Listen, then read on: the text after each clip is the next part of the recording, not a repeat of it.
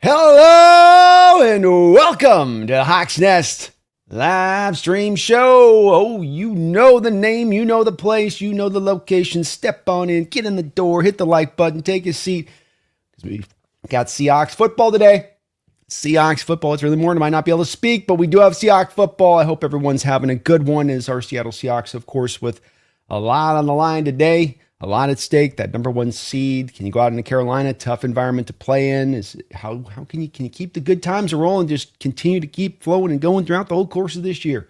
We'll be covering all the action here live, play by play throughout this, with a post game discussion after the game as well. So please do rock with me all day today as we get to see if our Seattle Seahawks can finish the process, complete the move. You know, $1 million move, $1 million finish. Not $1 million move and a 10-cent finish. $1 million move and $1 million finish. Let's see if they can get it done. If you can for me again, do please hit that like button. Also, want to give a quick shout out to the sponsor of this show before we start here. And that's going to be Sleeper. Sleeper's number one sports app running the game today. And why? Because I think they've got more options than the other places you're going to see out there. You really get to pick where you want to go with your picks and draw down the line on that rather than being forced to kind of narrow columns of choices. And when you use my code, NEST, N-E-S-T, they will match you up to 100% of your first deposit, up to $100. $100 from me to you through the Sleeper site. But wait, there's more, because you can just get a free $20 entry, no deposit needed. Just create a login. They'll put $20 in your account. So $120 from me to you through the channel, and you show some love to the channel at the same time. Terms and conditions do, of course, apply. Please see their site for details. My picks here on the other side, you can see as I built my ticket early on this week with a 75% boost. They get you nice little promos in there. I told you it's one of the better ones. Bryce Young, 14.5 yards rushing over. I think he's going to scramble around a little bit today. I think we're going to get Cooper Kupp and Rashid Shaheed into the passing attack just a bit. Kenneth Walker over 55.5 yards. And then Rashid Shaheed over 2.5 receptions. So those are my picks with a 75% boost. Please do use my code today. I know there are some limitations in the state of Washington, but if you are in a casino, you can use it in full. And it should be opening up somewhat soon, I'm being told by the Sleeper folks. But even if you're just in the casino in the state of Washington, you can also utilize it for that as well. I hope everyone's having a great day today. Ready for this game. A little early in the morning, but we're here. We're ready. We're going to get after it here today. Hope all are doing well, though.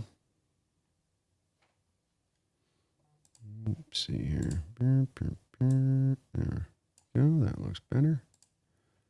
Update layout. Okay. We're a couple minutes from starting up here. Starting up. Let's see how people are doing here. Kevin O'Connell, good to see you. War Chief. Dogzilla in the house. Paul, hello. Rundas. Good to see my people. John Robinson in the house. Hello, John. Panthers are going to be bird food, he says. I like it, John. I like the confidence. Let's go. We need that confidence early in the morning.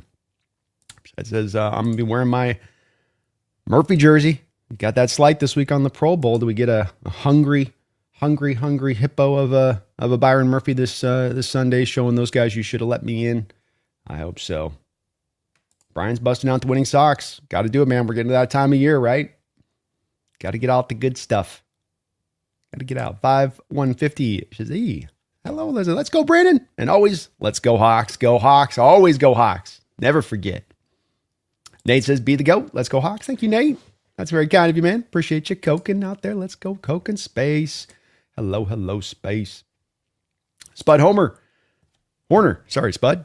He says, Brando, wish they would give Ivy and Peely some more reps to take some of the load off our starters. I don't get them being inactive.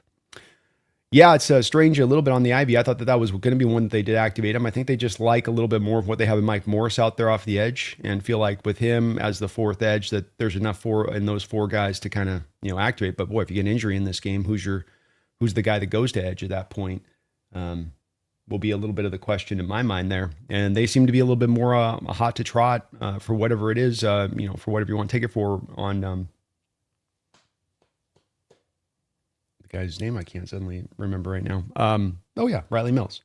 So they feel like Riley can do both 3-tech and 1-tech stuff. So we'll see. I was always a little bit skeptical on him being able to do the nose tackle stuff and be able to pull that off, but team feels confident he's got the size to do it.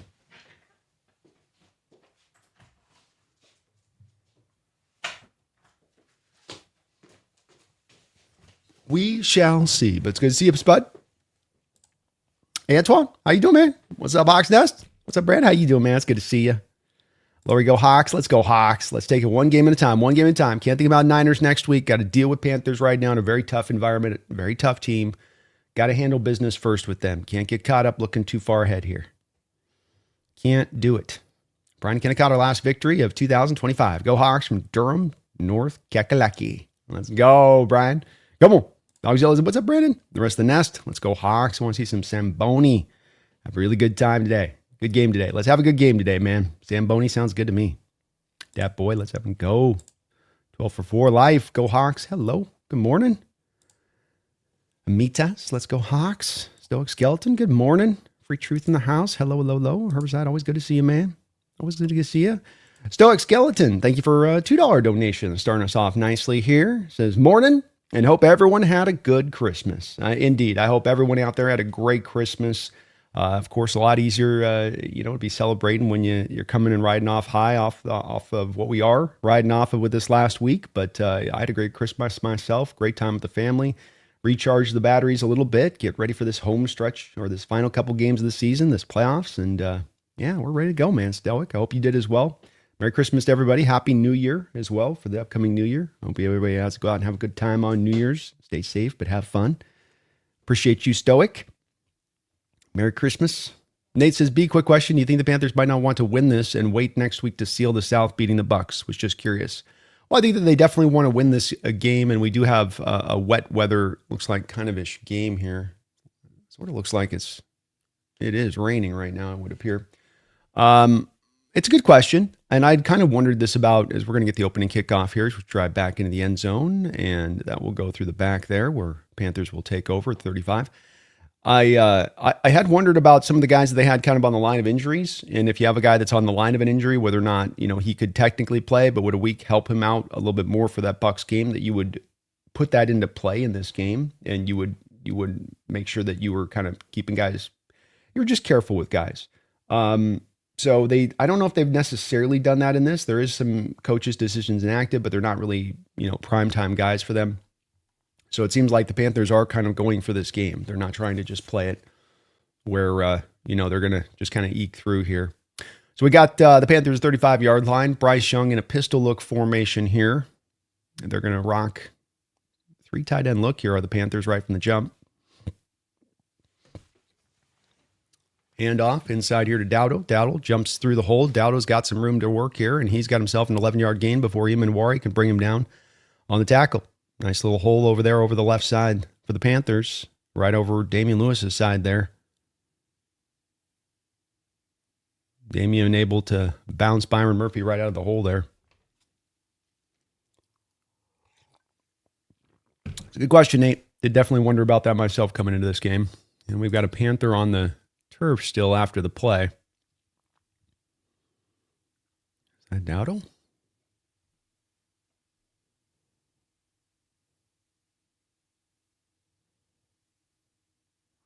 Oh, it looks like Jatavian Sanders.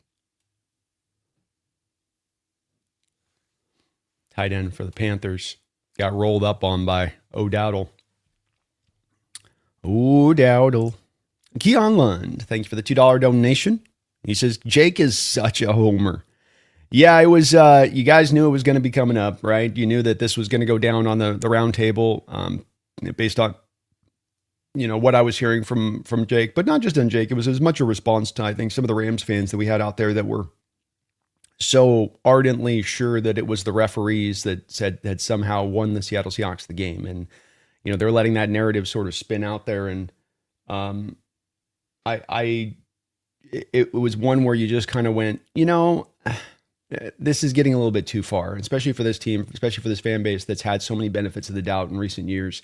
And they're kind of ignoring all that here. And you're picking out just 2 plays, not even like the game-changing play of like in the moment at the end of the game where something swifted against you.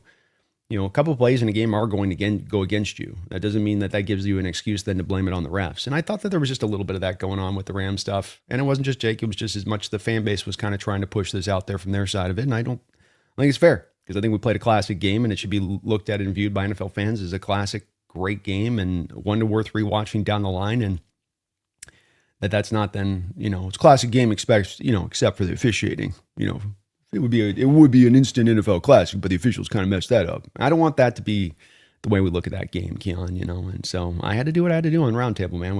I had to bring the receipts, and we had to go a little in, just a little in. Jake understood what's up. He's a professional. He knows how it goes. Can do, folks, please hit that like button. It does help the channel grow, and Keon, I appreciate all your support to the channel here through the years, bro. Thank you. Hope you're having a good morning.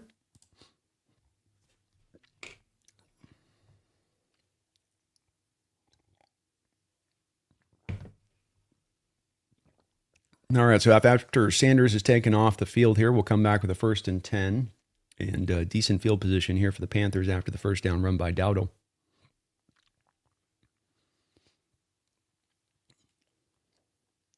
Boy, Sanders looks like he is in some pain over there. It's one of those toughest plays in football. So when you get rolled up on from behind, can't see it coming, you're blocking a guy, and a guy just rolls up behind you. Bryce dropping back to throw here. He's going to hit it out into the flat to Dowdle. Dowdle cut down in space by Ty Akata. Nice play by Akata, rallying up fast and getting him in the backfield pulled down. That's a tough tackle in the open field for anybody with Dowdle, and he was able to bring him down fairly easily there for a couple of yard loss.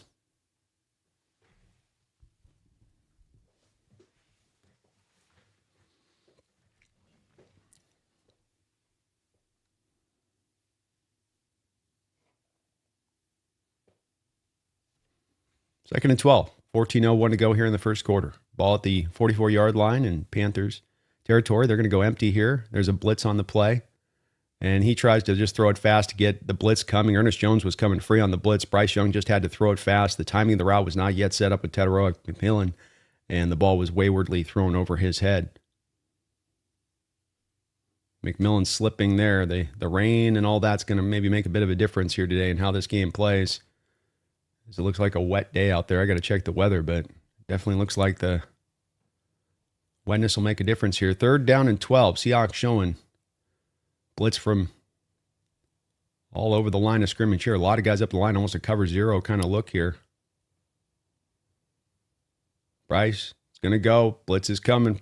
They get it picked up, and he's going to scramble here, and he's going to go down well short of the first down. Drake Thomas there to rally up in space, and this will bring a 4th down for the Panthers. Going to expect that you get him in 3rd and long, there's going to be a lot of this blitzing on Bryce Young. This is something that Mike Macdonald does anyway, normally, pretty often, but against a young quarterback like this, you're especially going to do it, trying to get him to think, trying to get him to process a little bit extra beat post-snap. Kind of felt like last couple plays there, you did that with the Ernest Jones blitz and that blitz right there. Good to see. Don't let this kid sit back and get comfortable and get in rhythm. 4th and 9. There will be the punt. Seahawks get a little bit of pressure there. Short punt. Down at about the 17-yard line by Rashid Shaheed. Fair caught there. Almost blocked, yeah. Very close there. Good job of almost getting the block, but not getting into the kicker there by the guy that was shooting through.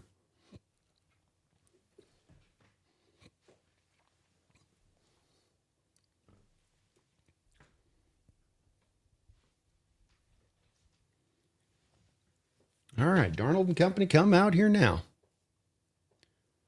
Darnold hitting 67.2% of his passes on the year, 24 touchdowns, 13 interceptions.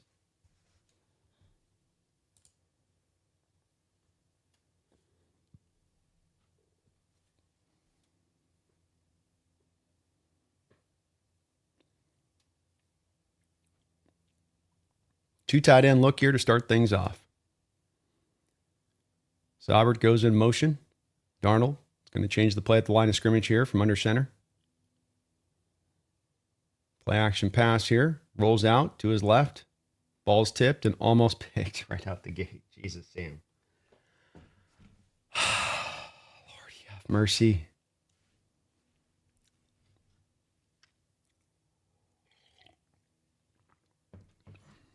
Same play they came off of last week. Ball gets tipped as Sam's trying to throw it there. Just a barely tip there. Might have had the ball completed if not, but almost picked off too off the tip. Scary moment there. Second down and 10. Seahawks are going to go empty here now. Shaheed going in motion. Sam dropping back. He's got to get rid of it. Another dicey looking throw there into traffic. 3rd down and 10. Boy, my goodness.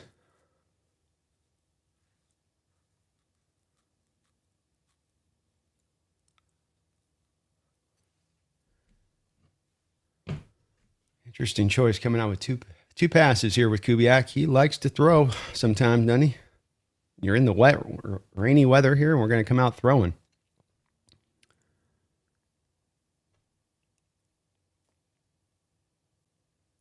Third down and 10.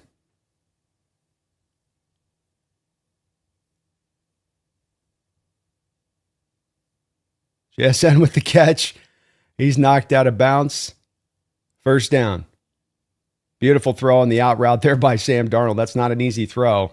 You got to put a lot of juice on that thing to get that out there to him on time, especially because you know the defender's going to press that route on first down, on looking to get you at the sticks there. But good job of creating separation there. Jackson really dropped in off coverage there. First down. So 3 throws for Darnold, 3 targets for Jackson Smith. 1st and 10. Ball at the 31-yard line. 3 wide receiver look here for the Seahawks. Hand off to Kenneth Walker. Walker manages to get through 2 tackles, can't get through the third one, falling forward for about a yard gain. The footing definitely is not certain out there for any of the players right now as it kind of stands. To sort of see where we're at. Exact weather-wise. I hadn't been hearing reports about the rain there.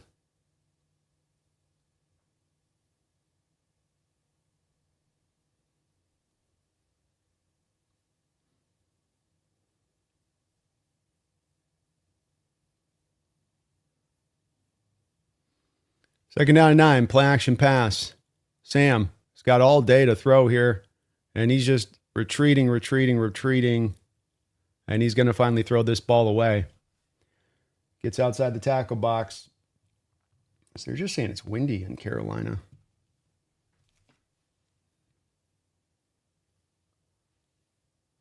Had some time there, just, I guess, nobody open. Good initial protection.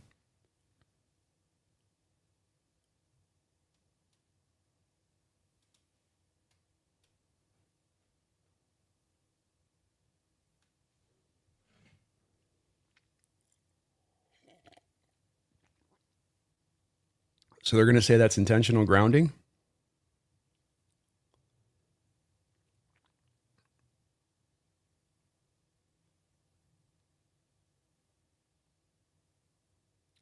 Man. Back to like max protect, sending 3 guys into the route into 7 into coverage. Kubiak, come on, buddy.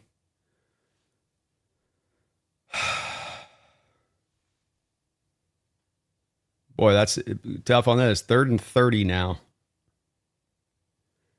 Seahawks offense, ugly starts, trend continues here. Hand off to Walker. Bounces it back, reverses field, gets out in front, turns nothing into something there by reversing his field there nicely. And at least gets them back a little bit of the yards.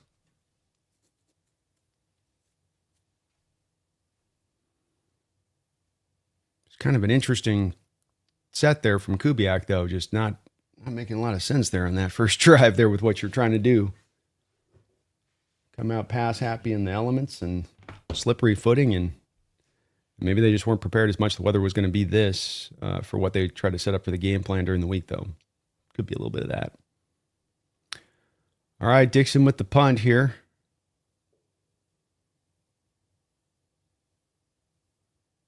Send this nice and high and deep at the 20-yard line where it'll be fair caught there. Brilliant punt by Dixon. That'll definitely get the job done, where the Panthers will take over for their second possession of the football game. Concierge with Nolan. Thank you for the $5 donation, Nolan. It's good to see you in the house, brother. And thank you for your support. Always appreciated. Thanks for the play-by-play. My living room is a 6-year-old slumber party this morning. Oh, goodness. My brother, I think, got a little bit of that a couple nights ago, and he sounded exhausted by it, having extra kids over, and just, he was like, how you doing? He's like, I'm I'm okay. I'm okay. I'm all right. I'm a little tired. It's just a little much. But my pleasure, Nolan. Thank you for the support, brother. And I love what I get to do here, man. It's always fun being able to do these play-by-plays. We got so few remaining here until we're going to have to wait a long 6, 7, 8 months until we get back around to football again. So just savoring every one of these that I get to do here on the remaining portion of the schedule. But thank you for listening, man, watching. Really do appreciate you on that. Really do. Keon Lund, thank you for the $2 donation. Carolina crowd actually sounds loud. I'm impressed. Hey, there we go.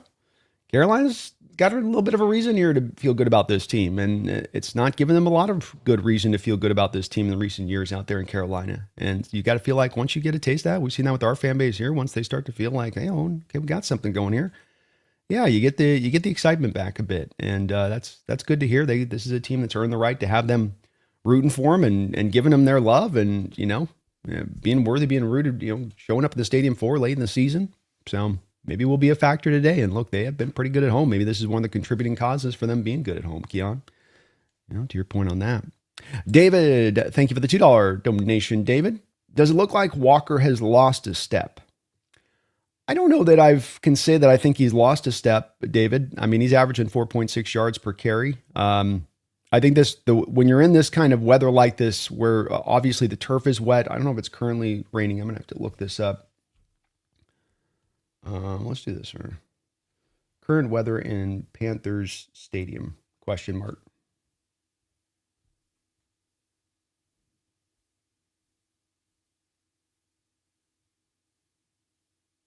chance of rain, so chilly, light jacket. So I don't know. It's not necessarily rain, but it does look like the turf's wet. I only mention this, David, because it does look like the footing as the players are putting their feet down there.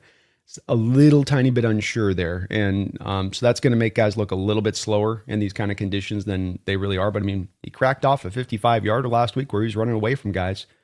I think he's still very much a threat. I think the part that's maybe gone back at times with him a little bit from what we saw early in his career is the tackle breaking. Shotgun look here for Bryce Young. He's going to go spread here. Play action pass, dropping to throw. A little bit of pressure. He eludes that, steps to his left, and throws it over there to Dowdle there for a short 5-yard gain. I think he's just as fast as he's been. Look quick on that reverse into the field there, too. I mean, that's not easy. Not many backs can reverse their whole field like that way. Thank you, though, David. Appreciate the donation. They'll go with 4 yards there on the gain. 2 tight end look here for the Panthers. Handoff goes to Dowdle, sidesteps and gets tackled by his own man. So Dowdle sidestepped and turned, and his tackle was standing right there, and then ran into the arms of his tackle. His tackle tried to release him, but the damage was already kind of done.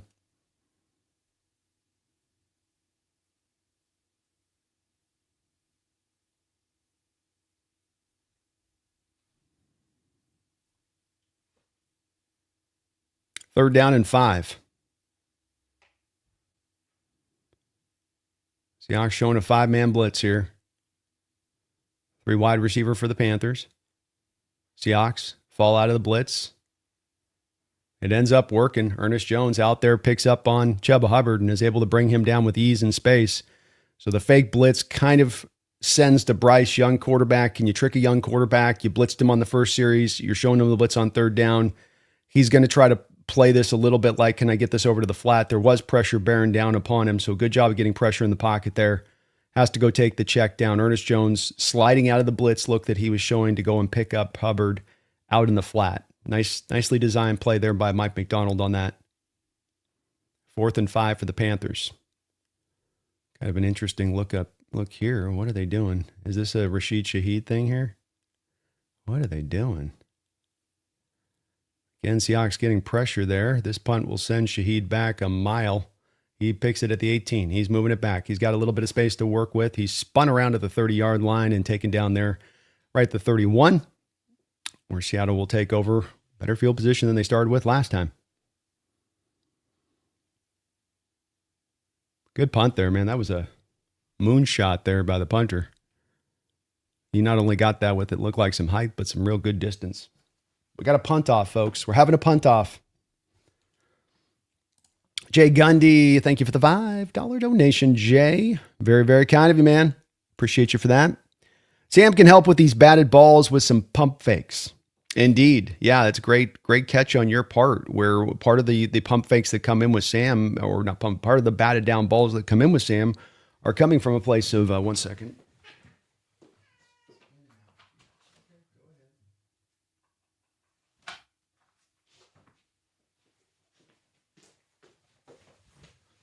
Part of it is with Sam is that they anticipate that when he's going to cock back to throw, that ball's is going to be let go. He's not pulling that back to do any pump faking. It draws back, and this is where the self-scouting and having guys in the building that let him know of this kind of stuff is very smart and helpful to a guy like Sam, where people should be telling him on this, like, look, people are getting locked in. I feel the same way about Jay Gundy and how he sometimes will be hesitant to use his legs. And teams have gotten so much of the memo out there because now he has played well over a year and a half. That's enough data to start to get trends and what you do and what you do not versus, coming off the bench and you haven't started in years and nobody's really sure what to expect.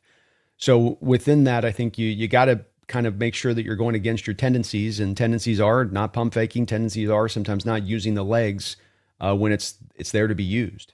So yeah, that's a great note on your part. Something that hopefully they can kind of pick up on, because you are seeing these defenders really quickly come up with their hands the second that they feel like that arm's coming back to let it rip. 100%.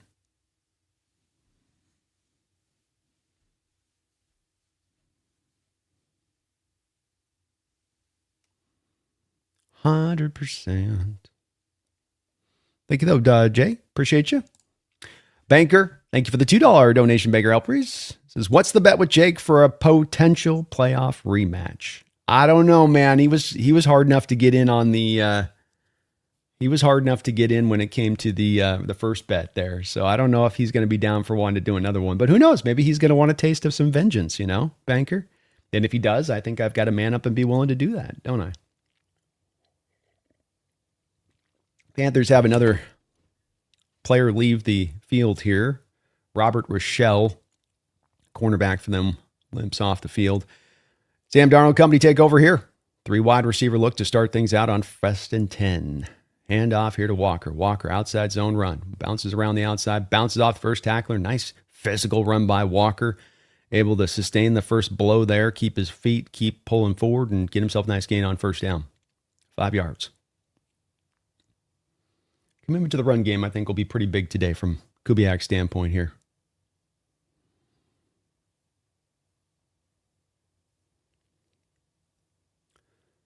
Second and 5. Sam's going to change the play here at the line of scrimmage.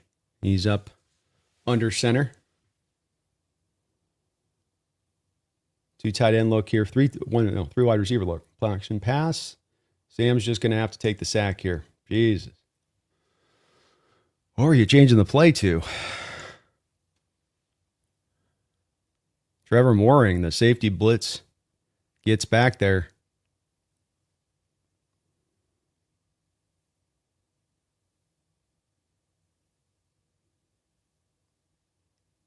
And I think Barner messed up the block there. I think Barner's supposed to pick up Mooring off the edge, and he came down and helped out the tackle.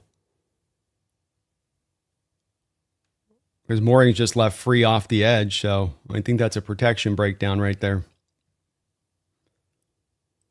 Oh, 3rd and 15. And they're just going to run with a pitch play outside. Here we go. Charbonnet's loose. Charbonnet's down to 50. Wow. Zach Charbonnet, back-to-back weeks, 3rd and forever. You run a handoff. It's not a pitch play to the outside, and it goes and gets the first down. Whoa, Nelly.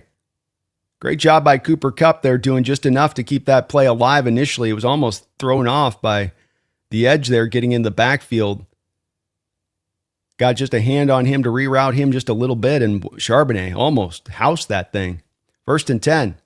Hand off here to Charbonnet. Little stutter step there in the hole, then he'll go forward for a gain of about 2. Seahawks running the ball well here out the gate. Walker, 3 carries, 22 yards. Charbonnet, 2 carries, 27 yards.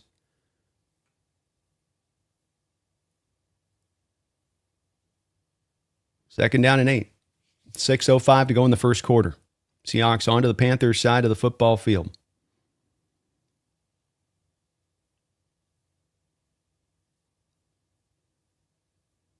Shotgun look, 3 wide. Blitz coming from the Panthers. Got to see it. Picked up by Charbonnet.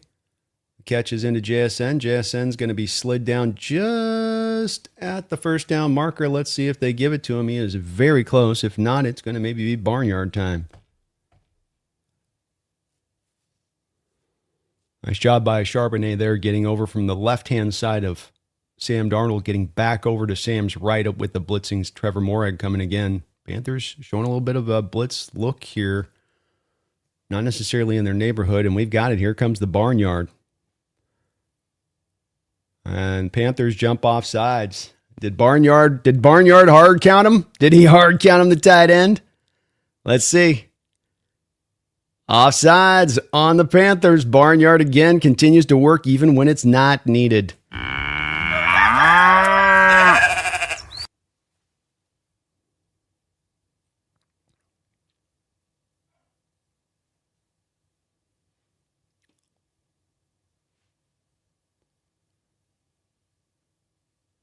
First down and 10. 5 minutes to go here in the first quarter. Ball at about the 36-yard line into Panthers territory. 2 tight end look here for the Seahawks. Walker goes in motion prior to the snap. Sam dropping back, straight drop, looking, got all day. Comes back underneath. I think the ball got tipped once again.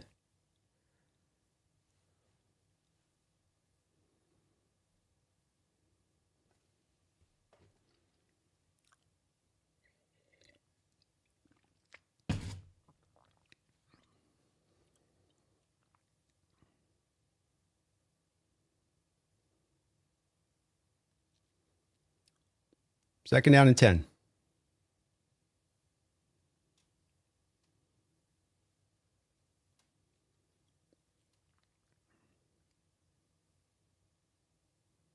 Shotgun look here. Hand off to Walker. Walker rallied up in the backfield and taken right down. Jesus.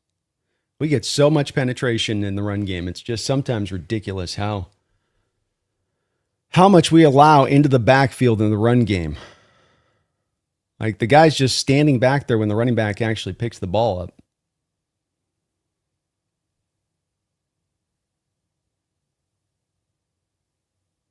Third down and 12.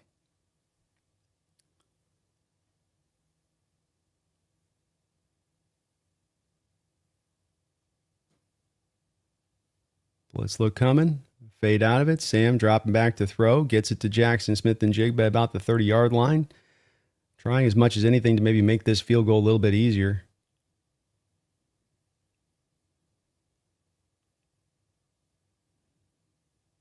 It's a good throw there by Sam. Hopefully this gets us a little bit closer for Jason. That was going to be a pretty tough field goal attempt from where they had that lined up at. Not simple here still. 48-yarder.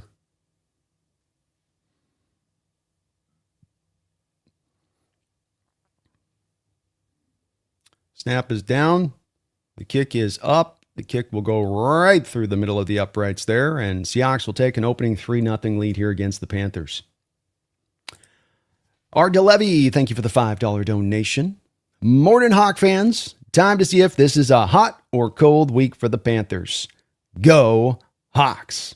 Indeed, this is a team, as you try to prepare for them, is a hard team to kind of pin down in so many different ways. They're hard to pin down from the fact of that there's a fluctuation at times in full team performance and what you can kind of get week to week, fluctuation and what you can get from them in playing at home versus playing on the road, even fluctuation in what you get with them offensively and how you see they play offensively, where it is a team that can be committed to the run. It is a team that can be committed to running on-time offense that's just going to be kind of short, and it's a team that can also then run a lot of the improvisational stuff, have Bryce Young back there running around a lot. So they give you really the full meal deal package as an offense that never really kind of leans into something too heavily tendency-wise. And that does make them just a little bit hard to always kind of figure out how to unpack them, I think, from a strategical standpoint. I think we do have the better talent, but that's one little thing that I think that they have in their back pocket on this one. But we shall see today, DeLevy. Thank you for the donation. Go Hawks, man. And let's get this. Let's just keep playing add-on today. Just keep adding on. David, 206, thank you for the $10 donation. David, thank you. You are awesome, bro. Appreciate you. Let's go, Hawks. Got to get this one. Thanks for going live each and every game, my friend. Much appreciated. It's my pleasure to do so, David. Thank you for the big old $10 donation. We got to get this one, man. You've done so much work this year. Finish the process, complete the process. You're right there in the envelope. You know what I mean? It's just so bloody close. But my pleasure. I love, as I say, love what I get to do. It is an awesome job to be able to do this live play-by-play. Hopefully we get a little bit better on it year by year with it, and then it keeps improving. But my pleasure. Thank you for watching. Thank you for all your support to the channel here, as well as being a member of the channel. Really appreciate that as well. And let's get this dub today, man. Got to get this one. Go Hawks. Got to get this one. Shot of a Hawk fan in a cowboy hat out there, looking good.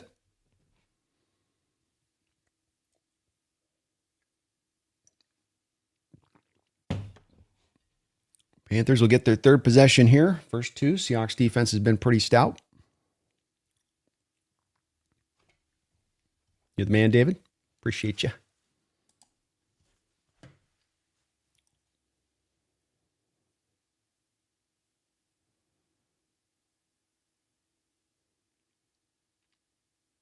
.323 to go in the first quarter. Seahawks up 3-0 here. Jason Myers with the kickoff. He will send this to about the 5-yard line on a line. And then decent return. Might have gotten up around the 35-ish there. Somewhat. I think so. Panthers will take over there.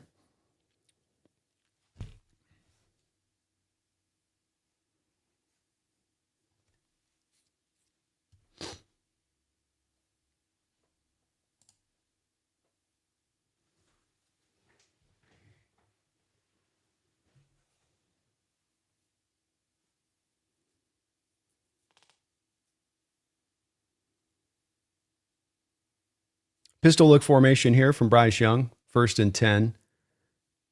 Kind of a broken play there by the Panthers. Mike Morris able to go and get the drag down. I wonder if that's going to be one of the more freebie sacks he ever gets. It's kind of miscommunication between Chuba Hubbard and Bryce Young. Hubbard didn't take the ball from Bryce. Like, I'm supposed to give you the ball, bro. Like, what are you doing? You're supposed to, what'd you get? Don't, now I got to take a hit. 2nd and 13, loss of 3 on the play.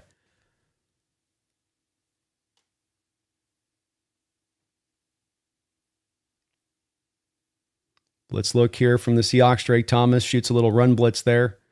Tyakata fills right in behind him and makes the tackle on Chuba Hubbard. Seahawks saw that play coming from a mile away. It looked like Ernest Jones gave some kind of indicator there prior to the snap about where that thing, no, sorry, is it Chenna? Gave the indicator prior to the snap, and whatever he did indicator-wise had everybody kind of turned right up off the back of that. Drake shot right into the gap, and Okada was right behind him. 3rd down and 9. Short little gain there.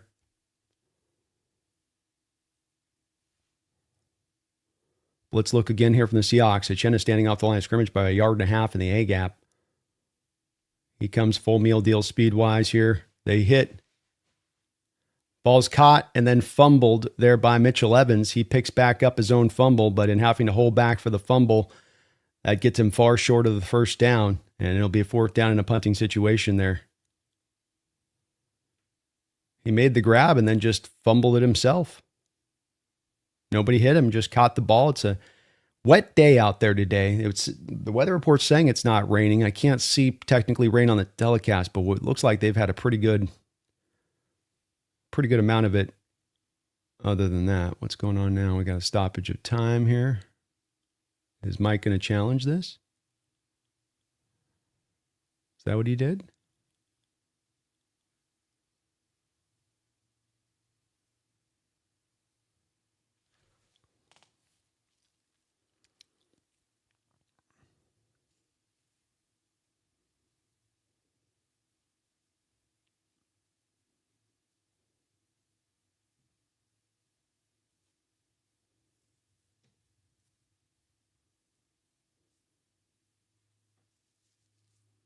I don't think he challenged it. I don't know why they're stopping the clock here.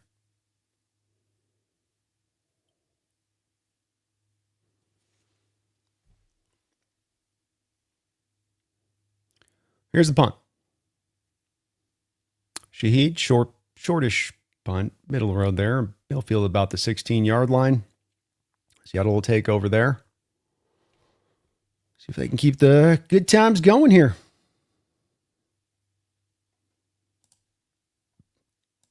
Keon Lund, thank you for the $2 donation. Keon, he says, one second.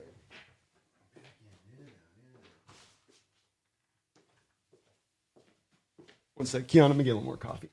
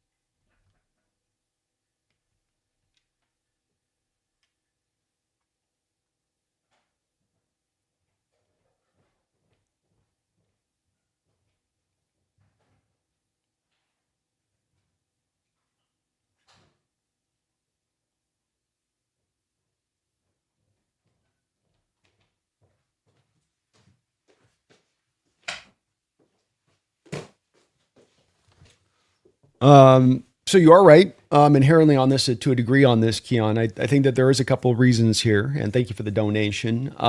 First off, with the Russell Wilson situation, Russell was going to live in shotgun a lot more than Sam's going to live in shotgun in this offense. You know, it is two different style of offenses, and that point does matter when it comes to tip balls.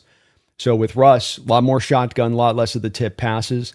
Russ would tend to line up in shotgun about a yard or two deeper than your average quarterback as well, to give him more space between him and the line of scrimmage, as much to see above the line of scrimmage. If you go back and watch the old tape of Russ in shotgun, you'll quite clearly see that he's about a yard, 2 yards deeper than what you would typically see from most quarterbacks there. So that did protect Russell from having some of the tip balls. But then the third aspect of this, Keon, is it comes back to the different offenses.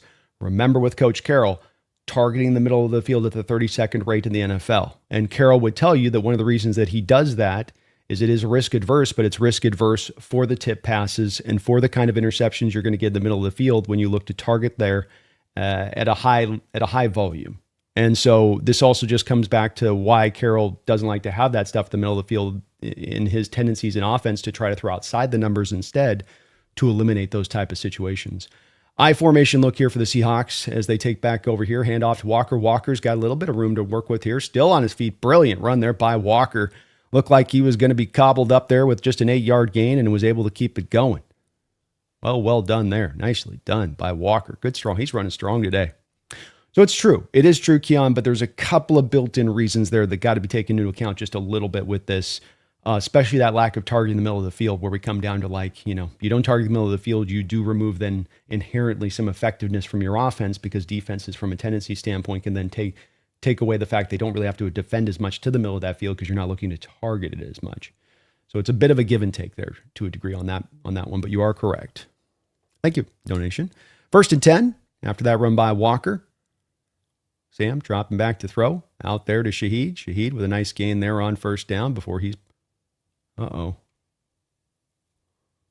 Shaheed does not get up after the play.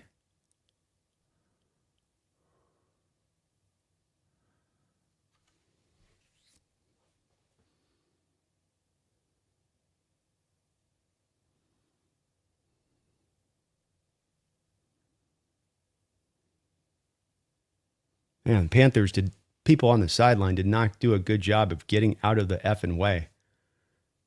You guys got to be moving quicker than that on the sideline. I think he got sent and rammed right into somebody on the sideline of the Panthers. And boy, get out of the way, you guys. They're all just sort of standing there And I don't know if he got slammed into somebody there or not, but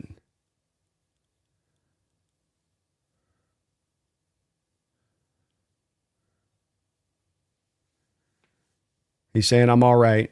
Sam's checking with him. He is walking off the field, which is a good sign to see.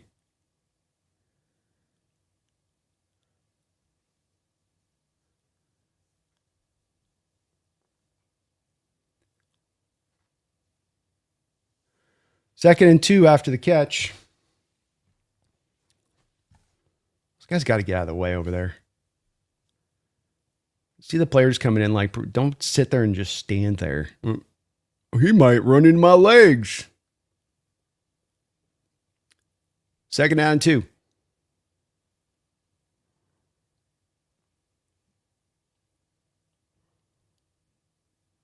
Hard to see what he got hit there. Sam under center here. 2 tight end look. They're going to come back here to Charbonnet. Charbonnet sidesteps the first man there. Bounces off another tackler, able to fall forward for a couple yards and get the first down. Yeah, it's hard to see where he was hit. He's flung around, but it just kind of looks like the Panther guys, there's coaches and guys just sort of standing around. They don't really move. And it's like the player, when he whipped Shaheed around, he whipped him into one of the Panthers coach or a player. It was really awkward looking, and Seahawks are going to let this clock, I think, just wind down to the end of the first quarter with that first down. But it was just it was a very awkward looking play. And usually you see the players do a lot better job of clearing out of the way.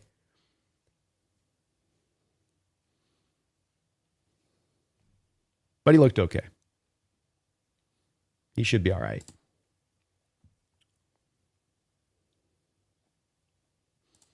Mick Frewer, thank you for the $2 donation, Mick. Good to see you in the house, brother. And it says, Schneider was wearing Derek Hall's jersey pregame. Well, shout out to Derek Hall out there. If you're watching, man, you are missed. And that was completely BS on what they did, they did you dirty on this one. Just sucks that he's not out there in this game because it's not, I don't think his intention was to be dirty. I don't think his intention was mean-spirited. I don't think he's wired that way. I think he plays bully ball, but that's not dirty ball. So cool to see Schneider having Derek's back in that way. And, the coaches did not agree with that. Schneider did not agree with that. It felt like very much a gross over a penalty, just a penalization of a player that you don't really know what's in his heart there, what's going on there. It's a bang bang in the moment. And again, if you just see that the 1 foot is being pinned underneath the guy, he's got to place the foot somewhere. And there's just a big pile of man flesh there in front of him that he's got to try to avoid stepping on. And it's like, look, easier said than done. Guy's 6'4", 315 it's a big boy there. I'm trying to step around. It's not just like a little child there, right?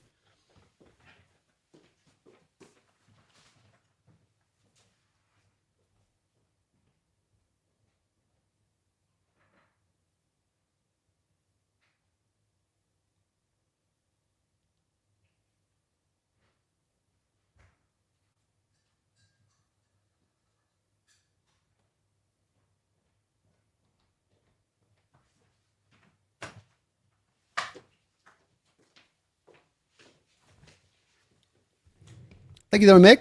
Appreciate the note on that. It's very cool. Very cool. Art Levy, thank you for the $5 donation. It says, no late hit for that Shaheed play. Pretty sure he started the spin throwdown after they crossed the sideline. I'd gotten so caught up in looking at the guys on the sideline that were just sort of standing there flat-footed, being like, throw him into my legs. Toss Shaheed into my ankles. Here, I'm gonna try to put my foot out so I can maybe hit it right into his back, the small of his back, as you throw him behind me. So I got so caught up in that, DeLevy, I didn't even see where the spot was that he was throwing him out of. But it did look like it was pretty close to that line of things, especially with that. But then Shaheed is kind of trying to extend the ball out there, and it's probably where the official is going to say, well, if you're going to extend the ball out there and it's coming down to it, I got to let the guy try to do what he can to stop your forward progress. Hand off here to Walker. Walker, able to get forward for about a 3-yard gain. I'll tell you what, with the running game today, folks, and DeLevy, thank you for that donation, man. Have to go back and watch that to see exactly where he did start that spin from. But I think that's what the official would say there. Not that I'm saying that means it wasn't late. I'm not saying that, right? But just that he'd probably say that's the reason why he's going to let him play through the tackle on that one to make sure that the forward progress is truly stopped. 2nd down and 7. This run game is working. DeLevy, I really thank you for the double dip donation today, bro, as well. Very kind of you. Run game is working today. Fake pitch, come back to JSN. JSN, Cooper. Ooh, that looked awkward there with JSN, but he seems to be okay. Kind of run a little bubble screen there and a little tunnel screen, actually.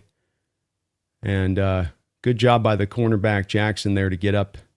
Zabel could not quite get over there and get the block laid. Oof, boy, that was awkward looking. Glad JSN's okay. Jeez. 3rd down and 7. Empty look here for the Seahawks. Jackson Smith going in motion prior to the snap. Panthers threatening a blitz. Sam's got to get rid of it. And the ball will be tipped up into the air by Jackson, incomplete. Man, feels like you can kind of stay with the running game a little bit more today. Really does. Just the positive plays are there, and we keep coming back to the passing play. That 2nd down, I just come back to on the 2nd and 7. Bryce Young slipping here. This is kind of not the day to try to throw the ball. Guys just don't have the footing set. That may have been your game plan coming in if you're Kubiak, but you got to adjust. Guys cannot cut really hard right now and trying to in the way that you need to. Shahid's going back to the locker room, by the way.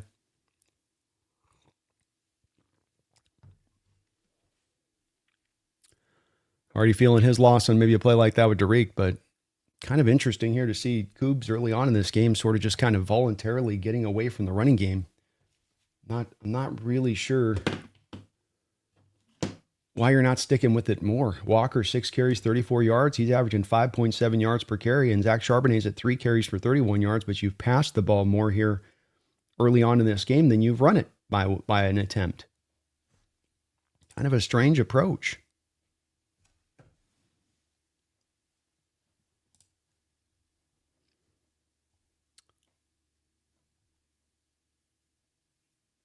Few more Seahawks, thank you for the $2 donation. Shahid got his head slammed. That's why.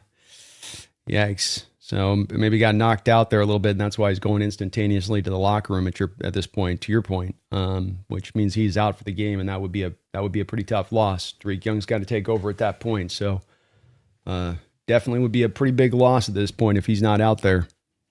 But that would also explain why they would have had him so instantaneously just kind of out the field and you just go, right? Want to go back out? Go back out? Okay. There you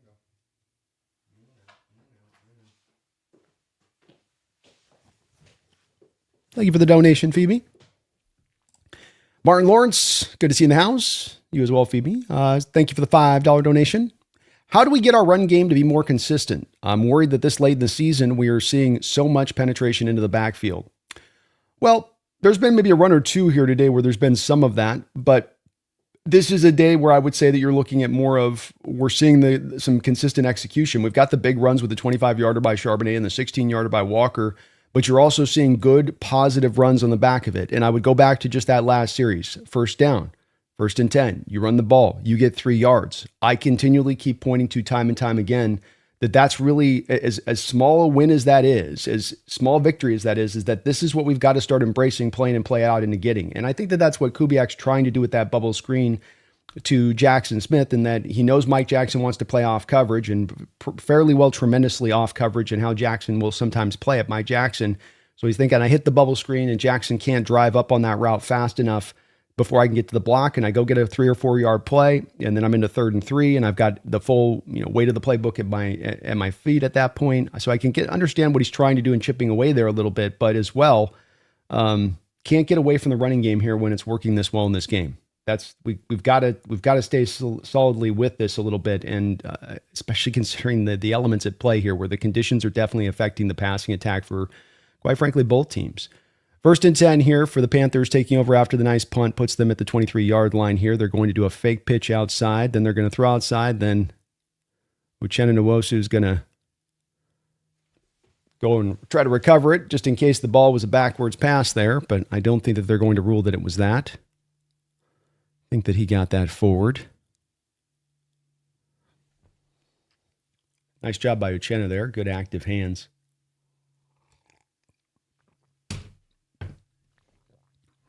Panthers, 3 drives, 3 punts, 2 3 and outs in those 3 drives. 2nd down and 10. Pistol look formation here for Bryce. 3 wide receiver look here for the Panthers.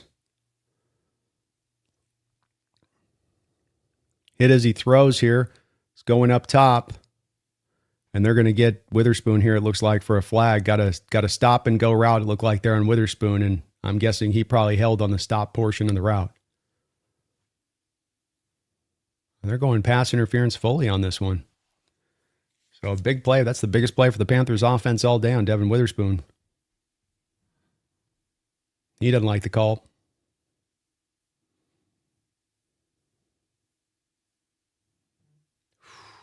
Boy, that's pretty ticky-tack.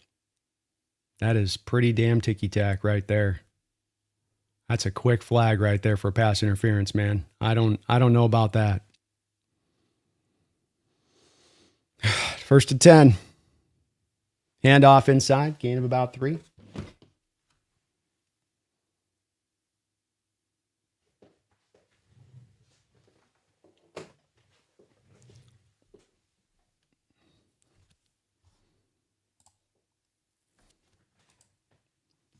Go 4 on that. 12:49 to go here in the second quarter. Seahawks up 3-0.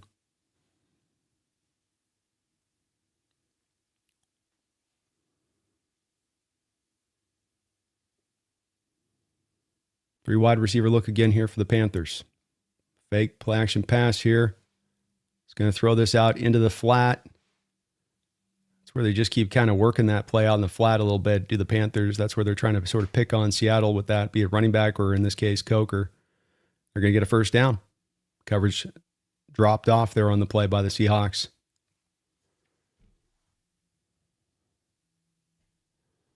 Athletic move by Coker. Jumped over the top of Witherspoon, hurdling him.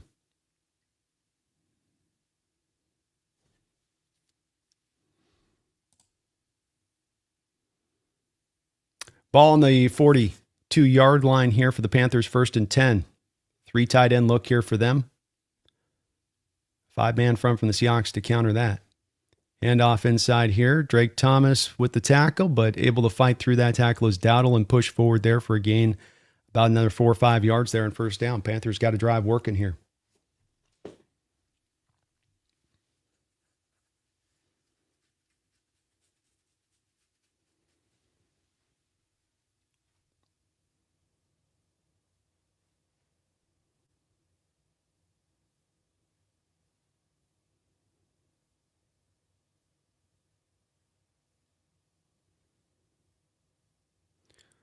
Pistol look with a fullback to his left for Bryce.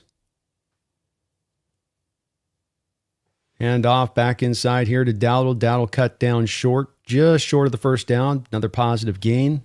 About a 3rd and 2, 3rd and 1.5. Clock continues to roll.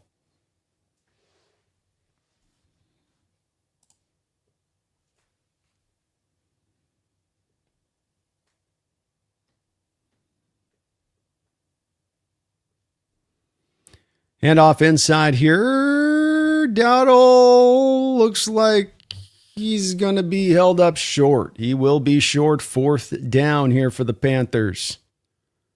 Great job on the stop there by the D, and we'll see if they go for it here, which I would estimate that they probably do so. 4th down and 1.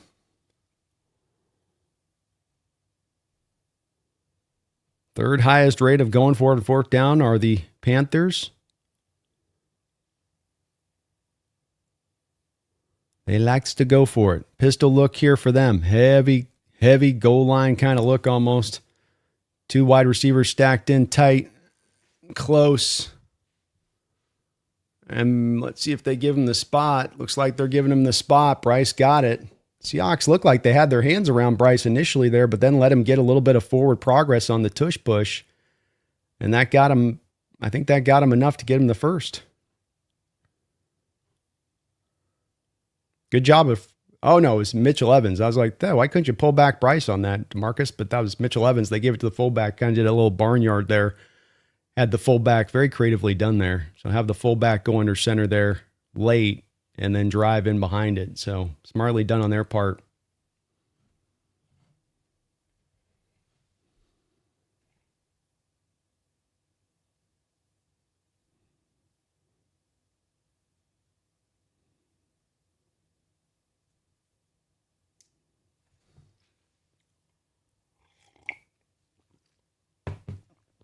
There's a delay of game. Dave Canales right now is trying to say that they didn't re-roll the clock. Officials are saying we re-rolled the clock. Panthers are going to call a timeout there to avoid the delay of game penalty call.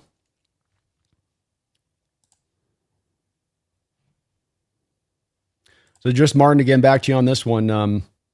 I don't know if the run game is, this is pretty consistent in a game like this, which does make it a little odd to me that there's not more of Kubiak leaning into it in a game like this. I expect he's going to do so as the game goes along and try to, go, hey, this is working today. Passing offense could be a little bit uphill sledding maybe. But I don't know if when it comes to consistent, when you look at the season as a whole and the running game as a whole being consistent, it hasn't been up until this point. And it's a worrisome thing. You'd like it to have found a little bit more sure footing by this point in time in the year, especially with your commitment to it. But it may be something that we just have to kind of live with as the price of business with this offense a little bit going through the rest of the season, because it just doesn't seem to be as much a keynote to what they do. Might come along. You never know when it comes to life. Quick snap here on 1st and 10 now after the timeout. Completed underneath there for about 6 yards to the tight end, Tommy Treble. Let's bring up a 3rd down for the Panthers. Thank you, Martin, for the donation.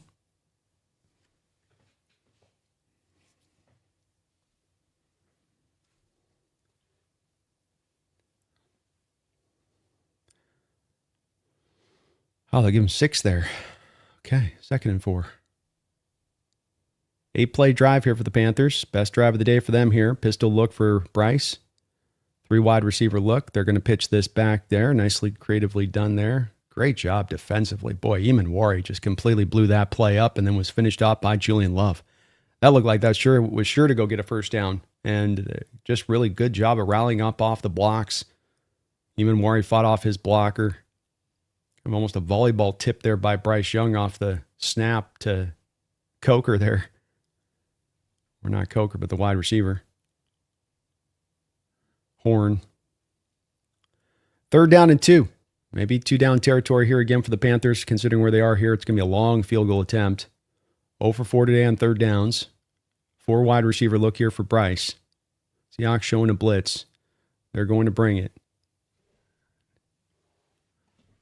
And throw out in the flat's going to go nowhere there. Jenna Nwosu with a very nice play out in space.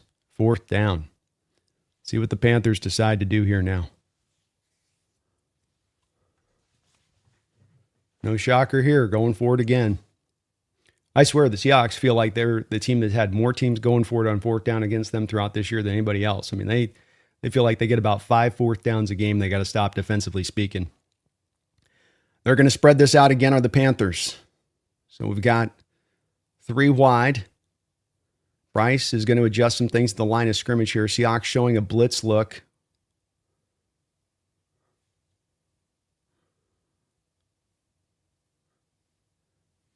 Here comes the blitz. They're going to throw it up over the top.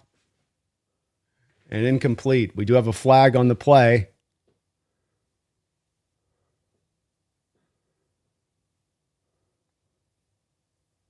Don't give him another bailout here. You bailed him out once on this drive already.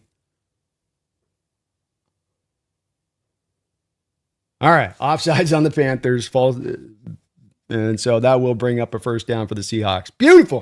Nice stand by the defense. That away. Great job there. Good job by Ernest Jones a couple times prior to the snap in this game, signaling to the defense about where things are going. He basically alerted the secondary to that side that this thing was going to be a deep throw on this play. So 4th down and short, you think everything drive or route-wise, you're going to sort of sit on the sticks and try to press up there a little bit. Ernest gives a little bit of an indicator prior to the snap on that play to the secondary, to the side of the field where the throw went, saying, hey, no, this is, and he pointed back deep. So he kind of pointed like they're going back out this way here with it. Maybe gave the defenders there a little bit of a chance to have a bit more anticipation on that play for what the Panthers were going to try to do rather than just going for the 1st down. Very, very nice Jones there. A very nice job by the defense all the way around there, though. All the way around. Good job. Martin, thank you for another $5 donation. We're in one of those Kubiak games where things get weird, then okay, and then weird again. Simple football. Run the ball in these conditions. Amen, man. I'm right in lockstep with you on this one. Where, look, you're effective in running the ball. You've had so many games this year where you haven't been effective in running the ball. And I'm talking about the consistent effectiveness, not just the big home run shots. And you got the games where you're going to lean into that a little bit. And this has got to be one with the conditions, like you say, that you got to take into account from Kubiak's standpoint. You might have not have thought it was going to look like this in the South. And you're thinking, we're going to the South. It's going to be a nice day. It'll be, middle of the road weather. We can kind of roll with that. But Potentially now you're down Rashid Shaheed. He's out with maybe a concussion for this game, and your receiving core is lightened up. Footing is not sure. You may have to just run this a little bit dirty offensively speaking, and just, try to edge this one out rather than being super explosive with all the points up on the board. So run the ball, man. Run the ball, Martin. If we're going to be this consistent, if they're stopping it, that's one thing. But if they're not stopping it, then don't make yourself stop yourself with your play calling. Stay with it. Keep it rolling. Lean into it, Martin.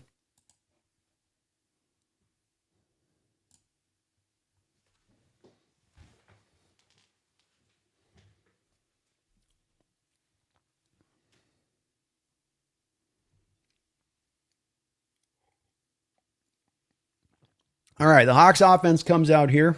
It's been a little bit of a struggle for them. 6:55 to go in the second quarter. Nice quarter finishing touchdown drive would just be what the doctor ordered. Sam, 5 of 10, 36 yards. Rushing attack, 10 carries, 68 yards, averaging 6.8 yards a pop. Sam's going to go under center here with Walker in the backfield to start things off. 3-4 look from the Panthers to counter the 2 tight end look here from the Hawks. Give is going to be to Walker. Walker is going to get caught and pulled down after a short gain. 2 yards, maybe 3.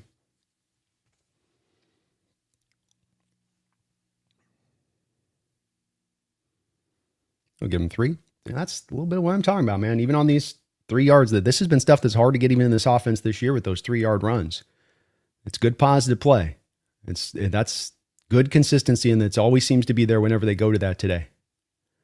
Panthers going to bring a run blitz here on 2nd and 7, countering that. Charbonnet dancing around in the backfield a little bit, not finding anywhere really to go, and he will be pulled back for just a 1-yard gain.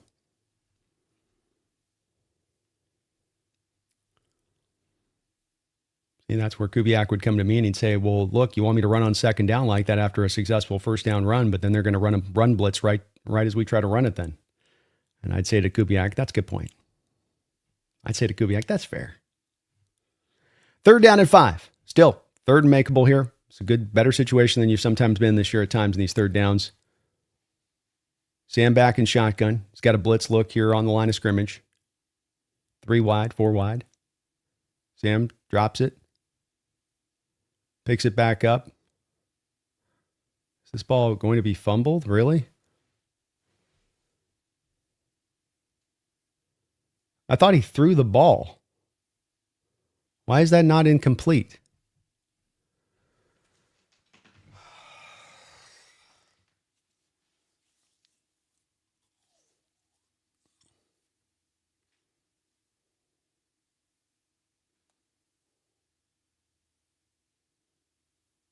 That's got to be an incomplete pass. The ball's coming out with force. It's not coming out because of the ball. The guy they're going to say he's lost it in his hand here. I don't. What the F? Why is that even a live call in the field?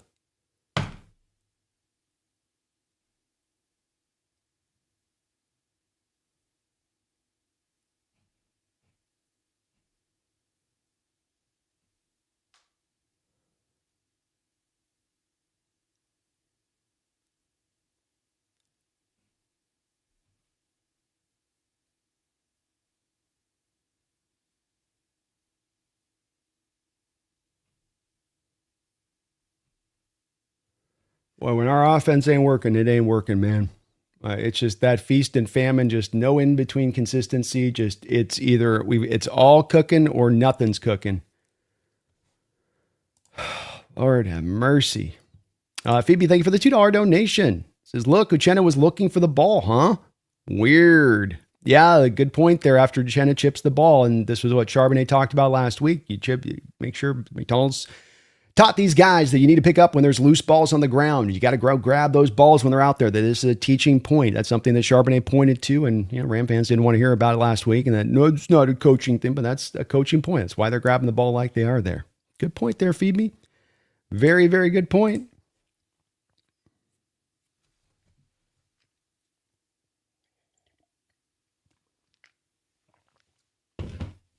This offense has sure struggled in the back half of this schedule, man. It's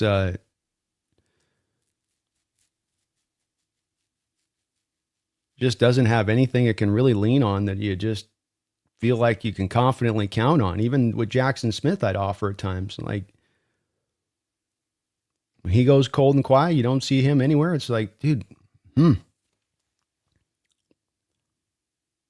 I think as VB says here, VB, thank you for the $14 donation. I mean, you're capturing where I'm at a little bit on this. This offense is so damn frustrating. Go Hawks. Well, thank you for the big old donation, man. Look at the applause button there. Thank you for that. Very kind of you. And I just echo your sentiments. It's just very frustrating. This Panther defense is not this good. They're not this good. They're not this good to be just shutting you completely down. And you can't even get a functional offense going. You can't throw a ball without it getting tipped. You can't catch a snap without a fumble. Like, it's just such a sloppy, just imprecise, a lack of execution, you know? Looks like they're going to give the Panthers the ball here. It's awesome. Awesome.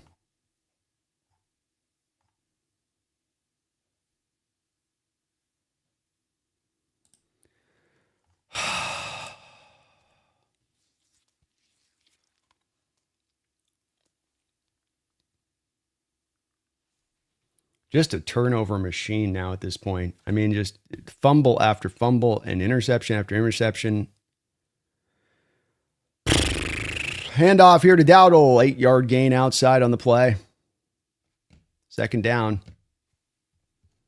Offense going to be hot garbage today again.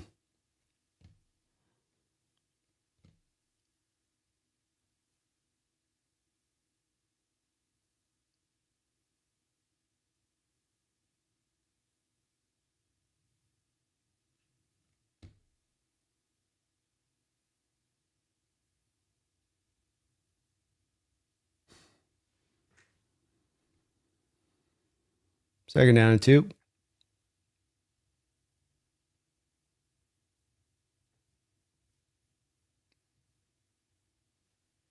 Oh, they get pressure on Bryce. Can't bring him down. He scrambles around, gets away from the pressure. Very close. Just can't get it done.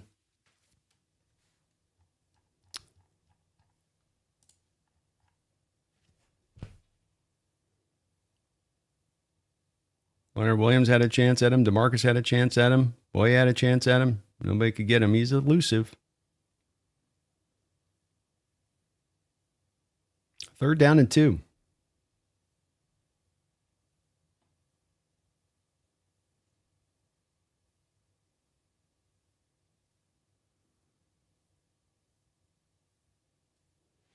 They're going inside, handoff here. Leonard Williams gets him in the backfield along with Boye Mafe doing nicely in that play. Good job of just collapsing that line of the Panthers there. And no fourth down attempt here. You're going to get a field goal try. Great job there by Leonard. Beat his man on a swim move. And then Boye was the initial man at the point of attack to set it as well. Boye doing a great job of just clearing off that block coming back the way there post-snap. They tried to crack back block on Boye. He defeated it, and Leonard defeated his block with a swim move, both same time. 35-yard attempt here for the Panther kicker. The kick is up, and the kick is good. Tie game 3-3. VB, thank you again for the $14 donation. Fantastic job by this defense in this first half as they have held the line against this Panther offense completely while the offense is just kind of finding its way through the dark. So damn frustrating they are, but go Hawks, VB, and thank you for the $14 donation. I appreciate you for that. Sloby1, thank you for the $2 donation. Says Mike LaFleur, please. Well, Mike LaFleur is going to be a guy that'll be an interesting name out there and where he might go or stay or remain. I think at this point with Kubiak, with how cold this offense has gone down the stretch, I mean, this just keeps going colder. Any thoughts he had about head coaching into this offseason are going to be a little bit premature. I have to feel like that's going to be taken into account a little bit.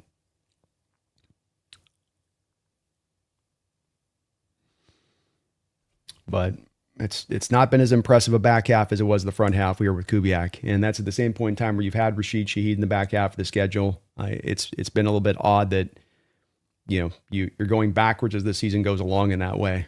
But you got to find some answers now here, Coobs. Your defense is giving you a ton of chances. Darnold, let's go. Let's go. Wake up. Wake up. 3:46 to go here. 3 timeouts. Get the ball back after halftime. So let's just go ahead and get this taken back here, huh?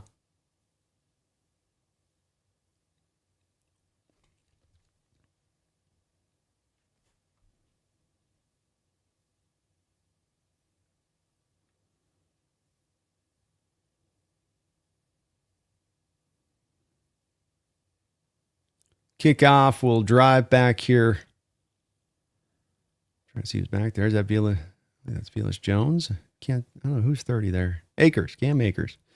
Akers brings it back to about the 31-yard line, where Seahawks will take over there. Banker Elpries, thank you for the $2 donation. Says, could be worse. You could be covering the Jets. Yeah, I'm perfectly happy with covering my Hawk team. That's 100% for sure. And we did the roundtable meetup in October there in LA, and we had Richie there, the Jets. He does Jets coverage, and he works the roundtable. And yeah, he was really, Banker, to your point, kind of going through it a bit. You know, you could tell it's been weighing on him, some of what they've had to go through so long there.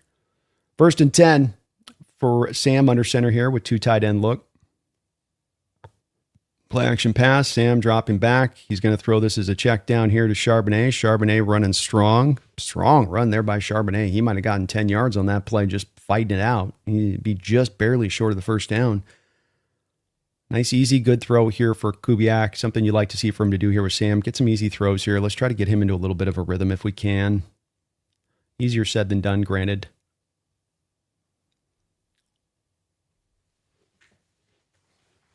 Clock rolling. 3:07 to go here. Ball at the 40-yard line in Seahawks territory. They do give him a first down. Pistol look here for Sam. 3 wide receiver look. Jessen in the backfield as kind of a fullback kind of look here. Handoff goes to Walker. Walker running inside, running strong again. First man might get their hands on him. He's going to keep his feet winding forward and go and get that 4-yard gain on the play. The consistency of the run game continues to remain a key part of this game from this Hawks offense. As much as it has struggled in this first half, continues to be a key part of this offense to make it roll here. Thank you again, Banker. Thank you for that $2 donation. Very kind of you.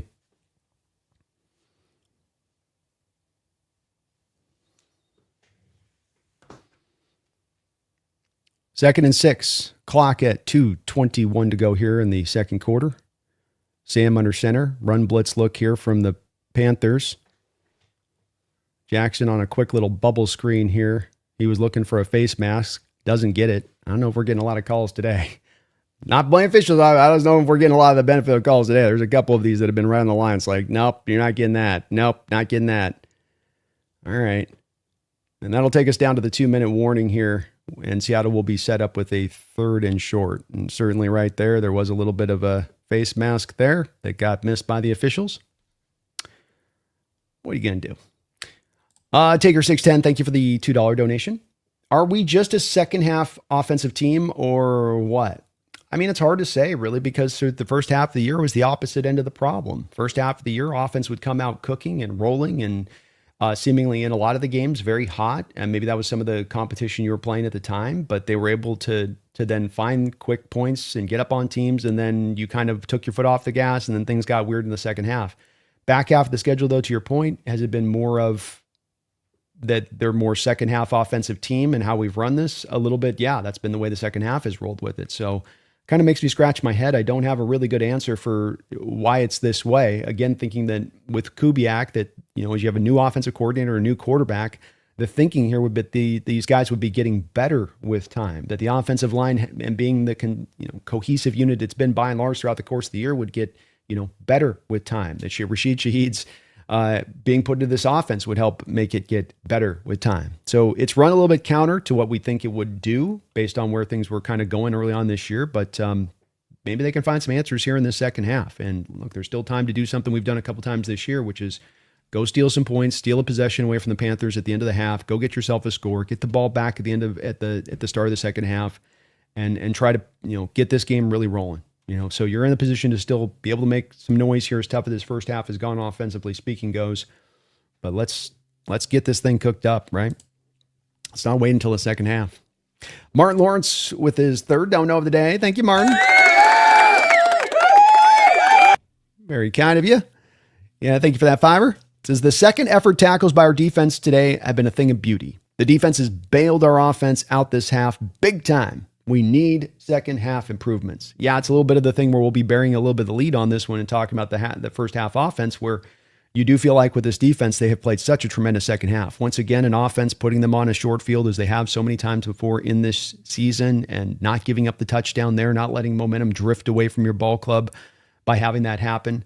And playing solidly here. I mean, Bryce Young, 7 of 12 for 16 yards in this first half right now. And the Panthers started out with the ball. So very impressive by the defense. They've done a great job. The tackling's been on it today. Effort's been there across the board, to your point, Martin. Can't ask more from what I think the defense has done today so far. Offense now, let's help them make it stand, right? Let's help make it stand. 3rd down and 2 for the Seahawks here. Shotgun look, Charbonnet in the backfield with 3 wide receivers for Sam. They're going to go with a handoff inside here to Charbonnet. Charbonnet is going to run hard and forward and go and get that first down. Nicely done by Sharps. Continuing to run the ball well, continuing to run the ball with good consistency.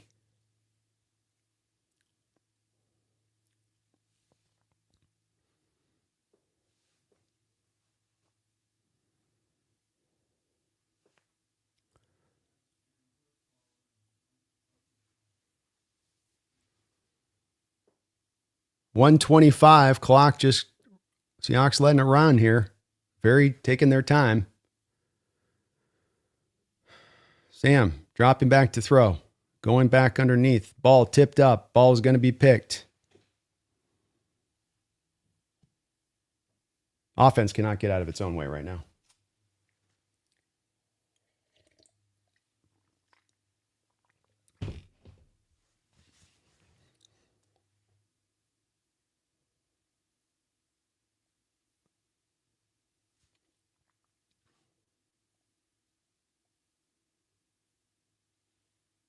Oh, and not an interception.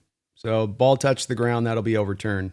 Cooper Kupp with a pure drop there. Sam delivered the ball to Cooper. It's going to be tight, but this is what happens if you're a slot receiver. You got to catch balls in tight confines. Cooper Kupp's made that catch a million times in his life. God, this offense is just stuck right now in the passing attack. Like, you're running the ball, but the passing attack is just completely out of sorts in every way. Tip balls, drop passes, pressure, fumble. It just is everything in the book they're picking out to find a failure rate on here.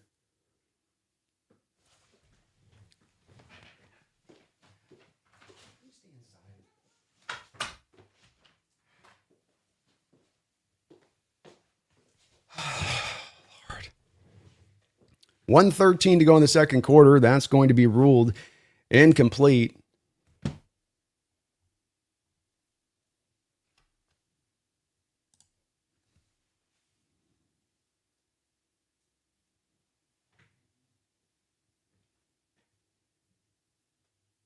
Second down and 10.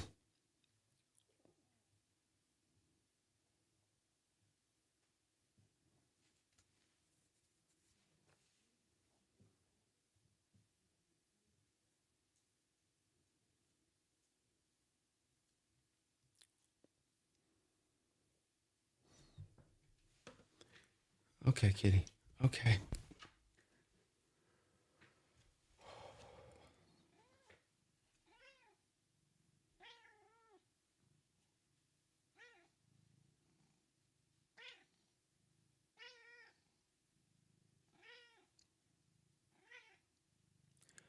Second down and 10. 3 wide receiver look here for the Seahawks. 2-man backfield here, JSN and Walker. Handoff here to Walker. Walker bouncing around here. He'll get himself about a gain of 3 or 4 yards there, bringing up third down.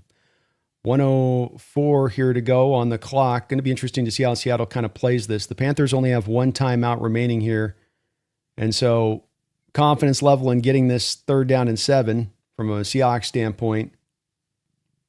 Sam in shotgun. He's going to go with a quick snap. Blitz coming. Sam's got to get rid of it. He gets it out here to Walker. Walker fumbles the ball and then falls back on top of it.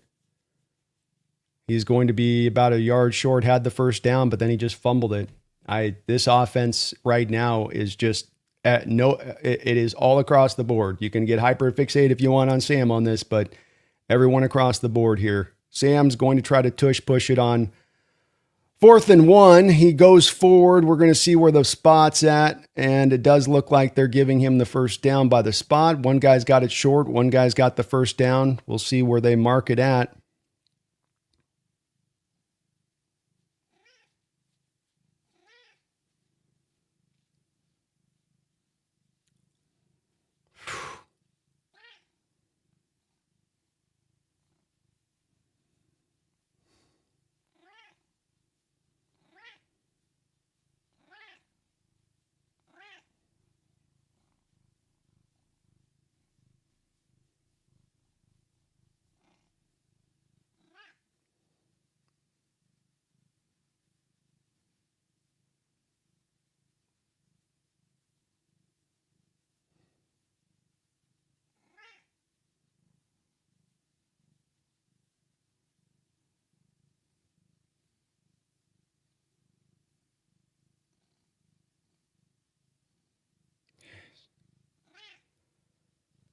They're going to rule us short.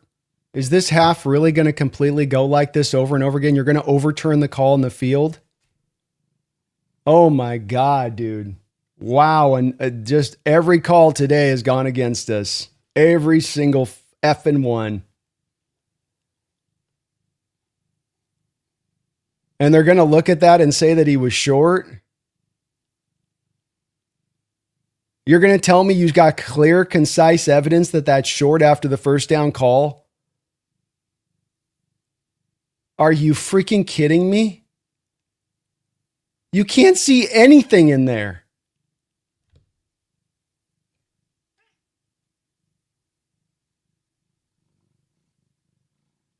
Boy, in a season of ugly first half performance, there's a season that's got plenty of ugly first half performances. This is the ugliest I've seen. This Seahawks offense does not look like it's ready to play today on any executable point, and it's across the board with it. It's the play calling, it's the players, it's the execution. It's been absolutely just putrid.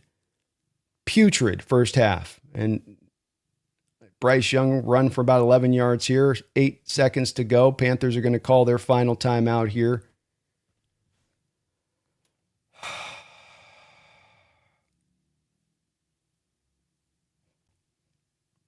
Holy crap. Can we get one call going in our favor? Can we get one call that's on the line that goes in our effing favor? Just one? Just one. Just give me just one.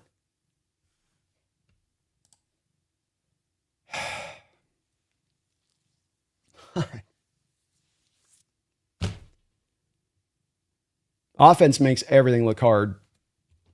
Okay. 8 seconds to go here.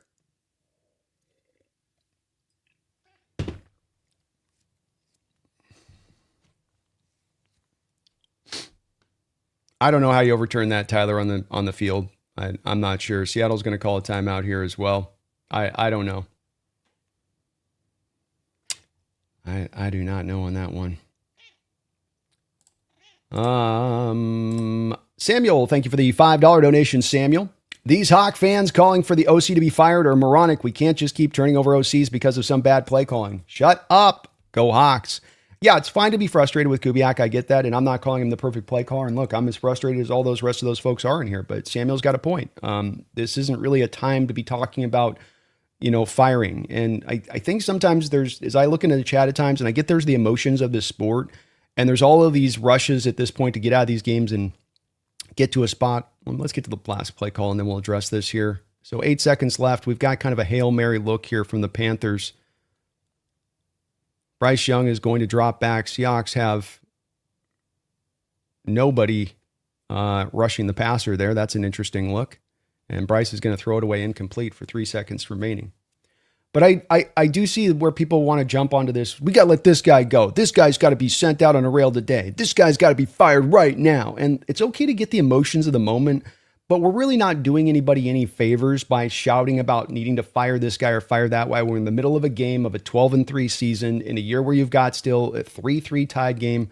Like, let's continue to put things in context and then understand any person that's ever put that out there in the chat. And I do see it a lot, and especially guys that like to spam it. You're not convincing anybody by just spamming something over and over. You got to fire a guy. Second and 10 here.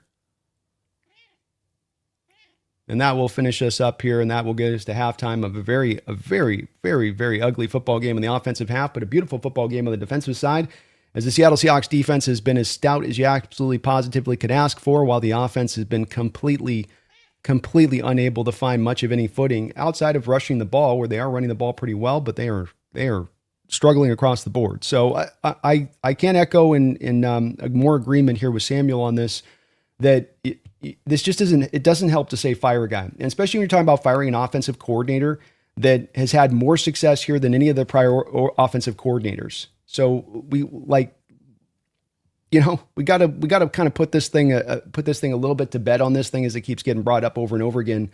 And the point on this is very as well true, is that you're not going to get anywhere as a football team if you're constantly turning over OCs every single year. What have we had for the last 4 years? 4 different offensive coordinators? Something like that? Or 3? You've got to work off of allowing continuity to run a little bit and things to develop. And I know football fans don't like develop. Football fans don't like give it some time to come to be, but you got to do that. You can be frustrated with it, and I'm going to be as frustrated with this and tear into Kubiak as much as anybody else, but up until the line where we start talking about firing a guy that's been successful at his job, that's where it gets to Samuel's point on it. It gets a little bit kind of ridiculous. He's not been a bad coordinator. He is be frustrating. When he's frustrating, he is maddeningly frustratingly. I'm right there with you guys, 100%. But yeah, you're right there. Go Hawks, Samuel. Well said. Keon Lund, thank you for the $10 donation and all of your support today. Very, very, very kind of you, man. It's important to remember that going into the season, we had tons of questions on offense. We were at least a year ahead of schedule. It's a lot of guys' first year together. We got spoiled week 3 through 8. Indeed, we did get spoiled, and it got us thinking about this thing only getting better and only improving. We just didn't consider really that this could be something that goes a little bit maybe backwards as the year goes along, in the ways that it has at times. But you bring up great points, and I can't add a lot on to it other than that. First-year offensive coordinators don't tend to be as good as they're going to be into year 2 and 3, when they've had the time to really get their system into place and to teach the finer-tuned details, and these guys get a chance to really play together within this scheme. Look at Mike Macdonald's defense last year. Look at Mike Macdonald's defense this year. Not saying you're going to see the same type of jump from Kubiak next year, but that you will see an improvement. You will see more consistency, I think, as we get into next year with this. Now, this doesn't do anything for this year's lack of consistency that has us so pulling our hair out at times. But these are good points all around by Samuel and Keon. And again, just understand the emotions of the moment. We want this as much as anybody. We want this game. We're so close to being able to break through in this year and to do some great things. But at the same point in time, can't get lost in that for what the season's been, for what Kubiak's been, for what this offense has been, and where it's going into the future, on that, Keon. Well said on your part. David, thank you for the $2 donation, David. Mike needs to get in the refs' faces. That was bad. I don't like it either, man. That first half full of a bunch of different calls on across the board here, and you go, boy, they're all not against it. We don't get one that's on the line that's in our favor. Like, they all twist against us. They all go in the other direction there. Really? Every one of them? Every single one today? It's going to be interesting to watch this second half, as I say with these things on the games where you have official problems. And we've got one game this year I've had an officiating problem with, and that was the Colts game. It's the only one. And just like that Colts game, what happened at it was like a whole first half full of calls, and every call on the line went against you. And then you get in the second half, and it just keeps on rolling. So I hope that's not going to be the case in the second half, and we get a little bit more of a regression to the mean on some of these calls and then balancing out a little bit. But that's got to be very frustrating. It did look, to your point, like Mike was getting in their faces trying to talk to him and trying to figure out what the hell was going on, because he's got to be a little bit at his wit's end on this. Glenn Karn, thank you for the $5 donation, Glenn. Our defense is playing awesome. Like the Darnold doesn't panic, but the coaches need to figure out how to stop him throwing the tip passes. Agreed, Glenn. Someone was mentioning earlier on this a little bit that, part of what can maybe help this a little bit is going to be maybe him doing some pump fakes at times and getting some of these defenders to jump off their feet. And as they're just looking for the first time that ball goes back, and he's got a little bit of a windup. So if you're looking on Sam and you're looking for in first second that windup starts to happen, you're going to be starting to lock yourself into trying to jump up and tip the pass, especially if you don't have much of a pass rush you're working off of. So that's maybe a way that he can mitigate a little bit of this. There's going to be some of it I think you're just going to get within the context of this offense in general terms, but it does happen at just too much of a high rate. I mean, it's just, he's got to lead the league in tip passes at this point. It seems like you're getting about 5 a game, and that's where it's a little bit too much. That's where we're going, okay. I wouldn't mind seeing us as well as finding some opportunities here to take some deeper shots. If the short stuff ain't working pass-wise and you can't, they're squeezing down on the routes, then, maybe there's some points here to try to take a few shots over the top. I know you don't have Shaheed here, which is going to restrict a little bit of that, but I'd be kind of open to maybe doing that. When was the last time we actually took a shot down the football field? Feels like it's been a minute. But defense is playing awesome, Glenn. Can't ask more from them. They are absolutely nails in that first half. I mean, you gave 16 yards passing to Bryce Young on 14 attempts. It's not like you just threw 7 times. Like, he threw 14 times, completed 7 balls, 16 yards, averaging 1.1 yard attempt. That's dominant defense right there. Ryan says, thank you for the $5 donation, Ryan. Seahawks always give us cardiac games, but let's remember, we have a playoff berth no matter what. Go Hawks. I love the positivity here on these donations as well as all of the support, Ryan. Thank you for that. And I agree with you on that point of it. And that, we are in the playoffs. We're in the dance. We're in this thing. We got an opportunity now. Got to finish the factor. Got to complete the process. But you are in no matter what. And that is a cool thing to see here. So I love the positivity, man. And you're right about that. The cardiac games, heart attack games are a real thing. And looks like we might be getting one today in the way that this thing is set up. I'd take a Falcon just right off the half rip, go get a kick return touchdown and just start I'll take one of those though as well on the other side. I'll avoid the heart attack if I can today, if it's at all possible. But thank you, Ryan. Go Hawks, man. Appreciate you. Arda Levy, thank you for the $2 donation. Says, looks like Sundell punched out that almost pick. Good job by Sundell. Good effort and active effort to knock that out. So we weren't able to make anything stand off the back of that, but that could have been something if we got a little first down and went running there. Boy, that offense too, sir. Wasn't sure very much of a sense of urgency on that final drive, was it? Just kind of like, let's just roll out the clock kind of a feeling there a little bit and see if we can maybe get up the field. Maybe we'll get into field goal range. So little bit of a strange energy from the offense on top of the lack of execution there. A little odd, on that. But great note there to Levy. Nice job by Sundell. Banker, thank you for the $2 donation. Says, Brando, after today, Puka, you were right, fam. Well, I don't think Puka's right at all because Ram fans do not get an opportunity and Ram players really shouldn't have an opportunity to talk about the stuff. But again, like this is in conjunction to like, if we relate it back to last week, Banker, where there's 2 particular plays the Rams fans or Puka or anybody else can go and grab to that they want to gravitate to, 2 plays in which the call was correct. Where it's a correct call, it's only LA fans that are really pointing to those being incorrect calls.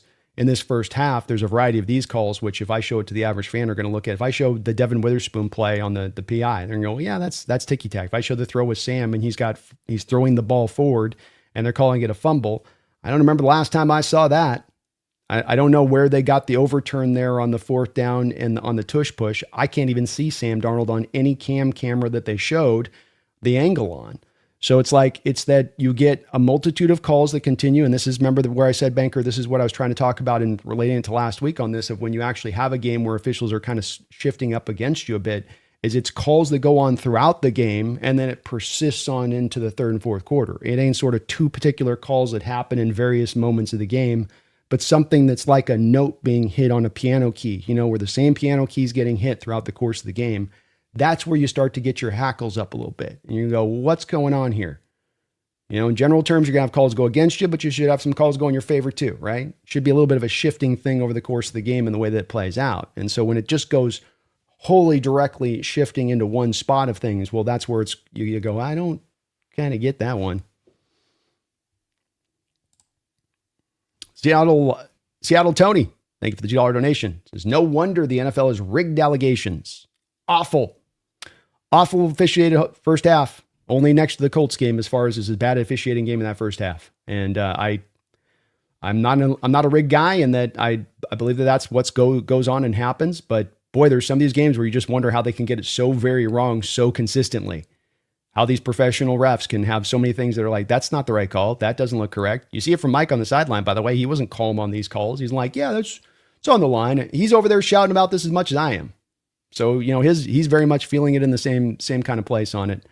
And you're not going to make these allegations go. And the NFL's got to be careful with this type of stuff. If there are shenanigans at play in the background of this, be careful, man.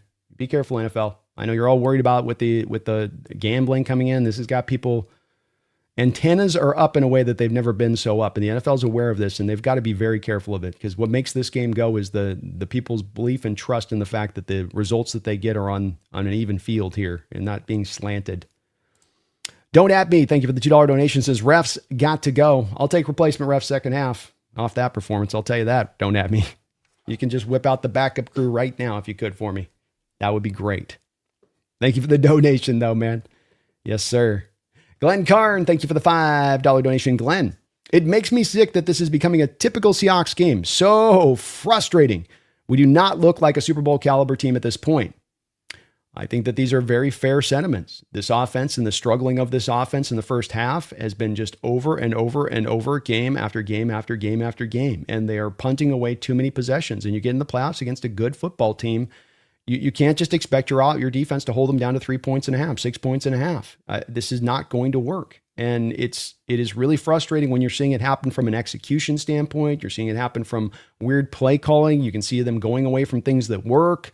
There's a variety of points of frustration within this offense on that. And you're right. Hard to see how you're going to go and get yourself into a Super Bowl if you can't get this stuff corrected. You're just going to end up basically defuncting your own ability to get this done. So I share your feeling on it too, Glenn. I would like to see this get a little bit more settled in. It doesn't have to get perfected. Doesn't have to play as good as the defense. But you got to stop turning the ball over on short fields. You got to stop with the dud drives over and over and over again throughout the game. You're supposed to find consistency in these drives, you know? You got Kubiak in that first half, 15 carries, 81 yards, 5.4 yard per carry average. But I just kept feeling like that whole first half, he still was just like begrudgingly going to the run game. Like, why? It's like finally working for you, and you can't pass your way out of a paper bag. And so then you're going to run. It's weird. So hopefully this fixes. I share your guys' frustration with it though, Clint. Thank you for the donations today. Nathaniel Martin, thank you for the $2 donation. Says praying for a new ref panel after halftime. Yes, I would be with you on that one. I would definitely would like some replacements on that one. That was awful. Their head is firmly up their tuchus in that first half, in my opinion. Mungles, thank you for the $2 donation. Just joined in half. What the F is this game? Defense is on lock, and they've got a good feel for this Panthers team, what they're trying to do, and they've been able to keep things closed down well with them. Offense has been a crap show, and bad execution, weird play calling, turnover city, too loose with the ball over and over, and not just Sam, but across the board. Cooper Kupp with a drop that's like, Kupp, come on, man. Keep telling everybody you're not spent and shot, but boy, fumble last week, drop this week. He's had a couple drops this year in addition to it. I'm getting at times where it's with Kupp starting to get a little bit annoyed with him on some of the stuff where it's like, dude, you're not going to be hyper targeting this offense. You got to serve a role. You got to make those catches, man. Those are the exact kind of catches you got to be making in this offense. And it's mounted up too much this year with you. I don't know the exact drop rate with Kupp, but there's been one too many for me in my taste on this one with him, which has also been added to this mix. Long live Largent. Thank you for the $2 donation. Love the username. The broadcasting crew seems anti-Seahawks today. Interesting. Well, I'll tell you, I hear a lot from the chat, and week in and week out, it does not seem like the chat loves the broadcasting crews and what they're doing. We got Watt back there today.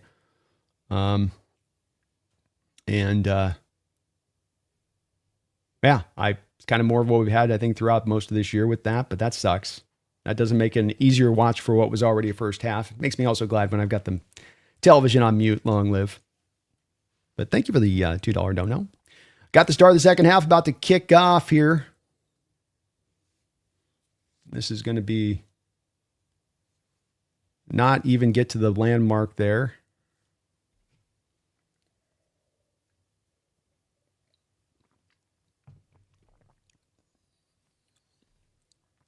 So Seahawks are going to get good field position here to start things out in the third quarter. There we go. Mick Frewer, thank you for the $2 donation. Says Bryce Young is a second half quarterback too. This will be a fight. Well said, Mick. I agree. I don't think you're going to hold down Bryce to 16 yards passing in this next half, to your point. And he has been a pretty good guy about making those adjustments, and especially down the stretch of a game. You know, he can be pretty nails to deal with. Very good point on your part, Mick.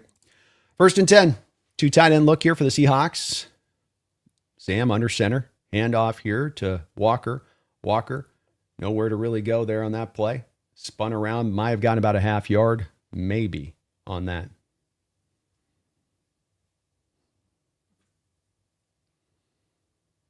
Second down, 9.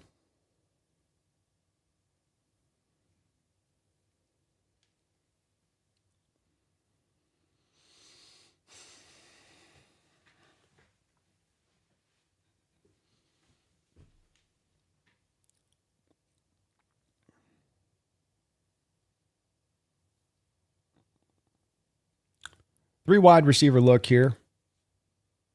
Sam in shotgun. Dropping back, pressure in his face, stands tall, completes it down to Barner. Barner running hard after the catch and goes and gets the first down. Good strong run there by Barner. Caught it with just a 7-yard reception, but turn around right on contact, able to keep his feet churning to go and get that first. And Sam, strong in the pocket there, took a whack right to the face. Bradford there just got beat quick by Brown. Brown just whooped on Brad. That was one of the bad Bradford reps right there, you know. One of those pure whiffers you get through a game a little bit here and there. First down and 10. Ball at the 49-yard line into Panther territory already. Sam dropping back to throw. He gets it out to Charbonnet. Love the decision there by Sam. So short play there, but you saw that there was an edge rusher coming around that corner. Sometimes with Sam, he's kind of trusted and tried to hold on to that ball a little bit long. Seemed to sense a little bit of the pressure there on that play and get it out to your outlet option there in Zach Charbonnet. Something I've been calling for with Sam to do a little bit more of there. Just a short game, but again, positive plays. Take the plus play versus hold on the ball a little too long and having a potential of a backside fumble there because you can't see the guy coming down. Good job there on Sam's part. Second down and 8. Back under center here. 3 wide receiver look. Handoff here is going to go to Zach Charbonnet. He's going to try to get the edge. He's got the edge. He's got a first down and more, and he's down the field. Zach still falling, still going, fighting hard down the sideline. Finishes the run nicely. Another big run from Zach Charbonnet in this game. Bobo out front as a wide receiver, leading on the front with the blocking there. Cooper Kupp also, I think they asked Kupp to get a pin block there. Did they? No, Cooper just came down and get a nice block. So Kupp and Bobo both leading the way there beautifully for Charbonnet. Run the ball. Now averaging 6.5 yards per carry in this game and 111 yards on the ground for the Seahawks. First and 10. Ball at the 18-yard line here. Oots out on the field. Play action pass. Sam dropping. He's going to throw it late and just throw it kind of away out of bounds there. Saubert, the intended target, second and 10.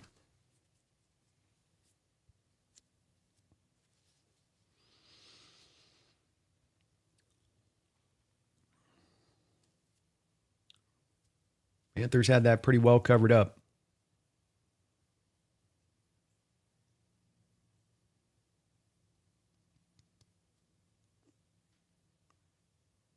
Second down and 10. Shotgun look. Walker in the backfield next to Darnold.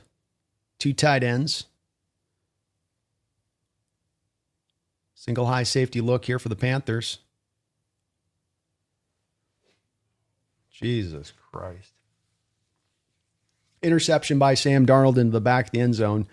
Tried to throw up a fade ball to Jackson Smith. The defender was all over it, sitting on top of the route. Mike Jackson with the pick.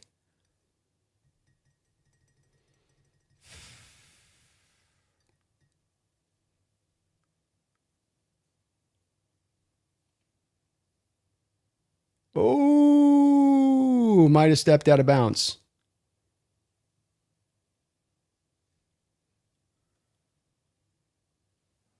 First foot's in. Second foot looks like it's on the line. Toe looks like it's out. We'll see on the replay. Looked like his second foot comes down with the edge of the toe on the white. But way the officials have called it this game so far, if we're hoping for official love here. I don't know if we're going to get a lot of love. I don't know if we're going to get a lot of love on that one. Brent, what's up, man? Thank you for the $5 donation. He says, listening while working, per usual. All these reported fumbles, tip passes is driving my heart rate. Working fast. Time's flying. I got the faith, though. Keep the faith out there, Brent. Thank you for the donation, and hopefully you're not having to work too hard today on a Sunday. But I'm with you, man. This stuff's driving me a bit crazy. Then we get an interception from Sam on top of it there, potentially. Like, oh my gosh, come on, offense. We're better than this. I'm not saying you guys got to throw 30 on the board every week, but come on. We're not this bad of an offense. Like, come on.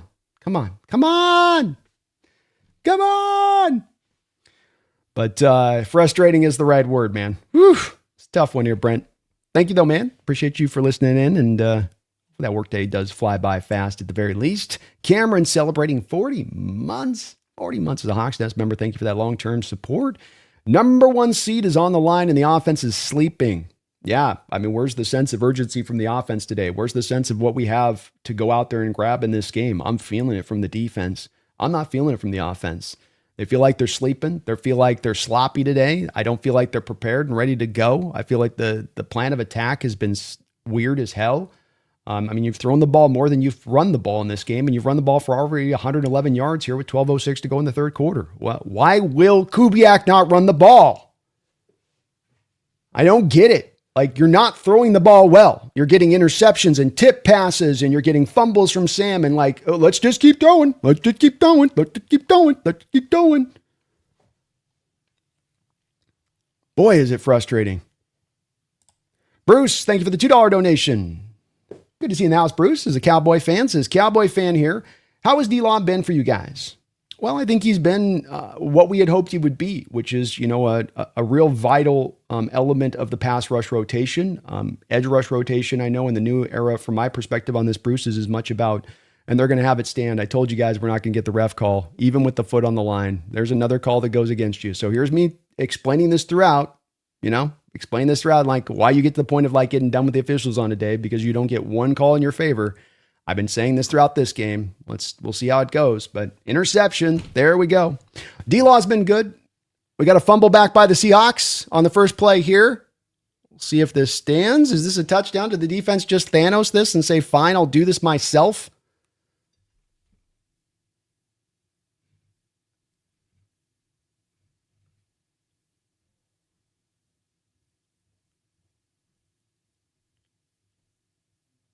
We still don't have a call on the field. Mike Macdonald's waiting for the officials to call it. The officials won't call the touchdown.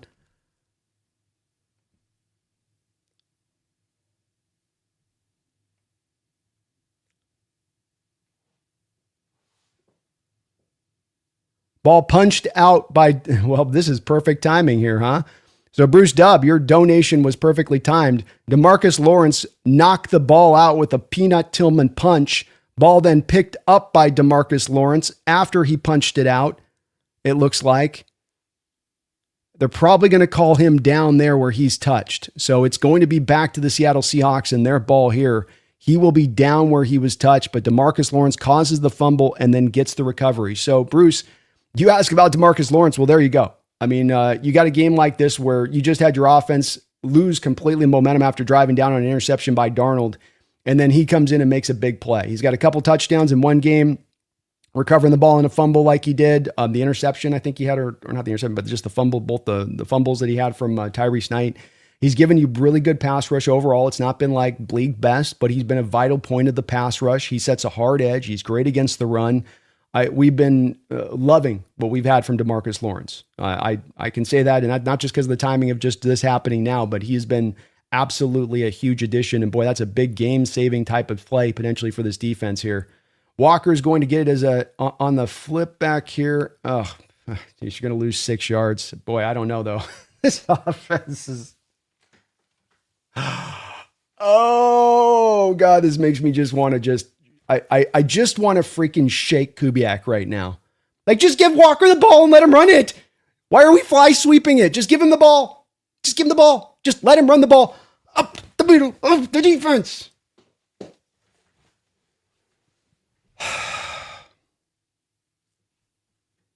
Six-yard loss on a fly sweep to Walker.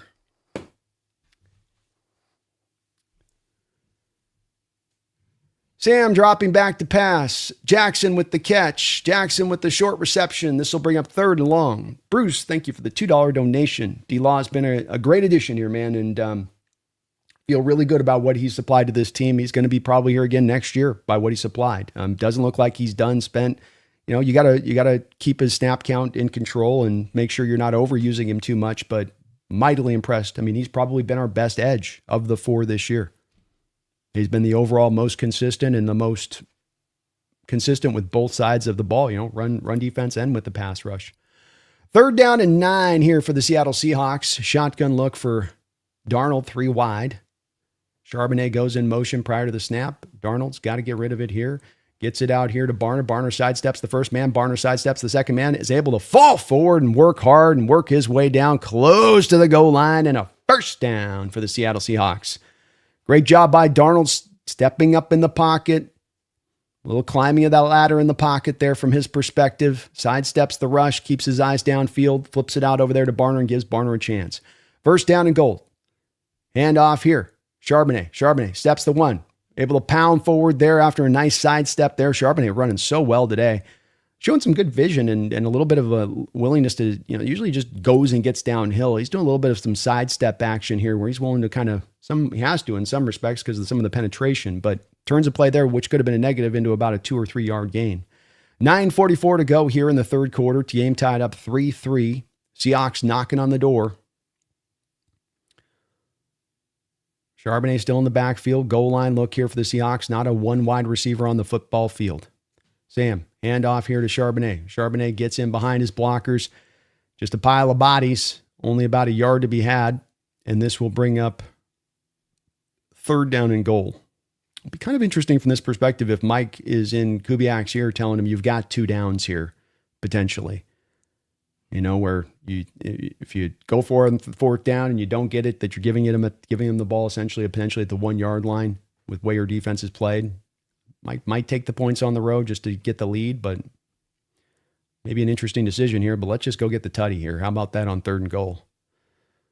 2 wide receivers, 2 tight ends. Charbonnet in the backfield. Hand off here to Charbonnet. Charbonnet's in for a touchdown. He bangs it through. Held up a little bit there as he was just at the goal line, but able to just fight those feet forward and go and get the tutty.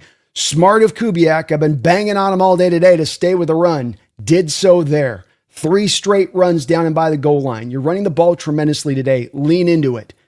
And you indeed get some really, really nice push on that play. Bradford and Lucas able to get their guys downhill a little bit on those blocks and really allow Charbonnet not to have to deal with any penetration, get downhill, and just lower his head and bang it in.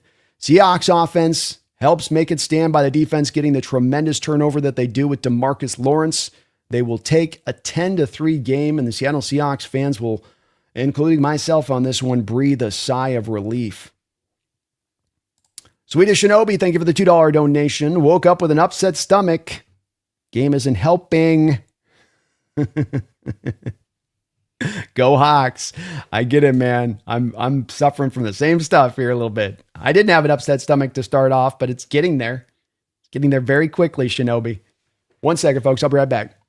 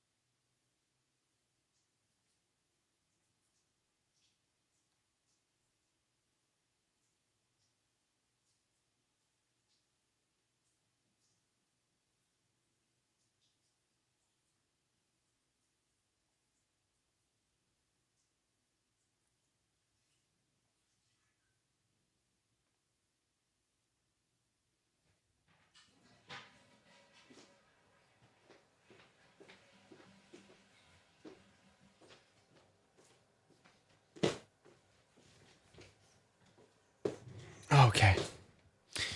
Appreciate you, Shinobi. Thanks for the dono. Keon Lund, thank you for another $5 donation, man.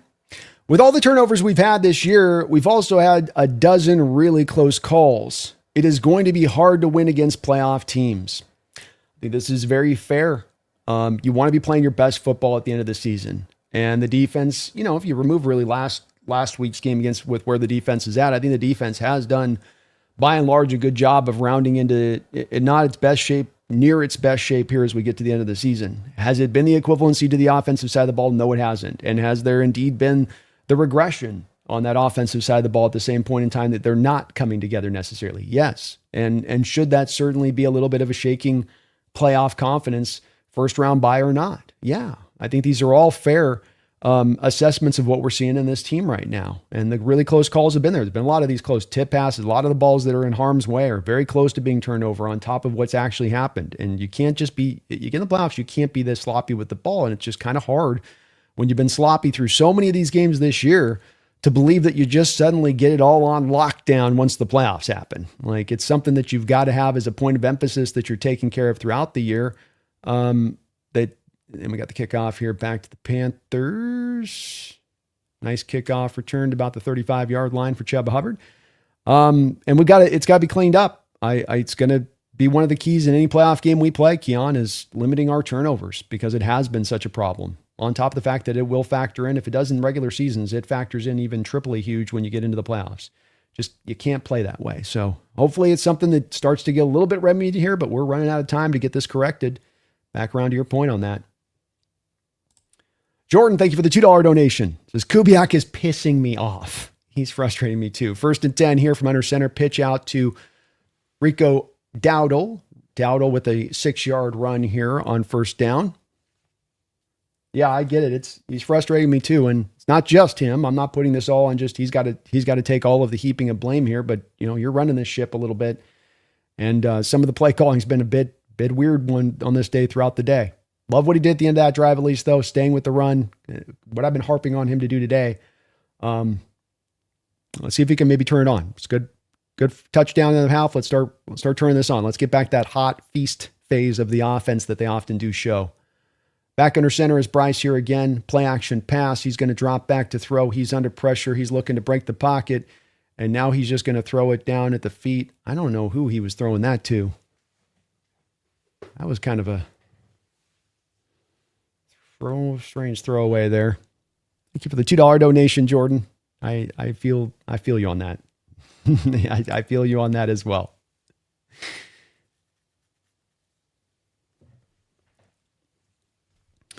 Third down and 3. Big potential play here for this defense if they can get the ball back to an offense that just got their first touchdown on the day here on their last drive. 7:54 to go. Ball on the 40-yard line in Panther territory. Bryce tries a hard count him. Seahawks aren't biting. Drops back to throw. He's going to let this loose. That ball's going to be picked. That ball's picked off by Julian Love. Julian Love bringing this back, and he's got a little bit of space to work with. Julian Love all the way back down. And he looks like he fumbles, but I think he was down.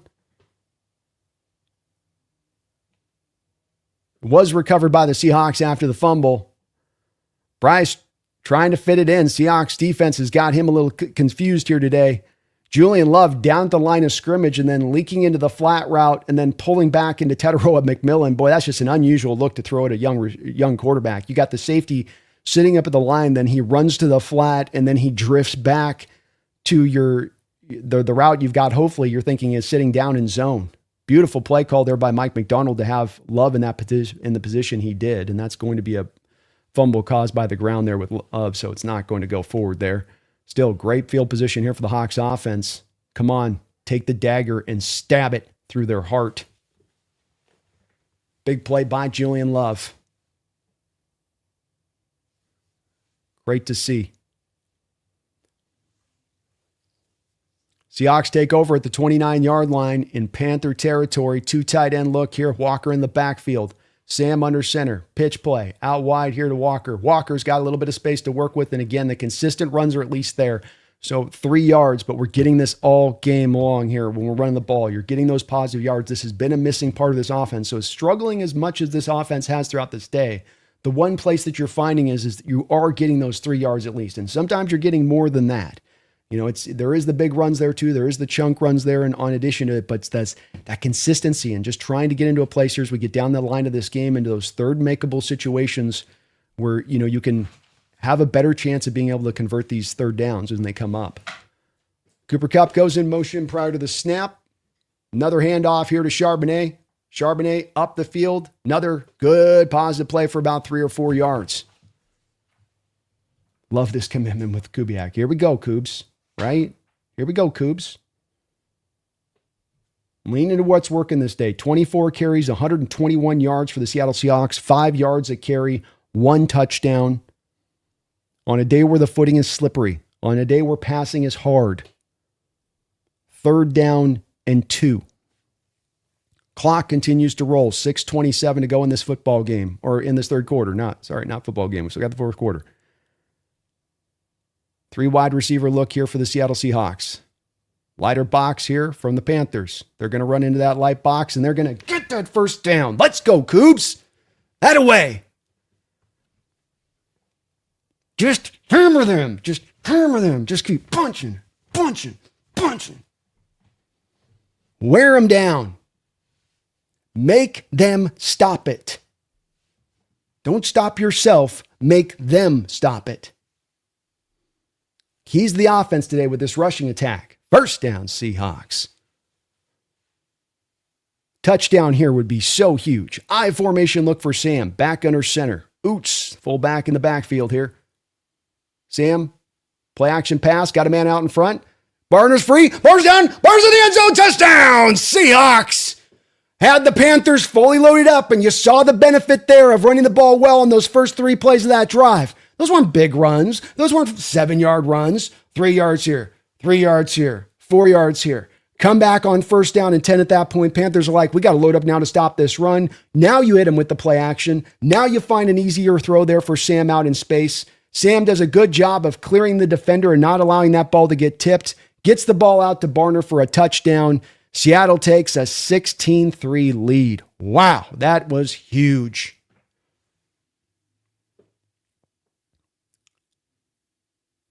It can be maddening, it can be frustrating, but it is a feast or famine type of offense. And boy, when you're on the famine side of it like we were in that first half, it feels like you haven't had a hot meal in about 2 weeks. When you find yourself on the side of the feasting, you feel like the fat guy that's at the restaurant, like, I have another entree. Give me another one, please. It's nice being on the feast side of it, but boy.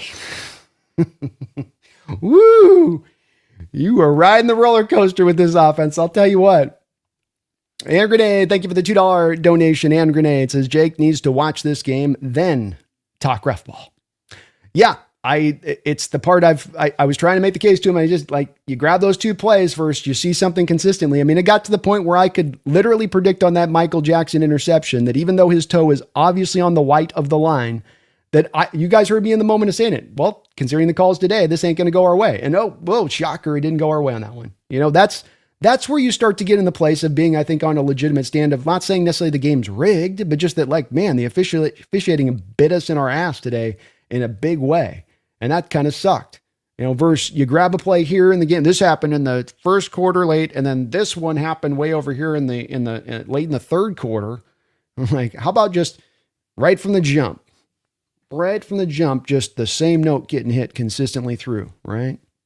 Oh, we got me in the house. Me coming in with those big old donos as they do. Woo-hoo. Let's go, me. Me coming in with with a $100 donation. Dropped like a $500 drop on my ass here earlier this week. Unbelievable support. A person their word saying, hey, Rams, get that. We're dropping that $500 on you. We're going to put that $500 on you.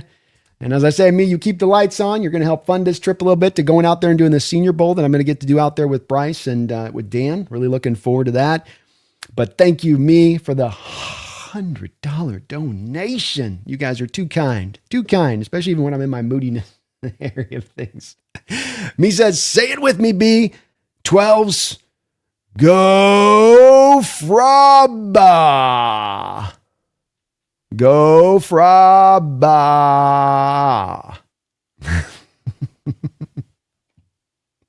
Thank you for the $100 donation, me.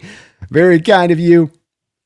It's good to see you in the house as well. And unbelievable support from you. Amazing support from all of you guys here in this chat throughout the course of this year. And me right there at the front of the stack with that, with these big old $100 drops and $500 drops and Just so much kindness sent my way, me by you. I really appreciate you. Got the return here. Nicely done by the returner there, picking his way through traffic. Myers got dumped there at the end. Bobo trying to help Myers out. Get your hands off my J-My. Get your hands off my J-My.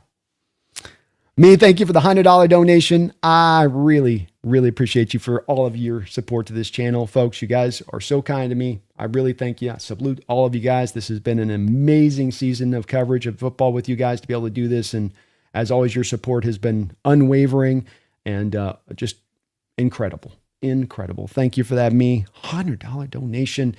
We got Bryce now coming out here in shotgun. 2 tight end look here for the Panthers. Seahawks coming in with a 5-man front. Marcus Lawrence creating a little bit of pressure. Bryce finds his check down to Mitchell Evans.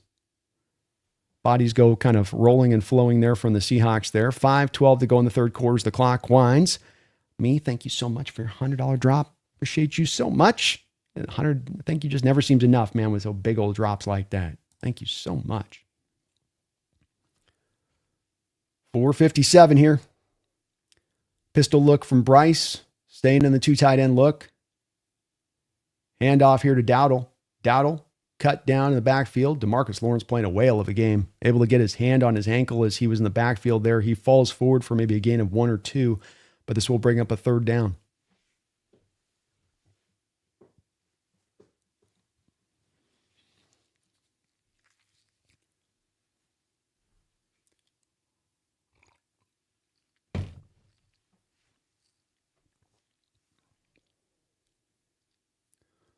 Third down and 1.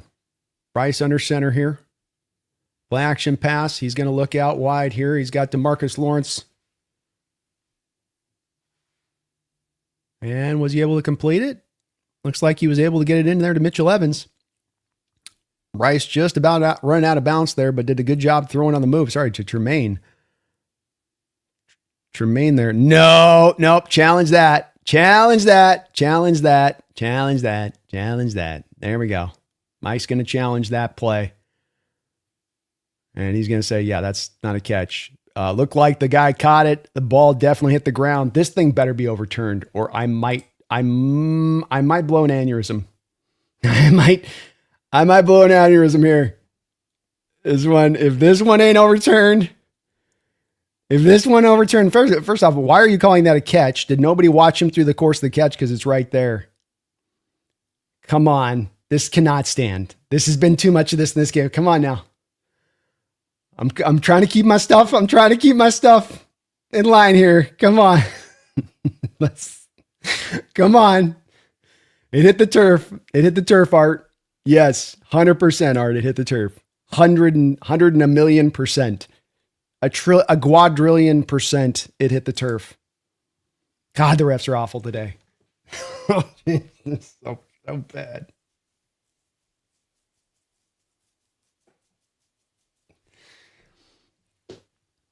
The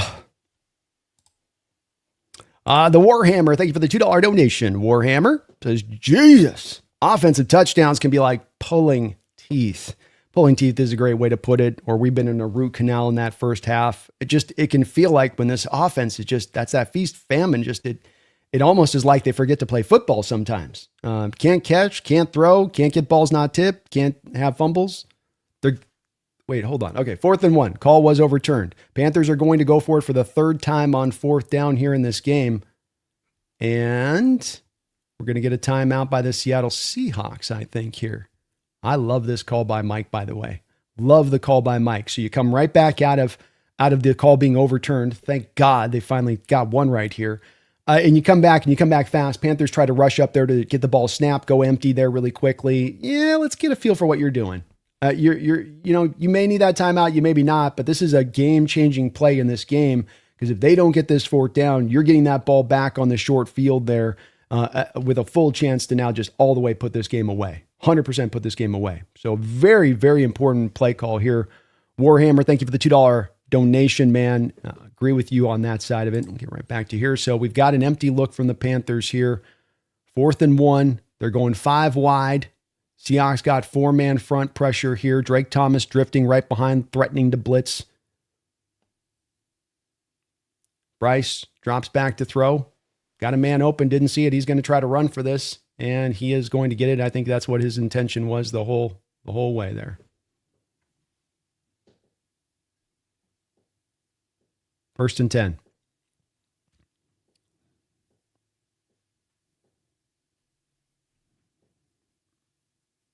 Uchenna decided to try to go inside there, and I think Uchenna was thinking he was going to try to scramble it up the middle there.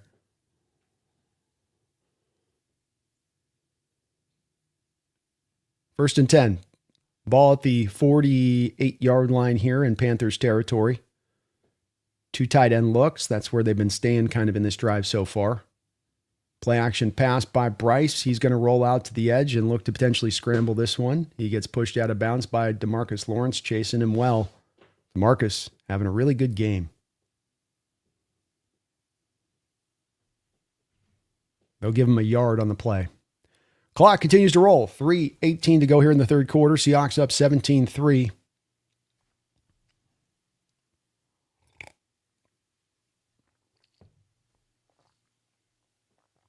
$47 total plays for the Seahawks, 24 minutes, 27 seconds of time of possession, 36 plays, only 16 minutes of time of possession for the Panthers. 3 wide receiver look here. Bryce dropping back to throw. Pressure mounting in on him, able to get it out there to Dowdle. Great play by Taya Cotta. Cotta was all over Dowdle right on the catch. I don't think he got a single yard on the play. Right there in the flat to drive down on him. Seahawks definitely prepared for what Bryce likes to do with those throws to the flat. He tries to sell that he's going to go down the field and then just comes back to those flats so very often. This is going to bring up a 3rd down and 7.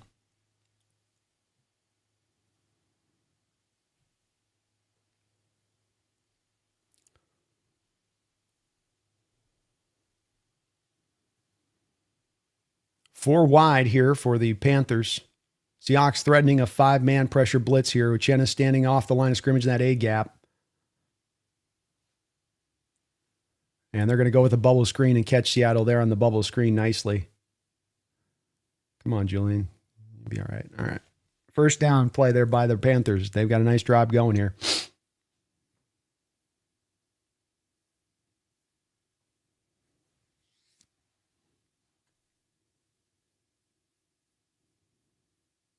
Everything passing for the Panthers is heavily manufactured. 10 of 20 for Bryce Young in this game, 31 yards passing. He's averaging 1.6 yards per attempt. Pistol look formation for them here. Back to the 2 tight end look here on early downs as they've been. Hand off here. Bounces through to does Dowdle. Makes a nice cut there. Great bounce. And able to go get a nice gain. Panthers got a drive working here.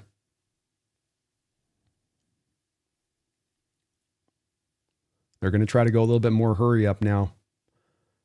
Bryce back under center. This has got to be another handoff, doesn't it? This feels like another handoff. Yeah, handoff inside there to Dowdle. Gain of about 4 for a first down.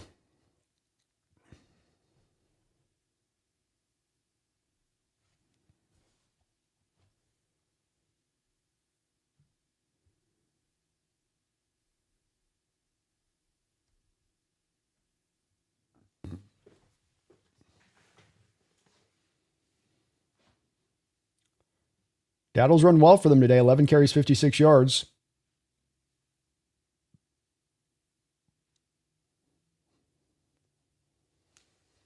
First and 10 here for the Panthers. 17 seconds to go in the third quarter. Shotgun look from the 28-yard line, Seattle.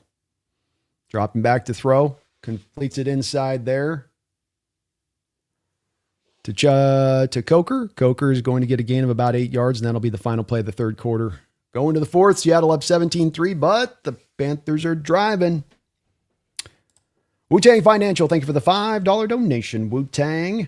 The ball knew where it belonged. Men lie, women lie, ball don't lie. More pounding the rock, maybe tight end looks. Kubi being a little too cute for school.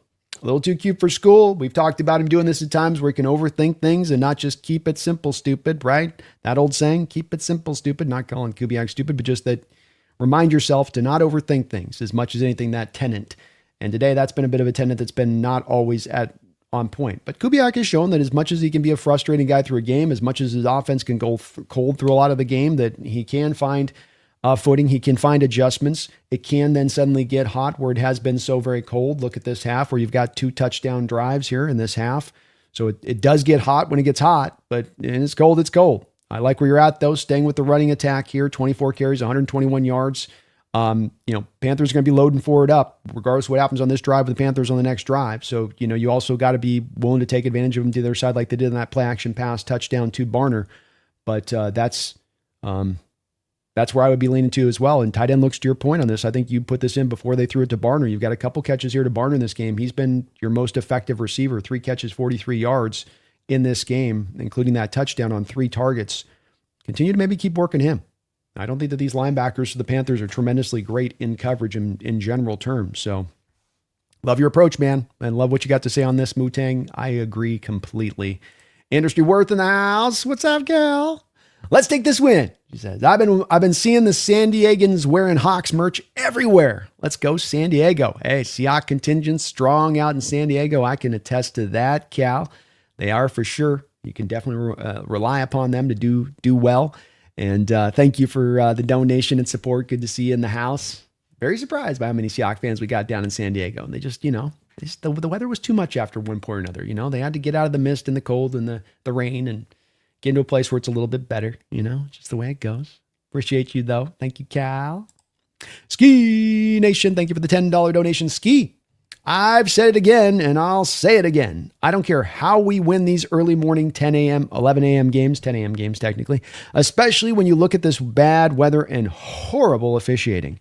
Take the win by any means necessary. That's what I've been hammering for weeks now with this for the folks that talk about the style points and all that when it comes to getting these wins. Don't care about style points. Want my team to play better? Sure. Want my offense to be more consistent? Sure. Do I care at the end of the day, though, by style points if you go and get the victory? No, I don't. Just get the dub, to his point, by any means necessary. 2nd down 2 here for Bryce Young and the boys with maybe their best drive of the game up until this point. He's going to drop back in shotgun here, look underneath, and it looks like he was able to get that completed to Xavier Legette on a very short slant route for about 4 yards. Is that Legette? Yeah, I think that's Legette.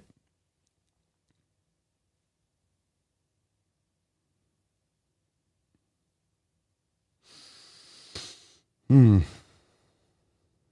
little close to trap in there on that from Legette's side, but hard to discern that. Certainly, I don't think you're challenging a play like that. 11-play drive here for the Panthers. It's going to be 52 yards and almost 6 minutes of the clock. 1st and 10, ball at the 17-yard line into Seahawks territory here. Dropping back to throw. Eamon flashing up in space. Can't make the tackle on Jimmy Horn there. Horn able to get up the field here and positive play again here for the Panthers on this drive. Thank you again, Ski, for the $10 donation. And again, beautifully put on your part, man. By any means necessary. 10 a.m. games are hard. Officials aren't working in your favor in that first half, even in the second half. It's hard to go get those games, right? Weather, hard to get those games, and that can equalize the field at times. Just got to find the way by any means necessary. Beautifully put on your part. Thank you for your donation as well as being a member of the channel. Really appreciate you for that. You as well, industry. 2nd and 3. Play action pass here. Bryce looking to run here. He's going to look to get this in, and he's going to get this in. Panthers able to score on that drive, take it to the Hawks defense. And, they motored right up the field there on the Seahawks, finding a lot of success early downs and just moving the ball. So Hawks offense is going to have to do a bit more here to put this thing away. Going to have to do a bit more there. Bryce really starting to use his legs a little bit more as this game goes along, too. Something for the Seahawks to kind of monitor as this game goes along here. Just got Boye Mafe on the play action there, and he really bit, and that's his man. That's why Bryce keeps it there, as he's feeling the edge on the read option play. Really boiled down there. So touchdown Panthers. Extra point is going to be up and good, and it will be a 17-10 game here. Rodney Presho, thank you for the $2 donation, Rodney. I don't trust our offensive coordinator play calling in a playoff game. I think that's fair with the inconsistency down the stretch here, and hopefully he can finish this game strong to start to build some confidence in some of the fan base in this way. But I've had a lot of frustrations this year with Kubiak at times. I love him. So again, where we don't want to overstate the case on where we got some people talking earlier about, God, we got to fire him and go get this guy or go get, I'm not going to the point of saying fire, just it is frustrating. I expect it'll get better in year 2. Be nice if it can get a little bit better before that point. But, he is still kind of finding his rhythm here into the back end of this schedule. And it is a little bit of a searching game here from his perspective. And that can make it really hard at times watching the offense as it's scuttling around trying to just kind of, how about this? How about that? Well, how about this? And especially as they sometimes can go away from stuff that actually is working, like the run game early in this game. So I think it's fair criticism. Hopefully he can engender a little bit more confidence in you as the year goes along there, Rodney. Industry Word, thank you for all the dollar donations. Industry Word, let's go. Appreciate all of your support. Thank you so much. Hope you're having a good day. Keon Lund with another $2 dono. Thank you, Keon. I will only allow Sam to throw to JSN and Barner. Maybe that's the key on this one, Keon, huh? Like that's the true key on this. Maybe so. Maybe so. To your point, 12 targets between the two of those guys in this game, 9 receptions, 82 yards, So it's that's also been a little bit of Sam's approach today as well, Keon. And it's one that's worked.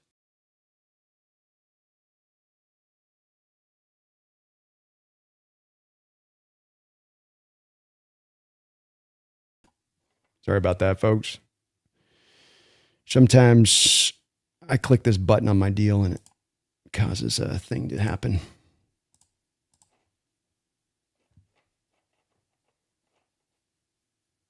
All right, there we go.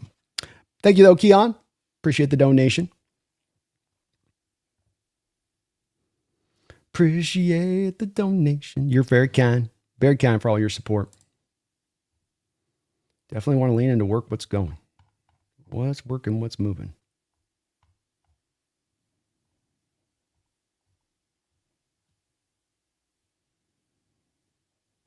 Sweet Shinobi, thank you for the $2 donations. That's the Pepto-Bismol I needed. Go Hawks. I'm a little late on these donos. He was referencing that after other second touchdown there. That was definitely helpful. It was nice getting a couple TDs there quick here in this third quarter. Like, okay. Whew. Still going to be tough. This is still going to be cardiac Hawks down the line, but okay.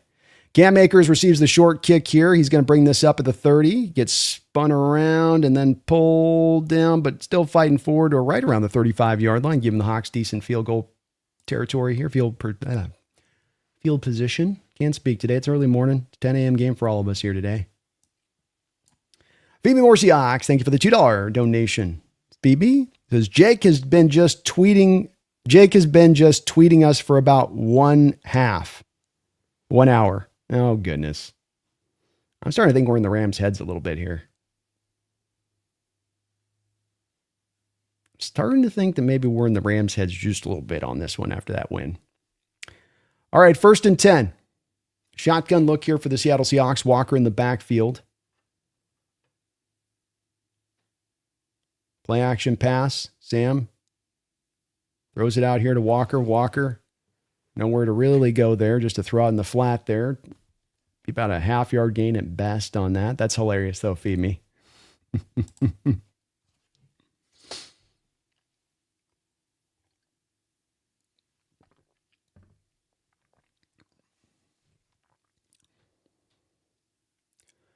13:09 to go in the fourth quarter. Seahawks offense 2nd and 10 here. Back into shotgun is Sam once again. We got 3 wide.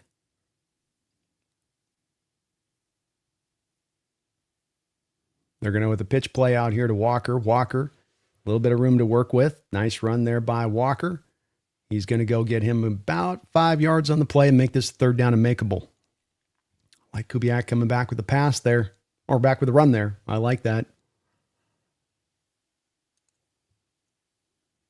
Trying to find yourself in 3rd and makeable down the home stretch of this game would be very beneficial to getting this offense into execution mode. 3rd down and 4 here.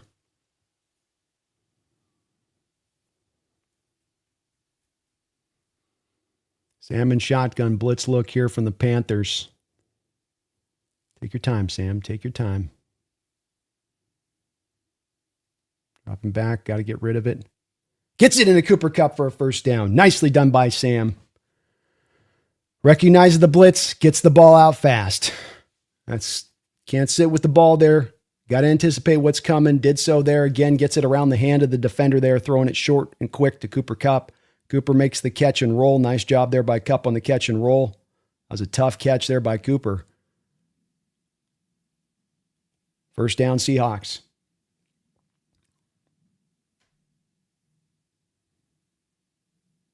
Quick snap here by Sam. He's going to Walker on a pitch play. Walker, nowhere to really go on that pitch play. He's going to get about a half yard, maybe a yard at best there.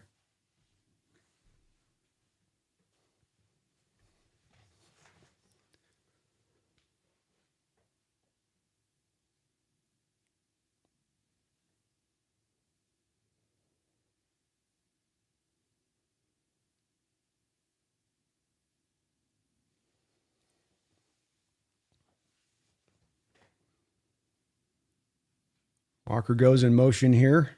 Lined up out wide. Oots in the backfield next to Sam. Dropping back to throw. Sam got to step up and go use your legs, man. He's sacked.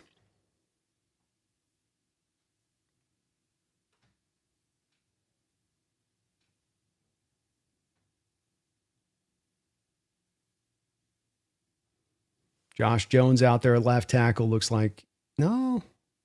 Yeah, Josh Jones got beat. I don't know what Josh Jones was doing there. Josh completely decided to block down on the tackle. Don't know why you're doing that. Why would you ignore the edge there? Third down and 16, third sack of the game for the Panthers. Sam's got to get this snapped. Hand off here to Charbonnet. I don't think Seattle got the play off. They might get flagged here for 5 yards. Uh-oh.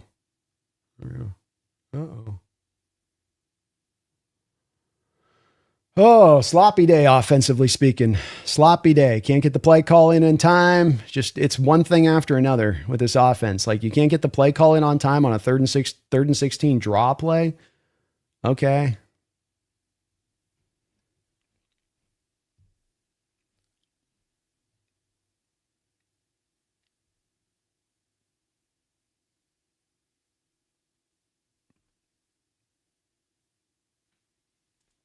Third and 21, Sam and shotgun is going to go with the bubble screen out here to Jackson Smith. That's going to go with about 4 yards or so. Oh, no. What's going on with Jackson? I think he got poked in the eye.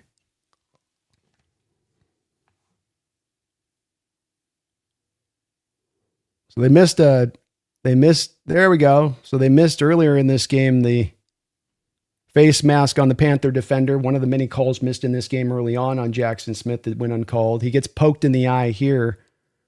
He's looking for the call. Gets his eye poked. Finally gets the call. Big play here for that call to come in as it has.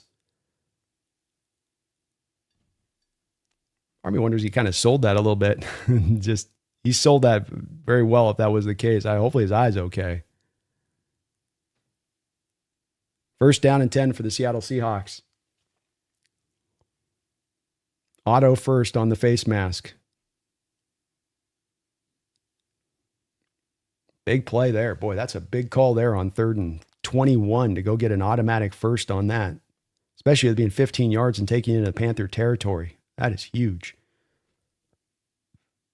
Sam under center, 2 wide receiver, 2 tight end look. Hand off here to Charbonnet. Charbonnet bounces wide, bounces back forward there as he gets him stretched out on the defensive line. Cuts it upfield there and goes and gets himself a nice 4-yard gain. Good tough run in there. Charbonnet's run so well today. 13 carries, 85 yards. He's been very impressive. Clock will continue to roll. Jackson Smith and Jigba back out on the football field.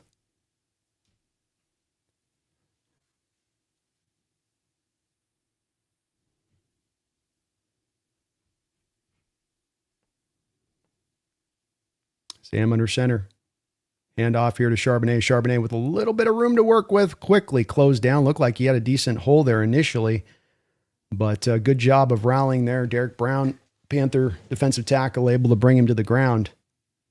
Good job of recovering there by the Panthers. That thing looked like it was a 5-yard play waiting to happen right there.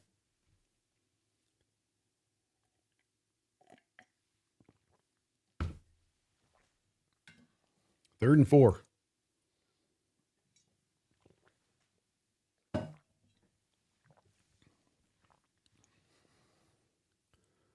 Three wide receiver look here for the Seahawks.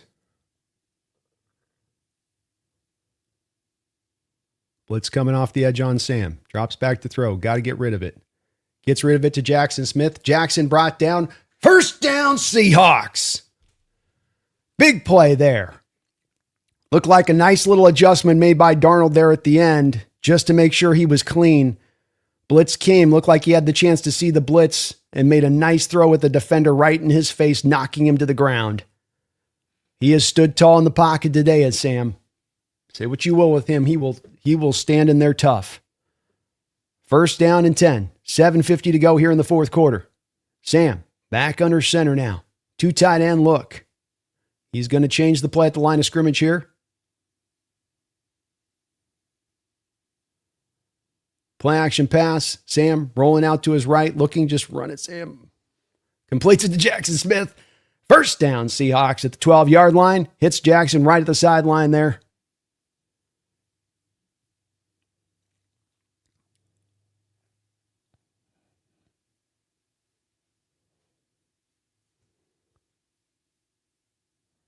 Very nice throw by Sam there. Get a little bit of the arm strength that you still get with him at times when he's rolling to his side, where he can still kind of whip that thing. First and 10. Hand off here to Walker. Walker stops, twists back forward, falls back forward, gets himself about 3 yards. Clock winds just below 7 minutes to go in this game. Seahawks with 2 timeouts, Panthers with 3.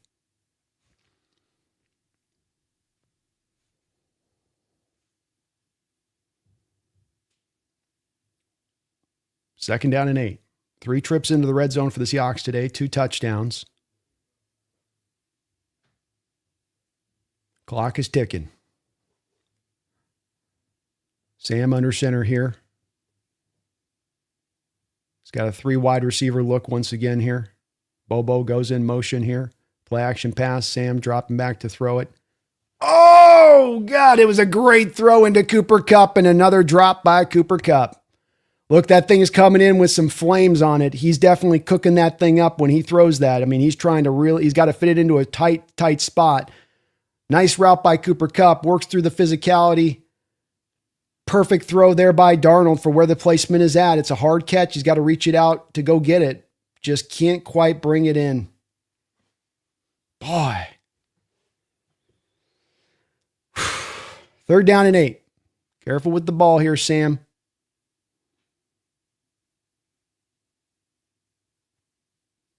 Three wide receivers again. Sam dropping back to throw. He's got time in the pocket. He breaks the pocket. He's still got time. Just run it. Just run it. Good job there by Sam. Don't try something too bad there with Sam, right? Like you want the first down if you can get it there, but just don't make the bad mistake. Preserve the field goal opportunity here. They're not going for this, are they? You're not going for this, are you? This has got to be a hard count situation from the Seahawks.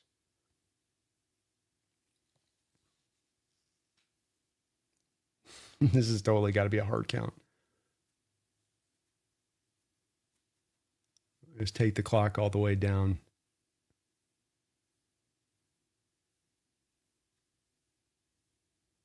And that's just what they're going to do, is just take it down to triple zeros, double zeros, roll the clock as far as you can kind of take it from a Macdonald perspective.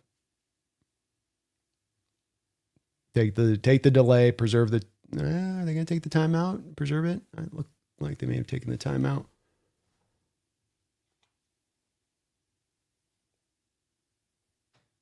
No, they didn't. So they will take the penalty. They'll preserve the 2 timeouts for the Seahawks. 5:36 right now on the play clock. Myers is going to come out with a 30-yard attempt.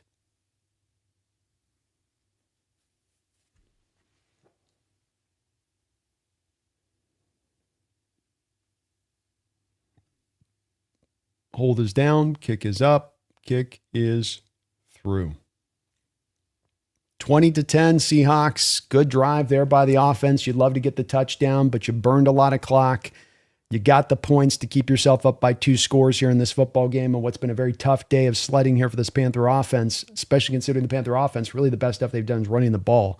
And you're going to take a lot of that away from them, I think, on this particular, not a lot. You will be taking that away from them this drive. It's a day where Bryce Young's 13-23 for 49 yards passing on the day, including an interception. So definitely going to be a pickle here that you're putting that offense in for the Panthers. Mumbles, thank you for the $10 donation, Mumbles. Clint Kubiak, run game's failing again. It's not. No, wait, that can't be right. 2 quarters later. Holy jeez, it is. No way. Also, Coobs, this is to you too, but hey, Panthers, keep pounding. Yeah, I think the days the Panther pounding in this game as far as the rushing attack's probably not happening, but you're picking up what I'm putting down here, Mumbles, which is that you could feel early on in this game that the rushing attack was working and that you want to stay with this thing. And you may have come into this with pre-designs of trying to throw the ball all over the park, but a misty, wet day, footing hard to be had. We're seeing balls sliding out of guys' grips. It just feels like it's kind of a wet day with the mist in the air that's kind of hanging out there in Carolina. So, you got to change kind of approaches at that point and lean into what is working at that point. And they're doing so today, Mumbles, which is cool to see. 30 carries, 139 yards, 4.6 yard per carry average. As I'll say with Kubiak, he can frustrate you, but he does learn. He does kind of recognize stuff. Sometimes it can be a little late than you'd like to see, but he does tend to pick it up eventually on that. 17 points in the second half.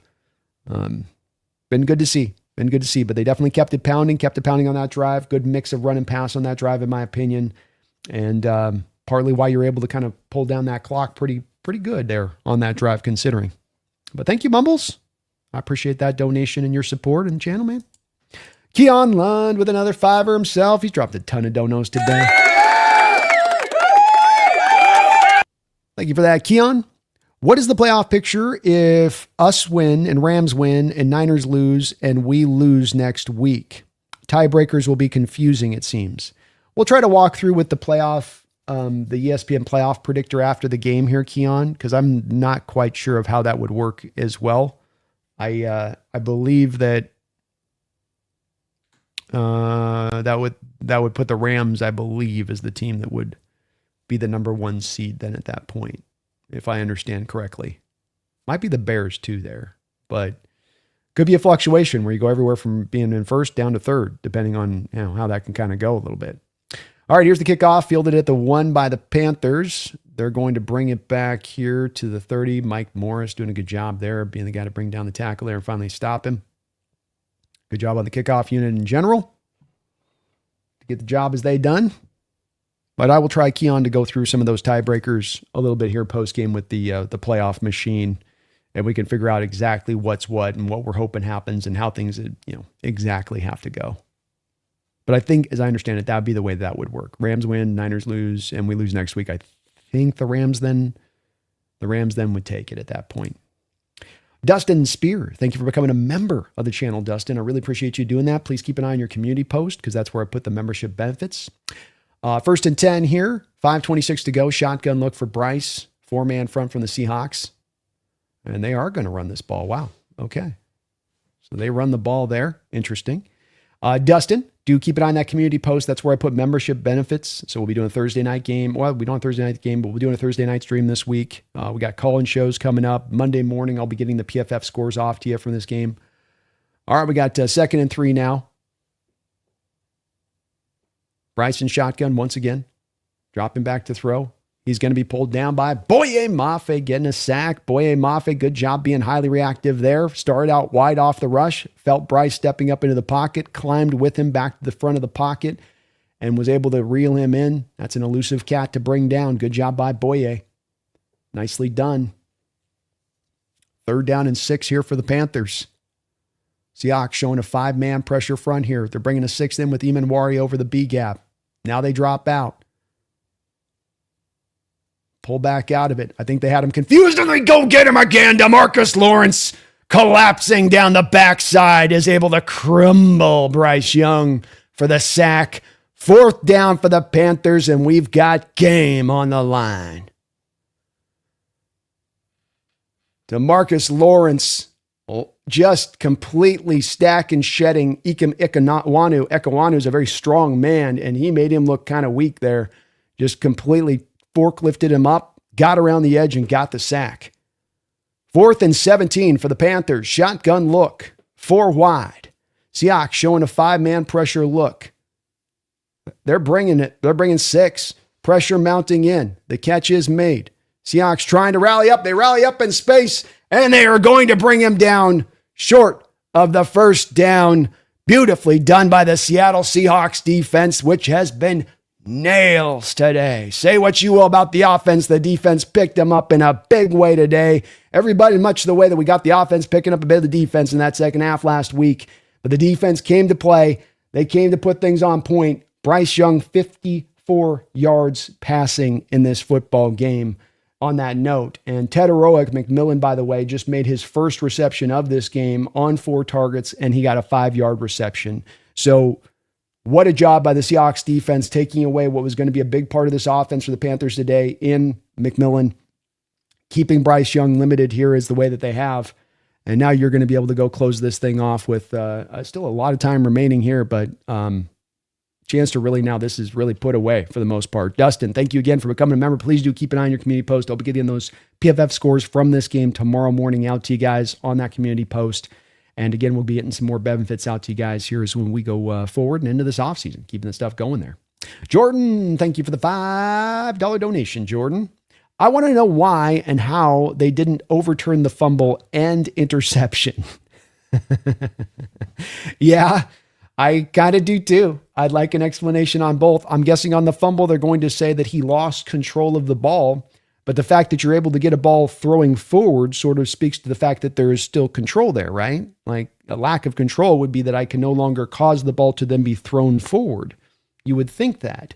But that's not their interpretation of it. Likewise, Mike Jackson looked like his foot was stepping out of bounds on the interception. Don't know what to make of that either there, Jordan. You know, don't know what to make of that either when it comes all down to it on that one for that side of it. So frustrating to me as well. I think the officiating in this game was kind of ass and kind of disappointing. At least they got that face mask call on JSN. Imagine if they'd missed that one on top of all of this day, and then you missed the JSN face mask on the previous for the second time of the day. By the way, JSN face mask for the second time of the day, they would have missed it there. Luckily, they didn't, and that was pretty big. But yeah, officials are a little bit tough today, Jordan. A little bit tough, a little wonky. Brandon Taylor, thank you for the $5 donation. Brandon, ref seems disappointed to have to give them that foul. These refs are ridiculous. It's been pretty dumb today. I've really been happy with the officiating throughout the course of this season, even in games we've lost. The Niner game, it was fine.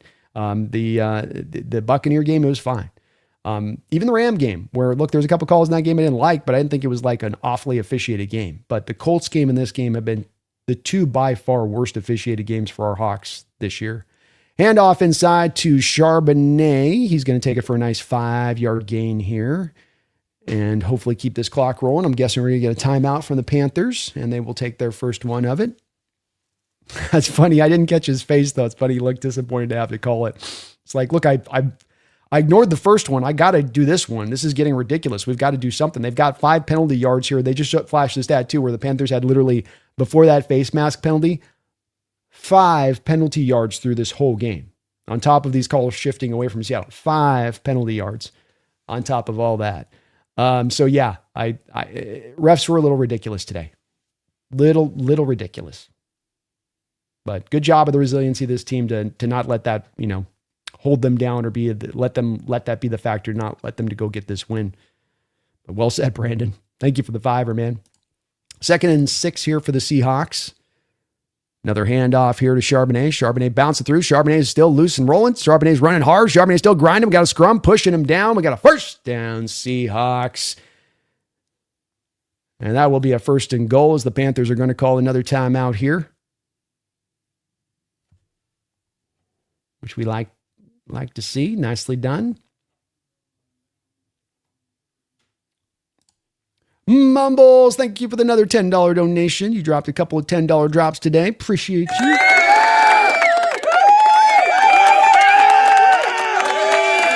Very kind of you, Mumbles. He says, what I hear when Jake tweets, Obviously, the environment is all salt. The ceilings is salt. The floor is salt. The walls are salt. And to an extent, the air is salt.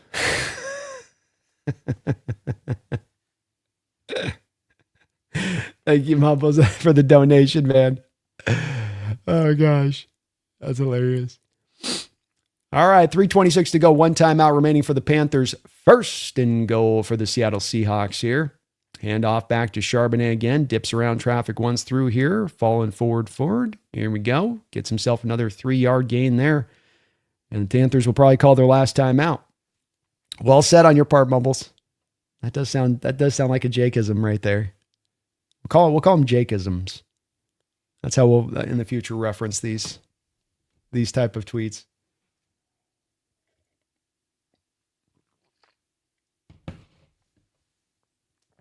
That is how we shall reference them. Holy hand grenade. Thank you for another $2 donation as well. It says, now imagine this defense with Max Crosby. Where's my Homer? My Homer Simpson, you know, where he does his, sees a donut. And he's like, I can't do my Homer. I used to be able to do that. Second down and goal here.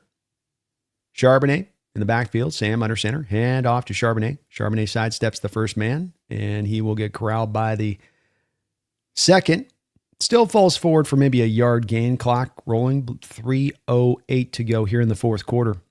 Crosby would be a sensational add to this defense, and one that I'm expecting them to make a run at him. I think there's going to be a lot of teams that are going to make a run at Crosby. And you can see in the Raiders, I think, in having him shut down as they have, that they're trying to make sure that they can preserve that trade value. Now, whether it's to Seattle or somewhere else, he's going to be moved. He will be moved.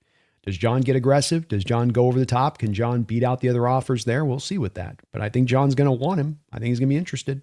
And you could see how that fit to this defense would be pretty incredible. Third down and goal. Hand off here to Charbonnet. Charbonnet fights through the first tackler, and then he bounces it on into the end zone for a touchdown, Seahawks. Charbonnet with his best game of the year on the ground. 18 carries, 110 yards, 6.1 yard per carry average, and 2 tutties. 2 tutties today from Charbonnet. Touchdowns in the red zone, at the goal line, fighting through the first tackler, doing a good job today, and it's been a commonality with him. Sometimes with Charbonnet, it's like the hole tells you to go here. It's like he's got the opposite of Walker, where Walker will be too indecisive sometimes, and too, I want to pick my whole thing. And Charbonnet will be too much of, I'm going to go to this hole and just go. And today, just done a good job at times of being willing to do a little sidestep, a little bit of utilization of the vision in order to free himself up to go and find that hole. He's had some good holes as well from the line. They've done as maybe as good a job this year as we've seen from the Seahawks offensive line at actually creating some. I mean, Zabel there, great block, man. He just took his guy in a ride. They maybe did their best job today too as far as run blocking, but it's been a combination deal of that and Charbonnet running with a lot of life and a lot of energy and a lot of intelligence in how he's running today, and just being a little bit more creative than we have typically always seen him go. It's been very good to see. Hand grenade Max in this defense would be pretty unbelievable. And we'll see if they make that run at him. It's going to be one of the intriguing storylines of this offseason. And if he does, boy, you talk about people dreaming about this defense becoming potentially an all-time type defense in the next year and their upside and where they could go and what they could be. How can you not? They got a Hawk fan with a red beard that looks like Sam Darnold in the audience wearing a 14 jersey. That's awesome. Looks like he could be Sam Darnold's older brother. Well, it was a rough game to start out. Scoreboard's going to make this look a whole lot better than it felt through a lot of this game. 27-10 Seahawks, 2:31 to go left in this football game. Got to figure that the Panthers probably just get the ball back and maybe even just see if they can just kind of run this thing out. Kickoff here is going to be brought back by the Panther returner here. Odd play there for them, and he gets it back to about the 13-yard line. Thank you, Hand Grenade Mumbles, Brandon Taylor, Jordan. Appreciate all your donations. Keon Lund, you guys are amazing. Thank you so much. Folks, if you get a chance today, as we're in here with well over 1,100 people in the chat, hit that like button if you get a chance. I would really, really appreciate it. It's a big deal. Helps this channel out considerably. And we're on the road here to 30,000 subscribers. You can help us get a little bit closer today by hitting that sub button. It's completely free. Doesn't cost you a thing just to hit that sub button, but it helps channels like mine out in a tremendous way when you do so. So please do sub up today. We're on the road to that 30,000. Hit that like button because that pushes this channel out to the algorithm with YouTube. And it's much appreciated. Much appreciated on that side of it. The Darnold guy's laughing because he just got a text from somebody who said, "You're on TV, man." That's awesome. That's awesome. He got a text from somebody saying they put you as a hell yeah, let's go. That's awesome. That's awesome. The fans over there celebrating because he's just got texted that they put him on the quad cam between him and Darnold. And they're like, look, looks like Sam Darnold's brother. And he's over there with this just beaming smile. That's hilarious. That's so funny. All right, 2:26 to go here. They are going to be under center here, and I think, yeah, you just hand the ball off at this point. If you're the Panthers, a little Riley Mills with the tackle there. Hey, man, there we got Riley Mills sighting. Huh? Why don't we take Byron Murphy off the field, too, at this time? Let's let Byron, I like Byron with a little resty. Can he get a little resty? Let's put Jaron out there. It's been a long year for our boy Byron. Maybe we give him a little bit of a blow. This will take us down to the 2-minute warning, 2nd and 7.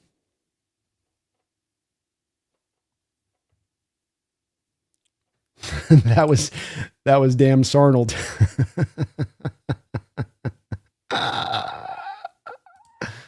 Indeed. Good on him, man. I'd get a jersey too if I was a ginger like that kind of look like a quarterback and it's my team. I'd be doing the same thing. That's cool. That's cool. Slowby one. Thank you for the $2 donation. You going to be doing the Niners game tonight? Is it tonight? When's the game at? This evening. Probably not, just because I probably am going to be, who are the Niners playing? They're playing Chicago. Maybe. It depends on how long the post game goes on that one, Slowby, because it's really just the wrap-up video I got to do that ends up, that's the thing that ends up adding the 5 hours on the night. So it's like if you've been streaming for 10 straight hours and then trying to go and put the wrap-up video to game, my brain starts to go,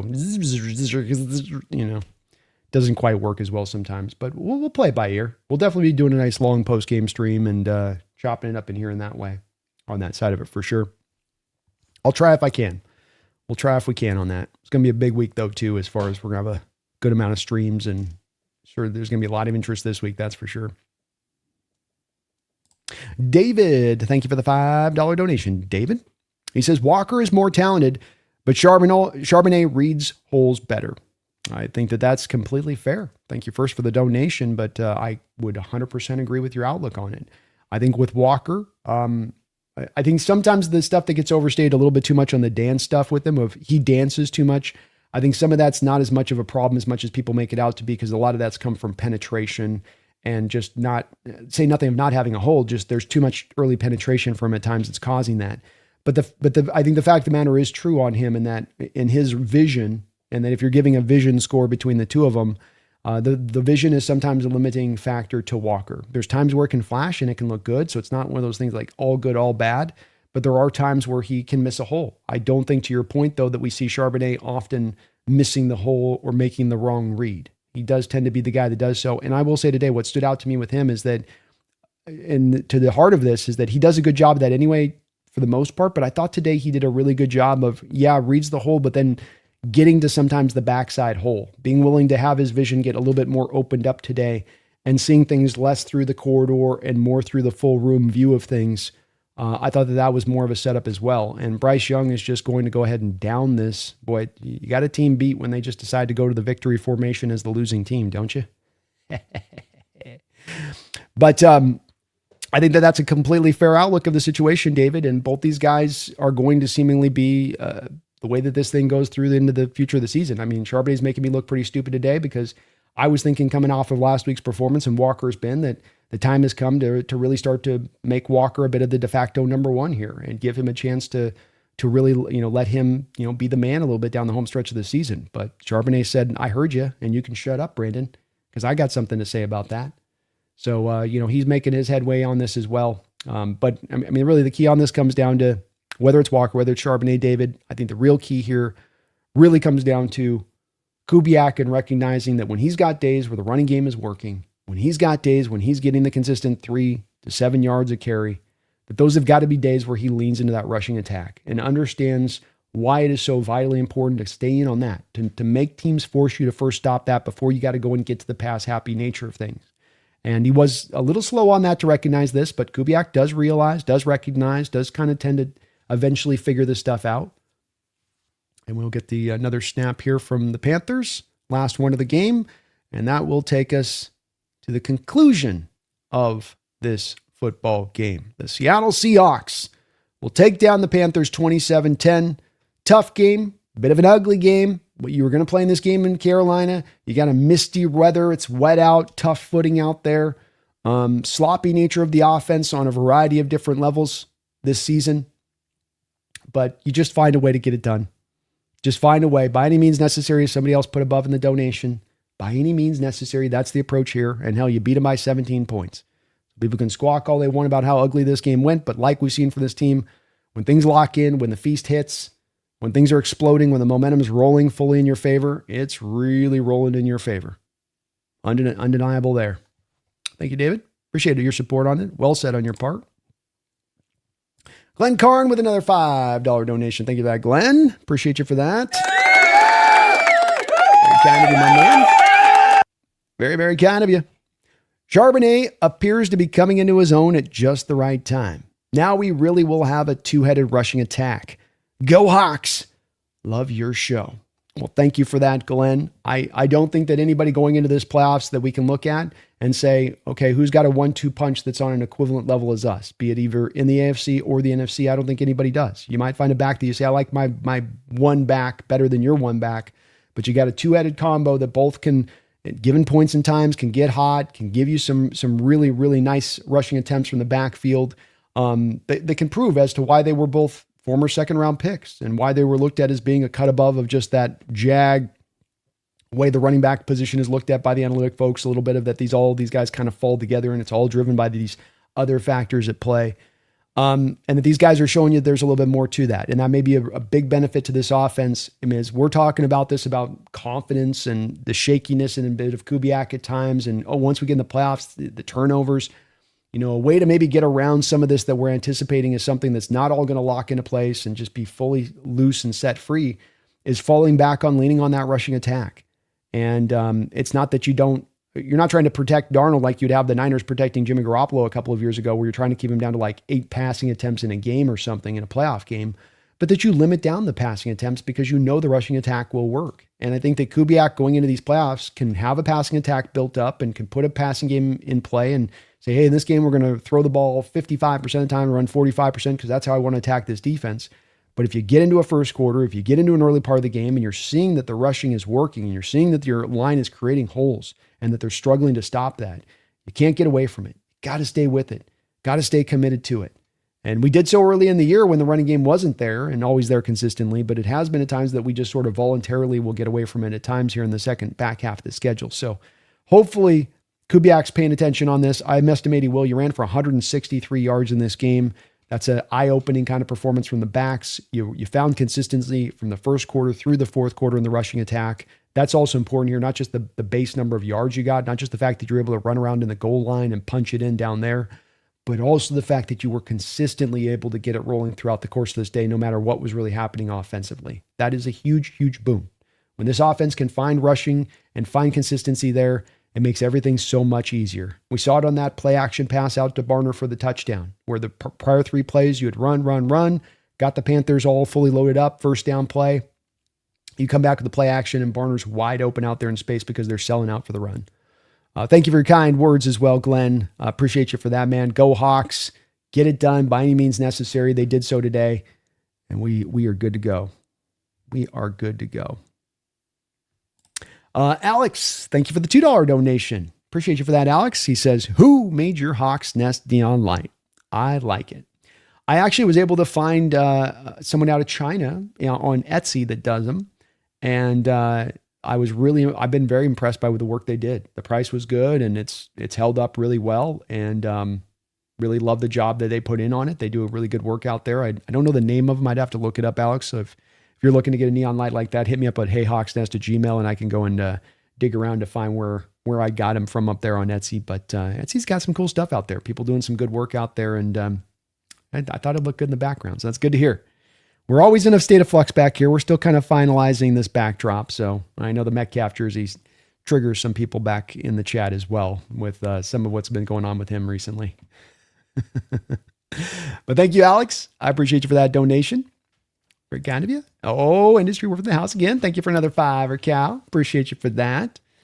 She says, go Hawks. Let's hype these videos and like and subscribe because it's free and it's fun. Indeed. Please do. And thank you for that reminder on that. Hit that like button in here. I know it's something I ask for a lot, but it is something that helps this channel out a lot because it tells YouTube, hey, you want to be pointing people to these videos. We got people looking for post-game discussion right now for Seattle Seahawks coverage. You can point them in the good direction of our way right here, right now by hitting that like button. And as she said, sub up. It's free. And yeah, it's fun. It's fun. It brings good luck your way. Little known fact. Also brings good luck. Brings good karma your way. Thank you, Industry. Brent, thank you for the $5 donation, Brent. Very kind of you for all your support today as well. It says, we keep the faith. We turn it over. It's sort of our thing. But wait, let me read this right. We keep that faith. We turn it over. It's sort of our thing. But so do winning, baby. Thank you for the defense. Hoping for the best for sweet boy Shaheed. Yeah, hopefully Shaheed's okay. Walking off the field like that's always a little bit of a scary moment there. And certainly you're going to need this guy coming back for the San Francisco 49ers as you didn't have him last time you played them. So going to be a very interesting situation to monitor with Rashid if he can come back off this. And hopefully with it not being a short week, that could be the case. We shall see with him. He said he was okay when he's walking off the field. He didn't seem too out of sorts, but they did walk him very quickly on and got him off the field. So hopefully for the best for him, man. And we do keep the faith here, and we do find a way to win. And as a team that's going to be a great team or an elite team, winning and beating teams down and beating teams up is certainly what you'll see at times. But then it's also just finding the way. And that's also championship DNA, is good teams find a way to win. Bad teams find a way to lose. Teams not ready to be contenders or to be elite, find a way to lose. And say what you will about this team and rough starts and inconsistency and feast and famine. They do not fall to that. They do not fall into that trap, so to speak. That is not what you can say is a part of what they, it's not how they're built. Just find the way to win, Brent. Find a way to win. 13 wins for your Seattle Seahawks. A chance to set a franchise record with wins next week over the Niners. The number 1 seed right there in the crosshairs, right there to be taken now. Can this team do it? This is going to be a fun week. I'll tell you what, Mumbles. Or Brent, this is going to be a fun week. Fun week. But Shaheed, get back. Get back as soon as possible. Mumbles, thank you for the $5 donation, Mumbles. Very kind of you. Mike's Mobsters stuck up the Panthers and kept pounding them. Such grit playing against 2 teams, the Vegas Bookies and the Panthers. Insane. Go Hawks. Yeah, you were definitely dealing with some stuff in this game as far as that officiating goes. That was, boy, that was rough in that first half especially. Man, it was just not good. But shout out to the defense in this game. Bryce Young, 14 of 24, 54 yards. I don't know if there's a starting quarterback throughout this whole NFL season that's going to have less passing yards playing 4 full quarters of football than Bryce Young just had. So, you came back defensively after that performance last week, and you're like, that's not good enough. That's not who we are. That's not what we put on tape throughout the course of this year. And yeah, the Panther offense is nowhere near the challenge of what you had to deal with the Rams and what they put out there offensively. But at the same point in time, it's also a Panther team that hung 30 points or something like that up on that Rams team. And when the Rams had to play them in their house. So, it's impressive performance defensively. It's also important. It's impressive because of the fact that, the offense was struggling so much. And it has been a real key attribute of this defense throughout the course of this season that whatever happens offensively, short fields, touchdowns given up, putting our back against the wall, 3 and outs over and over and over again, so many dud drives that end up making time of possession a challenge to maintain because your offense just isn't finding any sort of kind of consistency.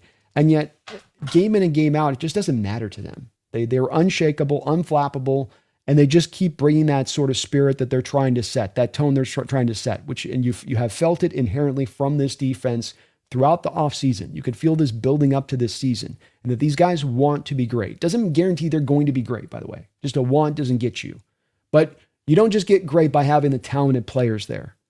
You get great by having this assembly of talent along with the true full buy-in of spirit, along with the vets and the stars on your team that are the vets being the leaders on your team in addition to it, and that they're able to get everybody pointed in the same direction of recognizing the possibility of what you can do if everybody is engaged, if everybody's connected, if everybody is truly in pursuit of the dream in full in that buy-in. And I think that when you go locker room by locker room throughout the course of the NFL season, there's a lot of locker rooms where you're going to get, we got 70% of that. 70% of our locker rooms like that. 40% of our locker rooms like that. But maybe the other 60%, guys just kind of clocking in. Guys just kind of, I'm here to do my job and make my pay. And just like any job, I'm just in here doing my job. And so I think you've gotten a little bit more from this defense, especially in what they're recognizing of what they could capture here if they can get that connectiveness. And today showed you that. Holding the guy to 54 yards passing in his house on a day where he's going to have to throw a little bit. Very, very impressive. But they overcame, and that's one of the hallmarks of this team this year, Mumbles, is that they do overcome. Thank you, man. Appreciate all of your support today. You are kind as ever on this channel, Mumbles, as well as being a member of the channel. Mr. Chewy, thank you for the $5 donation, Mr. Chewy. K9 and Sharp are equally as good. Just different defenses struggle with speed or power, in my opinion. Let's beat the Winers next weekend. Let's beat the Winers next weekend. And you go back, Mr. Chewy, to the first time you played the Niners, to your point. They did a good job of stopping your run by and large. You got a little pass happy in that game, a little too much of the shotgun stuff from Darnold for my taste in that game. But we did have the one drive. We got the touchdown that game, and that was the drive that Fred Warner was out, and you really ran with Charbonnet on that drive. So a little bit of going back. And sometimes it's a hot hand thing, like you say, Mr. Chewy. I think it's a good point. Sometimes it's just the type of defense you're playing. You know, is this a defense this week that's going to struggle a little bit to tackle? Is this a defense that's maybe not as quick, and a guy like Walker that can just get up to speed so fast, they're going to struggle with? You know, do you get a little bit of the both accounts there? And I think that they do have different styles. And to your point, the different styles can do more damage against certain opponents differently. And that's the benefit of having two guys that kind of are different in how they go about their business there. Great point on your part. Let's beat the Winers next week. Let's beat this Niner team, man. Let's complete this process. You've just put in one of your greatest all-time seasons. You have grinded and fought through these games. You have overcome. You have just found a way. You have stacked win after win after win after win, right? Just keep putting them up, putting them up, putting them up. Finish the process now. Finish the process. You have home field advance throughout the playoffs. 2 wins at home. You're going to the Super Bowl. 3 wins then after that game, you've won the Super Bowl. Win next week, all you've got to do is go 3-0 and you've got a Super Bowl. That's all you got to do. That's all you got to do. I know it ain't going to be easy, but just say, man, we're this close at this point. But you know they'll have that sense of urgency this week, Mr. Chewy. You know that they're going to be engaged and locked in and understand what's at stake here. And hopefully they're ready to roll. And hopefully it can be a nice little advantage for us on this one. You got the Niners playing later in this day. Like they're playing in the evening time. I'm going to guess that game's going to get flexed out next week. I'm guessing it will eventually become prime time. But I am looking forward to that game next week. Boy, is it going to be very interesting to see how this one plays out, Mr. Chewy. But well said on your part, man. Let's get them next week. Let's get this handled. Let's get this taken care of. 12 for life. Go Hawks. Thank you for 20 months as a Hawks Nest member. Appreciate you for that. Sunday night football for the number 1 seed. Here we come. Let's have it go 12s. Go Hawks. Go Hawks, man. Go Hawks. And doesn't get better than this, does it? Took down a rival last week. Took down one of those folks that's had our numbers, one of those bullies that just always seems to take our lunch money. We got another one coming up next week. We got another one in Shanahan that's by and large had our number since he's arrived there in San Francisco. Can you finally say, no, we're not giving you lunch money this week. I'm going to get to eat my burger and fries this week. I'm going to get to have my chicken strips this week. You're not going to get my chicken strips. It's not going to happen. Let's go, 12. Let's go. Randall McDaniel, thank you for the $2 donation. Great to see you in the house, brother. 17-point win on the road. I'll take that. I'll take that as well. Bottom line on that, you can't shake a stick at it. And is there going to be people a little frustrated with certain parts of this team coming at it? Sure. Is there going to be people talking a little bit as they did my chat during out and saying, look, the confidence is not going to be like emboldened to the nth degree going into the playoffs with where this offense is playing and how they're executing. I think that's fair. But at the end of the day, 17-point lead. At the end of the day, 13 wins. At the end of the day, the first round bye right there in your sight lines. That's all you can ask for. That's all you can ask for your team to be in this position at this time of year. It almost doesn't get better unless you're trying to operate from the standpoint of, we should be undefeated and we should be amazing on the offense and amazing on the defense at all times and amazing on special teams at all time. You can want that, but it doesn't ever really work that way, even for the great teams. And just got to ride through the ups and downs, got to maintain the view of the vision at play of what you're trying to accomplish and where you're trying to get. And this team's done a good job of that. It's never going to be perfect, but bam, it's been pretty damn good. 13-3. It's been pretty good. Pretty good. Marty McFly, thank you for the $5 donation. Marty, Rams lost to this team by 3. We beat this team by 3 scores, and people will still find excuses for the Rams.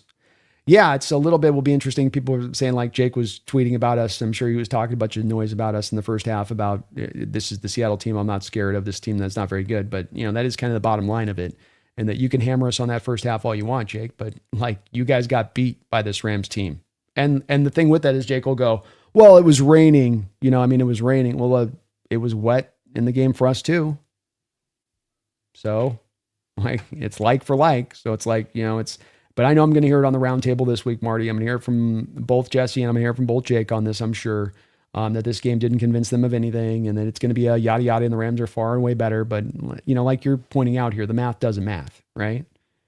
If you're that good, if the way you're establishing this Rams team of being that good, if they're not only far and away one of the 2 best teams in the NFL, but they're far and away better than us as a second place team in the NFL, well, then you shouldn't then lose to that team, right? That same team that we beat by 3 scores. But then there's not going to be any owning of that by Rams fans or content creators or any of that. I'm sure we're just going to hear about Sam threw an interception and Sam had a fumble, and so Sam sucks. That'll be probably the general narrative I'll hear at the round table. But I'm used to it at this point, so it's kind of like you just get me shrugging, Thank you, Marty. Appreciate the donation. Well said on your part. Randall with another $2 donation. Says, run game hitting at the right time. Playoff football. If it can run like this today, you can get caught up a little bit on the passing attack, but if the running game can be counted on to run for 150 a game going into a playoff game, that is going to be a huge boon to this offense and a huge boon to the passing offense with it. Because you'll be able to maintain balance. You'll get yourself into more of those third and makeable type situations. Today, third down efficiency is 9 of 16 today. This is one of the better games we've had all year long with the third down efficiency. And so that comes about today on 9 of 16 on third down efficiency because of the fact that you're running the ball and maintaining consistency and running the ball on early downs. You're getting yourself into the third and makeables. I would be very surprised if we were anything outside of on average 3rd and 3, 3rd and 4 today on the down and distance situations as far as that third down goes. That's the big thing that keeps this offense moving up the field is getting yourself into those makeable situations. And the run game helps to make that happen. When it's getting even those I get caught up on it a little bit, Randall, but it's like I kept getting caught up at times on that first down run for 3 yards and going, yes, good, here we go. Because I can come back now on second down and go get 3 yards and I'm in a 3rd and 4. And 3rd and 4 is the bread and butter of this West Coast offense and getting those kind of conversions. There's a stack this thick in the playbook of going and getting 4-yard plays. And that's why it is so key to make sure you're getting those wins on early downs because it's not necessarily a big shoot it down the field type of offense in general terms. It's more of a peck at you kind of offense, more of a we'll be patient and work our way up the field kind of offense. And you need the running game being effective to do that. It's hard to do that when it's been as ineffective at times as it's been this season throughout. That's playoff football, Randall. You get in the playoffs, you get into the winter months, the inclement weather, the hard to throw conditions like today, this a little bit even down in the South, wintry conditions and how hard that made for both teams to throw the ball. Did Bryce Young only throw for 46 yards or something like that today? Yeah. Was it some of that though also driven 54 yards, but it was also some of that driven by the fact that it's tough conditions to throw in. The receivers couldn't make precise breaks to create separation on the routes. Yeah, this is what happens in the playoffs too. Playoff football can be a different brand of football, especially a different brand of football from September football.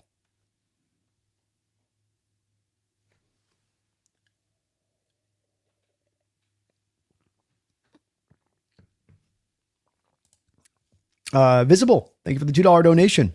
When did a heel become a second foot down? Confused. Oh, I see. You're talking about the Mike Jackson interception. Yeah, I don't think Mike Macdonald understood that call either on that one, Visible. I don't have a good explanation for that as well. We think about football, and when we watch football games and what we come to expect and see on plays, when I have an offensive player or defender that's stepping on the line like this, and here's the white line, right? And your toe's stepping, here's your toe, and your toe's like this, and they can freeze the frame and the toe is over the white. On the second foot you're bringing down to have inbounds, that's incomplete. Every other time I see this called, it's always incomplete. So to your point, I never have heard of this. Well, if he brings down a heel first and then taps down like that, which I don't think that that's what the replay actually ended up showing. I'm sure that that's probably what they tried as an explanation, because you have to make that explanation, because otherwise, how do you explain the toe in the out of bounds and allowing it to be a reception, an interception? So I'm with you as well on the confusion with that. The NFL week by week on this type of stuff, just over and over again, just does not do a good job of, on these calls, maintaining consistency. And it's part of what drives me crazy about the rule book and how they need to streamline it, is there's just too much of an arbitrary nature. There's too much of a, well, this officiating crew is going to call it this way, that officiating crew is going to call it this way. Nobody's quite sure about what's what when it comes down to the exact details of what makes this or what makes that.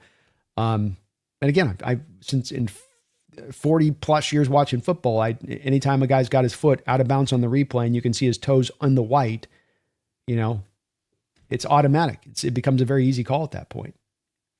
But I guess not for them. Visible, thank you again for another $2 donation. He says, DeMarcus Lawrence at 33 is a freaking monster still. Still a monster, man. 6 tackles, 3 solos, 1 sack, a tackle for loss, a quarterback hit, and oh yeah, by the way, a punch out on the fumble that he also recovered. DeMarcus Lawrence has had a couple of tremendous games this year for us, but he is a consistent force off the edge. And what you love about him is he's great in this rotation, but he's also just a great all-around player. He'll give you some pressure. He will be really strong against the run. He'll set a hard edge. He's a really perfect fit for this defense. And he's a guy that's one of those guys, lead dogs at the front of this, who's saying, look, we can go be great. I don't have a lot of time left in my NFL mortality. My career's winding down. I'm losing opportunities. I got stuck on the Cowboys for a decade, not winning jack. I want to go win. I want to go be a champion. You can feel it in his hunger. You can feel it in his, Leonard Williams the same way. These guys just hustle. You'll see him on a bubble screen, him or Leonard Williams, and just hauling their ass off to get out there on a bubble screen. On a play where they don't have really much of a chance of going and making the tackle, but the effort's there every play with these guys, not just elder players. And I point this out a couple times too, and that it's so impressive because these are guys that have already got the money in the bank. You got tens of millions of dollars in the bank. You've solidified your great career. You could just go out there and flash your tackle for losses and go get your sacks and make a play here, make a play there, and still just kind of tap off the end of your career and be fine. These guys are running around hungry like first-year players that are trying to earn their way onto a roster with the level of effort and energy that they're putting out on the football field. And if you don't think that that's going to be something that catches the eye of the younger players who haven't earned that money, who haven't gotten that big payday, going, oh, well, those guys are working like that? How can you not then as a younger player? How can you not see that as the standard, as the example to follow? He is a monster, Visible. Absolute monster. Hand Grenade, thank you for another $5 donation. All your support today, Hand Grenade, as well as being a member of the channel. Appreciate you. If the Bears win, do the Niners sit main players for week 18 because they will be out of the number 1 seed, and it's just us and Bears for fight for number 1? It's a good question, Hand Grenade. I thought that this would have maybe have impacted a little bit of the Panthers' approach in this game in how much they played their guys and were they going to be as aggressive in really trying to go for this win in a major way, because it didn't really factor into mattering at the bottom line of this, because the fact that the Tampa Bay game, if Tampa Bay won even this week, was going to be really what was going to drive the card on this when it was all said and done. Didn't turn out to be the case for the Panthers. Now, the 49ers are probably a horse of another color when it comes to this.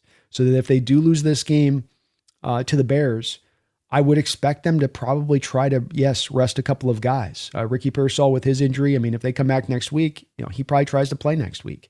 But if you do lose this week against the Bears, probably tries to rest him. And I would think that if you're the 49ers, given you're so lean, given you have so many injuries already, it doesn't make sense to you to have that week 18 game where you're going for broke and you're playing all your guys and you have to go play the next week on the road in the playoffs. and to burn those guys out just for the sake of trying to sort of take us off the number 1 seed to then go and give it to the Rams. I mean, I can't see that that's going to be the Niners' approach at that point. I don't think that means arrest everybody. Doesn't mean it's not going to still be a somewhat tough game, but even resting just a couple of guys with that roster as reduced as it is due to injuries would be certainly a difference-making aspect to us getting the win at that point, you would think, right? Hand grenade. Like hard to find much anything but ultimate confidence at that point if it rolls this fashion. Good point on that. Something to watch for in this Niner game against this Bears this evening. Be right back, folks. 1 second.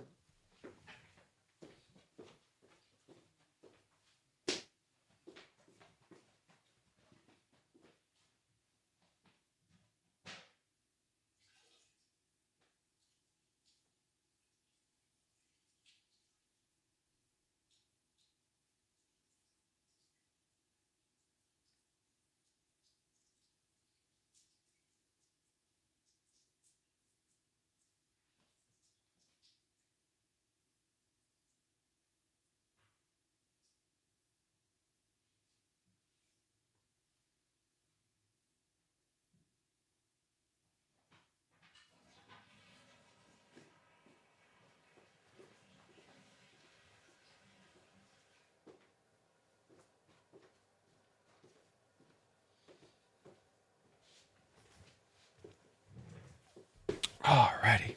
Appreciate you, hand grenade. Mungles, thank you for the $2 donation. Mungles? Kenny McIntosh would have been special this year.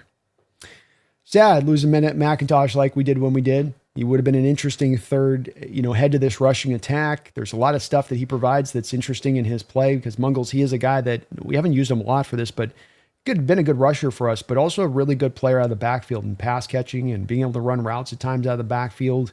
Could have been very dynamic in that way. And so tough that you did lose him as you did. I think that definitely has hurt a little bit. At least good that we've been able to maintain the health of Walker and Charbonnet so that the position hasn't really gone like hugely backwards in how you're able to roll out the guys you have rolled out. But hopefully McIntosh can bounce back fast. Not bounce back fast, but bounce back next year and be ready to be part of this rotation at that point. And if you're not keeping Walker, he might be very well the number 2 guy in the rotation when it's said. Randall McDaniel, thank you for the $2 donation, Randall. Maybe an off-season topic. Would we trade Cross? Well, we're of like mind in so many ways, Randall, as this has been something that has started to kind of creep into my thinking and wondering a little bit in regards to this.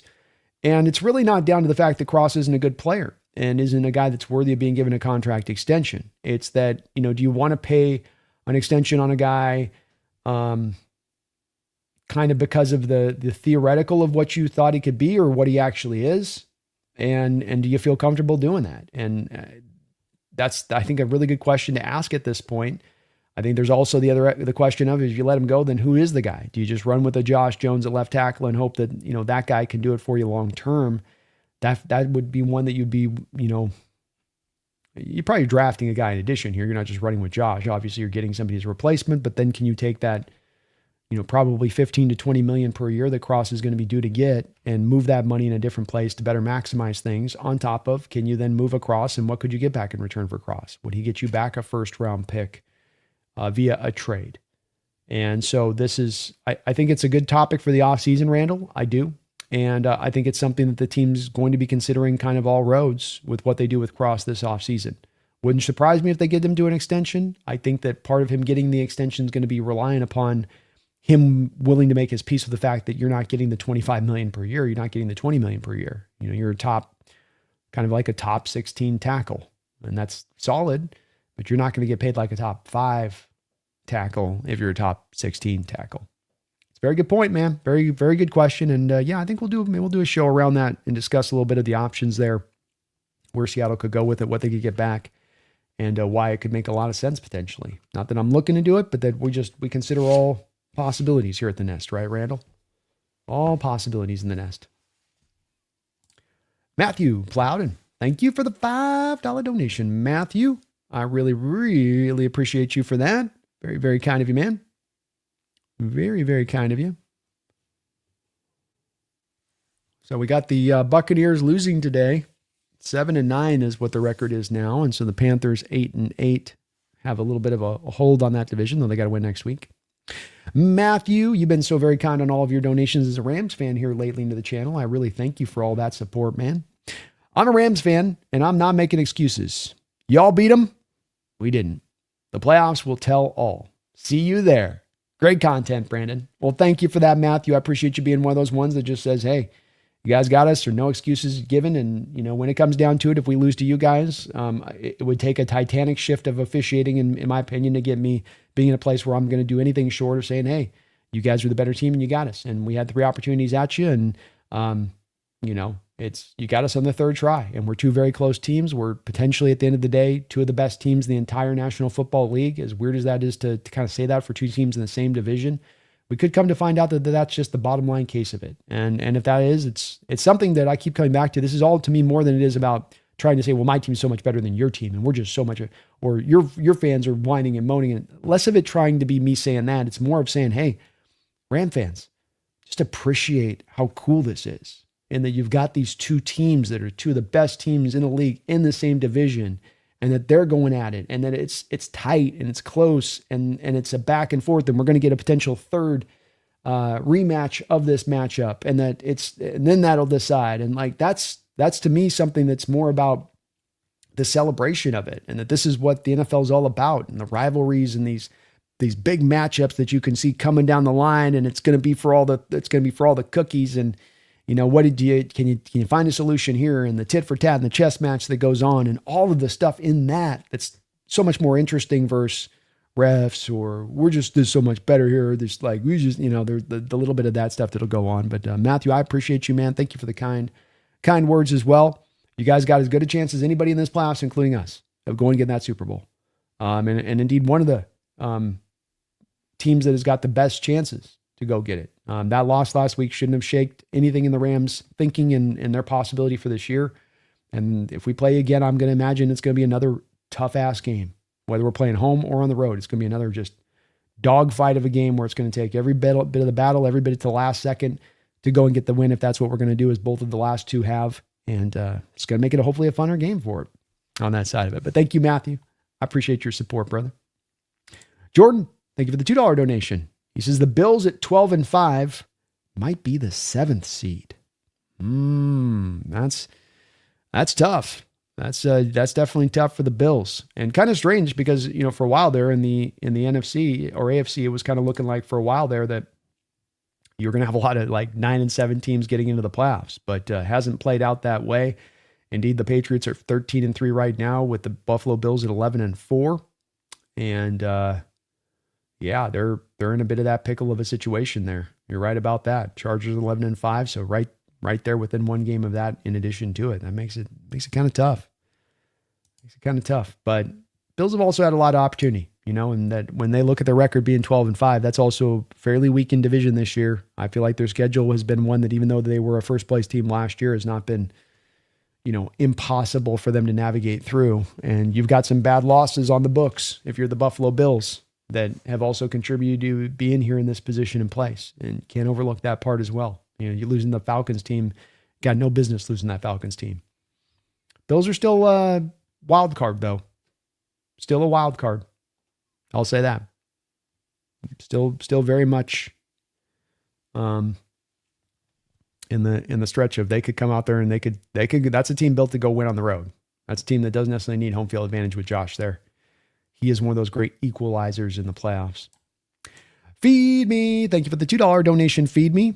75% of Ram fans think the refs helped us win this game. Yeah, you're going to have to walk me through, if you're a Ram fan, on how that works. Like it's if you're looking at that game as a Ram fan and you're saying, oh, Hawks were gifted that one by the officials, like you are slanted to the nth degree. There was no help from the officials. We got 1 call that went in our favor in this game. 1 call. And that was the face mask on JSN.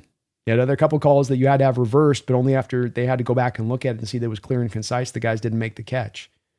And even on some of those replays, they still came away not making the call that you thought that they would make in that moment. So I'm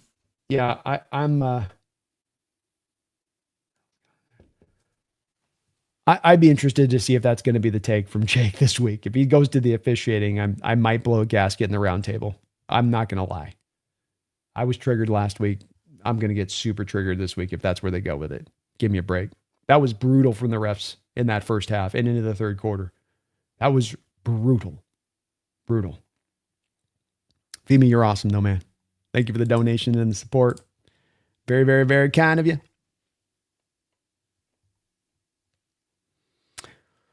Stefan says, why the F are people talking about replacing Sam? He's our future. I don't know. It's a little bit of what I was seeing with like firing Kubiak in this game that got brought up too. And I think that in the emotions of in the moment of game day with people, and we're all victim to the emotions of game day. We love the team. We want the team to do good. They frustrate you. You get frustrated. You get pissed. You start just saying some stuff. Sometimes it just feels good to say it. You don't necessarily mean it.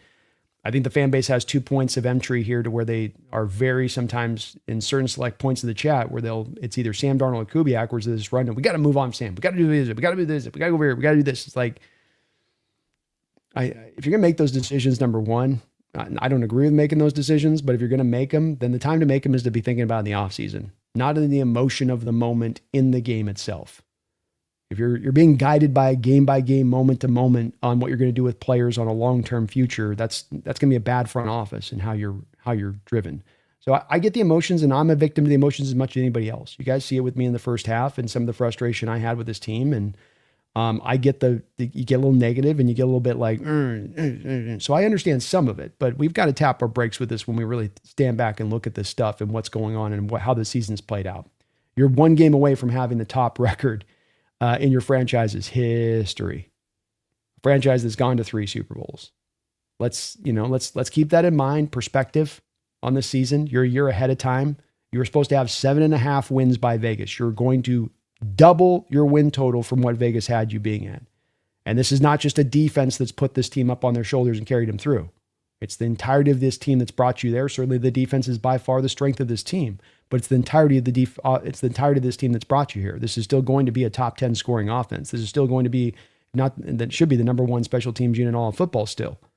So it's all of those factors that get you to the 13 wins. It isn't just the defense is amazing and great and unbelievable and they're just carrying everybody, which has to be a bit of the thinking if you're talking about, well, we got to fire this guy. We got to let go of this quarterback.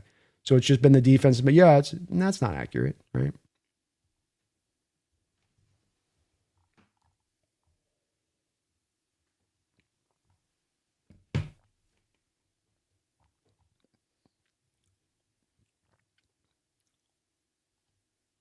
Kevin O'Connell says the offense is so fire, they don't need to start until the third quarter. Big facts. Don't have me regardless of the running backs. We need to block better in the run game. We do. I think that was an improvement today, don't? I think they did do a better job today at getting some holes and getting some actual, felt like there was actually some movement on the line today. Certainly less of the penetration. Shoulder Devil. Kubiak never gave up on the run this year to set us up for the playoffs. Hopefully it can pay off in that way. Like you say, you want a great running team in the playoffs. It doesn't come there because you're a passing team throughout the year and you're like, oh, let's just decide to run now. It comes there because you've been working on it. You've been hammering it. You've been chiseling away on it like a sculptor, just chiseling away, a little bit here, a little bit here, a little bit here. Eventually you break away all those useless bits and you really refine it down. And hopefully they can get there with the running game as we get in the playoffs this year. He says, I wish the Hawks could play Arizona or a bottom of the barrel defense to end the season. That would have been nice. Quinn says, I don't want to trade him. Having Jones and Cross makes us so much more resilient to failure. Only way I trade him is if the deal is awful otherwise. Understandable. And I'm definitely not in favor of saying we do it. Just it's a more of a point of discussion about the right approach there. And if we are going to sign Cross, what do you want to pay him at that point? What is potentially out there as far as maybe what somebody could offer you, a little bit. Mile High, Hawks Nets, let's up and go. Broncos Seahawks Super Bowl rematch, Mile High. Just saying. Just saying.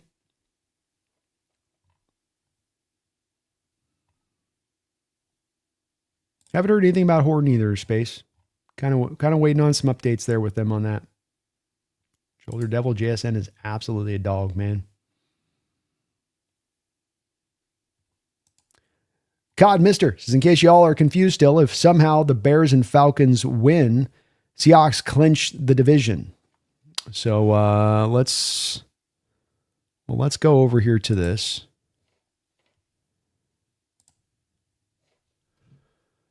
And let's go to the old playoff machine. So, if, according to him, in case you missed it, if the Bears wins, we got the Bears beating them. But then, of course, too, we need then the Rams to lose to the Falcons.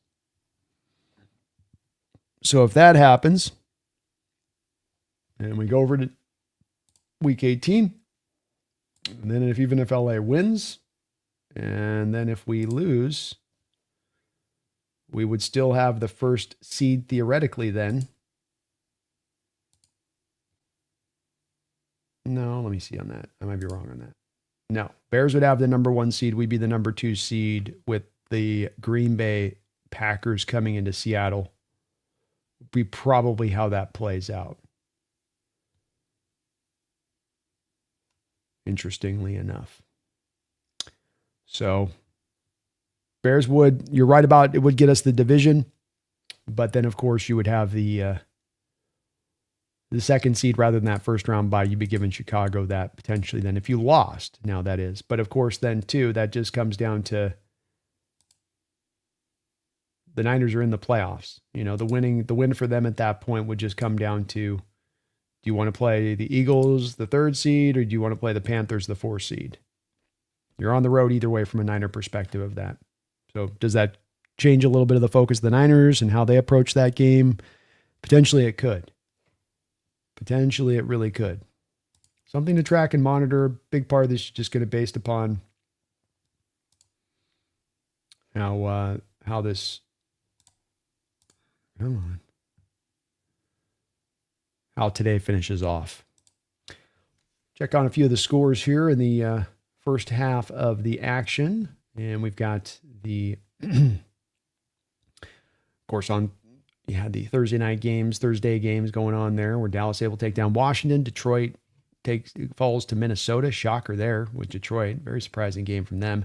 Denver able to outlast Kansas City 2013 with no Mahomes. We've got on Saturday, Houston was able to beat the Chargers. Baltimore was able to take down the Packers. Derrick Henry running crazy, 216 yards. You've got today, the Cincinnati Bengals took down the Cardinals 37-14.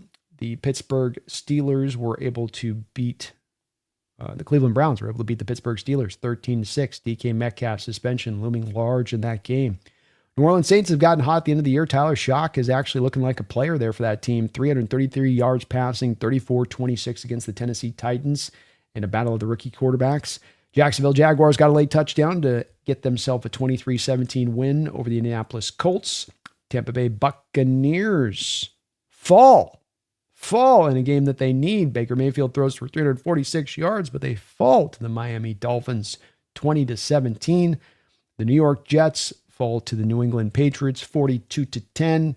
And of course, our Hawks got themselves the 27-10 win. So good stuff. Good stuff here. Happy with these results today. Tell you what. Now we just need the Niners to lose and this day to just finish off just right. That's not the game I'm looking to grab here.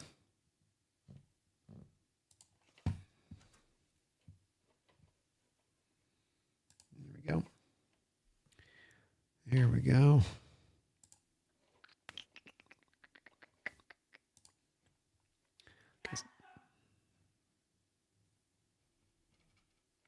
Matthew again with another $5. Thank you for that, Matthew. Very kind of you, man, for all of your support. If we lose in the playoffs, I'll pull for y'all to win the Super Bowl. One of us has got to win it in the Niner house. I hate the Niners. Jesse's awesome, though. Jesse is indeed awesome. I'm looking forward to being able to do the Behind Enemy Line session with him this week. He does great work and just fun to work with out there on the round table, of course. And that would be cool, man. One of our two teams to hoist that trophy in that stadium. You talk about a bitter pill for the San Francisco fan base to have to swallow. You know, you just lifting of the Lombardi, the Levi sign in the background as you're lifting the Lombardi, the confetti flying around, our team fan colors in the stadium in the background, no red. Ooh, that'd be a tough one for them to have to watch. That's for sure. I'd love to see it happen, man. How about one of us two win it? Why not one of us two? We've been two of the best teams in the NFL this year. Why not us? Why shouldn't we be one of the two teams when it's all said and done to go out there and go grab that thing? Go grab that thing. Thank you, though, Matthew. Appreciate you. And hopefully it is one of the two of us, man. I think if the Super Bowl is about that team being determined and that, look, playoffs can be weird and not always the best team is going to go out there and get the win, but you've been one of those two best teams throughout the course of the year and earn that right to be there and earn that right to go and really take that, then that's how you'd like to see it play out like that. It's always fun to see the underdogs come up, get hot at the end of the year here and there as it can happen, but it's also a little bit like you go, man, they just kind of snuck one out there, like Patriots go undefeated and the Giants come in and just kind of get hot at the end of the year and sort of sneak that Super Bowl out on them, Now, props to the Giants. They took it, but you kind of like a little bit when you get that opportunity to really feel like you've earned it throughout a bit. Samuel Swanson, thank you for the $2 donation. He says, fire who now? Fire who? Shaking my head. Go Hawks. Samuel was pointing out a little bit of what I was just talking about a second ago in that highly reactive nature and that let the emotions run wild on game day. It's going to do for all of us. And I'm never going to tell a fan how to fan. And if you being a fan is that you've got to say, I fire this guy, fire that guy. It's a little bit of a relief valve pressure thing where it's just like the valve's whistling, It's like, I gotta relieve some of the pressure. We got to cut Sam. We got to trade Sam.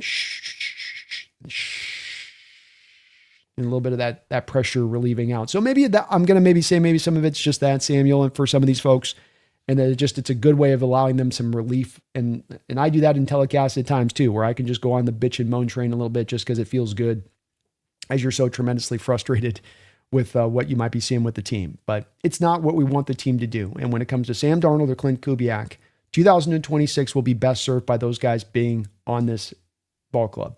People are talking about Burrow or they're talking about this, Lamar. That's not the way here. The way is to run this back in the same fashion, to have another year of Clint Kubiak, to continue to top off the offense, to not be eating $80 million of dead money. Now, for the folks that are just on this jump fire thing, it's like, I wonder, what was your expectations this year? You're the point of we got to let Sam go and let Kubiak go. Like, what did you think this year was going to be? You're at 13 wins. You have the chance to go get 14 wins next week. They played good football. You got top 10 scoring offense. You weren't a top 10 scoring offense last year. Sam didn't inherit that. He didn't inherit a great offensive line. Of the $80 million of dead money that you're eating right now, about $60 million of that dead money is going to the offense, going to players that are costing this team that no longer are on the offense. Now, all these things got to be a little bit of a factor at play in considering some of the inconsistency in the offense. It's not to then say that you can say, hey, I've got some issues with how loose Sam is with the ball. Hey, I've got some issues with how Clint Kubiak calls a game at times. I think you can have those, but just don't get to the point of overstating it. Kind of to Sam's point on this, keeping it in a realistic place, which is that this has been a mighty successful year, and not just defensively and not just special teams, but the team as a whole. And the offense, even with the inconsistency on some of the back half of the schedule we've seen, even with some of the slow starts that we've seen, the offense has overperformed versus where anyone would have thought that they would have been at going into this season. They have vastly overperformed. And that perspective is very important to maintain here because we don't want to overstate this. And sometimes you're right, Samuel gets a little bit overstated there in the chat when the emotions are kind of running wild there. Mumbles with another $10 donation. Thank you for all of your support today. Mumbles, wow, that's kind of you.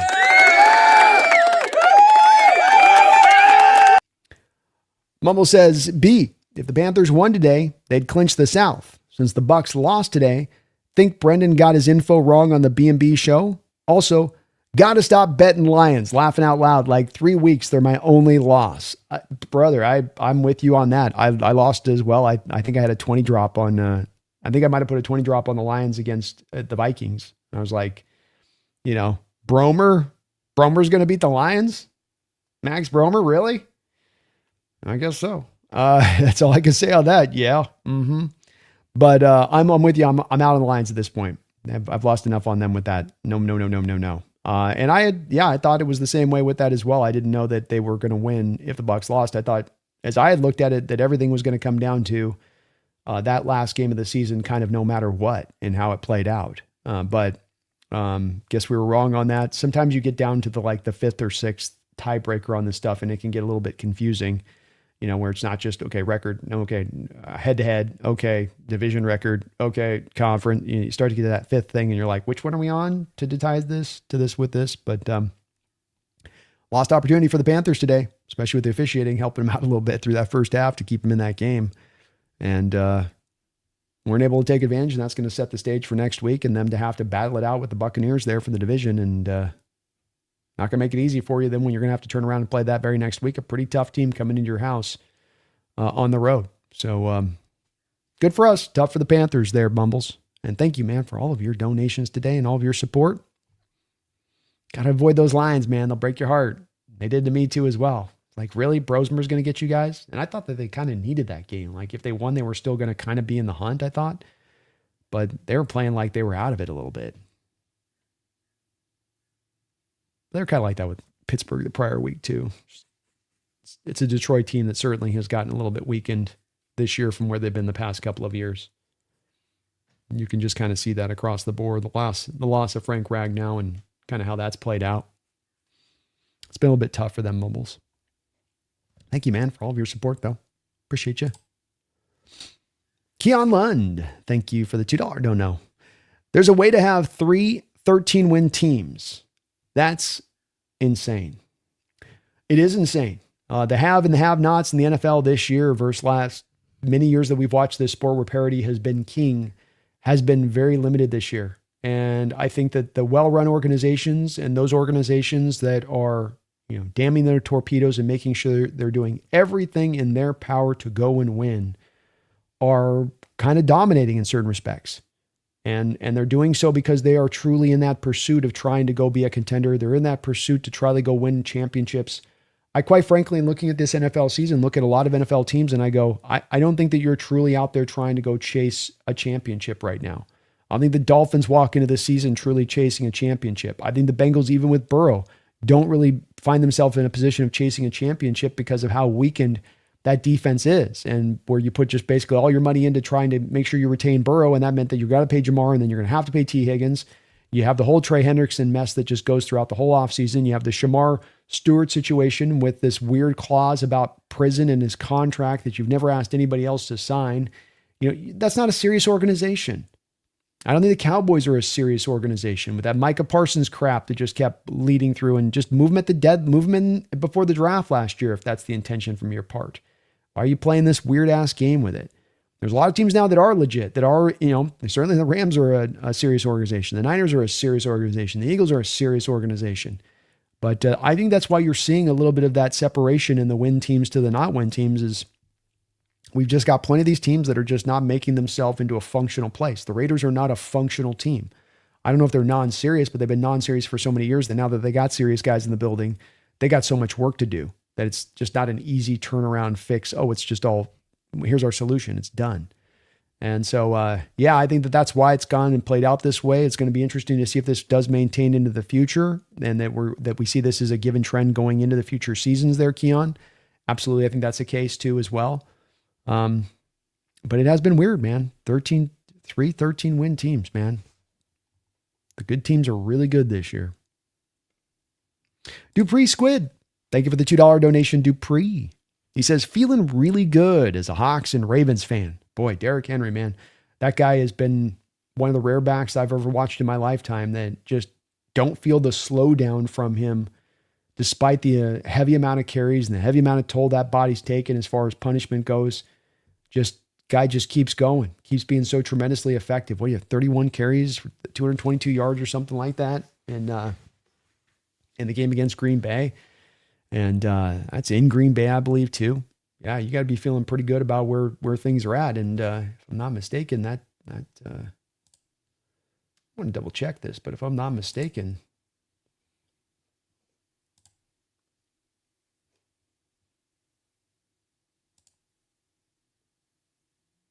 you guys are in. You beat the Steelers in the last game of the year. You guys are in. That's tremendous. Considering things seem so out of it there for you guys with where things had gone up until this point. That is huge. So, and no DK Metcalf next week. As good a chance as anything to kind of open you guys up to go and get that win. I especially think because Steelers are still down no TJ Watt.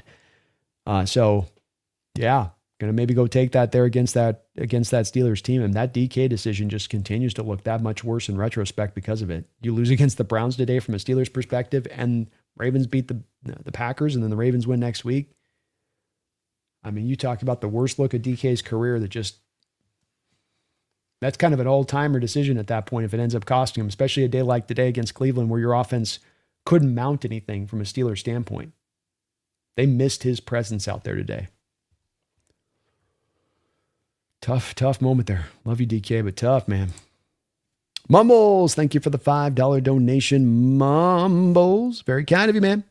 All of your support, man. Just tons of donos today from you. Fire Mike Mac. Bryce Young had 65. Too many passing yards today. Exactly, Mumbles. Exactly. And he's being facetious, of course, out there, folks. But he only had 54 yards of passing today, Mumbles. You actually gave him 11 yards. See, you saw the 54 and you're like, that can't be real. It's got to be like 65. No, it was 54 yards passing, 40 yards collectively of passing offense when you take into account the sacks that you got in addition to that.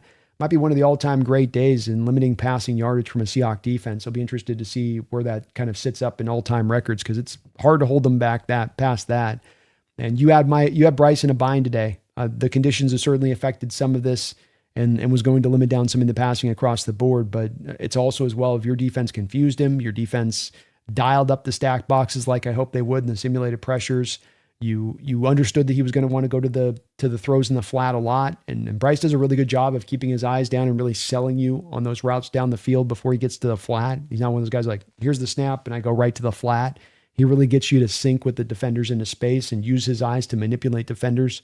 You didn't let him do that today.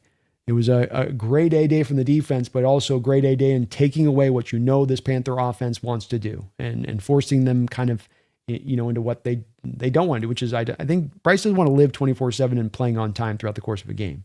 And I think you kind of forced him to have to beat you in that way and then took away a little bit of the off script stuff at times, remove that clean first read from him a lot of the times. And that's why you're able to limit him in the day that you did.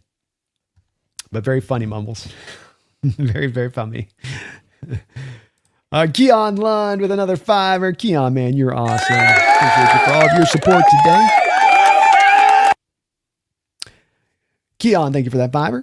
As a silver lining, he says, we've shown we can overcome all kinds of adversity. Good teams win, annoying to struggle in many ways, but winning despite that is awesome. It is awesome. And it's something that doesn't happen unless you have that perseverance, that resiliency in your spirit, that ability to deal with adversity and not get shaken. And you can hear it. Listen to even the All Access 22 last week with the Rams and listen to the defense talk and listen to how they're communicating with each other and what they're trying to purposefully get across from one to the other, even as things are starting to sidetrack sideways with the team in that game, especially defensively speaking. And you're hearing them talk about flush it onto the next play. Don't let it catch you up. Get on to the next play. Stay on to the next one. Make the next one work if something happens. Don't just keep going forward on it and keep fighting. And it is a thing where I think mentally, and this is that whole momentum shift thing that can happen in football that definitely affects this, is momentum is a real thing.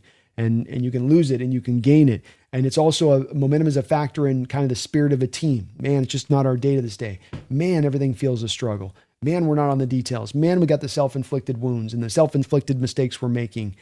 But then can you just kind of understand that that's occurred and say, that's great, on to the next play. And it's a thing to say on to the next play. It's easy to be like, oh yeah, you just say on to the next play. But can you mentally truly wrap your mind around getting onto that next play? And I think to your point on this, that this adversity they've shown ability to fight up against this year with both sides of the ball and that looking for answers and that you have an Atlanta game where like this game, 6 points in the first half, offense not making anything go, out of sorts, things not working. But that it can click into place. You can find answers. You can find adjustments. You can find that adversity and overcome it. And I think that this is one thing where good teams win. I think good teams win and you'll get your blowouts. And this game's going to look at as a blowout by the scoreboard. Wasn't that in how it played out? Certainly. But there's always going to be games throughout the course of the season that are also going to be very, very tight. And that it will sometimes come down to that and what you do at the end of games and whether or not, you can persevere there through it when things aren't working great and in your favor. And this team's shown that. It can be tough to watch and it can be a grind sometimes offensively and they're searching for those answers. But once they find an answer, they can kind of be onto something like a detective on the trail of a case, if you were. When they get a lead, they get something that breaks, a smoking gun. So they do find a way. And that is something that I've said is a hallmark of what I think is a great team and that you have to be able to overcome when things aren't working well in your favor, overcome officials, overcome a day where the offense is out of sorts across the board. And it's a variety of different issues, not just something you can pinpoint down to just one item and be like, okay, we fixed this and the rest will be all good, or we'll be out there sailing. No, it's a little of drops. It's a little bit of the decision making. It's a little bit of the play calling. It's a little bit of right? Kind of goes all over the board there a little bit. Just find a way, man, Keon. Find a way, though. Getting back to that term, by any means necessary. That is ultimately what drives this beyond all else. Find a way by any means necessary.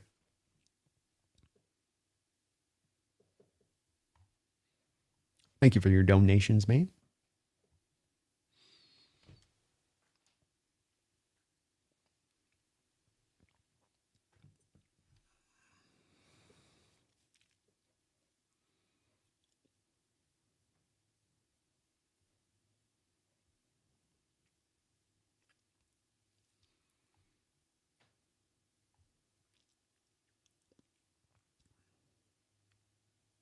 Power coaches, shout out to Bobo on that run block as well. Kickstarted a great Charbonnet scamper to the outside. And man, got to give Cooper Kupp some love there too, Empower. Both Bobo and him leading the way. They're out at front on that play. Laying some very key blocks to spring him.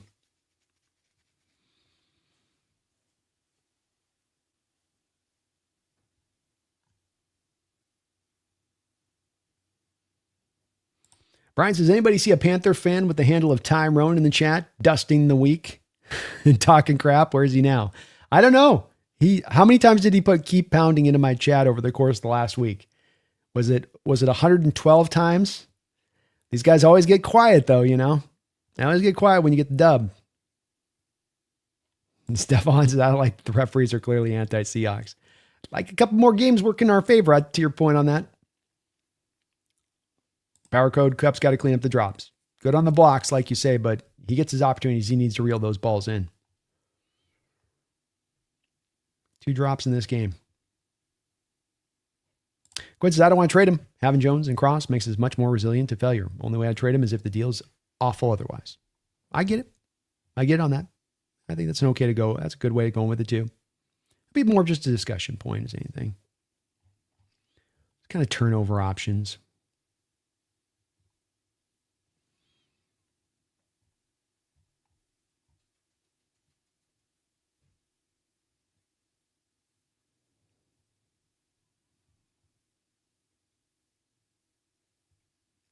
Steph says, why the F are people talking about Relation Sammy's our future? It's just some people just can't get kind of sold up on him a little bit. And I mean, the turnover stuff is turnover sit in people's minds heavily, but it's just, there's been a slant to Sam from some of the Hawks fan base at times. And I just think that he's a guy that has so much of it. He seems to be the kind of quarterback that just draws very strong opinions. And in those that don't like him, they really don't like him.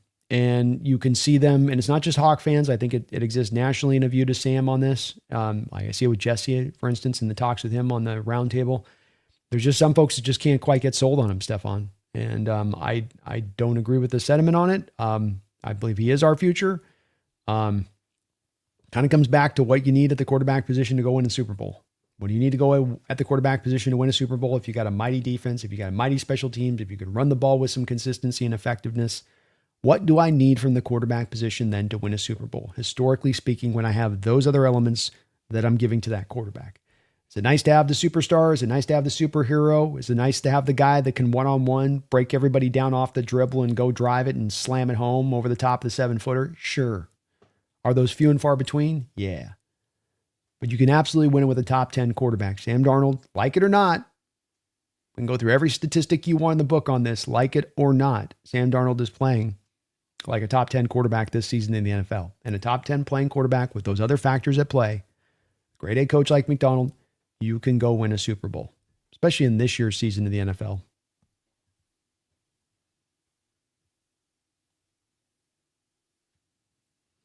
Robert Mills. Sorry, Robert. Added to ER on that one. Robert says, I just left the game. Panther fans blaming the refs, saying the face mask on JSN wasn't ignorance is bliss. Last couple of weeks, Robert, it's like, this is the Rams fans. It's like Look, if you want to bitch and moan about a penalty or a call that's wrong, I got you. I'm with you. I'll be one of the first to jump up and down and bitch about it. When they get the call right, how do you complain about it? Walk me through that math. There's a slow motion of that second face mask of the hand on the face mask and pulls it. And the Panther fans, you got one freebie early in the game that they missed. That JSN's like, it's right there. You just got me this on this one. You're not calling it. So you already got away with one on the game, but you should have gotten away with two after all the other calls in your favor. This is what we saw last week, though. It's like people will blame on the refs with it. And it's like, even as much as I was bitching and moaning about the refs in this game in the first half, I was never at a point of blaming that for why we were not more up in this game on the Panthers. I was more pointing to Kubiak's play calling, execution, sloppiness with the ball, sloppiness across the board, offensively speaking.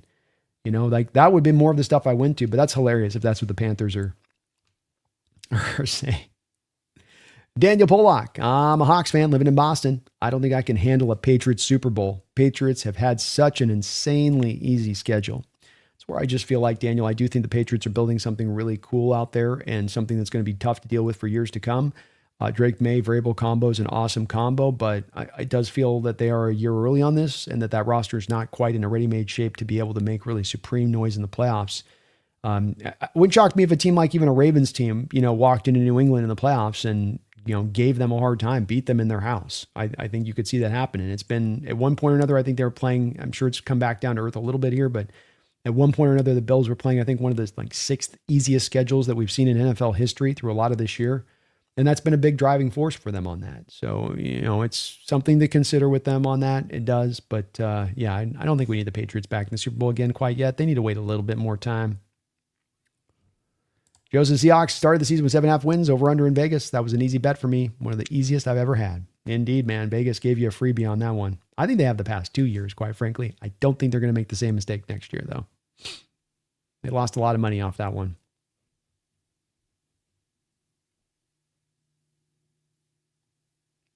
Don't me. It says crazy how the pros got the Hawks bottom of the division and the team is 13-3.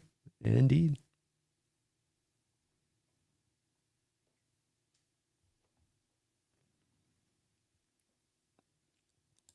Brian says Drake May, first quarterback ever with 90% completion percentage, 250 yards and 5 touchdowns in a game. Hell of a day there for Drake, man. He's the real deal. Daniel says, do you think the Arroyo pick is going to work out? He's shown some flashes this year, but can't help but think that draft pick could have been used elsewhere. I don't like necessarily dunking in situations, even though I've been proven kind of correct in my outlook initially, because I think I'm doing a bit of confirmation bias here on this Arroyo situation, Daniel. And let me say what I mean by that. The Arroyo pick in the draft at the time, in the moment, you can go back and see my draft reaction to him. I was not super happy with the pick.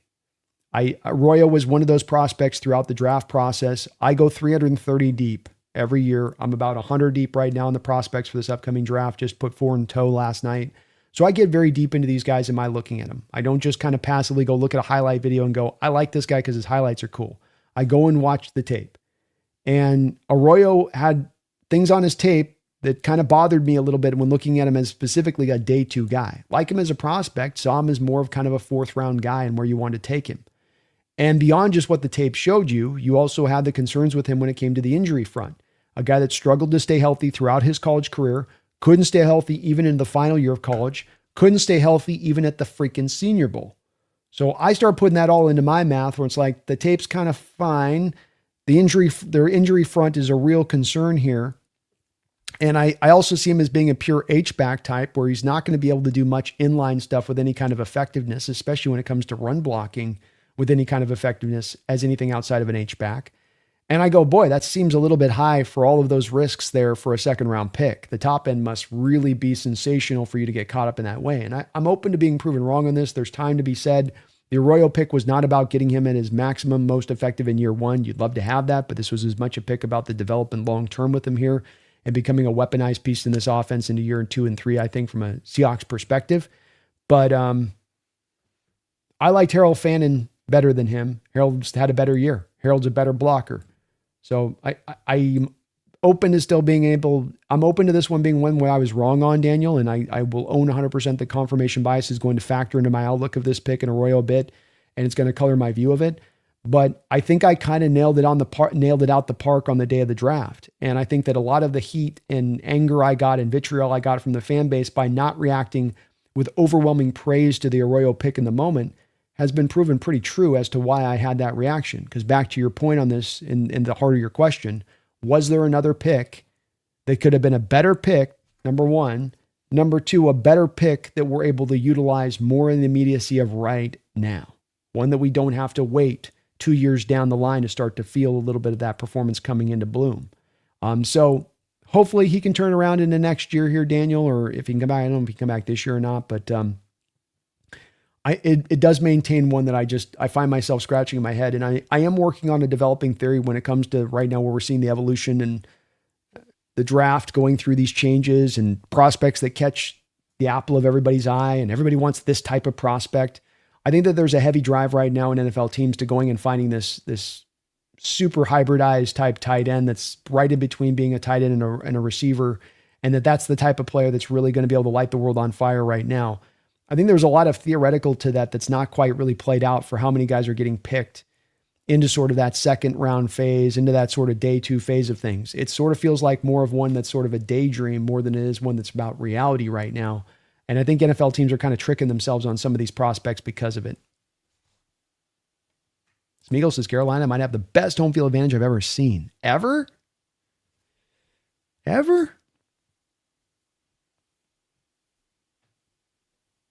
King Bomber, the pick wasn't a pick. The fumble wasn't a fumble. So many uncalled penalties and the PI on JSN. Yeah.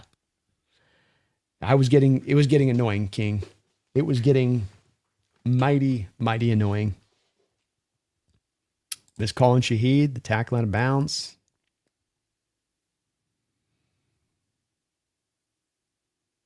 You were the boss, Brandon. Thank you, man. Appreciate your space.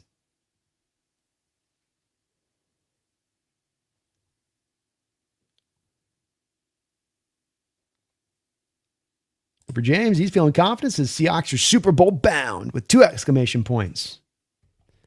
You know what I got to say to that? Enough said. Enough said, Cooper. Enough said. Joe says Malik Willis had one great game. Darnold just went 14-3 and now 13-3 with one left to play. The sample size comparison isn't even close. Don't be a prisoner of the moment.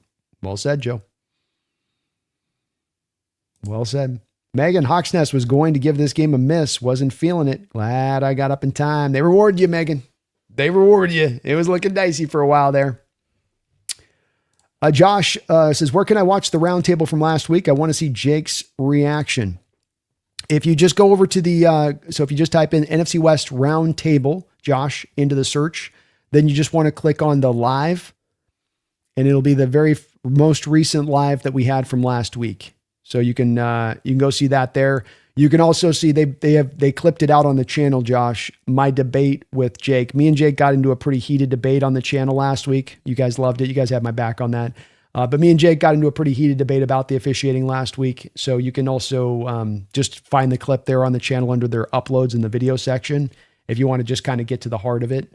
But it was a lively show. I think it was our most watched live video that we've had on that channel. We just keep kicking ass over there. It's kind of cool. But it was good. It was a good debate. It's a good debate. Space, we are in a great position, man. Run Dawes, Sam's won 27 games so far in 2 years. He's not perfect, but he's been clutch this year. Amen, man. And you don't win 27 games as a bad quarterback with 2 different organizations in back-to-back years. You just don't. Has he had help? Sure. He's got good coaching. He's got solid ball clubs around him to make this happen. Yeah. But there's a lot of quarterbacks that have had that in the past. They can't even get to the 10 wins in a year, much less get you on the precipice of 14 wins. Brian says if Willis is remotely good, Green Bay will not let him go. I think he's in one of those positions, Brian, where Green Bay is not going to be in a position to be able to pay him the money that he's going to need to be paid. He'll be a free agent. They're already paying Love. They're in a very tough contractual situation right now. Remember that Micah Parsons deal and all the money he had to spend on him. They've already, they gave out that Banks contract last offseason, big old free agent contract they threw out to him. He's going to walk this offseason, and he might be one of the more bell of the ball kind of players when it comes down to being one of those top-notch sort of reinvention projects out there at the quarterback position we've seen in recent years, Brian, right? Where he gets to benefit from the fact that the recent trend has also been these guys are going to new teams and they're doing really well after they've had a few years to kind of learn what's what and how to play the position right. So he's really, I think, going to get a bit of a boost from that. Now, doesn't mean he goes out there and gets some Sam Darnold-like contract. No, I don't think quite to Sam, but do I think he's going to get it in the territory that's going to probably be maybe even $20 million on a multi-year deal, or maybe something like that. Yeah, I could see that, because there's not going to be a lot of quarterbacks out there on the open market that are going to fit into this kind of category like he is. And there'll be a lot of teams looking for quarterbacks. And that's the old thing that drives it. Of course, Brian is going to be the supply and demand aspect of this, more demand than there is supply, especially consider, Brian, nobody in the draft is particularly good at the quarterback position this year. So you ain't finding your answer in the draft. It makes your view all the more drive towards the open market and guys that are out there and available. 1 second.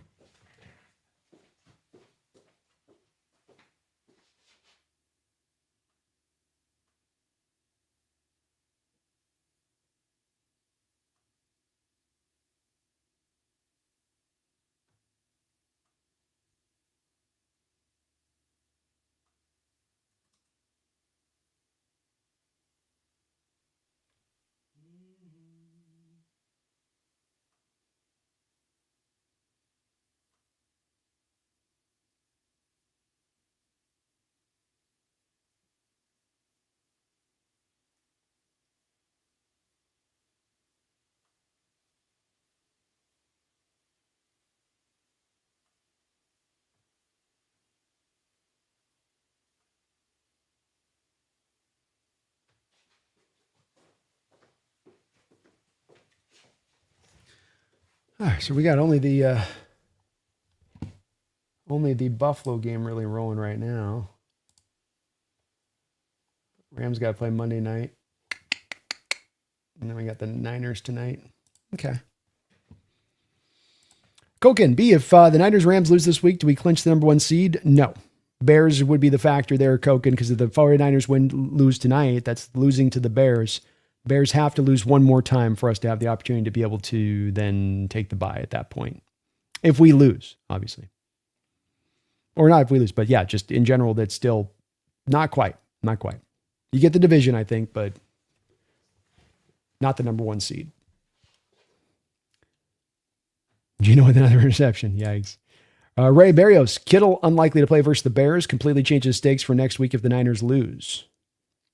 It absolutely does, Ray. And let's face it, even if Kittle's able to come back next week, how healthy is he on that foot? It did not look good last week. Not surprising, at least, that he's not playing tonight versus the Bears, even though they need him, and that receiving core needs it. They're down the hands there as it is. So, yeah, that's a big loss for them. Could factor in even in next week beyond just losing this potential game against the Bears, to your point.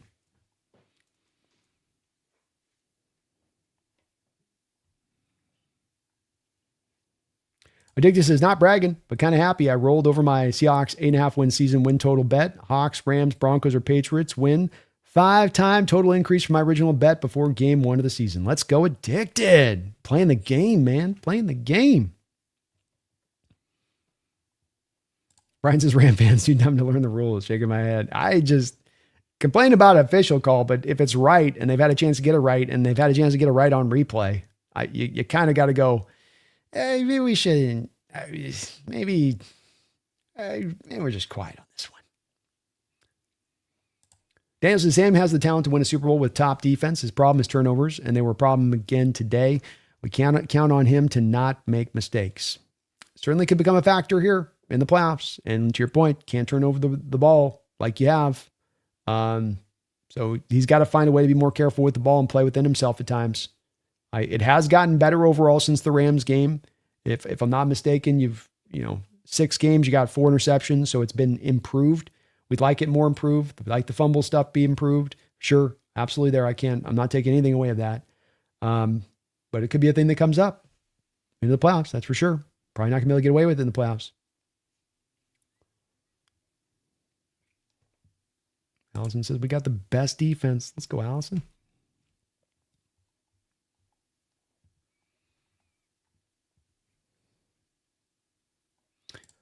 Dennis, his thoughts on the Hawks' ability to grab Dante Moore if he leaves Oregon this year.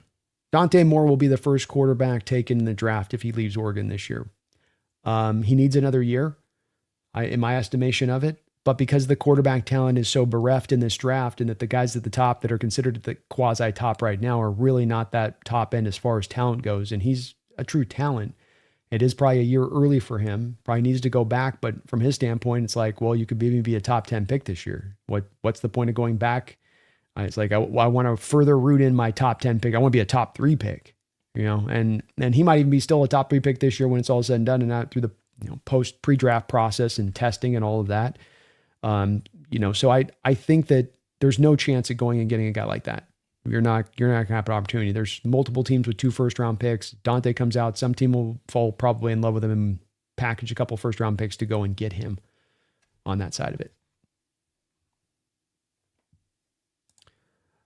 Thalazan says, was at the game. Hawk fans were louder than Panther fans. Let's go, Hawk fans. They definitely showed a good amount of crew of Hawk fans in the stands, which was cool to see, especially because this was a game where Carolina needs this. Their fans would, they really theoretically show up in droves for this kind of game and not be selling their tickets. So shout out to the Hawk fans, yourself included on that, Thalazan. Good job showing out there, helping out the team. Just one of the reasons that we've been so good. So good. 1 loss this year. 1 loss on the road, and that was a loss that you lost on a final field goal that was missed, which would have gotten you the win. You have played outstanding football on the road this year. Fate says the calls to replace Darnold are ridiculous. He's making $25 million less than the top 10 quarterbacks. He's good enough to win the Super Bowl with. Amen, Fate. And you're going to hear me hammer this point home as I hear so many try to do this pushback thing on Darnold. It's a complete loss of perspective. Loss of perspective about where this offense has been in total this year. Loss of perspective about how well he's played the position. Loss of perspective to the point that you make. And that what you're paying the quarterback makes a difference here. And that John Schneider and Geno Smith and now in Sam Darnold has found that thing that no other general manager can seemingly find, which is finding the mid-market deal for a quarterback. Getting actual bang for buck for a quarterback. I can show you all these quarterbacks out there that are also very well highly paid that are not giving the bang for buck to their team for how highly they are being paid. That essentially those teams had to pay them a little bit over the top for what they were really truly getting in performance. You get to be on the other end of the scale of this, and both with Geno is this way and both with Darnold's this way, which is that you're getting guys that are going to outperform what their deal is actually paying them. And that's how you build a great team, is finding value in your contracts. And even as he is in that middle of the road territory, he's playing like a top 10 quarterback. And that's ultimately the most important part of the Sam discussion. And it comes back to, like, if you con Sam, to me, as I think you're touching on this as well. People get caught up back on Sam of it not playing like Burrow, not playing like Stafford, not playing like Josh Allen. That is not the standard that we need. It's a nice standard to have. And I understand so many fans getting this caught in their imagination of that's what the quarterback has to be at for us to go get the Super Bowl.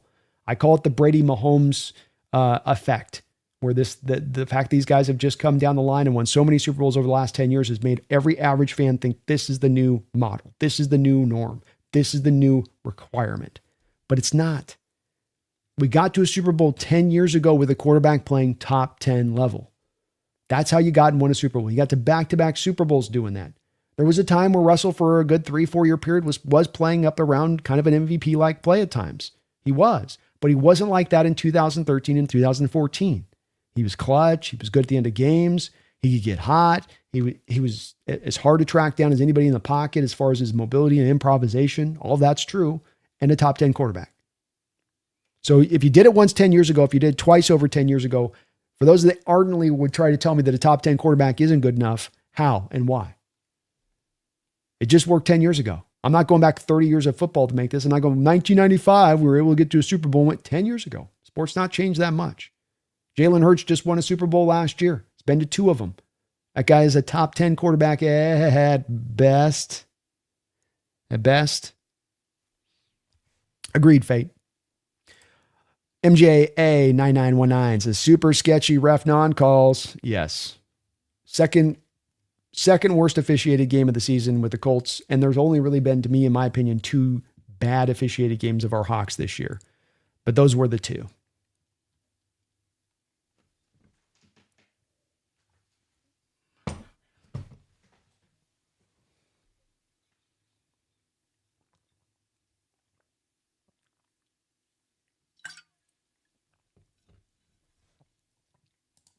Have the Bears beat the Niners already? No, they play tonight. They're the late game. Lanny says, regardless of what the Bears do tonight, they will be facing a very angry Pride of Lions. Ooh, I see what you did there in the last game. Who would love nothing more than to spoil the Bears playoff seeding. I was kind of thinking of that too as I was running through the playoff thing there, as I was thinking, Lions against a rival like that, Dan Campbell, they're not just going to lay over in that game.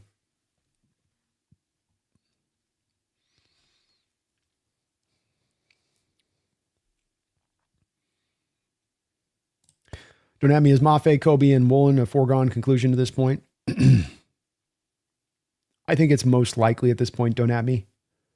Mafe got a sack today, which was good for him. Cool to see him get that. And it was really clutch time that he got the sack. I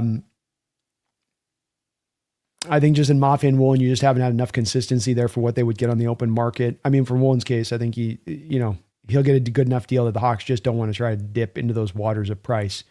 With Mafe, you just haven't had enough of a forward in his game as far as progress goes to trust giving him anything else than like a veteran minimum. And I think the team's going to, quite frankly, be more looking for more of a difference maker off that, less of the waiting on the development thing to come forward. So you could sign all three and none of the three. I think that the trend is in the direction, though, of it being that you're probably going to have all three of those guys move and walk.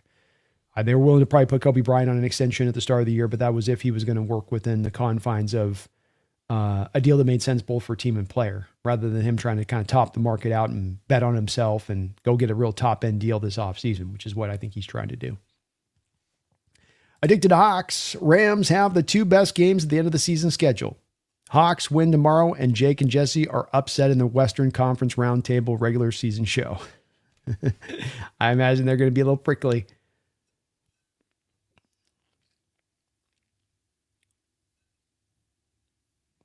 Brian says, did a late night look at going to today's game. No seat on a nonstop flights to Charlotte. All the Hawk fans already bought him up, Brian.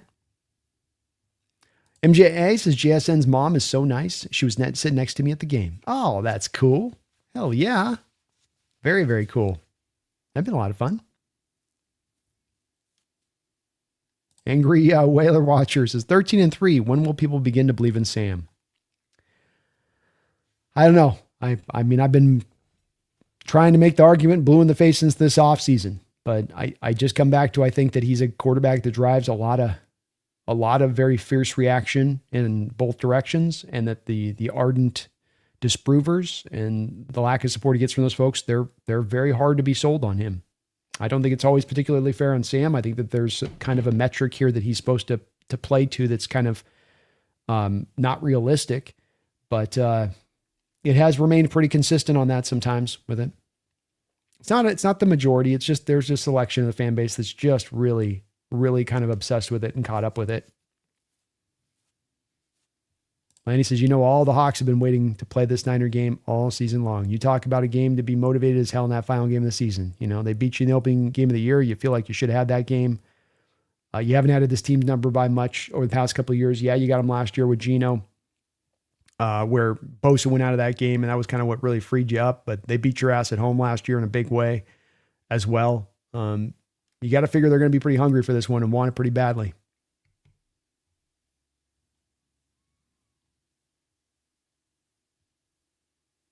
DWB says, I could see the Bears beating the Niners, but not the Falcons beating the Rams. I would agree with you there. It's going to be probably pretty hard to do that. Good news is the Falcons have been playing a little bit better recently. And they're trying to fight for something, Cousins is trying to fight to show he can be the quarterback moving into next year while you're waiting for Penix to come back. Raheem Morris is trying to show he's the right coach to be there in the long-term future for that team. So they are trying to kind of play a little bit for something, but I agree with you. The Rams are going to be a hungry bunch off that loss, and they're going to give it to them, I would estimate. Bill Zimmerman says, Sam was easily our best option in the offseason. He's an improvement over Geno and has a great arm. The turnovers seem to be a part of the deal, unfortunately. There aren't any better options. Perfectly put, man. And I agree. It may be a little bit of that we have to deal with the turnovers being just a part of his game that you're going to deal with. Can he give you enough good to the other side of that it can supersede and overcome those turnovers? I think he has throughout the course of this year, but that's going to maybe be the question mark at play. The turnovers themselves don't make Sam a not a worthwhile quarterback. And your final point on this is very true. What are the better options available out there? There really isn't. There really isn't. But beyond that, he's been good. And best option, best signing of the offseason, man.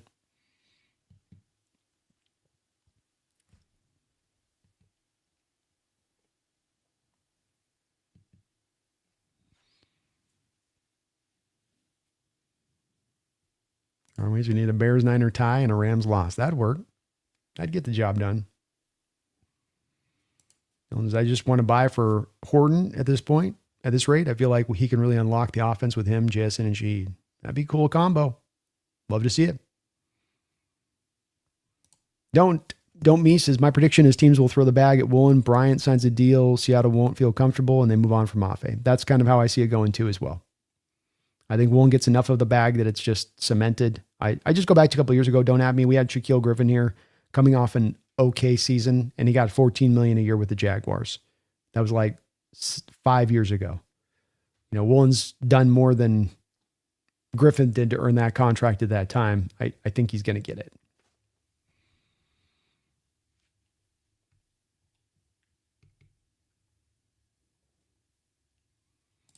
Lenny says, if it comes down to tiebreakers, doesn't point differential get considered? Ooh, you'd have to get pretty far down the line on that one.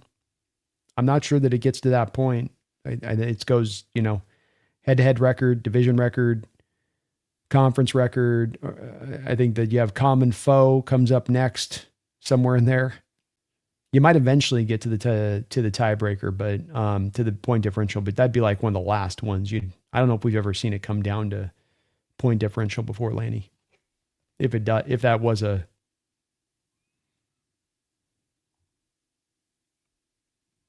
factor.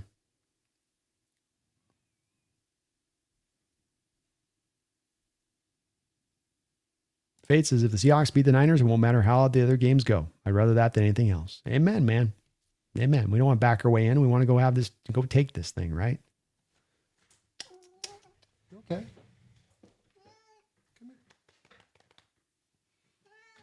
Okay.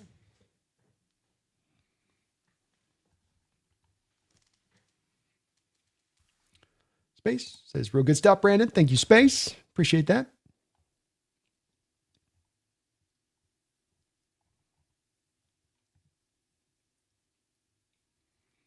Joe says, how about the Jags? What do y'all think? They're 12-5 now, very respectable. Are they a serious AFC threat or not so much? I don't think they'll be a threat when it's all said and done. I think they're a tough team. They're going to be an easy out for any team out there in the AFC, but they don't feel like, to me, a quite Super Bowl contender. But again, that AFC is pretty opened up too. Got to acknowledge that. I don't know if I've got like a front runner necessarily in that conference. He says the most hilarious outcome next week would be Atlanta beating the Saints and the Rams and then Carolina losing to Tampa Bay. That would be pretty funny. Paul, Niners next week, man. Let's go. Blake says, any concern with the offense today? I had to miss the game. I mean, yes. Yeah. I don't think that I can pinpoint it around to just necessarily, okay. I don't know if I can necessarily pinpoint it down to one thing. I think there's a couple of things that are problematic, which doesn't help for the confidence side of things, Blake. It's sloppiness at times, offensively speaking. I especially from the skill position players, there were some strange drops in this game. The play calling, I thought, was not the best in where Kubiak was operating from, and especially since staying with being committed to the run game at all times in this game. Kind of took him a little while to get and realize that, it felt like, here and there. Sam on some of the decision-making is not the greatest in this game. So got to add in there. I think he didn't play necessarily horribly bad per se, but that's a contributing factor there with it. Some of it just came from a couple other factors being in a play here, Blake being number one, that very wet conditions, very unsure conditions as far as both teams and the footing underneath them today, which was going to affect cutting and getting open on plays when running routes. So I think that's got to be taken a little bit of account here. And then, some of the play calling and everything was a little out of whack today, offensively speaking, across the board, quite frankly. The best thing you did was run the ball. The best thing you did was creating holes and running the ball from an offensive line perspective. Outside of that, there's a lot of other issues around that were bothersome, including the cold starts that we've seen from this team recently. So it is concerning. I don't know if it's a long-term problematic thing of this team throughout the rest of this year, but it did kind of more maintain here today. Dylan says the three-way NFC South tie with the Panthers winning the 8-9 tiebreaker would be a very NFC South. That would be very NFC South. That's for sure. That is definitely for sure. Ugly first half, Keon. Ugly. Shaheed concussion. Hopefully he can get back next week. We're going to need him. John Ray says Genocide has 16 interceptions. Genocide.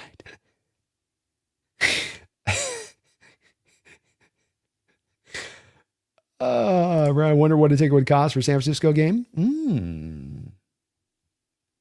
That's going to be a pricey ticket, man. Scalpers are going to be definitely eating on that one.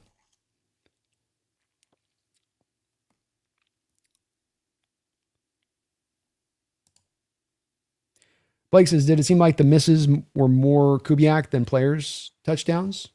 The misses? Kubiak's one of the main folks at the front of having some of the issues in the game and the play calling in this one. But players also let him down a little bit too, like the drops that you had in this game. Cup had a touchdown, Cap's right in his hands. Darnold puts it in a good place, just can't reel it in. Has, I think, a bad third down drop in this game as well. Hell no, he had a tip that was almost intercepted back the other way. So, it's a lot of people contributed today a bit. Joe says, I would love to see a pick of the 12 storming Levi Field for the Super Bowl, just taking over the 49ers stadium. Let's go. I would too, man. That'd be awesome. Don't at me besides the Rams, who would give the Hawks trouble, the Bears.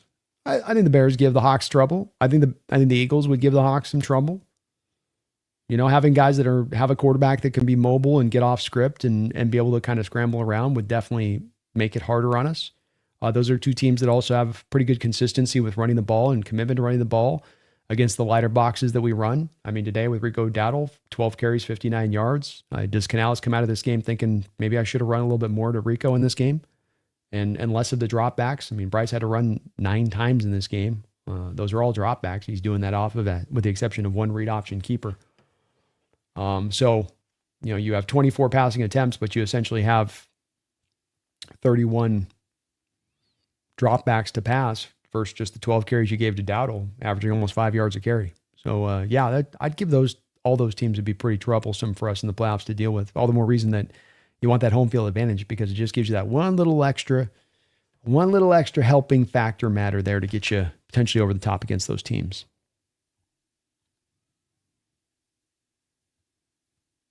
King says the pass game needs to come back. If it does, we're going to be deadly. Let's go. Agreed. He says, yeah, Brandon, but if it wasn't for Sam, we'd be 16-0. Me having some fun, and very right about that. That's almost kind of like what people would be saying. Like, oh, well, if we just had a, insert quarterback here this year, then it'd be a 16-0 season. It's like, yeah, it doesn't work that way. Yeah, it doesn't work that way. But you're right. Yeah, that's kind of what people are inferring a little bit with this, like, we got to go with somebody else. Like, he's going to get you 14 wins, set a franchise record. You want to move on to the quarterback? I just can't get sold on him. It's a little bit of that kind of vibe and energy. Fate, Charbonnet had one of his best games as a pro, man. Maybe the Cardinal game last year is the only one better on the road, where he busted out over 100 yards in that game too. He was fantastic today. Absolutely fantastic.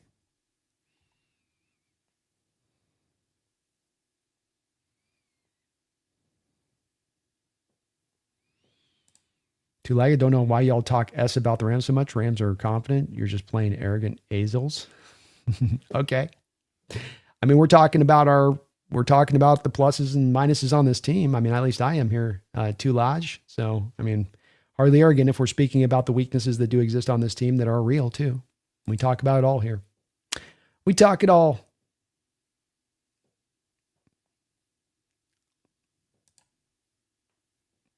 And I will say that there's a little bit of the pot calling the kettle black on this one too, Legit. A little bit of your confidence can sometimes come off as arrogance from your fan base too on that. So, let's not throw rocks in glass houses. Nicholas, where's that annoying Panther fan from the other day who just said you kept spamming, keep pounding? He's been absent. Maybe he's still getting back from the game. Joshua says, just watch the NFC West roundtable with Jake from last week. Crazy how copium Ram fans are. It was indeed. And it's quite frankly why I decided to kind of go hard on that, why I brought the receipts. It's like, you're going to say stuff, you got to make it stand up. You don't just get to kind of pull stuff out your wazoo and be like, it just kind of feels like this. Okay, well, let's tactically go issue by issue on your points, and let's go through those, and let's go through what's happened recently with your team.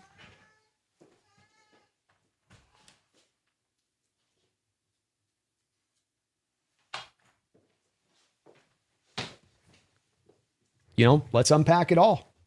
Let's unpack it all. And that's why I felt like we needed to have that discussion last week on the roundtable and get after that, because I just thought there's definitely, not just with Jake, it was as much a little bit of what I was getting off Ram fans into my own chat, into what I was seeing online for the next corresponding couple of days. It wasn't just the initial 24 hours after the game. It's like they kept hammering that nail over and over again on the officiating nail of things. And it got a little bit to a breaking point on that one.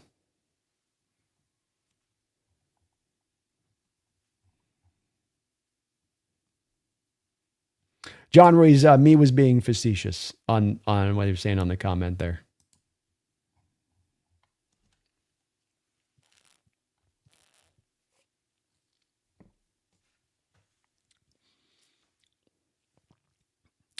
Nathaniel Delabont, EK is going to cost Steelers. He is.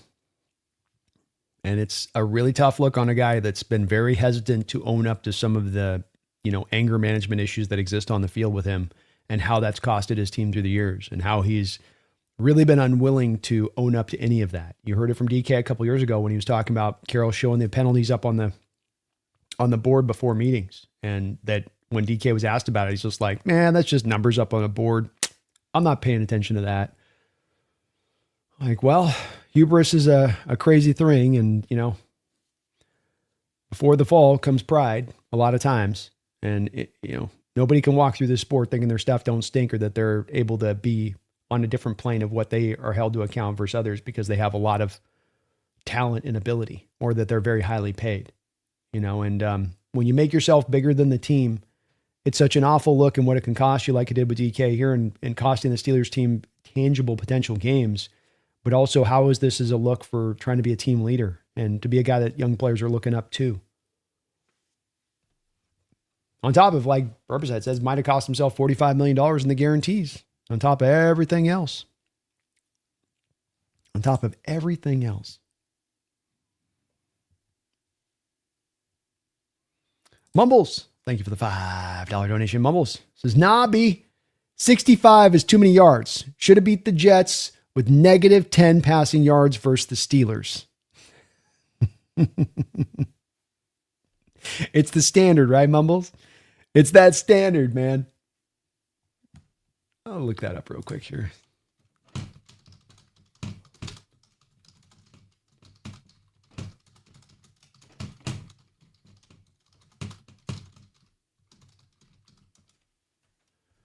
Let's see here. So we did hold an opponent to minus 7 yards in 1979. That's pretty good.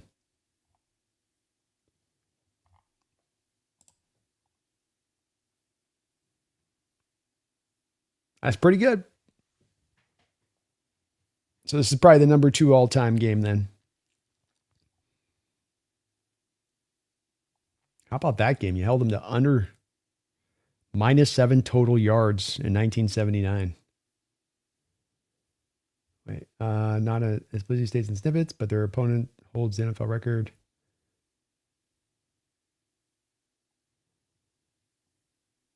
Tied a franchise record with only two first down passes allowed today. Wow. What a great day for the defense. That is dominant as you get against the pass, man, Mumbles. That is dominant. Very cool. Thank you, man. Appreciate your support. Sean Collins, thanks for the $5. Appreciate you as well. Seems like so many Seahawks fans only remember the 2013-14 team through rose-colored glasses. Our offense was not very good in those Super Bowl years. I've been trying to hammer this point as well. I've referenced it times, and it wasn't the only game that year. There's a couple of these games I can go through. This was the most stark example of it, of course, Sean, but that was The Legion of Boom, legendary team, unstoppable force, Marshawn Lynch, beast mode, Russell Wilson at the height of his scrambling powers, Doug Baldwin and Golden Tates and this and that, right? Just, endless guys to call upon that you can work through. Yet those offenses struggled. And those offenses, would be a little bit like this offense where it was the feast or famine factor, a lot more famine factor to it and how they would operate. But there would be many dud drives, many 3-and-outs, many of those lack of inconsistencies, much of the relying on the big play. And it's the one game I relate from that year that stood out is the Tampa Bay game, down 21-0 at home against the Tampa Bay team that didn't go to the playoffs, that wasn't good in any way, shape, or form, that had Mike Glennon starting at quarterback for them. So they had like their backup out there starting against you, and he was cutting you up in that first half. And there's other games you can go through those years and games, and you weren't just dominating and blowing everybody out. You weren't just defensively holding them to 50 yards passing, and it didn't matter what the offense did, and you just dominate everybody. That's not the narrative of that team. This is why Coach Carroll for years had the whole mantra of, can you win it in the first quarter? No. Can you win the second? The whole reason that whole thing was invented, it was kind of a covering up, right? It gets you caught up in you win in the fourth quarter because you're so damn clutch. We're clutch. Our defense is clutch. Our offense clutch. Special teams clutch. We go take in that fourth quarter. But a real big reason that you brought that up is because you were consistently setting the stage to having to go win in the fourth quarter, partly by the ineptitude of the offense through the first three quarters. That's a little bit of why that whole mantra got created. And so we can't forget that, and we come back to it. Let's not get lost in the forest despite the trees, not hyper fixated on the turnovers of this quarterback. The bottom line factor is this. If I've got almost close to the number one defense in football or top 2-3 defense in football, if I've got the number one special teams unit in all of football, and then I have a top 10 scoring offense with a top 10 quarterback play, with a balanced offense, can that team with those components from an NFL historical standing, let's take out Hawk fans, let's take out our biases. Can those three parts from an NFL historical basis go and win you a Super Bowl? And the answer is decade by decade, different years from within the sport you want to go pick into. You want to go find examples of the 80s. You want to go find some examples in the 90s. You want to go find some examples in the early 2000s. You want to go find some examples in the 2000 teens, like our Seahawks Super Bowl team that went twice, or like the Denver team that went once, right? With Peyton Manning not able to throw past 8 yards anymore. Still got the Super Bowl, didn't they? It's not just one that's kind of an outlier that happens every once in a while, and you're sort of counting on this crazy outlier that once every 30 years a team can be put together that particular way and can go luck their way into a Super Bowl. No, this is also a commonality of the way that teams in recent years in the NFL, in recent decades of the NFL, have out there and gotten the wins as well, gotten the one Super Bowl. Those parameters that I just set up, you can go win a Super Bowl. And it's why this team's at 13 wins, quite frankly, and the part of the folks that get so hyper fixated on the Darnold thing or on him not being this superhero type quarterback that they want at the position is that this is why your 13 wins is you're this good. You have room for error. You can lose the turnover battle in multiple games this year and still win those games collectively, easily. You can have a 4 turnover game against the Rams and still have it come down to a field goal attempt because there's so many facets of this team that are so good. Not with a but. Yeah, they're good. No, just they're good. No, they're good. And so can't get lost on this one. You can want the superhero quarterback. You can want the top 3 offense. Everybody loves offense, right? But the team you've built conceptually, the way that this team has played out in practicality has been one that this is a formula and model that works. Doesn't guarantee a Super Bowl run, but it means you got as good a chance as anybody, especially getting that first round bye, of going and taking it at that point. And I'll take my chances with that. I'll roll my dice with that. Yeah, even with some of the problems that exist. I'll still roll my dice with that. We're a year ahead of schedule. Nobody thought we were supposed to be here. We're sitting on $80 million of dead money this year. We are beginning this process. This Super Bowl window is cracking open for the first time. It's not been wide open with the breeze of blowing through. Let's consider that. Let's remember that to the heart of Sean's point here. Because I think in part of picking away at this stuff, picking away at Darnold, I just don't have the faith. I just think that it's going to break my heart at all the worst times. Like part of that's then, as I've maintained a couple times on this, there's a little bit of a lack of then having your opportunity to really get to enjoy this a bit for what it is and what you're building here. Was 2012 an awful season because we didn't get to the Super Bowl? Was that an exposure of the fact that they had too many limitations that just can't get there? Or was that man, we're building up that spot. We're right on the pathway to getting there. And it's no surprise you were one of those Super Bowl contending teams that next year. And you were able to break through. And that's what this team is building. That is what they're building. Keon lined with another $2 donation. Keon, you have been awesome today, Keon. Thank you for all of your support, brother. I really appreciate it. On point differential, we win by 20 versus San Francisco. We will be at plus 200 this year. That's just another statistical, and you build your argument with this build it on wins and losses, build it on these games and that games, build it on, top 10 offense, top 2-3 defense, best special teams unit in all of football.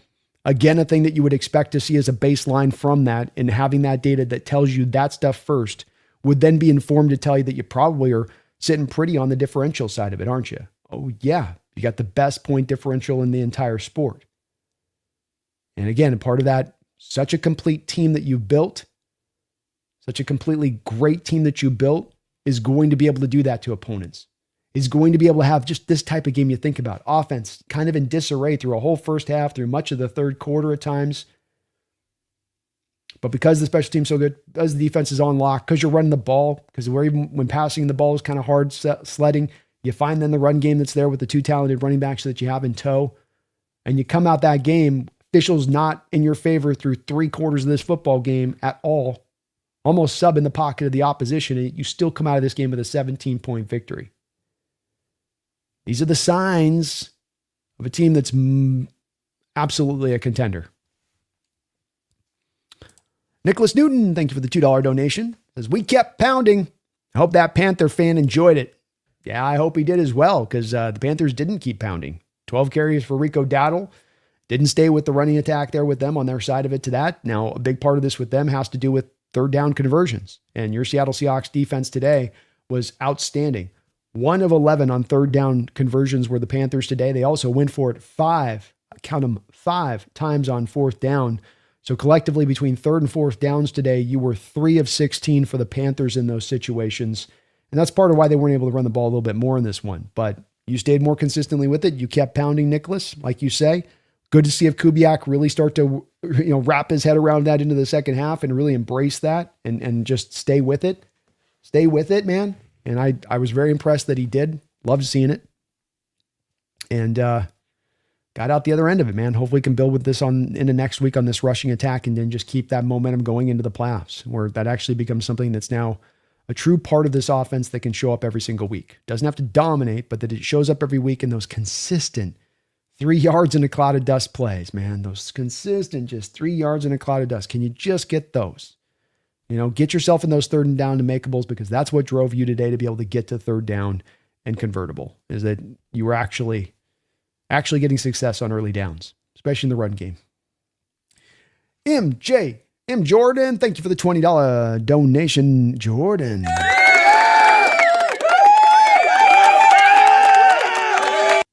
Very kind of you, man, for the big old dono. Hey, B, missed the game live. I think the coaches have a point with their praise of Charbonnet. He just flows better with those outside zones, and if the cutback isn't there, he just goes forward. K9 needs to improve that skill set.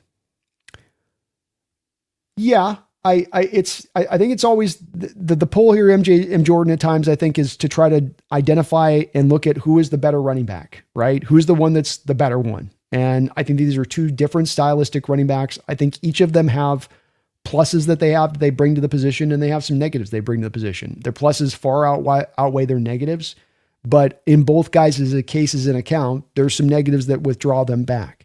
And that we've seen game in and game out. You don't know which one's going to be the one that's going to explode and kind of go off and be able to, really break it out and bust it out and get it going. And so that's the part of this as well. I think where I find myself out on this, Jim Jordan, is I just think that Walker's got more carries than Charbonnet. The team has kind of instructed us by their outlook of it. And I mean, this is a little bit the heart of this, is that if we're saying, okay, Charbonnet is a better back at this point, then we're kind of looking at this at the coaching staff saying, well, the coaching staff's not doing a very good job. Because if I'm not mistaken, right now, Walker's got about 70 more touches this year than Charbonnet does. So they have kind of informed you a little bit on this, that their feeling of this by the nature of how many touches they're giving Walker versus Charbonnet is one that they do like Walker a little bit. But I think that it really comes down to the intention here was always in taking two backs in the second round in back-to-back years to find a load balance with both. And that they've maintained this load balance throughout the course of this year, despite fans like myself or other fans out there saying, well, I want this guy, or I want this guy to get more touches. They've maintained that balance. And so at this point, this deep into the season, 17 weeks into the NFL year, what you are is what you're probably going to be going forward as far as tendencies go in this respect. And so I would be very surprised to see either of these two backs being given way more touches or way more opportunities than the other as we go into the playoffs at this point. I think you're right that the coaching staff has a lot of faith in Charbonnet. I do not have faith in Charbonnet.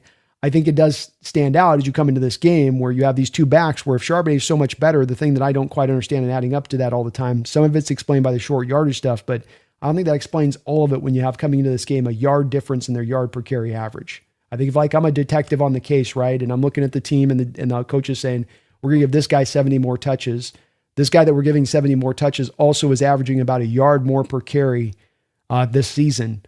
That's a lot of data that does point you to that. That's the better back to probably go with. But again, I don't want to undersell Charbonnet. And yes, some of that yard per carry average is driven down by the fact that he comes in there and kind of vultures up those goal line touches and that those are hard yards to gain and that those are going to remove down your yard per carry average in general terms, as well. I think the other part that's really been the big factor that's affected both of these guys, and I think that this is as much as that the head of why we still don't have a consensus on these two backs between the fan base, and we don't have a consensus on, which is the better one, what's causing this guy to be good this week, what's causing this guy not to be good that week, or not be as good as this guy as he was last week. I think some of this comes down to the fluctuation of run blocking performance from this offensive line. You created holes today, and that's why you had 163 yards more than, and Charbonnet ran great, but that's why you create 163 yards today, in my opinion, is that you were getting true movement at the line of scrimmage from your offensive line, and that's not been a commonality game in and game out this year. A lot of penetration, a lot of stopping in the backfield, a lot of asking ball carriers to reroute with penetration quickly right after the carry. And that makes it, to me, the biggest factor in the running game that's really held this running game back, and that get more consistent holes to these running backs, and they both will find effectiveness. Whether one's got better vision or one can run to the outside zone a little bit better than the other, I think you get them better holes, you clear a little bit more space up front, you'll find that effectiveness driven up with it. You'll find two backs that'll both be averaging 4.5 yards per carry. And that's going to come, I think, with time, with this offensive line getting better cohesion, number one, a little more talent, number two, on that interior of that line to get that a little bit better as well. You put those two factors together, you'll get better running. You'll probably get a better passing offense, more balance, hard to play defensively in the long term. But Charbonnet had one of his best games, man. I also don't want to undersell that M. Jordan in that very impressive game from Charbonnet. He was being given holes more than I think they have been throughout the year in a lot of ways, but he was also maximizing those holes. He was busting off big runs. He was doing a good job behind the line of scrimmage of utilizing vision and being decisive. I thought he had a lot of kind of cuts today that weren't necessarily the kind of cuts he's shown this year, where there are times to me where he goes to the predetermined hole and that's where he's going to head. And it's just going to put his head down and he's going to try to go get what he can get, versus sometimes looking for a little bit of the cut back to, let's say, hey, the run's going to the B gap or the C gap. Can I get this back over to the A gap? Or is it going to the A gap? Can I get it out to the C gap? And today there was a lot of runs where I felt like he was able to do that. And that also was a big driver of his success today. Kind of all works together, in my opinion, on making the day work for him. But can they get more of the push up front? And I think both of these two backs would be tremendously effective if you could just find more of that push up front. But I thought Walker ran really well today, man. I know he doesn't have the yard per carry average that Charbonnet had, but I think Charbonnet, like we've seen in a couple other weeks where Walker's had the lead dog, some of this comes down to too, just did you always get the same kind of run blocking on your carries that this guy got on his carries? And there's been weeks with Walker where I could say Walker got way better run blocking than Charbonnet. And there's weeks where I can kind of go over and say, well, you got a little bit better blocking on your runs. It's tremendously complicated, M. Jordan. And I can feel the fan base trying so very hard to try to find that bottom line between these two and making that determination. And let's just settle to this. And we know this is the case with it. But I think because there's all this stuff kind of encapsulated in the situation of the run game, it, from my perspective, at least, it doesn't make it as clear and simplified on it. And I really end up coming back away further from it being more of a running back thing and more of just other things at play that drive the success or drive the failure, a little bit of what's going on there for the season in this offense. Appreciate where you're coming from, though. Sorry you missed the game live. Be fun to watch back in retrospect, though, knowing that we got the win because it was a little bit of a rough first half. Jordan, a little bit of a rough first half there. But we end up doing what we do, which is get into feast mode, man, and end up finding our way through there. But very kind of you, man. Appreciate the $20 donation. Very, very kind. Oh, man. M. Jordan with another $10 donation. Let's go, Jordan. Let's go, man. Double dip and dropping the dono on my ass. Thank you for that, brother. Just clarifying. Wasn't trying to say Sharp should be running back one. I like both. Just felt like the eye test and how bad those cutbacks looked for K9 today. I could be wrong, though. Love you, B. We'll try to go back and take a look at some of these runs, and maybe I can feature a few of them, M. Jordan. Much love to you as well, man. Thank you for all of your support to the channel. I'll try on the Seahawks Weekly Roundup to maybe show a couple of those Walker runs, and we'll see if there's a cutback situation going on there where should have just taken the hole and gotten downhill on that and, made it run and just, take what's there versus the reversing of the field thing. I can't say for sure on that one. So on those ones where the reverse field ones, I can't speak to where the blocking was or if it was one where he should have gone at it. I just felt like with him today, he ran really strong. I think he's done a good job in the last couple of weeks of if he gets hit, he's finding a way to keep the feet drawing forward and keep his feet and finishing runs. Sometimes with Walker, because he's not the biggest of guys out there, that a guy can get their hand on him and they can kind of bring him down to the ground with kind of an arm tackle. And sometimes it's been the issue with me with Walker this year, especially versus what he was when he first came in, where he felt like he could break a tackle in a phone booth constantly. Like the first guy coming up to tackle him was never going to make that tackle against him. Where now that sometimes happens quite a bit, with him at moments. But I just felt like he was finishing runs with power. I felt like if you took his 15 carries, that there's a good number of those carries where the run blocking broke down. There was penetration. I mean, a big part of what pulled down his yard per carry average in this game, and he'd probably have over 4 yards a carry if not for it, was the weird reverse fly sweep call to Kenneth Walker that lost 6 yards for the very same point I'm bringing up here, being there was penetration into the backfield. So definitely, I am sorry if I was trying to infer that necessarily you were saying we should go with Charbonnet. I wasn't trying to say that. It's more of just trying to speak to a little bit of the struggle at play, I think, is the fan base as a whole, even beyond you, but just the fan base as a whole, myself included in this, in the struggle to try to understand what it is that's going on in the run game. Is this guy doing this better? And is this guy doing that? And I think to your point, back around to your point on this one with it, I do think vision wise and the feel in the outside zone game that Charbonnet does have a better kind of feel and understand it and a natural fluidity to being able to operate within it. I think with Walker, it's been a bit of a growing game with him in that he's kind of having to learn to run in this style of an offense where he's been more of an offenses that allowed him full freelancing and full ability to kind of go wherever he wants to go. This rushing attack will be more kind of putting you into given points if you pick door A, B, or C. There is no door E, D, or E, or F. A, B, C, that's all you get. And so I think it certainly is fair to look at it and say, look, he's got the better vision he does there. And that's where we come back to the give or take, where it's like, well, Walker's got the explosiveness. Walker's got the little bit better of a tackle breaking ability, I think, overall in that side of it. Doesn't run with the power or ferocity that you're going to get with the Charbonnet too. But that's where we just kind of mix them in. And it is that intermixture that you get there a little bit. But I think that's the folks on the vision stuff with Walker. I think that's the fairest criticism you can put on Walker as a running back, and that he's a good running back. He does a lot of really great things.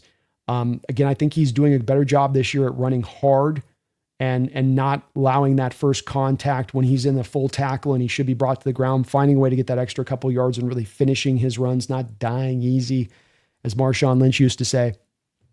But that there still is, at times, that there's still going to be a couple moments those games he gets carries on the vision front where you're like, what did you see exactly there? Or turn down this potential hole there. So I'll try to take a look a little bit closer at that for the weekly roundup on Wednesday, M. Jordan, and see if we can kind of maybe pinpoint a little bit of that in this game. And what we're saying. Thank you for the clarification though, man. Thank you for the $30 donation, brother. Really thank you for that. And much love out to you as well as being a member of this channel as well, and all of your tremendous support. You guys are just, once again, almost $100 donations today, different separate donations through this channel stream. You are, as always, amazingly kind here to me on this channel, as you guys are. Multiple, M. Jordan alone here, multiple donations over here, just back to back like that. I salute you, brother. I really do. And how nice would it be if we can have both these guys be tremendously dynamic for us down the stretch? You want to talk about the great equalizer, or the great thing that could really bring about the Super Bowl run, and it could ignite a Super Bowl run. I pointed to this, what was my first, I think I had 10 different specific points that I pointed to about us getting to a Super Bowl this year, M. Jordan, and what it would take and what would be the big driving factor if we're going to go and get there. And I came to the first thing on my list, the very first item I touched on, the first thing that when I was writing my notes down that I said, this is the thing that's got to be the thing we're considering. And that's going to be this right here.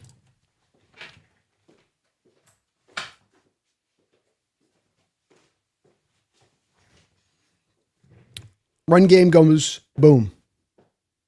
Run game goes boom. So what I meant by that was that it can be a variety of ways. It could be a run game goes boom, and that it's just these big chunk runs that you get, and that's what you got to embrace. Run game goes boom, and it's like today where you're getting the 3 yards in a cloud of dust. You're getting consistency on the runs, run in and run out. It could be run game goes boom, and that Walker and Charbonnet both really fully come to life, and the run blocking is at its best point of the season. I mean, the thing that we've seen with this, M. Jordan, that's been so cool is the fact that we have seen the running game overall to the back half of the schedule, even as, yes, the passing offense has struggled, the running game has found consistency through the back half of the schedule. So this is also not just a building off of a Carolina Panther game, but how this has consistently been, for the most part, building out throughout the course of this back half of this schedule. And that includes both the big runs, finding effectiveness down by the goal line, like we had today with Charbonnet, with a couple of goal line runs for touchdowns in this game, like he was able to do, or he had the 2. So running game goes boom was a big part of that, and it can happen from a variety of different ways. But if you throw that and you can add this into this offense, it's one that's going to make this team damn near impossible to deal with in the playoffs, because it has been at times a mitigating factor to this offense. And having that in your back pocket, allowing them the confidence to Kubiak to know that he doesn't have to be pass happy. He can lean in that running game. You're going to be getting into third makeables in the playoffs, inclement weather conditions where offenses can be harder to kind of, get up to speed and get rolling at times. So it's a big factor to me on this that I get caught up, is just, let's get the run game going boom. And it went boom today, 163 yards on 36 attempts. You stayed with the commitment to it, Jordan. And there's going to be room for these guys to both get touches. You know what I mean? So we'll see on the cutbacks. You very well could be right on those ones. We'll take a look at it, where he was at with that, what happened, and if there was a little bit of a turning down, trying to make something bigger happen, rather than just necessarily take the 4 yards. But both backs, I thought, ran really well today. And Charbonnet, very impressive. Runs he had today were certainly not kind of runs I've seen from him at times, with the patience in the backfield and the willing to kind of let things kind of set up in front of him a little bit. Let the blocks kind of set up. He almost had there's a little bit of almost a Le'Veon Bell feel from Sharps today. A little bit of a Le'Veon Bell, He wasn't fully just grasshopper bouncing back behind offensive linemen's shoulders left to right. But there was a little bit of that there, Jordan. There's a little bit of that. John says DK needs to grow up, crashing out because of a fan. It's ridiculous. It's inexcusable. I don't care what the fan says. It's inexcusable. And DK's getting the money. Steelers not waving it. It's good on their part. Probably a tough look not a tough look. They had every right to do it if they wanted to, especially with him potentially costing them this year, where they're trying to go for it. The reverberation effect of this, from DK standpoint, is this got to be the last gasp of Aaron Rodgers? Is Mike Tomlin getting let go at that point? There could be a heavy domino effect to this one. And time to take down your DK jersey. I know there's a heavy pull from the fan base right now. We'll try to, maybe we'll look into this offseason. Definitely more of an offseason mode, but there's been a few that have said it. I get it. Nicholas says, that's crazy. Why would they pay him when they could void that money? I don't understand why Pittsburgh would still give DK that money. You gave up a second-round pick, so you're burning out DK. You're letting him go for nothing. You're burning that second-round pick for nothing. Is that the best way to attack this situation? Maybe not. It's also rare the teams are going to, void that bonus money for a guy that's been out there playing throughout the year. But I bet they considered it. Joe says, here's something crazy about our division. Last year we were 10-7, but 4-2 in division. Right now we're 13-3, but 3-2 in the division. To tie our division record from last season, we go 14-3. Let's go. Daniel says, do you think our run blocking was better today, or was it Charbonnet making things happen? I think our run blocking was better today. I think Charbonnet was some of that behind the line of scrimmage decision-making, specifically seeing him reroute at times, was also the contributing factor, because it would be like they'd go to the hole, you'd get the Panthers overpressing the lead hole. He'd recognize the overpress, the lack of gap integrity has been blown by this said defensive tackle here. I can cut this up right there. So it is a combination. You were getting movement. There was legit times that we're blowing guys off the ball. I mean, that first touchdown on the goal line, where they go over Lucas and they go over Bradford's side. Those guys push their men in. They get a good yard push into the end zone, so that by the time Charbonnet's hitting the line of scrimmage, essentially, he's hitting the line of scrimmage right at the goal line on the play. So you were getting pushed. You were definitely getting some push.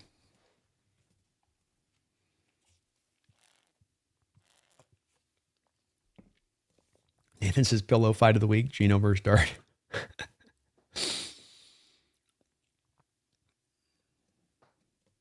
Aziz says that play on Shaheed, MJ should have been flagged. Looked like you might have been throwing him around out of bounds there, to your point. Variety of calls in that first half, Z, that were not being caught.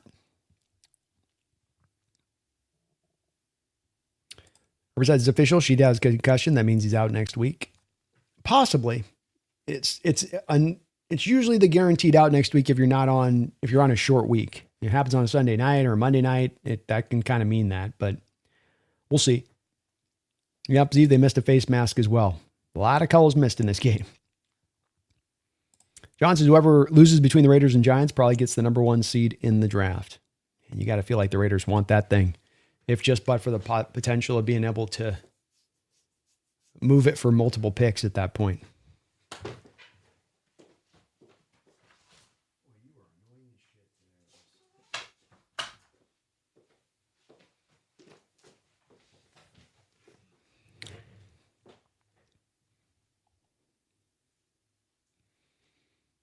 Counts as shit refereeing that double face mask horse collar call not called on JSN. Yeah, it was rough that first half. Daniel says, if you had to predict who makes the Super Bowl, who would you pick at this point? I have no idea who's actually good outside the NFC West. Well, and it's a homer pick for me on the NFC side of it. I'm not going to deny that. I wouldn't even try to deny that at all. But I mean, at the end of the day, I think I can also make as good a case as anything else. And that is that I'd give the Hawks the nod in where we stand right now. They've put themselves in a position to be able to go get the first round bye. The last time that they've had the number 1 seed, all 3 times have they gotten to the Super Bowl. And quite frankly, when you had that number 1 seed and going into the Super Bowl, there's some pretty not super close games at every time that you're playing those games at home in the playoffs too, Daniel. So I think considering the fact the NFC is so wide open as it is, and that there are good teams, but they have to come through Seattle to win it at that point, and you get that first round bye, and your health is held up really well, and you have a very complete team. I don't say it where I'm like, I've got 99% confidence this would be the way it plays out, but I would have a lot of confidence that we'd be as lead a dog as anybody else to go and grab it. As far as the AFC goes,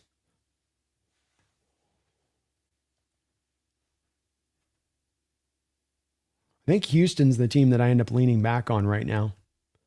Their defense feels like a differentiating factor out in that AFC. And I just don't feel like there's an offense out there that feels like a differentiating factor. Denver might be on par with Houston defensively, but I think the Texans are better offensively. I don't trust the Jaguars. Bills are showing you right now why you can't trust them against the Eagles, down 13-0 here in this game. Chargers don't have their offensive linemen. We can kind of go blow by blow through all these. New England seems like they're a year early on this, and they've had an easy schedule. So I would probably go with Houston at this point, Daniel.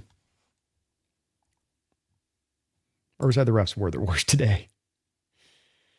It was tough. Z, hopefully Brandon makes it a point what happened to Shaheed and JSN in the next roundtable about the trash reffing. I'd like to bring it up, Z. I would. I'll bring it up to a degree on it. But you know, it's also that the part of the point last week was a little bit of like, let's not lean on the refs too much. And, you know, look, if we lost this game and the refs continued through that second half and doing what they did in the first half, I probably would have leaned on it more. They quieted down as we got in the third quarter a bit, but there's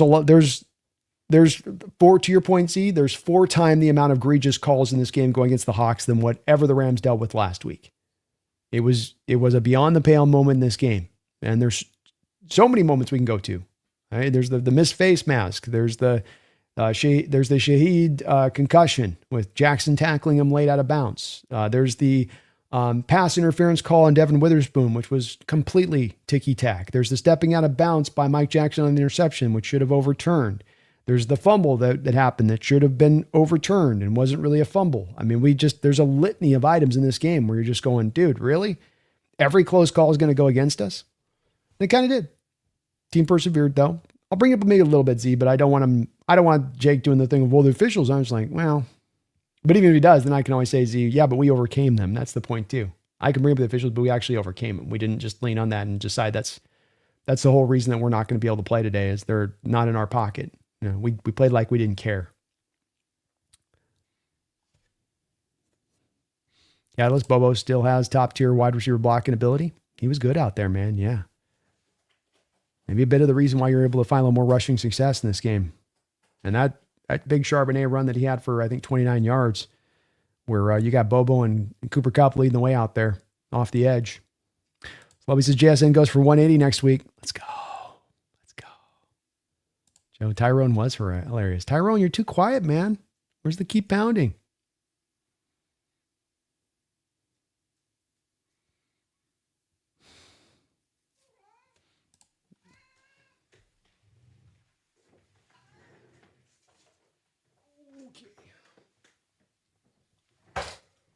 There we go.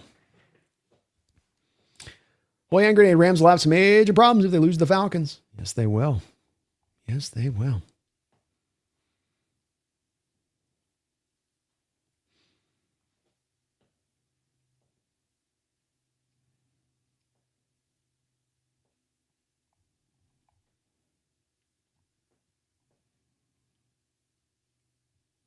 Power Bryce Young's not that guy. I think he kind of showed his Hawk fans, if you've heard me talk about Bryce, why he's been a guy that's hard for me to be sold on him as a quarterback, and definitely thought he was overdrafted. He's made me, he's definitely done some things this year that's been eye-opening versus what I thought he could do to have them in the position they do. But I do just feel like there's definitely some limitations there with him as the quarterback. And if you're gonna make a guy number 1 overall pick, I don't know if you want to be operating from there being, limitations. Kind of want the full meal deal at that point if you're picking that guy there.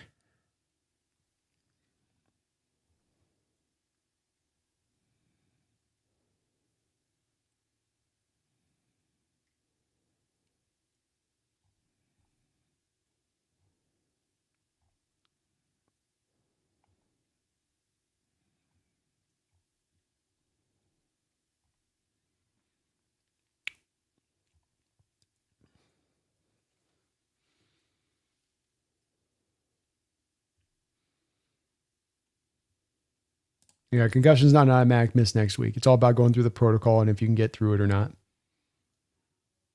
Martin says, I think I've heard we've running the cheapest offense in the NFL. If we are, then we are so overperforming our investment and we've got to be happy with that. Amen. And yes, you have $80 million of dead money right now on your books, $80 million of a $280 million cap that are going to players no longer on your roster.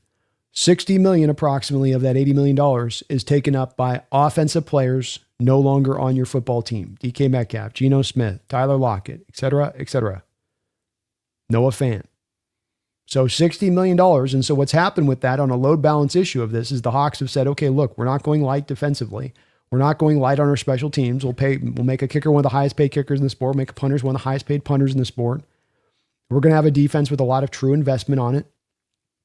And you've basically kind of pushed a little bit of that money over the offense to the point you said of Are you now one of the cheapest, just dollar for dollar, how much you're spending on offense versus other NFL teams in the league? Yes.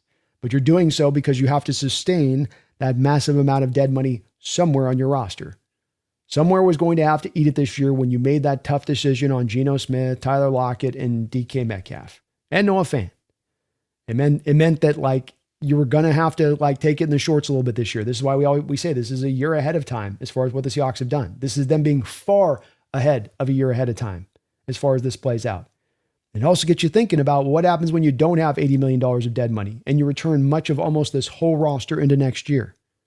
How does that start to look now when you can put that money to work and get that back actually to an active status, especially for a team that's moving on to the 2026 cap with only $500,000 of dead money as it currently stands. So this year, $80 million of dead money. Right now, next year, as it's set up, only $500,000 of dead money. Quite a difference. Quite a difference.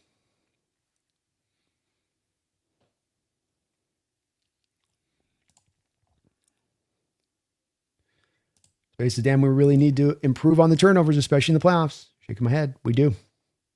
Got to try to clean that up.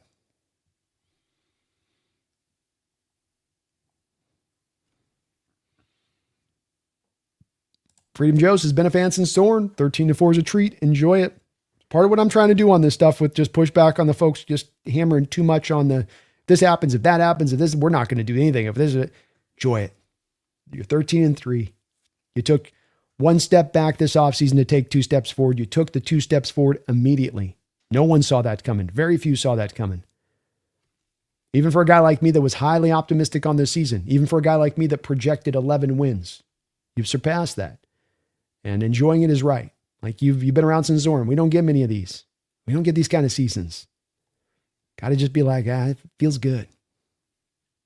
Power says, love how we stuck with the run today. The outside zone worked really well on the perimeter. Feels like we wore their interior down and won on the line of scrimmage. Well said, Empower. I don't have anything else to add to that other than, yeah, I saw it the same way. And again, is this right now on today's game here today? The Sunday right now? I'm not. Yes, I think so. Joe says the Arroyo pick should have been O-line, would make our lives easier this offseason, at least potentially. Potentially would have. That was the way I kind of wanted to go instead. Hopefully Arroyo comes back and can make it stick. Joe says, I think Ben Johnson will dial it up against Niners depleted D. Should be an interesting game. Indeed, he's going to have some answers there for this Niner defense, that's for sure. Brian says, Kubiak saw which back was more successful today and rode the hot hand. Perfect. Amen, man. Amen. Nicholas says, I wish he would ride Jack Diesel all the time. I'm not a fan of K9. You lose yards and then get decent yards, then you lose yard style. I understand. It could be a frustrating style to watch.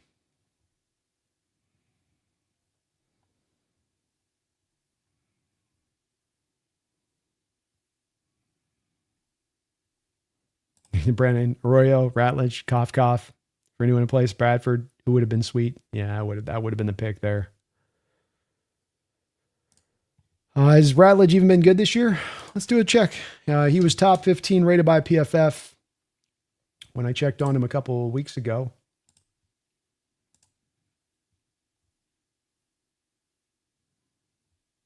Let's see if we can find him on this.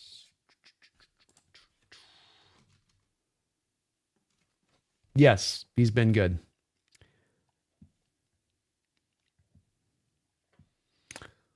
Jordan, he's currently rated 22nd in the NFL as far as guards go. So Tate Ratledge is right now rated 22nd in the NFL by PFF for guards. Gray Zabel is rated right now 68. Anthony Bradford is rated 67. So Tate Ratledge 22. Anthony Bradford 67. Gray Zabel 68.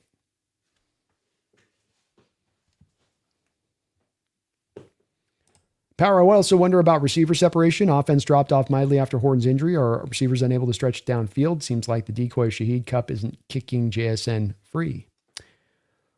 It has gone back a little bit. I think game by game, there's a variety of reasons in Power Code rather than there being a singular reason as to why this hasn't happened. I don't know if it's just receivers not generating separation. It's everything at play here. I don't mean to be kind of like generalized with this. I can see and understand the want to try to find a bit of a smoking gun to this, but it's everything. It's been a lack of consistency in running the ball. It's been sometimes early protection breakdowns in games that are getting exploited by the defense. It's bad decision making at times. It's drop passes that came up today that come into it. Sloppy, brand of football.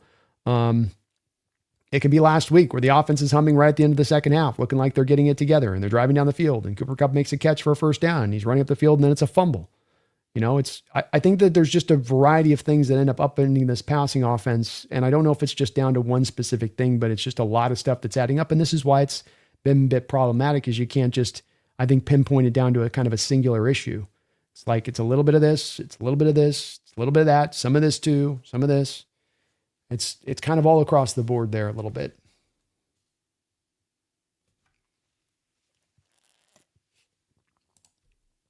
Jordan says, I saw Ratledge for a few weeks, not now getting blown up in both the run and pass. He's kind of like Zabel, I think, a little bit here, where you have a rookie starting for a whole year and you get late into the season. And, I think you have those rookie wall games at this point in time of the year a little bit. But I mean, he's been so much more supremely well graded than what our offensive line is at as far as our guard play goes at either left or right guard. I mean, he's, almost top 20. You're top 60 with the other guys. Not to use PFF as the end all be all, but that does kind of match up to what I see from the tape on those guys too.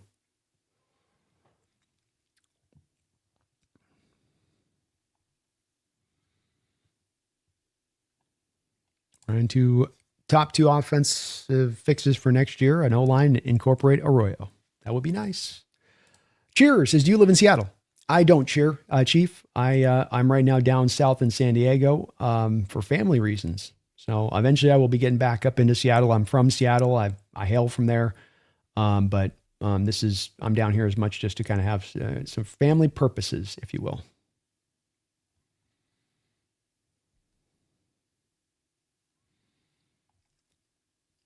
Robert Jimenez, Mr. Kane, Christopher Watkins' reaction to the Seahawks win and the slow start against the Seahawks offense. Go Hawks. I didn't like it at all. Robert, no. Bad start.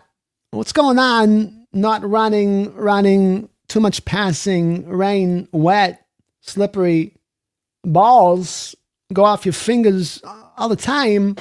No, run, Coobs. Why does he go away? Why won't he stay with it? I don't know. It makes me mad. Run the ball. Kubiak, now. Stop. Throw so much. Still get the win. Offense coming together. Walking, a little concerned. Found a way. 17-point win. I'll take it. It's good to see you, Robert. Walking feels good. First round bye. Almost there. Massage. Standard champion, respect for Carolina kneeling their last possession instead of stupidly playing for nothing. Agreed, Standard.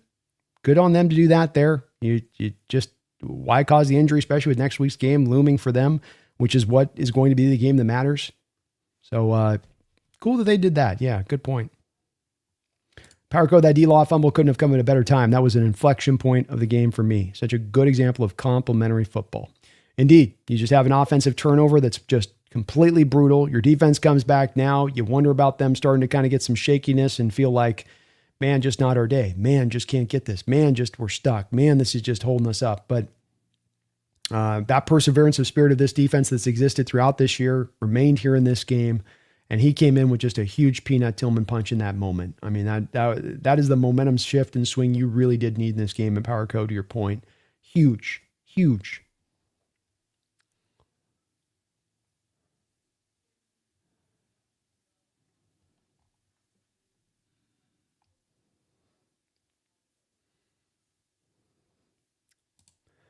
Brandon continued on the B&B show talking about wondering why LA is least penalized team in the last 10 years.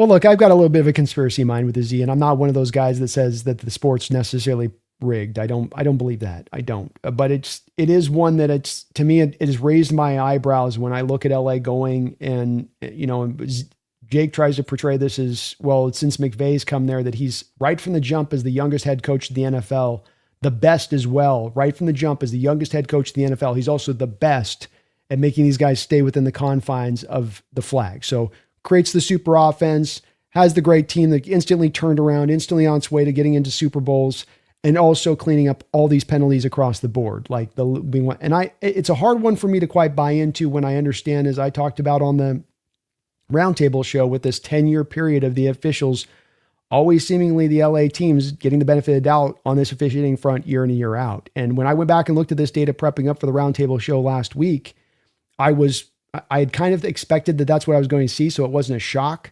But it's also one where there's a little bit of a smoking gun on this one, where I have 10 years of data on this. I should see more fluctuation. You'll have your years where you'll be one of the best or least penalized teams in the sport, but not every single year. Injuries come up, rosters turn over, different players come in with different strengths and different weaknesses. And I do just have a little bit of a wondering. I'm not saying I know this for sure, that I'm blamed, but it does make me wonder a little bit when I see that penalty slanted in such that way. And let's not forget as well with this, just to make sure we're clear as to why this is a little bit of a one that annoys the crap out of me just a little bit. If I might just kind of show something that is also a bit of a representation of why I find this so frustrating. Let's see here. If I can find the stat here that I'm looking for. Probably not going to be able to find it.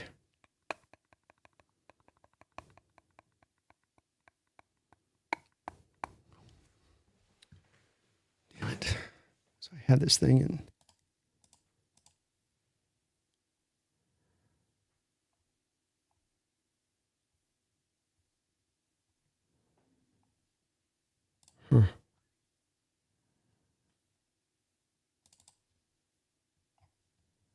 Yeah, I'm not going to find it. I thought I had that stuff. Well, you'll have to take my word for it. I can't give you guys the deal. I had this at one point saved in here, and then I don't have it saved in here anymore. Seahawks over the same given period were one of the second most highly penalized team at the same time this was happening. So, I get a watch on one end. Your team isn't penalized. It's the least penalized in the league. And my team at the very same time is becoming the most penalized team in the league. Two ships crossing in the middle of the night. So it's not that I'm driving this as ultimate proof, but it is, I'm just saying that something does kind of seem like it's stinking in Denmark here. Something's rotten in Denmark. And I just kind of think it's very, very convenient this has all happened right at the same time that they've gone to LA. If I look at St. Louis and the penalty situation in St. Louis the prior 10 years to them leaving St. Louis, and then look at where their ranking was versus where they've been ranked at going to LA, a little bit of a big difference. And so again, it's not a smoking gun, but it does make you think. It does make you think a little bit like something's not right. Micah, back-to-back sacks by Mafe and Lawrence put the nail in the coffin for the Panthers. Yes, it did. And greatly timed sacks at that. How about Lawrence just coming up clutch in this game all the way through, on top of playing a tremendous game all the way around. And then Mafe going to get another sack in a game where you didn't have Derek Hall. Not factor we're not talking about in this game, but how good you played defensively. Down Derek Hall with just those three edges. Mike coming in, Morris. I think Mike got a freebie too in this game. Did they give him one? No, they didn't give him the freebie on that one. Jesus, as Arsenio Hall says, things that make you go, about LA getting so many favorable calls. Amen. It's kind of just one of those things where you go, it does make you wonder a little bit. I'm not to say that I know for sure of anything. I'm not trying to speak of it with ultimate authority that this is all a proof of this. Quite the opposite, I would say to that, but just that it does make you kind of stand back a little bit and go, at the very least, it makes you say, hey, Ram fans, don't pipe down about the officials. Like, zip it. It at least I think is fair to say that it does that.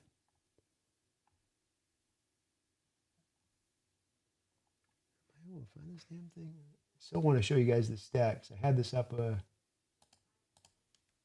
crap, dude.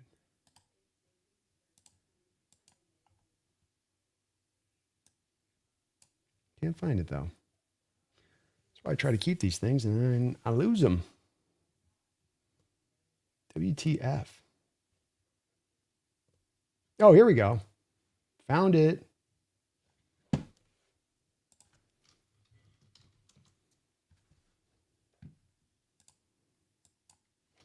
Found it.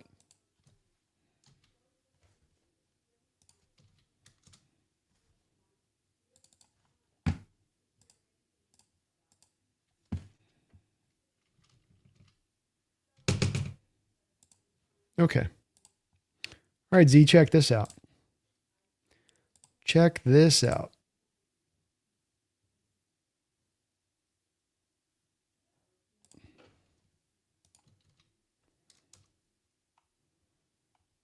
I knew I had this thing. This came out last year.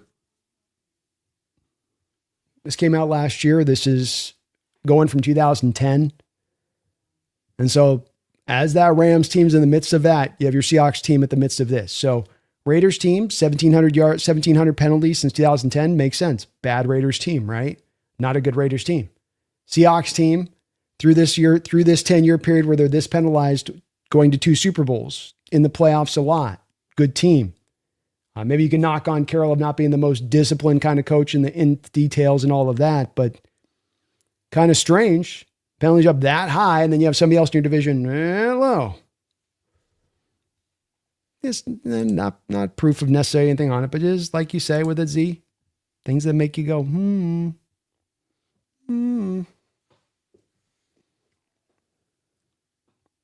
Yeah, since the Seahawks for a decade had a boom or bust offense often. The only thing I remember was that they let Russ Cook's season start incredibly hot, but then like this year we got figured out. Yeah, it went cold quick at the end of the year. You couldn't do anything offensively through most of that year down the stretch. And that's been by and large what we have seen from this offense through a good decade. Even when they've been good offenses, that there's been a lot of the boom or bust factor at play. Brian says, my Willis comment was because someone said Willis over Donald for Hawks next year. Yeah, that's an interesting one there. Hopefully D-Hall's rested for next week, man. I hope he is. Nicholas is on board with Sharps. He says, give Sharps a majority of carries every week, every game, and watch what happens. I'm talking about today. I'm talking in general. Jordan falls up a bit sharp. 3.7. K9, 4.6. Last truly unstoppable offense we had was 2005. Since then, we run hot and cold. Yeah. That's accurate. He says, hopefully the Hawks wear the throwbacks for week 18. I'd like to see the throwbacks. That'd be cool. Mike, Darnold's our franchise quarterback. Need to sign him long-term this offseason. I mean, he's on a 3-year deal, but he needs to be locked in long-term. Mike, I can see where you're going out with that. But the way this works with this is that John Schneider has been very vocal about not giving out contract extensions to players that have multiple years remaining on the deal. When you do that, you set that as a standard as an organization. Multiple players start to think they can do that. Seattle's been pretty hard-lined and especially been pretty hard-lined here in recent years. And that if you have 2 years left on your deal, they are not going to sign you to an extension. I would imagine they'll just continue to let him play it out as is and kind of call it a day.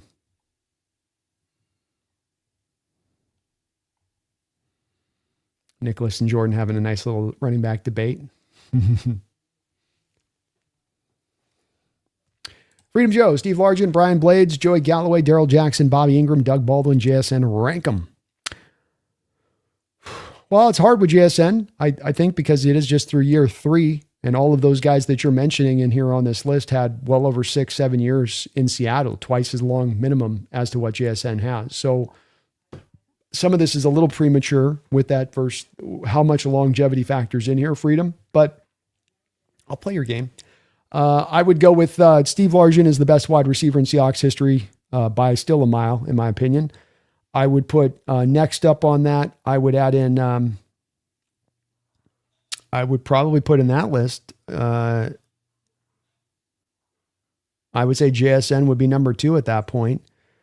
My number 3 on that list would then probably go to Doug Baldwin. 4 would go to Galloway. And then I would go probably Bobby Ingram, Daryl Jackson. Be very tight with the Daryl Jackson Ingram. You could flip both ways on that on the back end of that list and sell me on one to the other there. I don't have a hard line opinion between those two. One sec, folks. Be right back.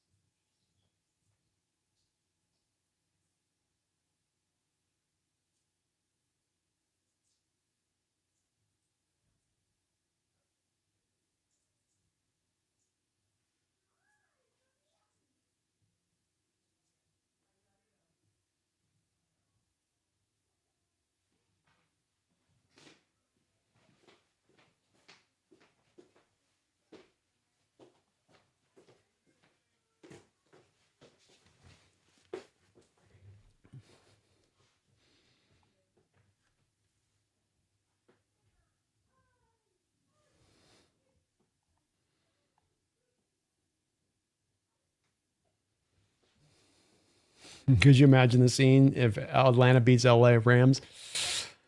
They'd be in freak out mode. I think they would in LA.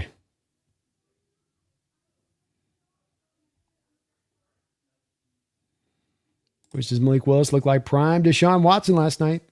I mean, he looked good. They did still lose the game, though. Of course, that's somewhat has a big part to do with the Green Bay Packer defense. But that's also not been a particularly good Baltimore defense this year. You know, Sam Darnold is a better quarterback than Malik Willis. If there's a question on this, like there shouldn't be.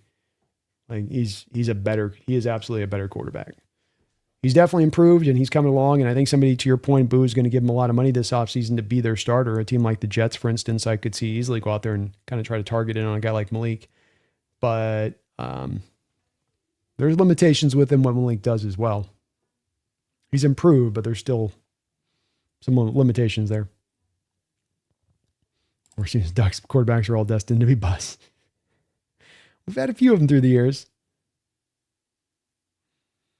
The Darnold clone in the stand so funny. He should have done the Heisman pose. He should have, man. They found quite a doppelganger for him, didn't they?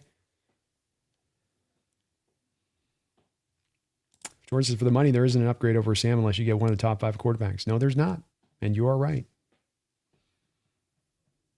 Micah says, Darnold's who I wanted over Geno all along. You were right on that one, Micah. Good call on your part. That is, the job ain't finished yet. It ain't finished yet. But you could be setting this up for just a mere 4 wins. 4 wins, folks. First round bye, number 1 seed, Super Bowl winners.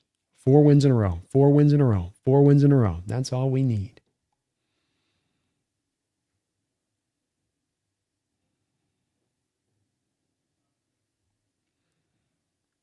Joe feels good about the Bears' chances tonight. I think Johnson goes for it. Anybody can exploit the 49ers D right now. It's Johnson. We'll see. He could, for sure. He's not going to make it an easy day at the office for him like some of these teams have against that defense this year. TZF Patrick Peterson was hating so hard on this win.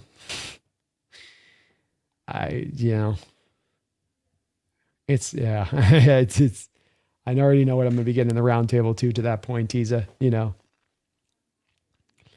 Some folks just can't get sold on this team. You're going to keep Talib saying the same here and his breakdowns of it, or Talib's totally not being a homer at all and then being completely on board with the Broncos.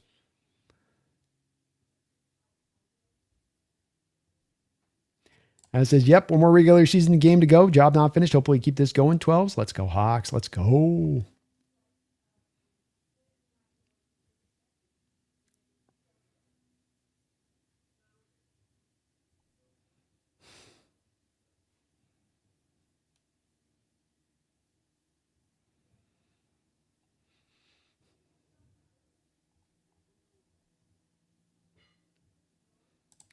I'd love to get Caleb Downs, Tiza.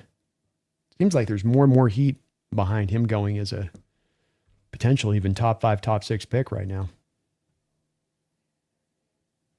Main Street Paul says, how do you replace Leonard Williams if he gets injured? Who will you bring in to take his place? I think you've already you've got 3 names in-house to set up for the replacement there, Main Street. I mean, Byron Murphy's doing nose tackle stuff, but I've said that he would be unleashed as a 3-tech. He would be even better as a player as a 3-tech, in my opinion. It's just that you don't have him over there because of how well Leonard Williams is playing.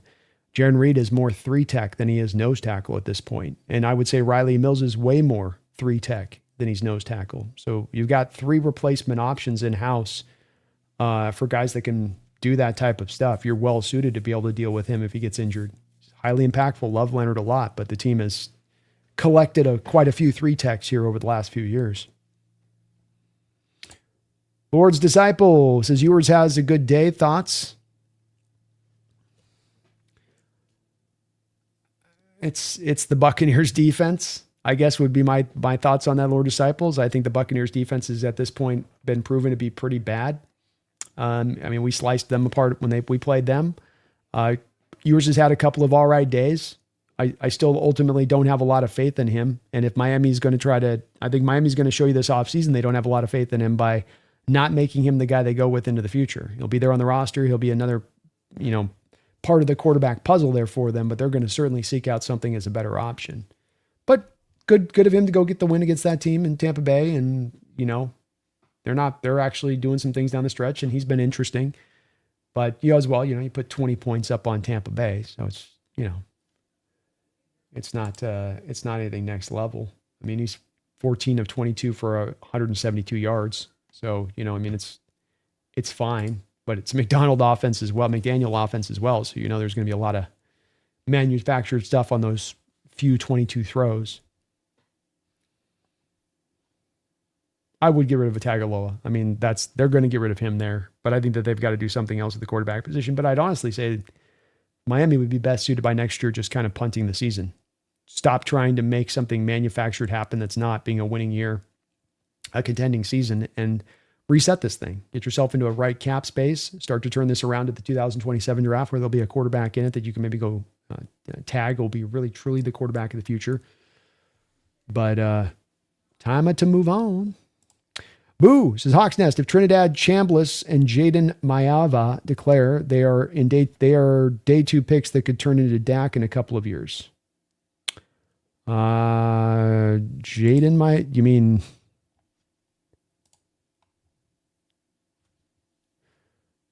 I haven't looked at those guys, Boo.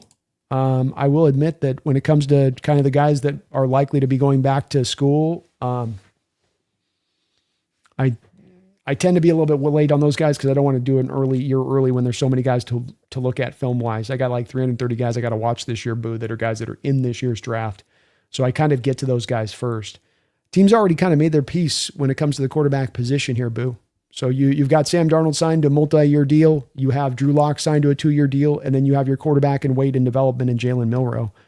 So I understand quarterback is a very important position and one that fans really love to look at and want to look for the next great one they can find and all of that. But Sam's playing well. You've got 3 stacked there deep. Bigger issues and deals that you got to deal with on this team as we go into the future of this offseason.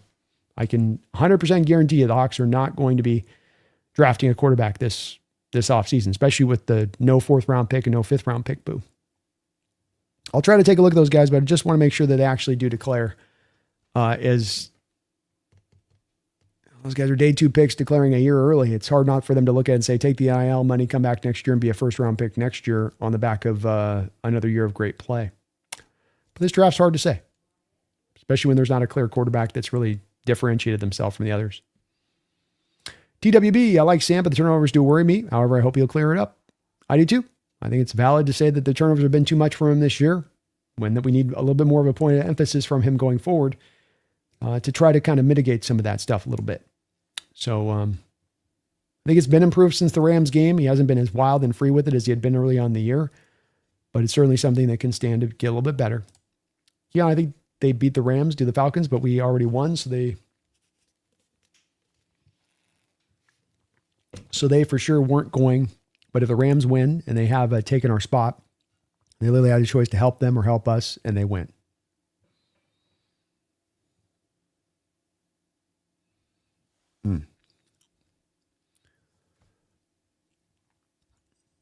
Divorcing dad, Sam needs a number 2 next year, like Odunzier or UW Boston next year to pair with GSN.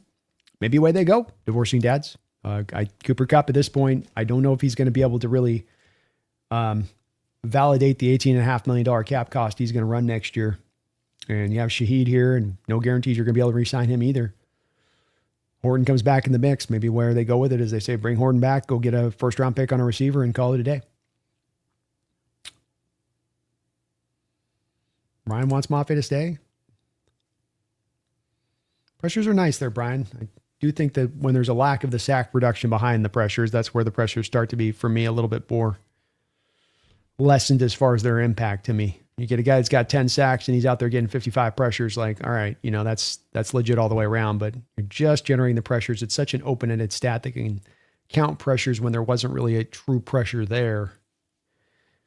It's a little bit of a new stat.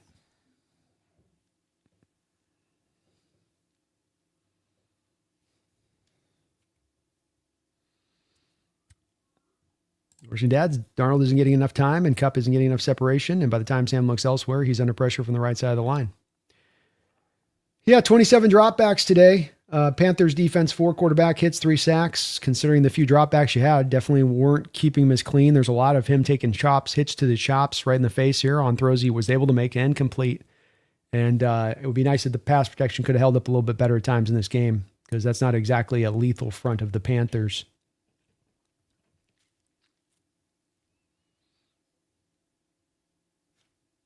Is he one more? Myers gets to 40 this year. He just might. Of course, the offense is starting to find some headway and scoring touchdowns rather than take field goals. Score prediction for Sunday Night Football. I'd probably put the Niners find a way to get it done. The offense just looked so good last week. They need this game. They played so well this year. I've counted that team out all year long. I just can't do it here. I'll go. We'll go 27-24 Niners.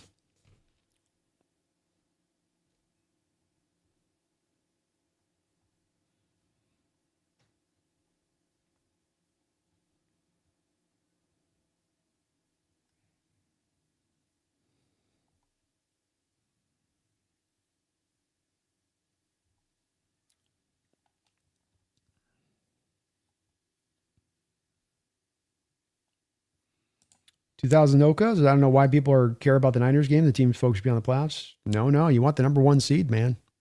2007. That's the big deal here. Finish this year out. Get that number 1 seed. Get that first round bye. Kogan says, Brandon, how tall are you? I am dead on right at about 6 foot. Might be about a centimeter or 2 below 6 foot, but right at about that spot. Right exact. Mike, I think Woolen will go elsewhere. As poorly as he started the season, he's really come on as of late. Earlier in the year, he was synonymous with burnt toast. Yes, he's been solid. And I do think he's going to go somewhere else. I just don't think the Hawks are going to be willing to pay him what he'll be able to get somewhere else. And quarterbacks make good money when they reach the market, especially if they can take the ball away. The man's going to go into the open market with probably first 4 years of his career, like 15, 16 picks, good length, size. Somebody's going to get caught up in him. Says, as likely as it is, a tie in the Rams loss would get us the number 1 seed. That'd be nice. Boy, could you talk about a magical year that just gets more magical if that happened? Bubba, Yaga, I would love to have Crosby, maybe a lockdown corner at the right price, but if Burrow became available, would you want to go and get him? Not really at this point. And as much because I'm as much worried about where Burrow's at from a health injury front standpoint of things. I mean, he's had quite a few injuries that have mounted up through the years. He's gotten the ever-living crap beat out of him in Cincinnati. I saw this with Russ through the years, and that there's a cumulative impact to these quarterbacks taking this amount of punishment. And the cost is going to be absolutely through the roof. It might cost you 4 first-round picks. It might cost you 3 first-round picks and 2 second-round picks. I don't know if that's... I just don't know if that's one that would make me want to do that, considering how close we feel right now. And that it's not a necessity for us to go get a Super Bowl to take that kind of risk. But I'm not going to be mad if you made the move, but I would make it a priority. Crosby would have me much more in a attractive kind of spot for me. That'd be a little bit more my speed.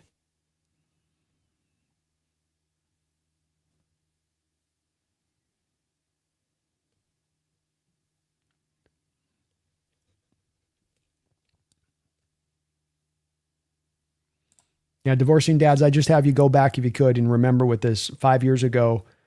He's saying, well, and I don't see getting paid by the Hawks as his tackling run support doesn't fit Mac's scheme. He's great in coverage. He's definitely not going to be paid by the Hawks, but he is going to make some money out on the open market. I mean, Shaquille Griffin had the same issues as far as tackling goes. Not a great tackler. $14 million per year to Jacksonville. You know, the sports guy, I think Kobe Bryant signs 4 years, 42. I don't think so. Big key here is that you're spending money on Julian Love here, Nathan. So let's go through this as a litany. And it's not that I hate Kobe Bryant. This just comes down to load balancing. This comes down to positional value. So the Seattle Seahawks just 3-4 years ago decided to make two of the highest paid safeties in the sport at the very same time. It's a mighty amount of your cap space now going to the safety position. Does the safety position draw enough of a difference-making component to it to derive that it should cost that amount of your cap to put that amount of resources into it? Didn't prove true there. Didn't make us a good defense there by doing that. And this is a defense that's as much ridden and driven by its front seven as much as just driven by safety play on the back end. Kobe's a good player, but the team is also on this one, Nathan, giving you the indicator of what they're going to do here. The team came to Kobe this offseason and they said, hey, would you like a contract extension? Now, on the surface of it, that might make you think, well, he comes out and has a successful year, then they're definitely going to extend him at that point. They wanted to extend him at the start of the year because they wanted to get him on a reduced down deal. Probably something in the neighborhood of like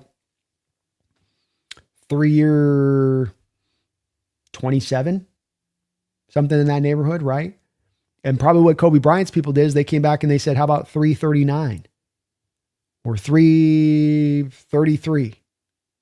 And Seattle went, no, we don't want to be paying that mark. We can pay you kind of a middle tier and we can pay a guy a high water mark, but we can't be paying both guys at a high water mark.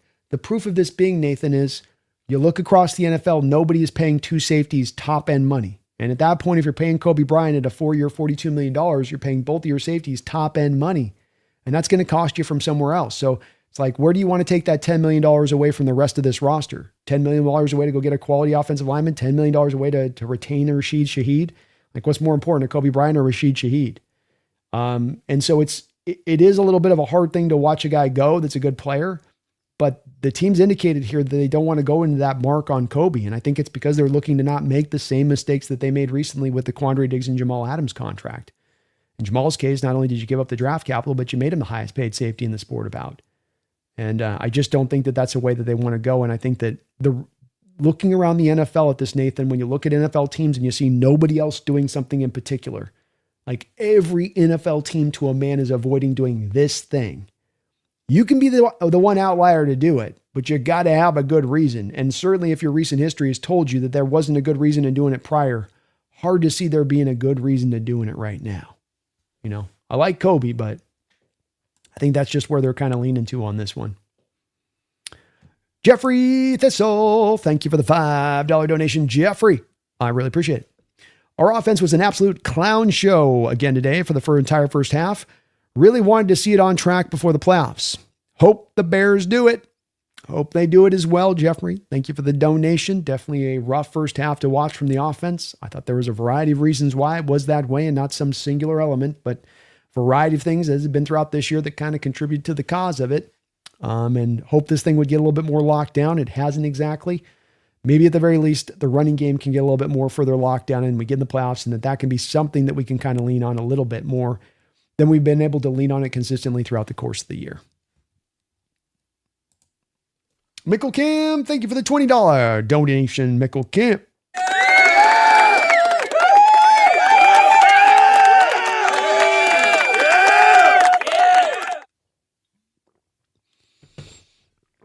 Mickle Cam, very kind of you. He says, fun facts. 2005, the Catholic Church selects a new pope. Seattle wins 13 games and goes to the Super Bowl. 2013, a new pope is chosen. Seattle wins 13 games, goes to the Super Bowl, and wins it. 2025, a new pope was chosen, and Seattle has won 13 games. Great note there on your part, Mickle Cam. He's not blowing smoke, folks. Last two times in recent years that the new pope has been chosen, you've gone to the Super Bowl, and now we had a new pope chosen, and you're now to 13 games, and you're on the precipice once again. I'm not saying the Seahawks are Catholics. I'm just saying there's some weird interconnection between new popes and Seattle Seahawks winning Super Bowls. I can't explain it. Only God knows the plan, okay? Only he's aware of what's at play here. Okay? But you see that white smoke coming out of Rome, baby. You see that white smoke coming off that chimney top. You know the Hawks are about to get themselves in the Super Bowl. Great fact, Mickle Cam. I'd kind of forgotten to bring that up. I keep forgetting to bring that one up, and had been kind of an interesting thing coming into the season to kind of consider. And yeah, how about that, man? What a weird stat, huh? What a weird stat. Thank you for the $20 donation. Good to see you in the house, man. New Pope, Seahawks Super Bowl win. That's just how it works. It's God's will in effect. You know, it's really God's will. Who here is going to try to upend God's will? Not me. Not me. Universal law at play is what we call that, Mickle Cam. Thank you for the $20 donation, man. You are very kind. Very kind for that.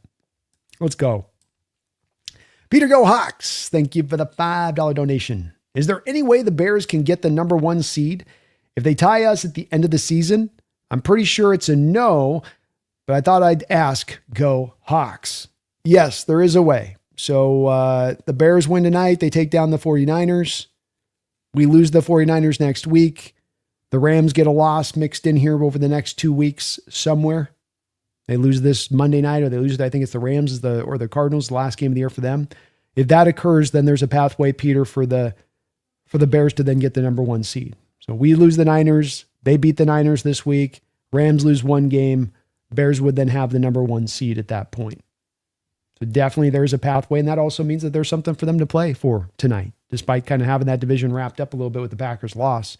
Still something for you to try to go and grab. And you would think that will make them hungry and getting after it in this game against this 49er team, Peter. Thanks for the donation, though. Appreciate you for that. Jeffrey Thistle with another $5. Thank you, Jeffrey. Always kind of you in here. You're very kind. Couldn't be happier with the left side of our offensive line this year. Zabel and Cross have been terrific. How do we feel about Sundell? He seems fine on tape. He's fine. You know, I mean, it's fine.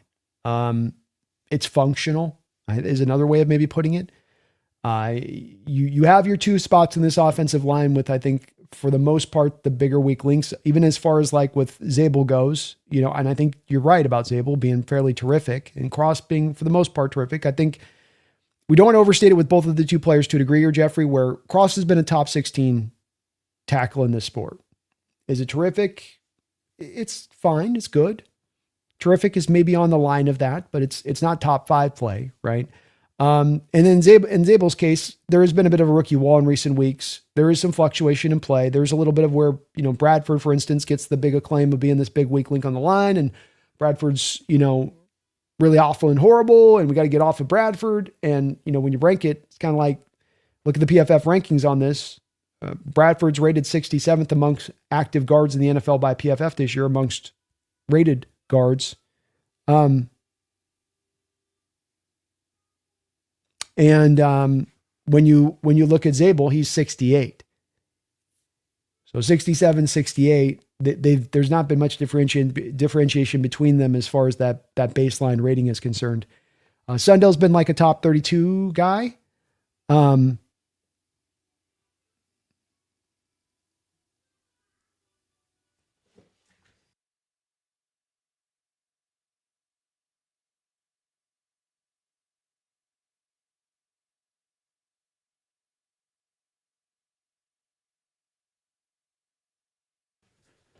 And Sundell's top 32.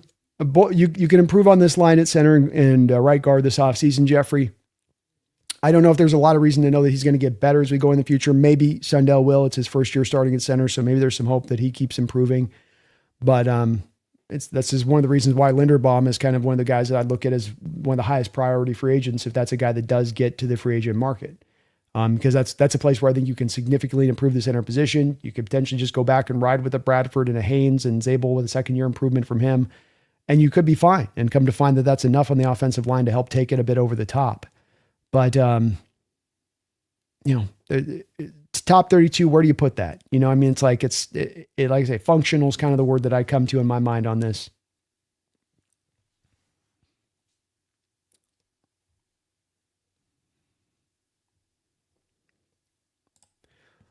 Mumbles, thank you for another $10 donation as well, man. You dropped so much support today. Appreciate you for that. He says, wait, Elijah Arroyo's hurt? First I'm hearing about it, laughing out loud. So impactful. Much. Wow. Can't believe how much hate you got this last April. So dumb. Seers and messengers are often hated, I suppose. It's the frustrating part for me at times in doing this as a channel. Like if I get something right, I don't need to be lauded. I don't need people to point out the places where there was a place you hit. Well, there's a place you hit, where there's a spot you hit on, where you're right about this. Like, I don't need that. Right. But you're right, Mumbles, in that what does get frustrated when you're doing this and you're looking, for instance, so deeply into a draft or making predictions about players is that you'll just get flamed in a moment like that for taking a take that's not one that's an easy one to come to, but that is the truth of it. And then when you're right on it, there's not anybody coming back going, oh, you're right on that. It's just, you get all the heat on the front end of it and you don't get any of the sort of the lauding on the back end of it. And quite frankly, Mumbles, when you look at content creators and you see so many who do this, who are so homer in their way and so pom-pom waving in their way of their manner, this is why. Because when they do say something about the team that isn't right or is a little bit negative, they get flambéed by the fan base for doing so, for not just being positive Paul at every single turn. And they end up kind of throwing up their hands and they say, to hell with it then. I'll just be what you guys want me to be. Now, you guys know with me that I'm not wired that way to do that. I just can't do it. But I would hope that there are those even right now that are listening in. That might have been some of those that just raked me over the coals on the Arroyo and the Milroe pick.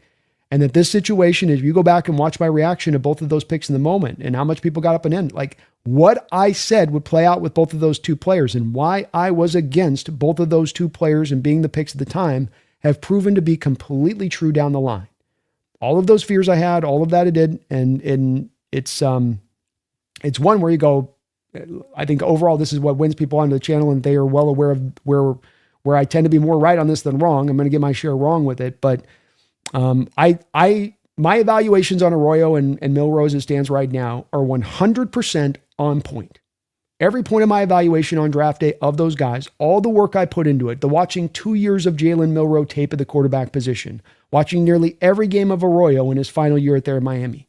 That hard work I put in educated me on my outlook of those players from a projection standpoint. And my projection has been perfect so far. Now, it might be disproven in 2 years from now where Milroe can rise up and become a starting quarterback in this league and a good one. It might be broken up in a couple of years from now when Arroyo can get around the other side of these health concerns and turn into one of the more dynamic tight ends in the sport as a pass catcher, because he's never really going to give you much as a run blocker.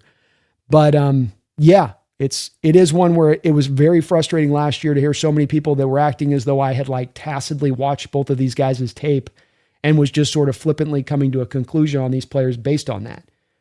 Especially when it's that I loved so much of the other picks around this draft. It was just really those 2-point picks that I kind of pinpointed inward going, I got some real major issues on these two particular ones. Zabel, you're great. Emanwari trading up for him. Great. Riley Mills, fine. Horton, love it. Oots, yes. But those two ones, I think I was kind of right on it with those. And yeah, it was frustrating in doing the draft coverage and just having so many people that were just, considering it me being a whiner or something, that my evaluation was that outlook of those players. But hopefully that's a lesson for those that jumped to those conclusions on me in that draft this last year. They can come back now this year and understand when I'm giving you these assessments on these players, it's going to probably be fit to true. I put my work in. I grind out on the tape. I was up for 4 hours last night going through guard tape and wide receiver tape alone. I'm already starting the process. I'm 100 prospects deep into this. And it's an evaluation that looks off of tape. It works off of looking at the background of these guys, looks at how they developed over time. I try to get exhaustive in this so that when I give you guys these opinions, not just opinion, but it's an educated opinion. Keon Lund, thank you for the $2 donation. Keon, I appreciate you that. Pass interference in the NFC Championship game is a mic drop. High leverage, no call. Well, that's the part about it is you get the Rams who get this 10-year period where the officiating is working in their favor, where they're the least penalized team over the last 10 years in the sport since Sean McVay has arrived, number one. And then you also get these real keen moments in these real big games in addition to it. I can go through the litany of Seahawks games, but just go into the playoffs, the NFC Championship conference deal there, where that guy gets racked by the Saints and how brutal that is for the Saints, because that closes Drew Brees' career up. Your window's shut. Your hopes are done. You get your one Super Bowl, you're done. And it's a high leverage moment. It's a big call. It's a blatantly bad call. Or how about when they're in the Super Bowl? Another one when they're in the Super Bowl against the Bengals. You don't call any secondary penalties throughout that whole course of the game. No PIs, no pass interference, no defense. You're letting them play. You're letting them play. You're telling the players, here's the standard throughout the day. Here's the standard. We're going to let defenders get a little physical. Here's the standard. We're going to let defenders get physical. Here is the standard. And then you have on the final drive of the game, just as now the Rams are going to have their last opportunity and it goes incomplete to Cooper Kupp. And then you're going to bail them out with a call to then allow them to go get the touchdown. It's happened multiple times over, these high leverage moments. And I walk away from it in the same point with Keon going like, as Ram fans, you just got no leg to stand on here. And no fan base is going to hear that and go, yeah, you guys are making a lot of sense here with this. It just kind of comes off sour grapes. It kind of comes off of like, the NFL is just not always in our pocket. They're just in our pocket like 97% of the time, but it'd really be nice if they could be in our pocket like 99.5% of the time. Give me a break. Princess Jessica, thank you for the $2 donation, Princess. And thank you for watching. Says, glad we won, but we need to play all 4 quarters. Slow starts, offensively speaking, to your point, Jessica, have been more of a commonality of this team through the back half of the schedule. They really have. And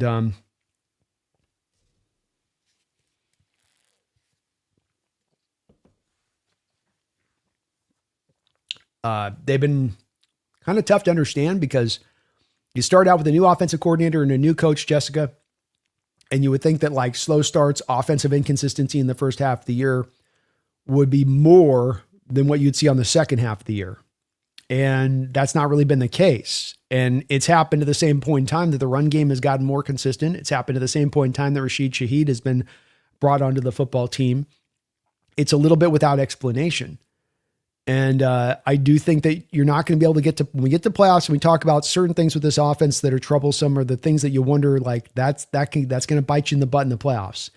If you can't get this rectified, if you can't get this mitigated at least to a degree where it's not as much of an issue, super slow starts, basically doing nothing through our first half, and then the high turnover rate that exists across the board on the offense in general. Those two aspects of things cannot be things you're carrying into the playoffs and hoping you're going to get to the Super Bowl. You can have some turnovers. You can have some inconsistency offensively, but you can't just punt away a whole half. Go, yeah, our offense just couldn't find it that half. We'll get it back to the third quarter. But that may be the team that we're looking at, Jessica. You know, good point, though. Very good point. May just be what we're dealing with as far as the team goes. That's that thing I came back to a little bit. This was one of my points, I think, on this team here. If I got it here. This was one of the points. So, you know, we went through the points this last week on the show about what it takes for the Seahawks to go get a Super Bowl. Run game goes boom. Shaheed and Kupp diversify the passing attack. There's more intricate put into the attack along with JSN. Sam takes care of the ball. Sam uses his legs. Sam takes the checkdowns and security blankets. Well, Sam took the check down and security blankets today, I thought. Did a good job of doing that.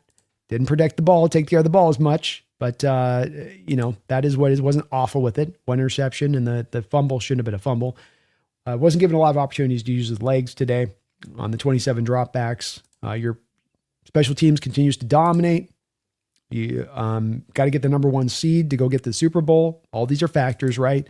But here, Jessica, is one of my factors as well, which is more feast than famine. And that maybe the part of this team that we have to embrace a bit is going to be that this team is just a boomer bust team. And that while the bust factor is maddening and doesn't always make a lot of sense, that also on the other side of that scale, when the team does go boom, when you are in that feast mode, that you're hanging a lot of points up on the board really fast, that you're putting it up quickly.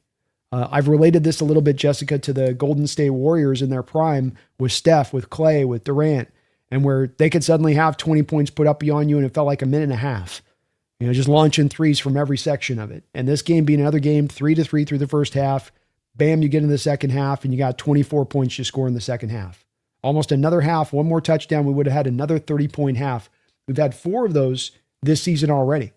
Part of that feasting, part of that booming aspect to what they can bring to that side. And so maybe this is the way that this is going to go. Maybe it is going to be slow start. Maybe it's going to be the turnovers, but this team will have enough in the reservoir and the positivity that they can bring about by scoring so fast, by having the big plays brought in, that it can supersede a little bit of that.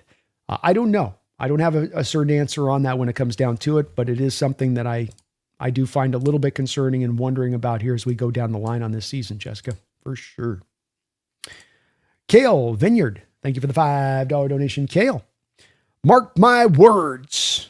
Hold on. Let me get this right. Mark my words. This team is winning the bowl, the Super Bowl. That Rams game forged them in fire. P.S. Jake is a crybaby. I had to get the megaphone out for that one, Kale. I love the confidence, man. Let's go. Thank you for the donation, but I love that confidence. He says, we're going to the Super Bowl. He says that Ram game forged us in fire like steel under a blacksmith's hammer. Just ching, ching, ching, ching. And what came out? You just run your finger on that Seahawk blade and you're going to cut that thing open. In fact, you're going to probably spring an artery. I love it, Kale. Let's go. Let's go. I do feel like that game versus the Rams and getting that win and finding a way to solve and find an answer for that this team doesn't just have your number, that this team doesn't just have Sam's number, that there's a counter there, that you're able to stand with them, that you can take that team down. That might be the thing that does embolden a bit of that confidence as they're going into this playoffs in that way. Say nothing of the Rams having to go back out on the road now to make this happen from their perspective of things.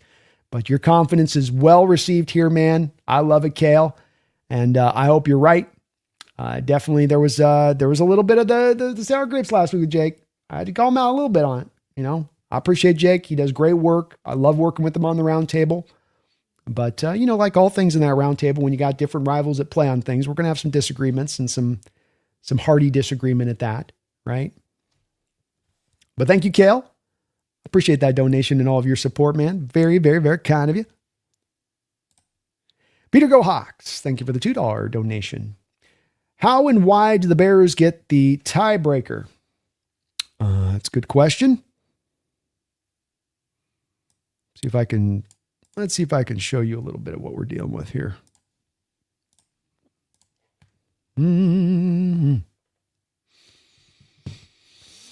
Okay.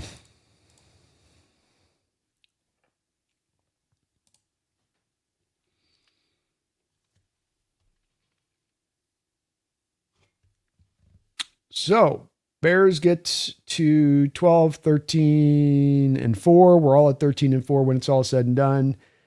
Bears will have had a conference record of 8, and they would have 9 and 3 conference record. So as I understand it on this, as it would come down to it, it would be a 3-way tie between the Rams and the Seahawks and the Bears. The Rams, the Seahawks, and the Bears haven't played each other. So you don't have first, Peter, the common schedule and how that plays out to that. So I believe that the tiebreaker that it comes down to, Peter, is going to be the conference record, which I'll highlight over here.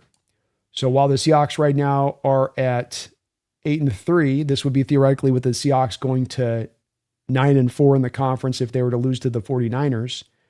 And while the Niners do have technically at that point, the Niners would also then have they would have the 3 losses, but they would lose the tiebreaker to the Bears on that side of it, and I understand it because the head-to-head record.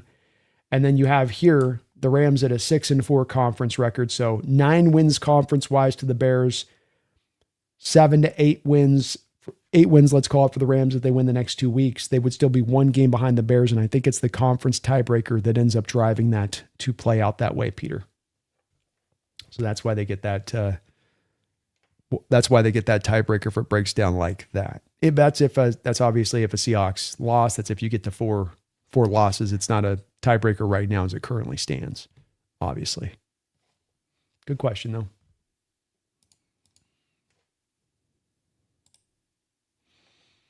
Good question. Matthew, thank you for the $5 donation. Matthew, good to see you in the house. He says, got to see the win in person. The refs were horrible, but it's WTV. I know it's Carolina's mediocre offense, but man, did our defense put on a show. Best ITL. Let's go, man. Let's go. Well, thank you for the donation. It was also what we were seeing from, it is what we were seeing as well from our televisions on our side of it. As you saw it in person, it's good to hear that what you were seeing in person matched up with what we saw in our eyes, because that first half was god awful as far as the officiating goes. And it was one where a lot of calls where you're just going, I don't know how they're coming to that conclusion on that call. That's the wrong call. There's another missed call over there. Even was kind of perpetuating into the third quarter, Matthew, and it got damn frustrating. Boy, did it ever. Good news, the team overcame it. And boy, that defense, they looked locked down today like they had the Panthers number. They knew exactly what they were trying to do, and they just had Bryce basically boxed up in this game. He had no outs. He had no real way of doing much of anything. They got that one drive for a touchdown, another field goal drive, but aside from those two things, you got nothing done. And to hold the guy down to 64 yards passing, I mean, you put a guy in a bind in that way if you're able to get that done. You should be able to fall out of bed and fall into 100 yards passing in this sport. But great job by the defense and great job by you as the 12th man in the crowd out there, Matthew. You guys seem to be playing your part and showing the love and coming out in force out there down the South, which was also cool. Quite a few Hawk fans out in the crowd out there. And well done on your part. Well done on your part. Panthers might be a mediocre offense, like you said, but they have been playing better. Tetaroa McMillan, when he's in that lineup versus not in that lineup, makes them look a little bit different. You put the lockdown on Tetaroa McMillan. 1 catch for 5 yards in this game. I think that's his worst game of the year. Worst game of the year for Bryce Young. That's just part of how good this defense is going to be. Thank you, Matthew. Appreciate the donation. Well done today in the stadium, Hawk fans. You guys held it down, that's for sure. Deep Pocket 7644. Thank you for almost 24 months. I said 2 years as a Hawks Nest member. Appreciate that long time support, Deep Pocket. It's going to be Seahawks Jags. Boom. I'll take a rematch of the Jaguars in the Super Bowl, man. That'd be a pretty tasty matchup for my Hawks if it could be that. So sign me up for that, Deep Pocket. I will absolutely take that rematch. I'd feel good about that rematch. Boy, if Liam Cohen can get in his first year the Jaguars to the Super Bowl, you talk about superseding expectations by a massive degree. Especially if they lost Hunter this season. I mean, how many hopes they're putting on Hunter to be kind of that number 2 wide receiver and starting cornerback for them? They've done a good job for the Jaguars. Very impressed by Cohen getting that team in as good a shape as they have and getting Trevor Lawrence to play his best brand of football. So I hope your prediction's right, Deep Pocket. I really do. I'll take a rematch against the Jacksonville Jaguars. I don't think Jaguars never been to the Super Bowl. Appreciate your long-time support to the channel, though. Thank you for that.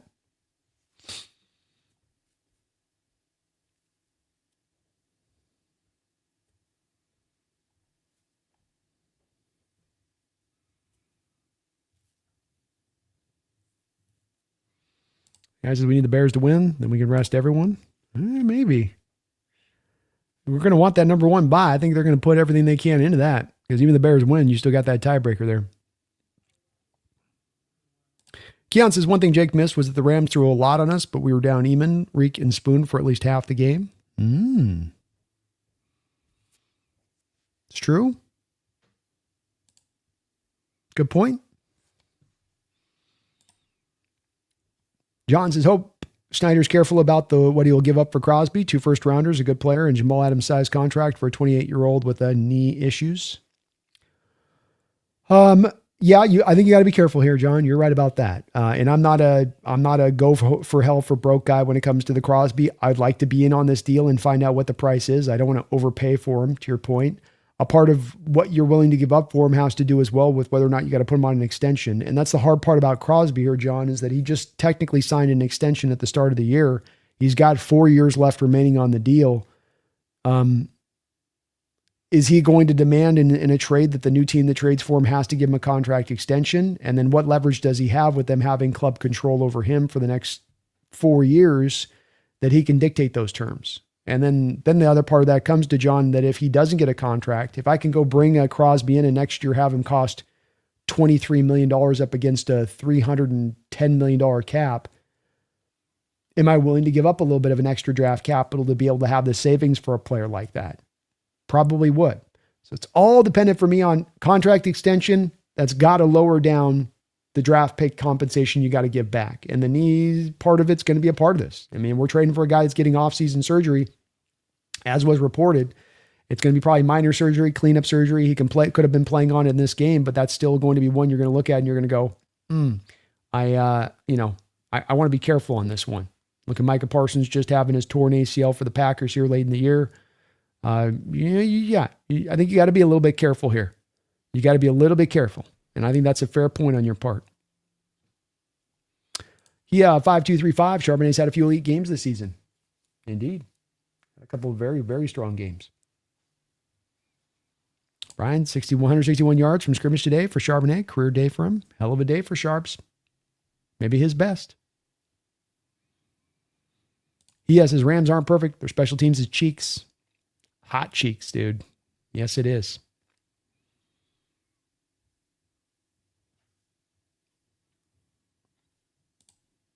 Get on my hype, JP. Are we still pretending there aren't valid criticism of Darnold? This is exactly what people did with Geno. It was never his fault. I don't think that that's what I've done throughout this year. I've been fully willing to put blame on Darnold's shoulders with this. I think what tends to happen here, get on my hype, JP, is that there is a draw here to put all of from the folks that are anti-Darnold on this, and I'm not putting this on you to say this is your outlook of it, but there's a high contingent of Hawk fans that come into my chat, and when the offense goes wrong or the offense isn't going right, they're hypersensitive to pulling the Sam trigger and saying, him. He's the problem. His fault. It's very rare that they come back to the run game inadequacies. It's very rare that they come back to Clint Kubiak's weird play calling. It's very rare they come back to lack of pass protection. A lot of things go into offensive success. And as they like to say about quarterbacks on this, it's one of the famous quotes out there. They get too much. They get too much of the celebration when things go correct, as though they're the sole reason it happened. They get too much blame when things go wrong. And I've absolutely seen that to be the case of Sam Darnold this year. When it comes to the turnovers and being too loose with the ball, valid criticisms to be able to supply there on that. And that, him cleaning things up and him not having the turnovers pop up as much would be a good thing. I believe coming into this game, since the Ram game where he had the 4 turnovers, the 4 interceptions, I believe he's had 4 picks in 5 games since then, 6 games from them. So there's been an adjustment from him. I think I've seen some tangible adjustments to how he's played the position that was causing some of the interceptions early on in the year. When you look across the NFL landscape and at quarterbacks that have played all 17, 18 games this season, get at me my hype. And it's very much the interceptions that have people draw on so much of the ire to Sam as much as anything. He's right in alignment with many other folks out there when it comes to, he's got a couple more interceptions than where basically the average of the mean is at. So it's one where I think he just ends up getting a little, if anything, in my opinion, saying that Sam Darnold's not getting criticism from the Hawk fan base is completely not what I encounter as a guy that goes sometimes live 5 times a week. There is almost every single stream, plenty of people out there that are throwing criticism at Sam. When it comes to the Geno thing and relating Sam's performance to Geno's performance or whatnot on that, I was a very big backer of Geno as well on this. So, Geno's contributions and what happened here with Geno had a lot to do with supporting cast and had a lot to do with the play caller. So when I make this consistent point about Darnold from my perspective on this, get on my hype, JP. I was also consistent about this with Geno. I wasn't a guy that bashed on Geno. I was a heavy supporter of Geno. I was a guy that said, look, you guys got to look at this offense in a little bit of a deeper fashion I just think that there's a casual fan thing where everything gets caught up on the quarterback position and it becomes the end all be all. And they start to forget about the 10 other players that are playing on the offense. And they start to forget about the offensive coordinator or the system that they're playing within. And that's where it's rarely that football ever is to a simplified reason for why things are going great or why things are going wrong. And where I tend to harp on and where I try to drive to on this channel is finding the nuance and the depth of detail about why things are either going great or why they are going wrong. And that means that, there's going to be criticism to throw at the quarterback there too. But then when it gets overstated to the point that's we just need a new quarterback and everything will be fixed of these other problems, that's wrong as well. If you're just thinking that that's the answer there, then you're also not really paying attention to the factors that have held back this offense as a whole throughout the course of the season at times. So the bottom line is, though, too, on this, get on my hype, is that you have a quarterback in Darnold as a bottom line who's got this offense playing as a top 10 offense in this sport. that's putting up points on the board consistently, even if it's in a boom-bust fashion over the course of a game. And when it comes to Geno Smith last year, he didn't have this offense playing at a top 10 level. What is this offense added really versus what the offense had last year? You lost EK, Cooper Kupp, a Gray Zabel. It's by and large a lot of the same personnel that you tried out there last year, and yet he's getting better results. Again, though, not to come back and give him all the credit for it, but he's not playing badly. He's not failing at his job. Let's put it that way. But I'm willing, I think, very willing to put plenty of criticism on Sam's plate on that. As long as it's not to the place of getting overstated. I don't be so sure on this AI. Don't be so sure. We'll see.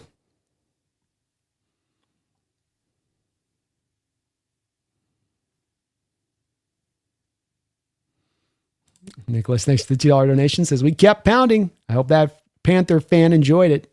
I did. He's probably like, this is what I thought we were supposed to be doing. We're supposed to be doing this. Appreciate you, Nicholas. Good to see you in the house today, brother. OEL, thank you for the $10 donation. OEL.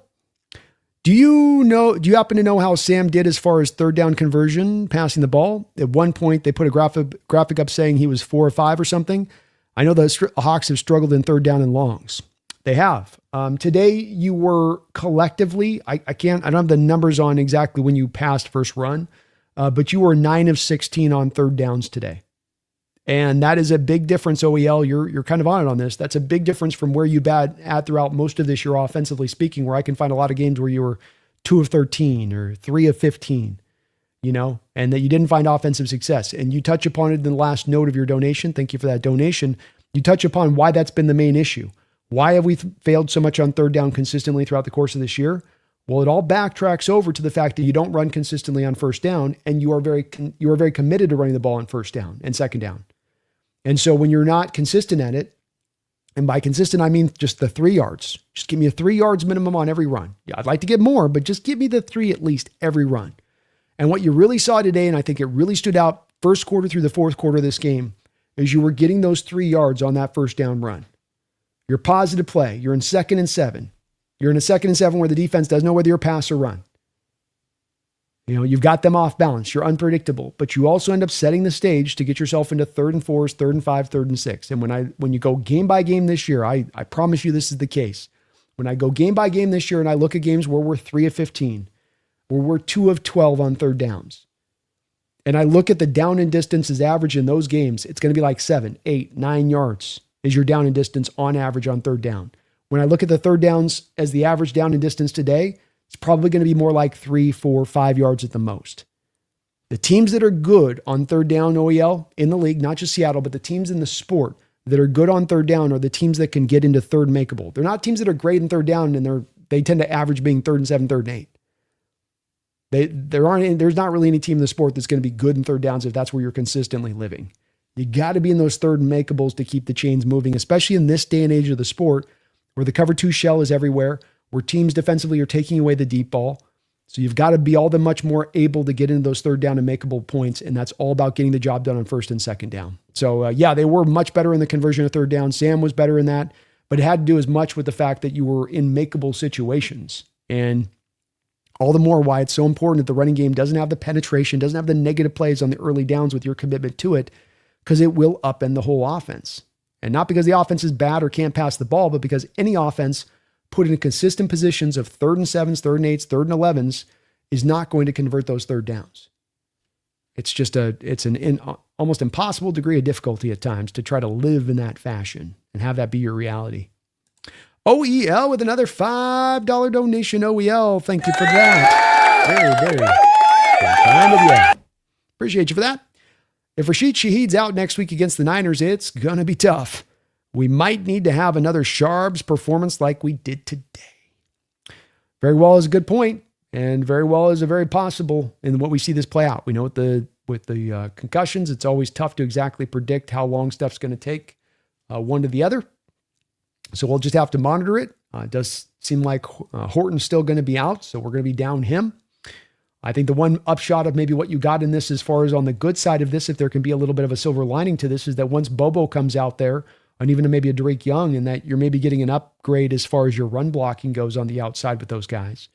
And maybe opens up more of an ability for Kubiak to feel a little bit more confident in being able to run out of 3 wide receiver sets versus maybe having Shaheed out there, especially running out of 3 wide receiver sets with outside zone where the receivers are going to be kind of the lead blockers. But remember in the first game, the 1 touchdown we had, Charbonnet was your running back on that drive. What was the key on that drive? No Fred Warner. What are you not going to have in this upcoming game against the Snyder team? No Fred Warner, no Bosa. No Mykel Williams. Another part of what helped to hold down that running attack in that first game. So it's Niner offense, Niner defense you can throw all over the field on. It's a Niner defense that you should be able to run on. I'm expecting the offense to find much more success than they did in the first game. Now, that Niner offense was also a handful for us in the first game, and boy, they were humming last week against the Colts. So it's going to be a challenge with both sides of the ball there, but I would expect we're able to run the ball a lot more consistent in this game against the Niners, just because they're really struggling, and they can only do so much blitzing, only so much manufacturing of pass rush. You guys are getting a long period of time to drop back and kind of survey things and figure things out in the pocket there at quarterback position. I think we're going to see that tonight here with the Niners and Bears. Thank you, OEL. Might need another sharp. Might need to run for another 160 next week if we're going to get that win. To your point. We'll have to see here. We've got a 2-point conversion here by the Bills, and that's going to be incomplete. And they're going to lose this game to the Philadelphia Eagles. Matthew, thank you for the $5 donation, Matthew.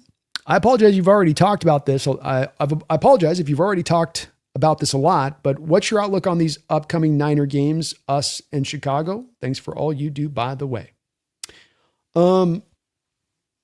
Thank you. I appreciate, your double donation today as well, Matthew, and all your support to this channel, as well as being a member of you guys donate and you're members of the channel. I thank you guys for all that support. Just amazing how much you guys do for this channel. Well over 100 donations today individually, and you guys are just kind with me as ever on that. I really do thank you for that. The upcoming Niner games, the Chicago game is going to be a tough one because Chicago can come at you both ways. They can come at you where they can just run downhill on you and be effective and consistent in running the ball on you. They've got a good 2-headed attack there. They've got a variety of pass catchers that they can work around that. Ben Johnson can script a lot of stuff up for Caleb. Caleb's got the off-script stuff where it's like a Niner pass rush that can't get home. Caleb sits back there for 6 seconds and then decides he's going to go scramble around because nothing's open. And that's where, from a Niner perspective, I'd be very worried about this game where it's not well set up for you to be able to take this against this particular matchup. Offensively, I think the Niners will find some headway against this Bear defense to a degree, but I don't know how their defense stops the Bears offense, I guess, is how I'd say. They're going to have to count on Caleb having kind of a year 2, still young quarterback. Saul is able to confuse him kind of game is the way that this is going to need to play. As far as the game against the Niners, I think the commitment, when I look back at the first game, 2 problematic items came up offensively speaking and how we dealt with the Niners the first time. Number 1, too many shotgun looks. Way too much living in shotgun in that first game. And I'm telling you, living in shotgun right from the jump. We've done it in no other game this year. I think Kubiak had all offseason and just kind of overthought things a little bit. And that was a big contributing factor to being kind of strange. Also, not really a heavy commitment to running the ball as much as I would have thought in that first matchup. Tried to pass a little bit too much, too often. I think in a game like this with no Warner, with no Bosa, despite the fact that they've had some inadequacies as far as stopping the pass goes, being the 49ers, I still think you're going to come back with a lot of commitment to running the ball, especially with as good as you've run the ball through the back half of the schedule. So I think you're going to be able to make more headway in running the ball than you did the first time. I don't think you're going to overthink it with the shotgun looks to the Niners, and that's how you're going to start out there. Defensively speaking, the Niners definitely had a great plan of attack against our defense. We didn't give up a ton of points necessarily, and we did a good job at forcing Purdy to throw some interceptions and get risky with the ball, which you can with Purdy. I mean, he can get a little bit loose with the ball at times. He's played well recently, but he's played well recently against some lesser opponents. So that one would be to the other side of it, a little bit of it's kind of what you want to have offensively to find success is the same thing that you need defensively against this Niner team to find success. And that being that you've got to take this Niner offense and get them out of 3rd and 3s and 3rd and 4s. You got to get them out of those third and makeable situations. They run the same offense as us, the same grand designs as us as offensively, and then win a little on first down, win a little on second down, and set yourself for a much more easier win than on third down by the down and distance. And they did that in our first matchup against us, getting the consistent yards on first and second down to set themselves in that situation in that point. So get them more into the 3rd and 7 and 3rd and 8s. That's going to come about by being stronger at stopping the run on early downs. So the Niners will be committed to it. I mean, there's a team committed to run the ball, and they'll give freaking McCaffrey next week, probably, especially the game's on the line.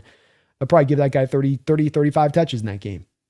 So you're going to have to stop up the run and limit them into 3rd and longs. And how you cover McCaffrey out of the backfield with an Ernest Jones, and teams can sometimes target us in that way. That's going to be another factor here. Did a great job with the stuff out of the backfield to the flat today. Hopefully you can do more of that against Purdy, because he's going to do some of the similar stuff that Bryce did in this game, where try to make you fake it with his eyes that you're going down the field, then get over there and throw it to the flat. The intention the whole time was to go to the flat. That's kind of what you want to drive towards, I would say, on that side of it, and how you play them defensively. I don't think you want to blitz them a lot and do all that stuff. You want to run some creative looks at Brock. You want to stack the box. You want to give him some of those same simulated pressures that you gave to Bryce today. But keep him out of the third and makeables. That's really, really the key there on that. And offensively, take care of the ball, run the rock. I think if you do all of those 3 things, I think you can go get this win. Especially with, I think, your special teams. They've got a decent special teams with the Niners, but I think we're a little bit better. And that could be enough of then the extra differentiating aspect on top of those 2 items. But that would be my approach here this week, would be a lot of running the ball, a lot of getting, utilizing all of the rushing attack at play, both backs, trying to get those positive plays, trying to get in third makeables, trying to prevent the Niners in the third makeables, and limit the turnovers, man. That's the other part of this. Donald's got to play a clean game next week. Thank you, Matthew. Appreciate your donation, and very kind of you as well. Megan has been celebrating 47 months as a Hawks Nest member. Thank you for that long time support, Megan. Thank you for all your mod duties. She's nearly stayed in bed for this game. So tired now. Those 10 a.m. games will pull the wind out of your sails, man. It's early in the morning to get up at that time. I'll tell you what. I was a little bit restless myself. I got up and I found myself like 6 in the morning, kind of already up for this game. That's definitely, we're getting close to the playoffs, man. When I'm waking up early like that, it's like, oh, it's getting down the line. You know what I mean, Megan? It's starting to get real. Starting to get true. This ain't early season no more. But cool of them to reward you for getting up early. Our folks out there on the other side of the globe that are Hawk fans having to get up at the butt crack of dawn in order to watch these games. True fans they are, to go out there and do that. Appreciate you, Megan.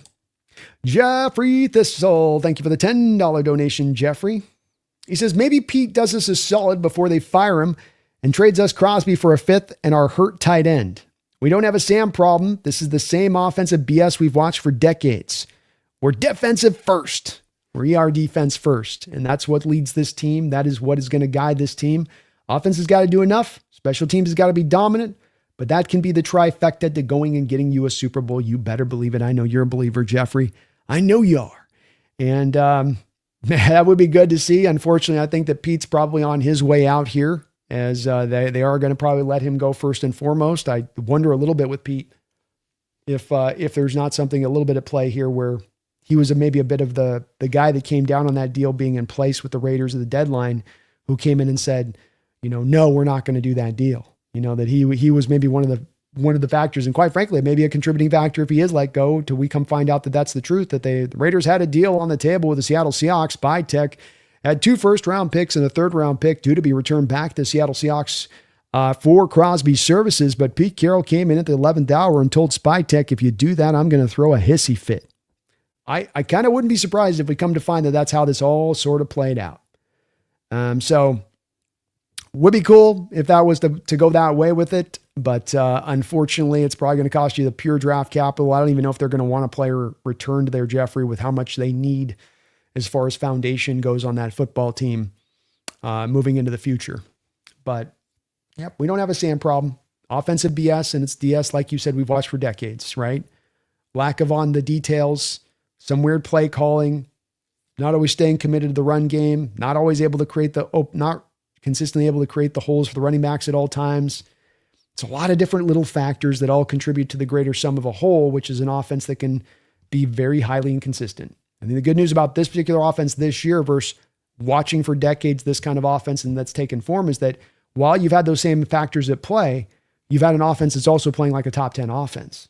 And that those prior other years when this offense was this at times inconsistent and up and down, it'd be more of an offense kind of in the mid-teens, maybe into the low 20s as far as its pure overall ranking goes. So good that you can have some of this, like you term it, offensive BS, and yet you still find yourself a top 10 scoring offense. I think that gives you a lot of, if anything, this gives me a lot of confidence in the future as some of this stuff does get cleaned up and bettered, that the offense and the team with it will be bettered. But thank you, Jeffrey. Man, all of your support today. You dropped multiple donos over. Very, very, very kind of you, my man, Jeffrey. Thank you for that. Appreciate you. Appreciate you, my man.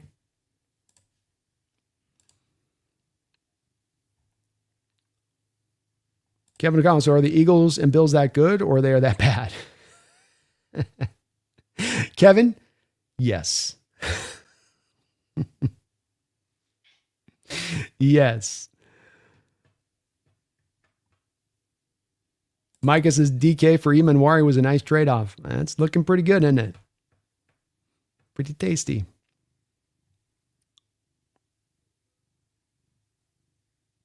Chris says something was odd in this game. Looked like some 1970s Mud Bowl game with all the drops, fumbles, and whatever else out there by both teams. Yeah, I think it just had a little bit of that misty, wet weather that was in the air, and it wasn't exactly like just dumping rain, but that it was creating a situation where everything was a little slick.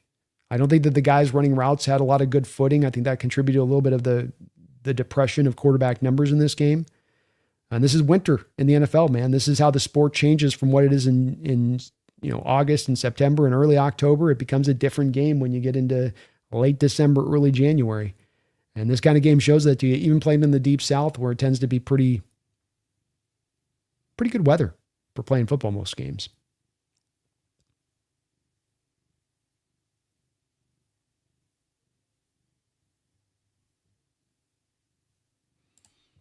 Coca says, Brandon, go look at what the Seahawks social media posted. What did they do? What did they do?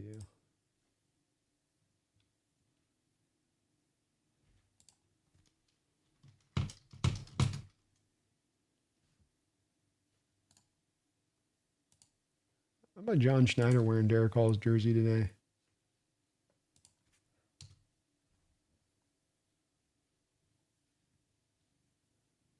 Let's see here.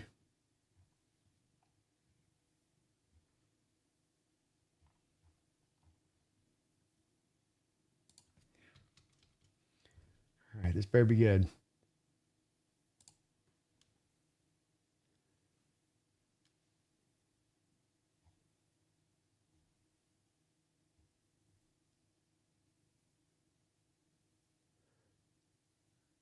Oh, so we got 470 points, most points scored in a single season by your Seattle Seahawks today. I think that's what you're pointing to, Koken. If I'm not, let me know in the chat. But kind of cool. Seahawks setting a season record. Just kind of goes to say about that imbalance you get offensively. It's like it is there, but you're putting up points. It is there, but you are scoring.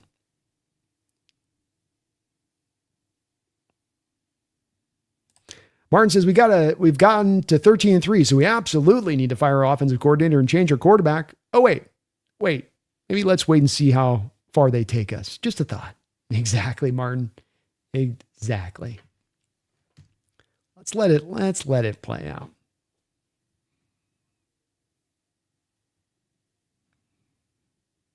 Keon says Rams are prima donnas and get LA media bias. Amen. Well said. Yeah, Moses, Beast Mode, and Russ being immobile was the offense. It was. And it was a hard one to find always consistency there within that. Those guys were good and they helped it out, but it was not an offense that was lighting the world on fire. Divorcing Dad, Sam Darnold kept us in the game, and other than misread on interception in the red zone, he didn't blow this game. Geno would have blown this game, no doubt in my mind. Yeah, I think that Sam has been an improvement over Geno. I don't think it's been a lateral transition, and again, I'm not, in retrospect, upending what Geno did here because of how bad he's been with the Raiders. But Sam's been an improvement. There seems that I think Sam does from a leadership standpoint, a steadiness standpoint, an unflappableness standpoint that I don't think Geno possesses in the same way. And that makes him a better quarterback for us. Just does.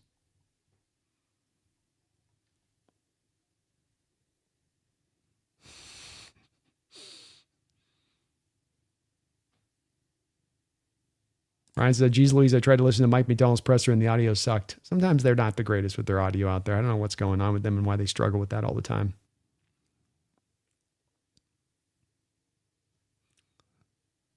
Keon says, Jake's a huge homer. At least Jesse's realistic. He's a hater, but he's not a homer. It's true. Say what you will about Jesse. He hates on the Hawks, openly so, but he is not a homer. Keon says, Mike's my boy, though. That guy takes it as it is. He's a good soldier out there. He is a good soldier. Dazilla says, Jake has great arguments. For example, Rams are the best.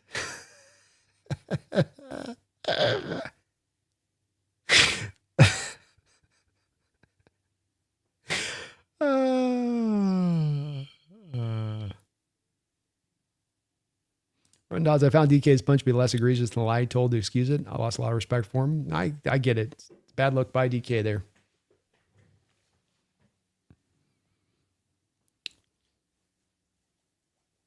Guys, it's literally, I've been telling you guys all year, I'm the only guy. I was the first two. Yeah, Liz, Jesse has very high quarterback standards. If it's not a 10, then you can get lost. You know? He's that guy at the bar with just the girls coming through going, next. Yeah. Next. Yeah. Next. He wants the 10. If it ain't a 10, he ain't getting out of bed. He ain't even going to go to the club. But like Cadler says, he did have the pleasure of growing up with the likes of Montana and Steve Young. That can slant the quarterback outlook of things, if anything could do so, couldn't it? There's one thing that can kind of change the game on that.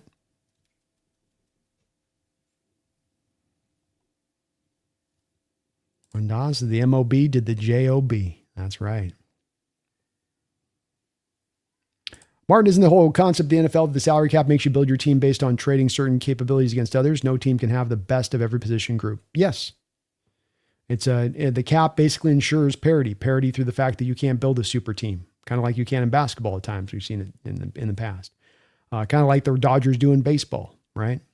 That's one of the things that makes the NFL. It's one of the things you got to think about with this is that finite amount of resources, how you use those resources, how you maximize those resources. But because they're finite, there's going to be always some limitation somewhere.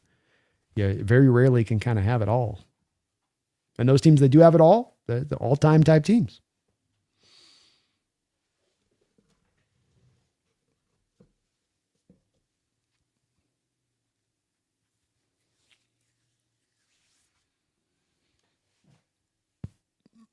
Can we all sign up as Bears fans tonight, says Jay Melfair? At least for tonight? Yes, we can. We're bearing down tonight. Jay Melfair, isn't that what they say? Bear down? Isn't that their go Hawks? Let's bear down. That's the move they do too. They do the snapping of the bear jaws shut. Bear down. All of the Bear fans do it, man. All of them. Glenn says this game was another example of complementary football, again with the defense taking the lead role. Beautifully put, Glenn. Beautifully put, man. And 100% I would agree. It's a complementary team. It's a team that interworks together. You can see how all of it works together for you to get these wins. It's a team that has room for error because it has so many good components to it, getting it to those wins. Yes, sir. Says, we don't win the Super Bowl without Russ. It's called the butterfly effect. Says the butterfly effect is also why we lost the next one. Ironically. Well said, man. Jan, yeah, Russ was a joy, a magician back there. Plus his deep ball and scrambling, he was great. He was indeed, man. The end of the career should not taint what he was through his prime and through what he did for this football team. B. Ballins, Hawks Nest. I think the key to the offense is Barner. He took off in the second half when he got involved. Indeed. He was your second most effective receiver today. The hands have been so consistent with him from the tight end position, which sometimes from some of these receivers has not always been the case across the board in other ways. And as a security option, and boy, with how he fought after the catch to get some of those first downs in this game was very impressive. This goes in tandem with what you saw last week with one of the big game-changing plays in that game, the play-action pass thrown back across the field by Sam for the touchdown to Barner. Really factored in huge in that game. Yeah, it'd be nice to remember that he's there and make him a part of this offense throughout the course of the game a little bit because of how consistent he has been. And sometimes in some games you do kind of tend to forget about him a little bit. Because instead of we can win the first quarter, et cetera, the new mantra is, can we score in the first half? No. Can we score in the second half? Yes. True. Very true. Jared says, I have a feeling Seattle season will end in an NFC title game on another Horde Sam Darnold pick. I mean, it's possible. I think if you get to the NFC Conference Championship game, though, I want to get to the Super Bowl. That's a pretty damn successful season for what everyone thought this year was supposed to be going in from a national perspective, from a local perspective. So I don't think that that's necessarily looked at as some failure at that point if it does go down that way. It'd be a brutal end of the season. Don't get me wrong there, Jared. But that means you've gotten through the first two rounds of the, you're one of the top 4 teams in the NFL at that point. Keon Barnes, my top 5 tight end, I feel. I like it. Young, my only concern today was forcing the pass to open the game in the first half against the top 5 secondary. What's your opinion, Brandon? You can see on the play-by-play that I did at the start of the stream, Young, that to your point, I was very much even right from the jump of this game going, why are we trying to throw the ball so much? Didn't we start out with like 2 or 3 passes or something silly like that? I thought that there was a little bit too much of Kubiak walking into this game thinking that he needed to throw the ball as a lead rather than run the ball as a lead. And it got very frustrating as you were running the ball so consistently throughout the whole entire game. So to your point, it doesn't seem to be one you'd walk into this game doing from where the Panthers' strength lies to where their weakness lies. What were they, 32nd in rush EPA coming into this game? So it frustrated me, and I thought that there was a little bit of forcing too much of the throwing of the football early on. Yeah. I thought in that first half you could have run the ball a little bit more consistently.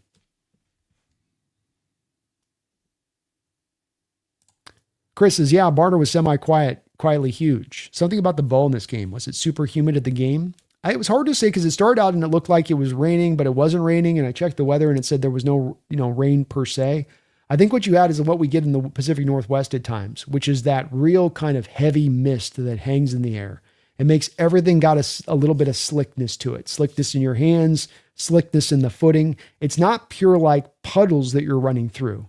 It's just that little sheen that's always constantly kind of there throughout the whole game. It sort of felt like those were the conditions in this one, and it affected both teams. And the footing was not sured. That's a stadium, as we've seen at times, where the turf there or the grass there can get kind of weird shape when there are conditions at play. It can get a little slick. I remember our playoff game a few years ago playing in Carolina. Our guys were slipping all over that field. So it seems to be just kind of a slippery field on good days. But everybody was going through it a bit today in this game, and it certainly was affecting the catching in addition to it.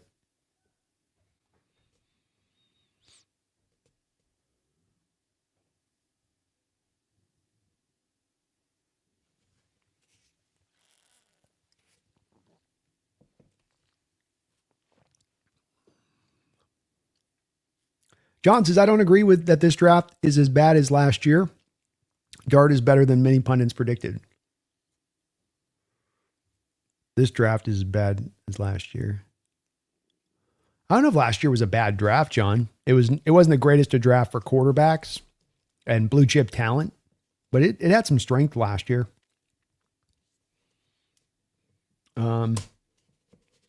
This year's draft, I do think, is overall weaker, though. Jay Melfer, I like that they just stuck to the Forrest Gump football plan. Just keep running. I was running. They did indeed, man. Did a great job with that, and especially in the second half, and realizing, okay, it's effective, stay with it. Don't get away from it. Got away from it in the first half. Don't do so in the second half. One of the parts about Kubiak is sometimes I get hard on him for some of the weirdness in the play calls, but the place that I got to give him credit is he does a good job of making adjustments, recognizing what's working, what isn't working, finding some answers on days where things go a little bit tough. I do like that and having that in our offensive coordinator. Would like the hotter starts, certainly, but if you can't get the hard starts, at least find the adjustments, at least start to find some answers through the course of the game. Mel Ferris says, I think I saw Oots doing a nicer job than I've seen in recent games, so that was nice to see. He looked healthier. Maybe a little bit.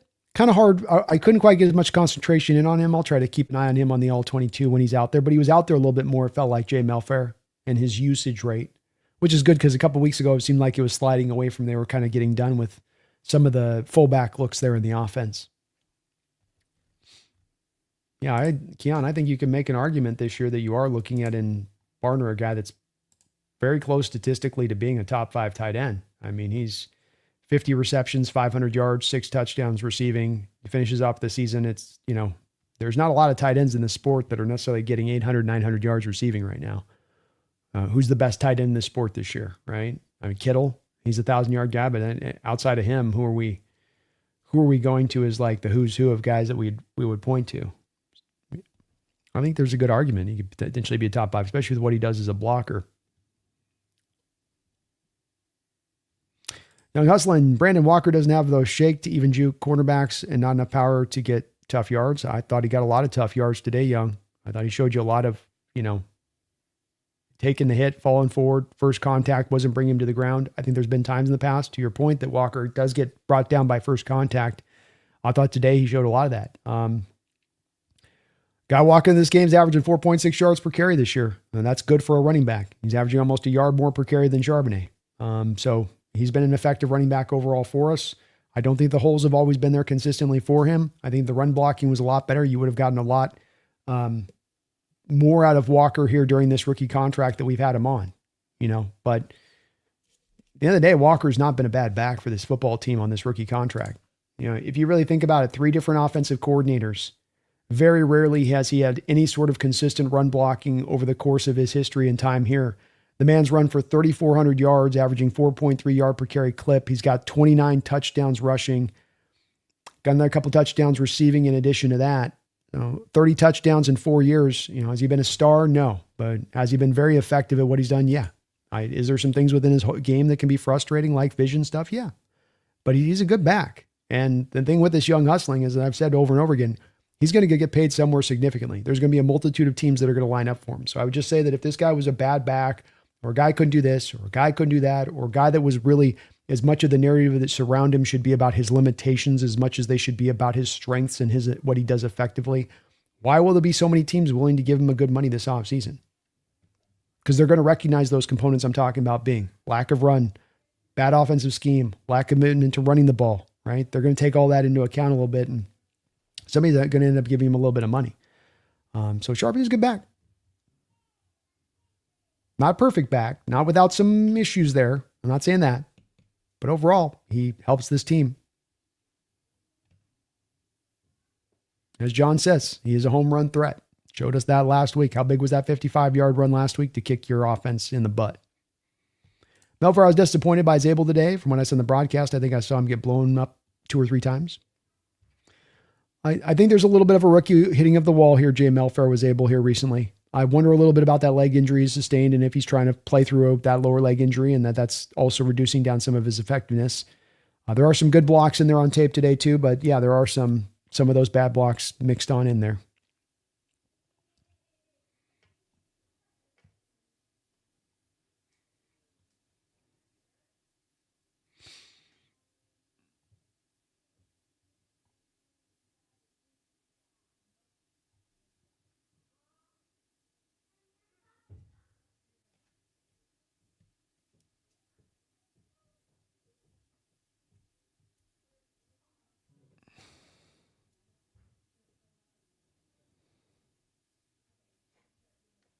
Oh, you're looking for the score? Sorry. Here you go, James. Looking through some stuff there. My bad, man.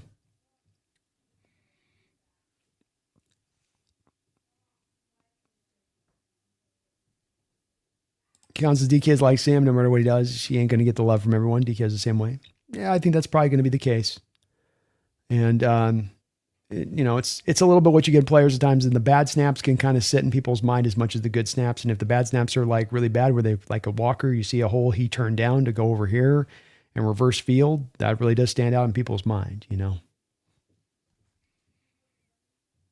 Because Walker had about 50 to 60 yards today on the ground, and Zach Diesel had almost 120 more. Great day for a running game. Dick to Brandon, yeah, a spreadsheet showing the PFF run blocking grades for each game, along with each running back's number of carries and yards each game would be cool. Also, break down runs by areas of the field would be cool. Some good offseason stuff to tear into Addicted there. Great suggestions on that. And maybe we'll kind of try to put that a bit together this offseason to better kind of flesh out the running game and reasons for success, reasons for failure, and kind of the base issues at play there.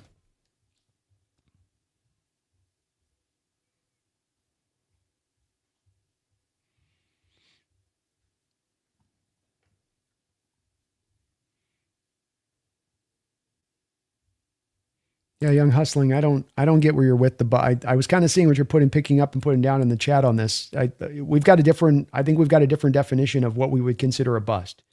If a guy through his first 4 years of his time with your team, you've given him 3-4 different offensive coordinators. You've given him by large craptastic run blocking. The defense over the last 2 years has gotten good, but they weren't good through the first couple of years, meaning you weren't able to stay as much to the consistency of the running the ball. You got a coordinator in Grubb last year wanting to throw the ball at 70% of the time and then wanting to run out of shotgun 24/7, just about beyond that. Yeah, this is where I always say Young Hustling on this. When we get to a place of trying to get to simplification in football for explanation for anything, you're probably not seeing everything completely. You're probably looking through the stethoscope to this just one little, you're looking through this one little element, and there's all this other data out here to give you. The man's rushed for almost 4,000 yards. He's averaged 4.3 yards per carry. He's got over 30 touchdowns in 4 years. Is he the best of the best? No. But you didn't take this guy in the first round. You took him in the second round. For a second round running back, that's pretty damn good production considering all of those other factors at play that he's dealing with to get to that production. But I can't quite understand people's. I think the definition of bust is a little bit been more open-ended for some than it is for me. Bust to me is the guy doesn't do anything for you. Bust to me is a guy that you're taking in the first round. Those are really where you start to use the terms bust and stuff like that.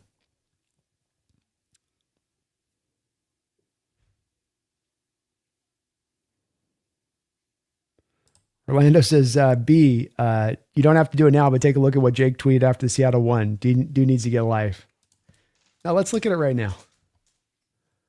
I want to see I want the taste. I want the Ella Bogan tears.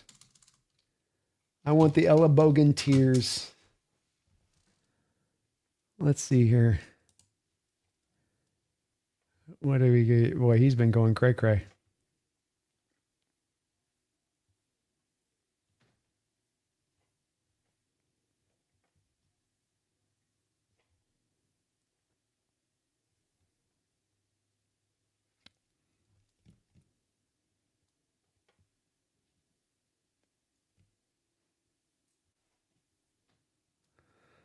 All right, so Jake says it took a bunch of crazy S for the Seahawks to finally beat the Rams with Matt Stafford starting. They were 0-6. Now Seattle fans are acting like they won the Super Bowl already. Truly unreal. Wish we would just skip to the playoff game already. We knew the Panthers weren't that good. Just a bad day by the Rams, and it will likely cost them the division. A shame because the Rams are the best team, but so were the Bucs in 2020.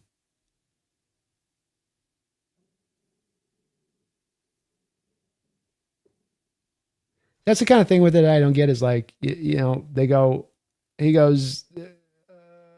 says, we knew the Panthers weren't good, just a bad day by the Rams. See, this is the thing with me and Jake, and when I was hammering on with this whole point on the officials last week, and this is the thing, Orlando, that I think it gets a point of a frustration for me. It's his team never loses. It's always something else, or our Rams had the bad day and, Panthers just got lucky. Oh, you guys had the officials and, you just got lucky. It's all kind of always that breath of life that he breathes into what the Rams do or do not. And that's where the homer accusations start to come into play because it starts to look like you're just looking at all this through that view of lens of skewing things into that direction. And so, It's again going to be probably a fun debate to be getting into the round table here this week once again, and I'm sure it's going to be a lively Tuesday affair. Orlando, I'm no doubt doubting this at this point, seeing those tweets, but it's just like his math isn't mathing, you know. Number one, it's a Panther team that's very likely to win the division, so it's a solid Panther team. You played a solid Panther team that plays better at home. We all know that, and you lost to them. We played a solid Panther team at home, and we beat them, and we beat them well. Like, that is what it is.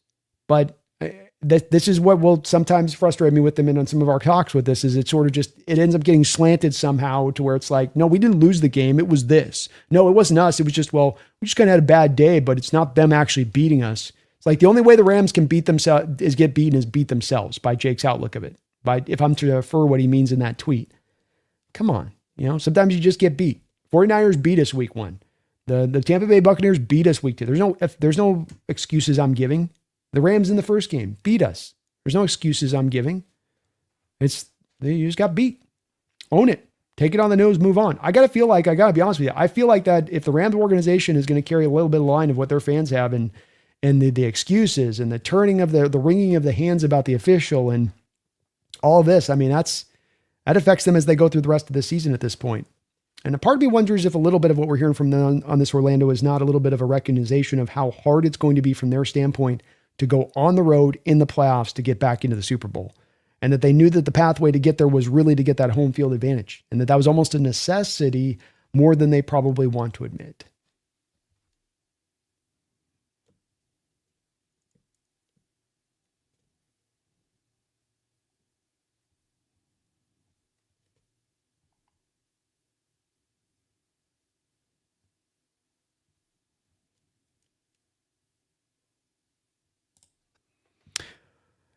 Oh, yeah. Walker's not a top 20 back in the NFL.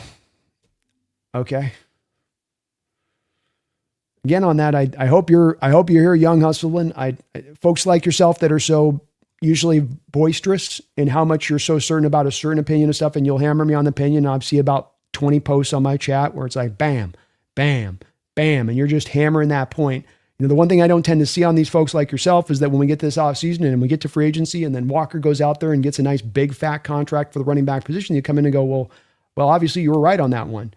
We wouldn't be seeing so many teams lining up to go sign him for these services if he's this guy that's just, it's very obvious that he can't break a tackle. It's very obvious that he doesn't have any effectiveness. But I kind of feel too, I know that there's a lot of this talk in the chat, and I can appreciate this from the folks that get hyper concentrated on these running back position. And boy, the Charbonnet Walker one has been fun for a good time period on this whole back and forth between the fans on this. But I got to be honest with you guys, we're just kind of churning up the same ground over and over again with this running back discussion. And for my money, it becomes too hyper fixated on the running backs and not fixated enough on the play calling, the staying consistent and staying with the running attack when it's working, and then the holes being opened up for the running backs. These three items continue to be the thing that become the least talked about portion by the Hawk fan base when it comes to the running game. They should be what's at the lead. We should be getting to the running backs like 4th or 5th on this list. But I see so many fans that have this at the head of the list. I know running backs are fun. I know they do fun things. It's cool when you got a great one that could break tackles and all that stuff. But analytic people have proven this out to be the case, that taking the 2 second-round running backs in back-to-back years have proven to be the case, and that it's really driven by other factors outside of pure talent from the running back position. Walker's got pure talent, but the effectiveness of those players and the effectiveness of your running backs is going to come on the back, having a good offensive scheme, having an offensive line that can open up holes, having a play caller that can call the plays at the right time so that you're not running into loaded boxes, to have a defense that can hold the line well enough so that you can stay with the running game throughout the course of the game. All of these factor in really more heavily than just this pure individual talent of the back. And you take care of those things, then kind of the back starts to matter a little bit less. But if you took care of those things, you'd have Walker running over 5 yards a carry. If he's averaging 4.6 yards a carry with those things on point very consistently over his career this year as well, then he'd be over 5 yards. That's a good back in this league. Yeah, that's a top 20 back in this league. He's going to get paid this offseason, young hustle, and I think you're going to be surprised by how much money Walker's going to be made. And it's not just one team coming up there out of the ether, throwing him a paycheck at that point. There's going to be a collection of teams to go out there and pay him. Right now in an era in the sport where running backs getting paid is not exactly an easy thing to be had. There's not teams lining up to pay running backs right and left. but it's going to happen this offseason for him because teams are going to recognize. They're going to look at things like, let's say, I don't know, this right here, for instance. So, I'm sure I already can kind of anticipate maybe Young Hustling where your answer is going to be at this, but do you notice that part right there too? Do you notice the part where, and you can toss out PFF as much as you want, but you're going to have a hard time pressing me on the line to say PFF is so out of pocket on this one in their ranking. He's number 1 rated by PFF right now. And if you notice, his run blocking is 57.5. So it's not buoyed by his pass blocking. It's not buoyed by run blocking. Reception grade is nice. It's buoyed by his run grade. His rushing grade of 90.4 has the second highest rushing grade in the entire NFL. And so this is the word to me on some of the anti-folks, the anti-Walkerites on this, like yourself on this, Young Hustling. It's where it's like you aren't really building your case. You guys speak as though in terms of you can't do this, can't do that, but you statistically don't have much that you can build upon as far as actually making your case goes on this one. And that's what I think I'd like to see from you guys that want to say with such absolute certainty in your knowledge of Walker being this or being that, well, prove your case. And it can't be just your arbitrary eyes. Don't give me well, that's what my eyes tell me. That's you and what you specifically are seeing anecdotally. That's not actually any sort of outside proof. That's why I keep trying to range to this and saying, take this into account, think about this, think about that. Because we're into that simplified state of things on just getting hyper concentrated on Walker, and it's almost a fixation at this point. And I don't quite get it. He's been a good back. You don't get to the point of being the number 1 rated back by PFF by not being a good back in this sport. And you can toss PFF scores out as much as you want. You do so at your own peril because 32 NFL teams use PFF. They do use PFF. Now, certain teams give more weight than others to it, but they do all utilize it. So it's one where there's a lot of real top-end names around him here. Devon Achane below him, Jahmyr Gibbs just below him, Josh Jacobs just below him, Bijan Robinson just below him, James Cook just below him, Rashad Wright, Kyron Williams, Breece Hall, Charbonnet down there at 9th. I mean, it kind of does make sense to me on this a little bit on the anti-Walker sentiment on this, where I just don't know what, I understand that there's times where he'll dance a little bit too much, but it is kind of getting to a place, in my opinion, on this where it's just a little bit overstated.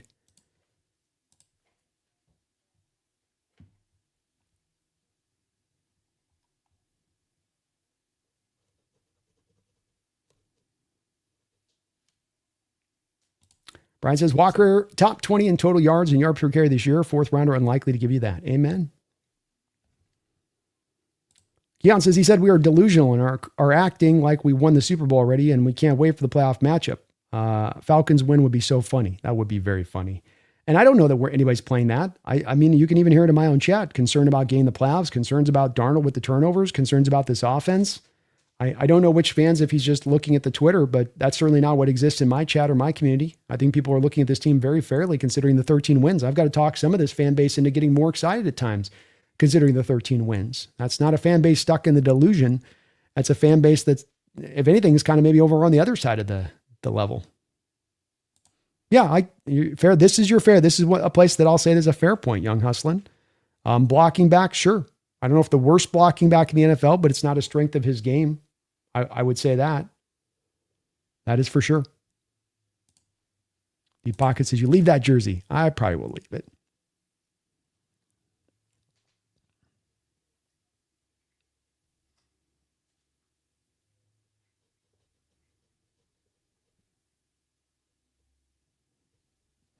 Trace Baylor's temper cost this game just like that. Me and DK.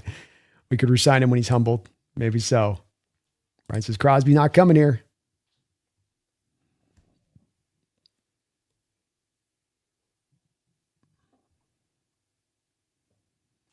Keon says, Rams just lost to the team we made.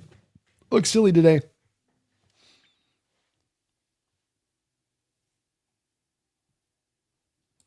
Trez says, yes, he's old. Sure, he's really good. But if you're going to pony up to get him, you might as well go full metal meal deal and get Myles Garrett, who would be a bigger need and a better fit. I don't think Garrett gets moved, Tress. Both of them signed a contract extension, but the Rams don't really have a pathway out from under the Myles Garrett deal. The Raiders do have a pathway out from under the Crosby deal. It's really the key difference between the two. Don't get me wrong. If Garrett's out there and available, I would jump on him with 2 feet. But I think that he does remain with the Browns because of that contract. As James says too, it doesn't have to be Crosby. It can just be a major free agent. It's just find an upgrade off the edge. Right? To James' point, it's a good one on this one. Not having to be Crosby, just you're going to look for a little bit more of a difference-making component off that edge from what you've gotten, especially through the lens of looking at some of the youngsters and some of their lack of really stepping forward in their development.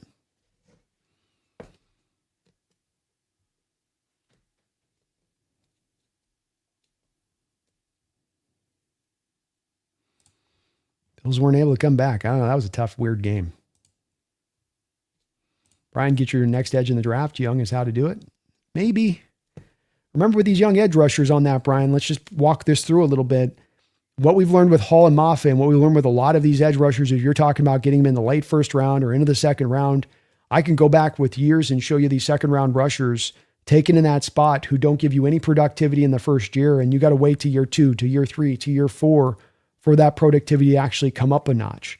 Well, that's not always a problem or an issue, but it maybe could be a problem or an issue for a team that's looking to have Super Bowl aspirations next year.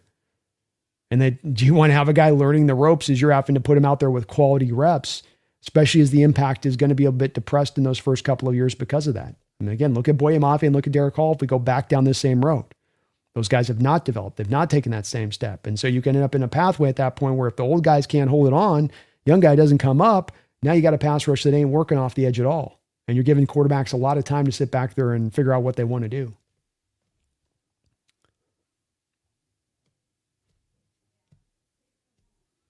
James says Crosby in this defense would be what Clowney was in Baltimore, only way better.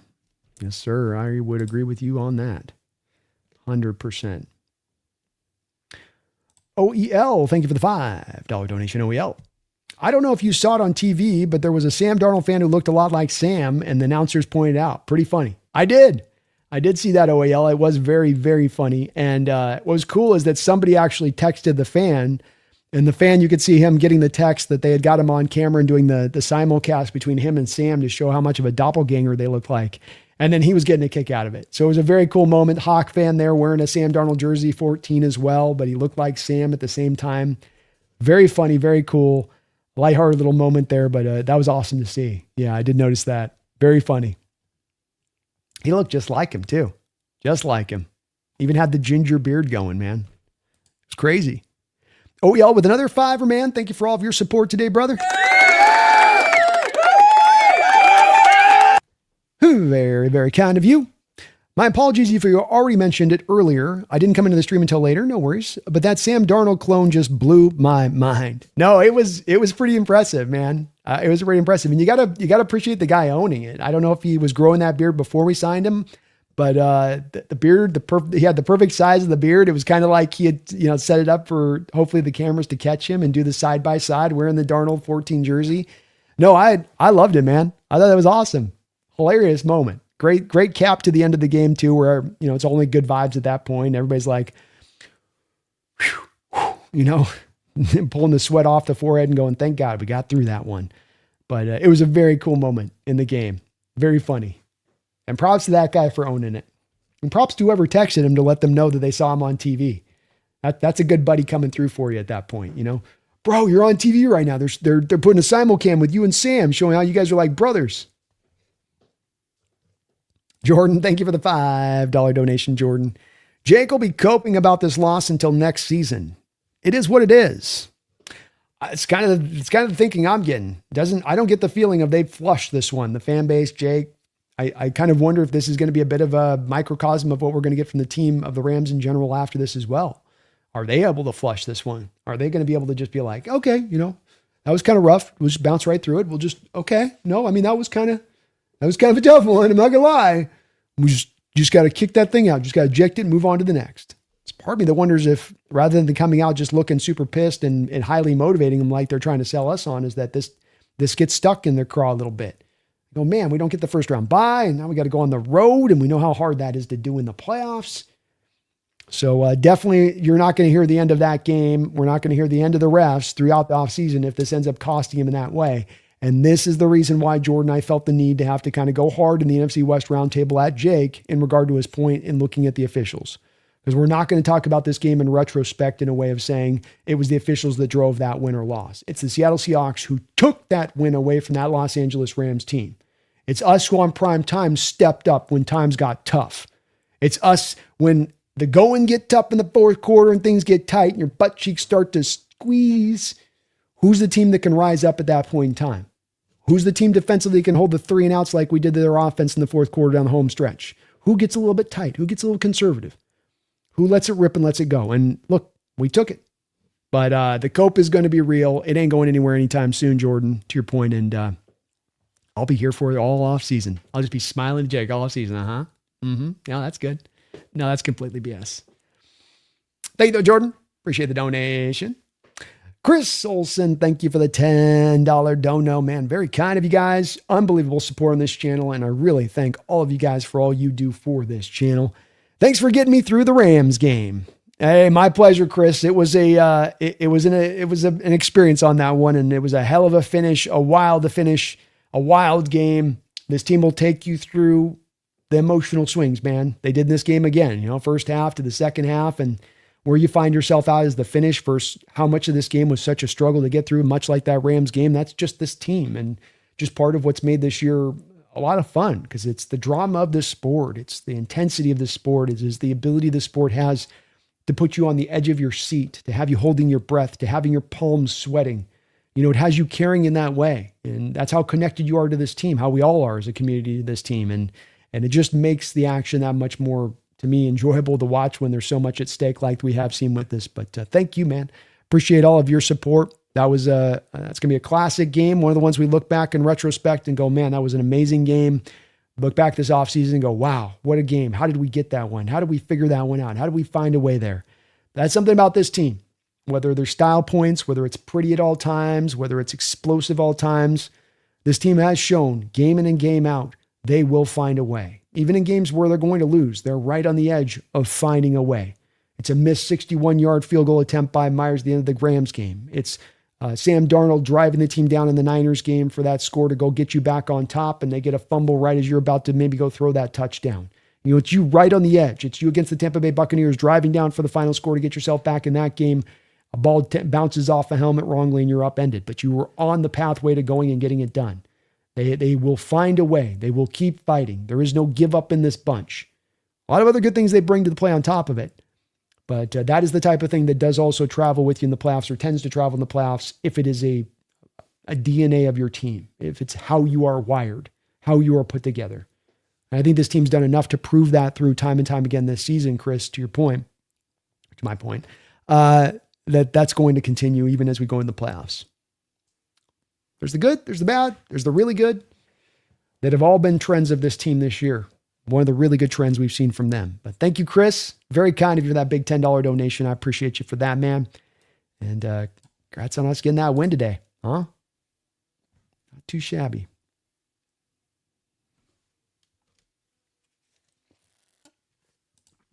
Joe says, I put $45 on a Seahawks-Jaguars Super Bowl for $1,000 payout. Let's go. It's a nice little payout for $45. Myles Garrett would be nice. I ain't kicking him out of the house. We can get him.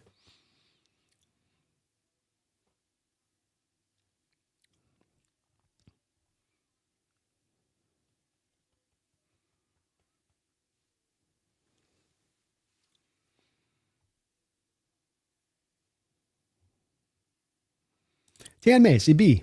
I'm not in the anti-Darnold camp, but he leads the league in turnovers, albeit not every turnover is on him. That being said, Darnold's turnover issues date back to college. Do you think it's fixable? And if so, how? Well,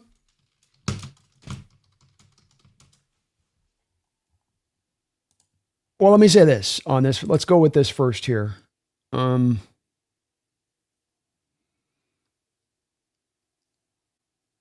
Just double checking where I'm at. So last year we've got 554 passing attempts from Sam Darnold and 12 interceptions. You've got 3 fumbles in addition to that. So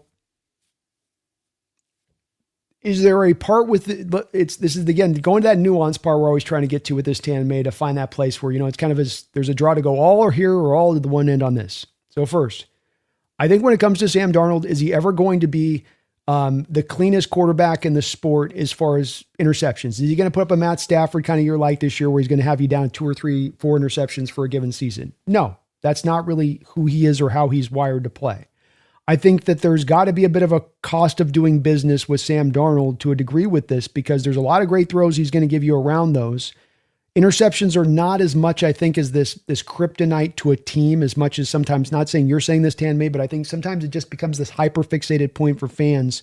The interceptions or turnovers, and it just sort of defuncts everything across the board. I mean, let's remember, Sam Darnold or Matt Stafford went and won a Super Bowl a couple of years ago, leading the league with 19 interceptions. 19 interceptions that year, yet won the Super Bowl. So it's, yes, would you like your interceptions to be limited?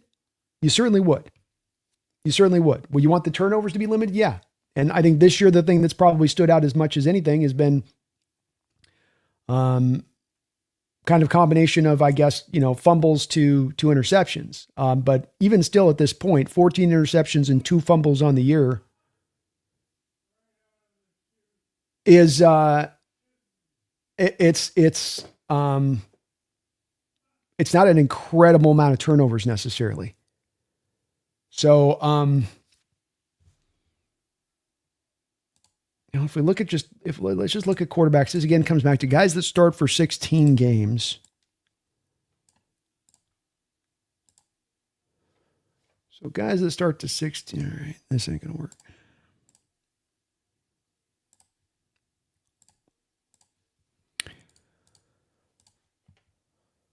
Okay, so Geno Smith, 15 interceptions. Tua Tagovailoa, 15 interceptions. Sam Darnold, 13 interceptions. So this is where kind of the narrative thing kicks into where, narrative not kicking in and some of the driving force on this a little bit. You look at a Justin Herbert, for instance. I think nobody's going to have a problem with Justin Herbert's season this year. I think nobody's going to look at Justin Herbert and say, you aren't, but just awesome. And you aren't a potential guy that can go win a Super Bowl. But Sam Darnold has a better year than Justin Herbert, and he's going to just get, even by his own fan base, kind of like wrecked on this fashion. They both have the same number of interceptions, though.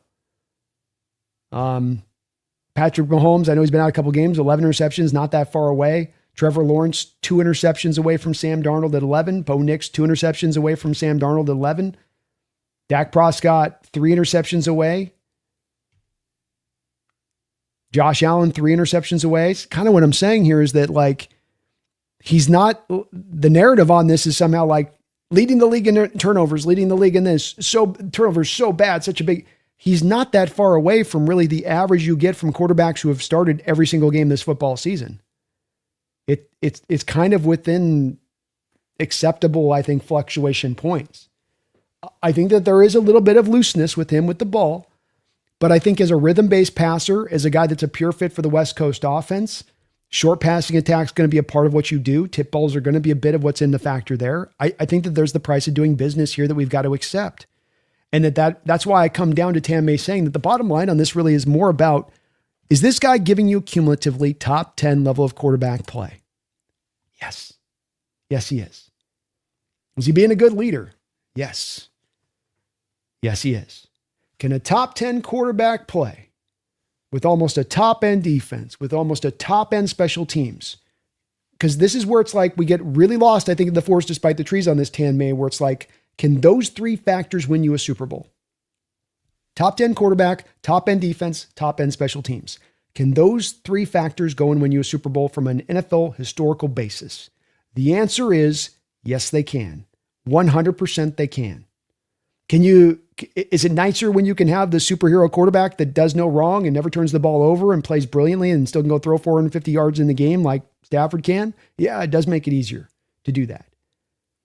But that's really the part where I'm asking as much of my fan base here to kind of, and I don't think I'm getting very much headway at times from those folks that are, and I'm not saying you're in this place, Tan May, but just that this is where so much of the discussion is heavily driven, when the bottom line is one where even the Sam deniers, even the Sam anti-folks that don't believe in him, can't take away from the fact that he's had the top 10 season. Can't take away from the fact that it is very true in NFL history. Top 10 quarterback play, top end defense, best special teams unit in all of football can be a 3-phase beast that can go win you a Super Bowl. Those 2 things are inarguable. Top 10 quarterback, those three factors can go get you to a Super Bowl. So it's one where I get the turnover part. You're right to notice it, and that it is a thing it's a bit of a hallmark of his game that I don't think you're going to necessarily go away from, but it is one that is also a little bit overstated. It is a little overstated here. And I think that that's kind of skewing things just a little bit, and that the end all most important part of this is not that we never have turnovers, we never have interceptions. You want to limit those. But like Mike said last week with this, the big throw that he made down to Cooper Kupp at the end of the game on that game-winning drive to go get you a touchdown, because that's also another thing that the anti-Sam deniers can't say anymore. You'll hear they never bring this up, which is clutch, can go win you the game. That would have been the narrative about Sam last year as we signed him. Well, you're signing this guy, he's going to throw interceptions, he's going to throw balls, he's going to fail when you most need him, and then when the game's tight and you need the game on the line, he's not going to be able to drive you down. Well, he's proven that, right? He's definitely proven that. But that Cooper Kupp throw, as Mike Macdonald mentioned, you try to start to limit this guy. You start to try to say, play safe. Start to not just turn the ball over, and he's not going to make those nice big throws down the field in addition to that. So it all comes out, what is the cumulative? Is the cumulative positive? Is the cumulative he's a top 10 quarterback? Is the cumulative I can count on him in the clutch? And if the answers on that is true, he may not be a superhero quarterback. He may have some interception stuff to pop up a little bit more often than we would like, but it doesn't mean he isn't the answer to taking you to the promised land. Doesn't mean that you don't already have the guy in house that can get you there. And that's why I have full confidence that Sam can do this, because I've got a historical basis to build upon, to know that this is the case and can be a truth. Doesn't guarantee it's going to happen, but that it certainly is well within reason, especially if you're a team to go get that first round bye and home field advantage throughout the playoffs and all that good stuff.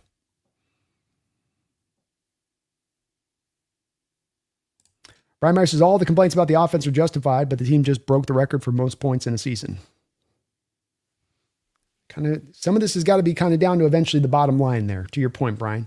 Complaints are valid. Certainly there's a lot of room for parts of this offense to pick on and say, hey, this needs to be better. I think that's completely fair. But again, don't just use that word again. Don't get lost in the forest despite the trees.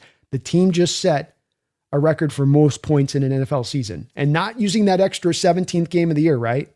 They did it in 16 games. They did it purely in comparison to every other Seattle Seahawks team that's ever been through, to the Mike Holmgren 2003, 4, 5 offenses that were humming. Alexander, 1,800 yards rushing. Hasselbeck throwing the ball all over the field. Yeah. Point record today, though. Keon, didn't Tyler say he wanted to coach after his career? No, it's like Can Grenade says, he'll be a realtor. I think he's sliding in to do that long term. I think he's got a passion for it. Flamma says, I think Young was good. Seahawks defense was just too good.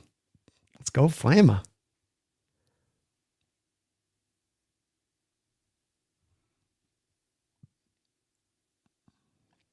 James says, Bryce Young is what he always was, mid. Not the first round pick in the draft, but also not the fourth round pick somewhere dangling in the trade at the Carolina a couple years ago.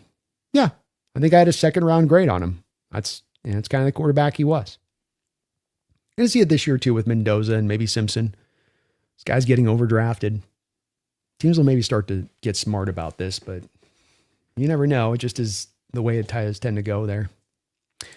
Resting skeptic face. Timing for playoff runs was something Pete didn't really capture. Macdonald is playing the long game this season. Saving our running backs for the second half was smart. Just saying. It's one of the places that Mike's been so smart. I agree with you.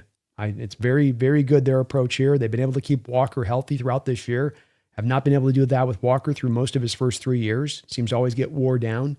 And you got these two guys fresh and ready to roll. On top of the fact you lost McIntosh. You lost Hololani this year, resting skeptic face, right? So it's just all the more when you don't have the depth to call upon that you got to use those guys in perfect balance to be able to keep them fresh. Tammy says, frustrating because Sam has all the tools, a good attitude, coachable, seems mentally stable, steady, but he keeps turning the ball over. If he can just play within himself, manage the game, I think he can help this team win a Super Bowl, especially with defense and offense playmakers that we have. Well, we're on the same page, man. On the same page, Tammy. I see the same way, and I get the frustration with it. I think since the Rams game, you have seen some corrections in Sam's game, limiting some of those turnovers down, using more of the check downs. Today took a sack that I don't know if early in the season he would have taken or would have tried to kind of force something through. So I think that there has been some improvement here, but something to continue to concentrate on as we go into the future.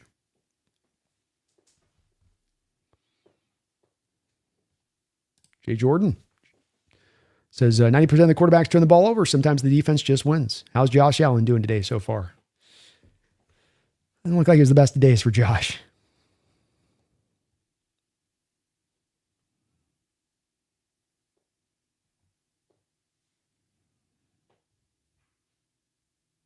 John San Diego, Jazam isn't super mobile when the pocket breaks down and is a fumble risk. When he's past his third or fourth read, it's a close call to say the least. Yeah, that's fair. Albernicus, hey B, any good O-line prospects in this draft? Center position's pretty rough right now, Albernicus. I'm just kind of getting into some of the interior offensive linemen, and what I've seen so far from the guards, I'm not completely blown away by them either on this side of it. I think you're more looking at potentially having to bust a tackle into guard to make that work as it looks right now. But there's some decent guys. There's Francis McGow, I can't say his name, out of Miami. Jennings Dunker's a guy that I think can transition from tackle to guard.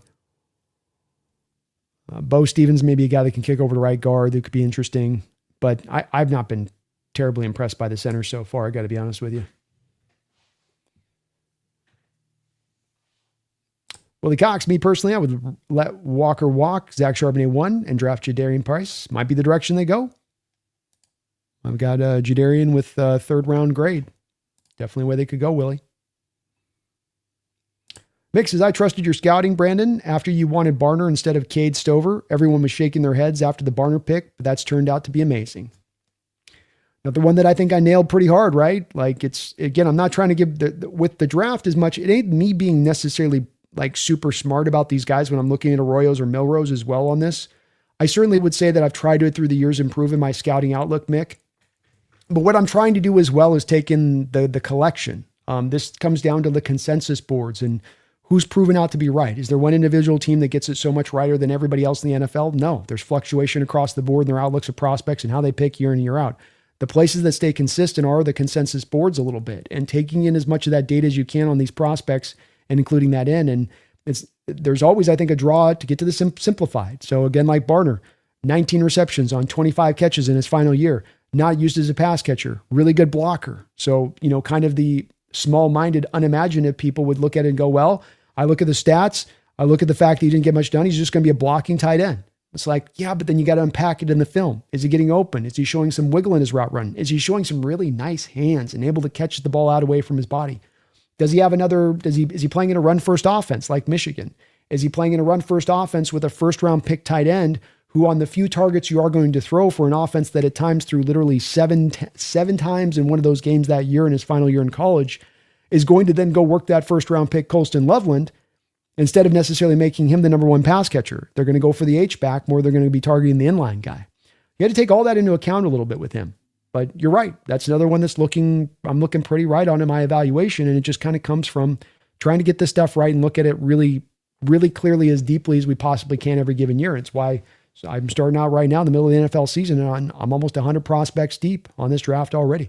So I want to make sure I'm trying to do my homework and get it right. And it's not always just purely off my opinion, but trying to take into account all of what you have and what you're hearing out there and try to distill that as much as you can and making your kind of final outlook and report of things on top of just your own personal view on the film and that as well.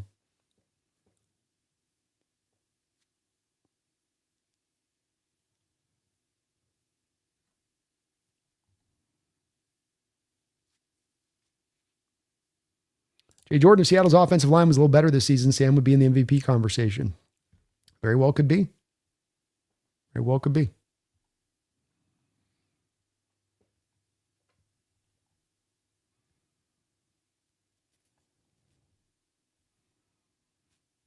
Jonah Coleman would be fun. I'd go with Jonah Coleman, man. Gives you a tough inside runner. I think he's going to be one of those guys, as I look at this offense and sometimes frustrated with this offense because of the lack of the 3 yards in a cloud of dust in the rushing attack. Here's a guy that could at least give you that and get you into those positions of continually getting a little chunks at the very least. He'll probably give you more than that, but he'll get you some of those chunks at the very least. MJA, tons of Hawk fans of the game today. Well done, Hawk fans. You made your presence felt out there today, and it was cool to see, especially that far down south.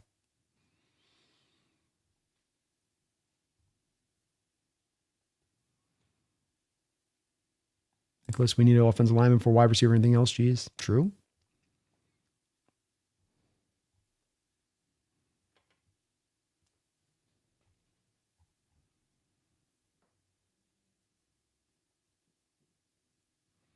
You keep mentioning smoking gun. I never tried that in high school or college. Is it good stuff? Never mind. A little levity. It is the good stuff. It is the good stuff.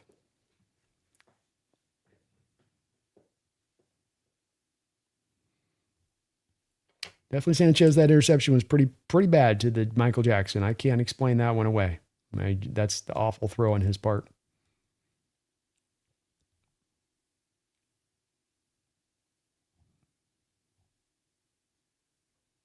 Give me Taco. Hey, Brandon, love the defense today. Great win. Also was wondering if you could comment on the Niners versus Bears game tonight. Love your commentary. Go Hawks.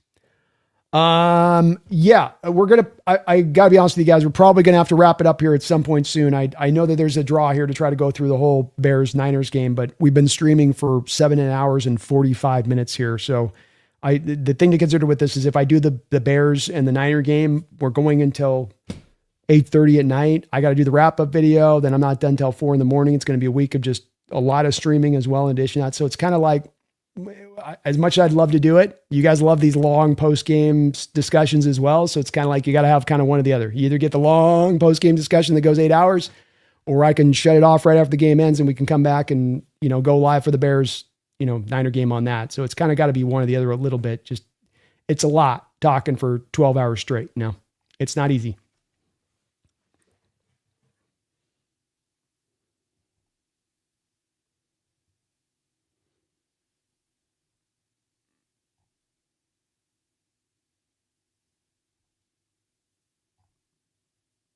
Where's the Tyrone the Panther fan? There have been many requests for Tyrone the Panther fan. He has been MIA today. MIA.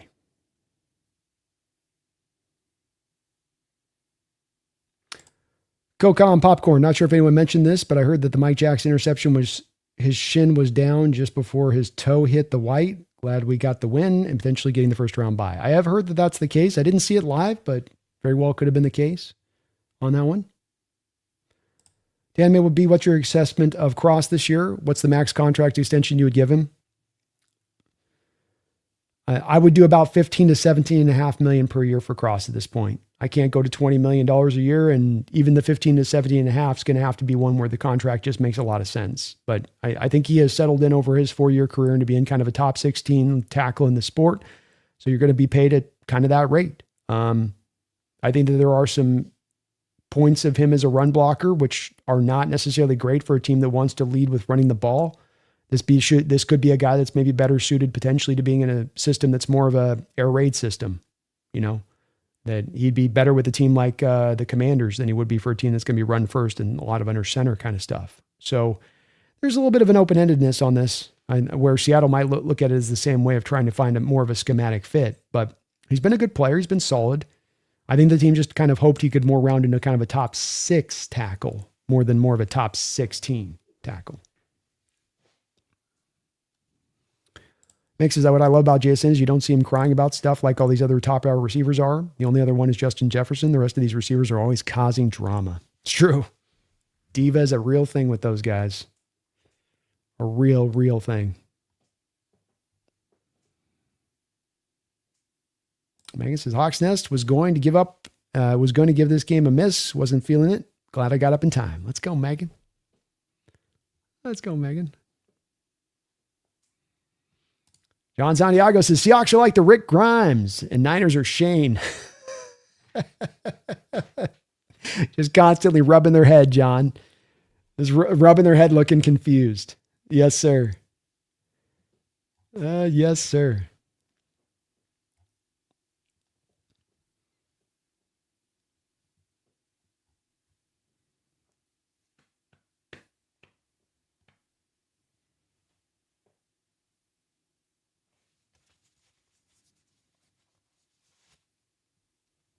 Virus says Macdonald says Darnold can't always be thinking about interceptions. Let him play.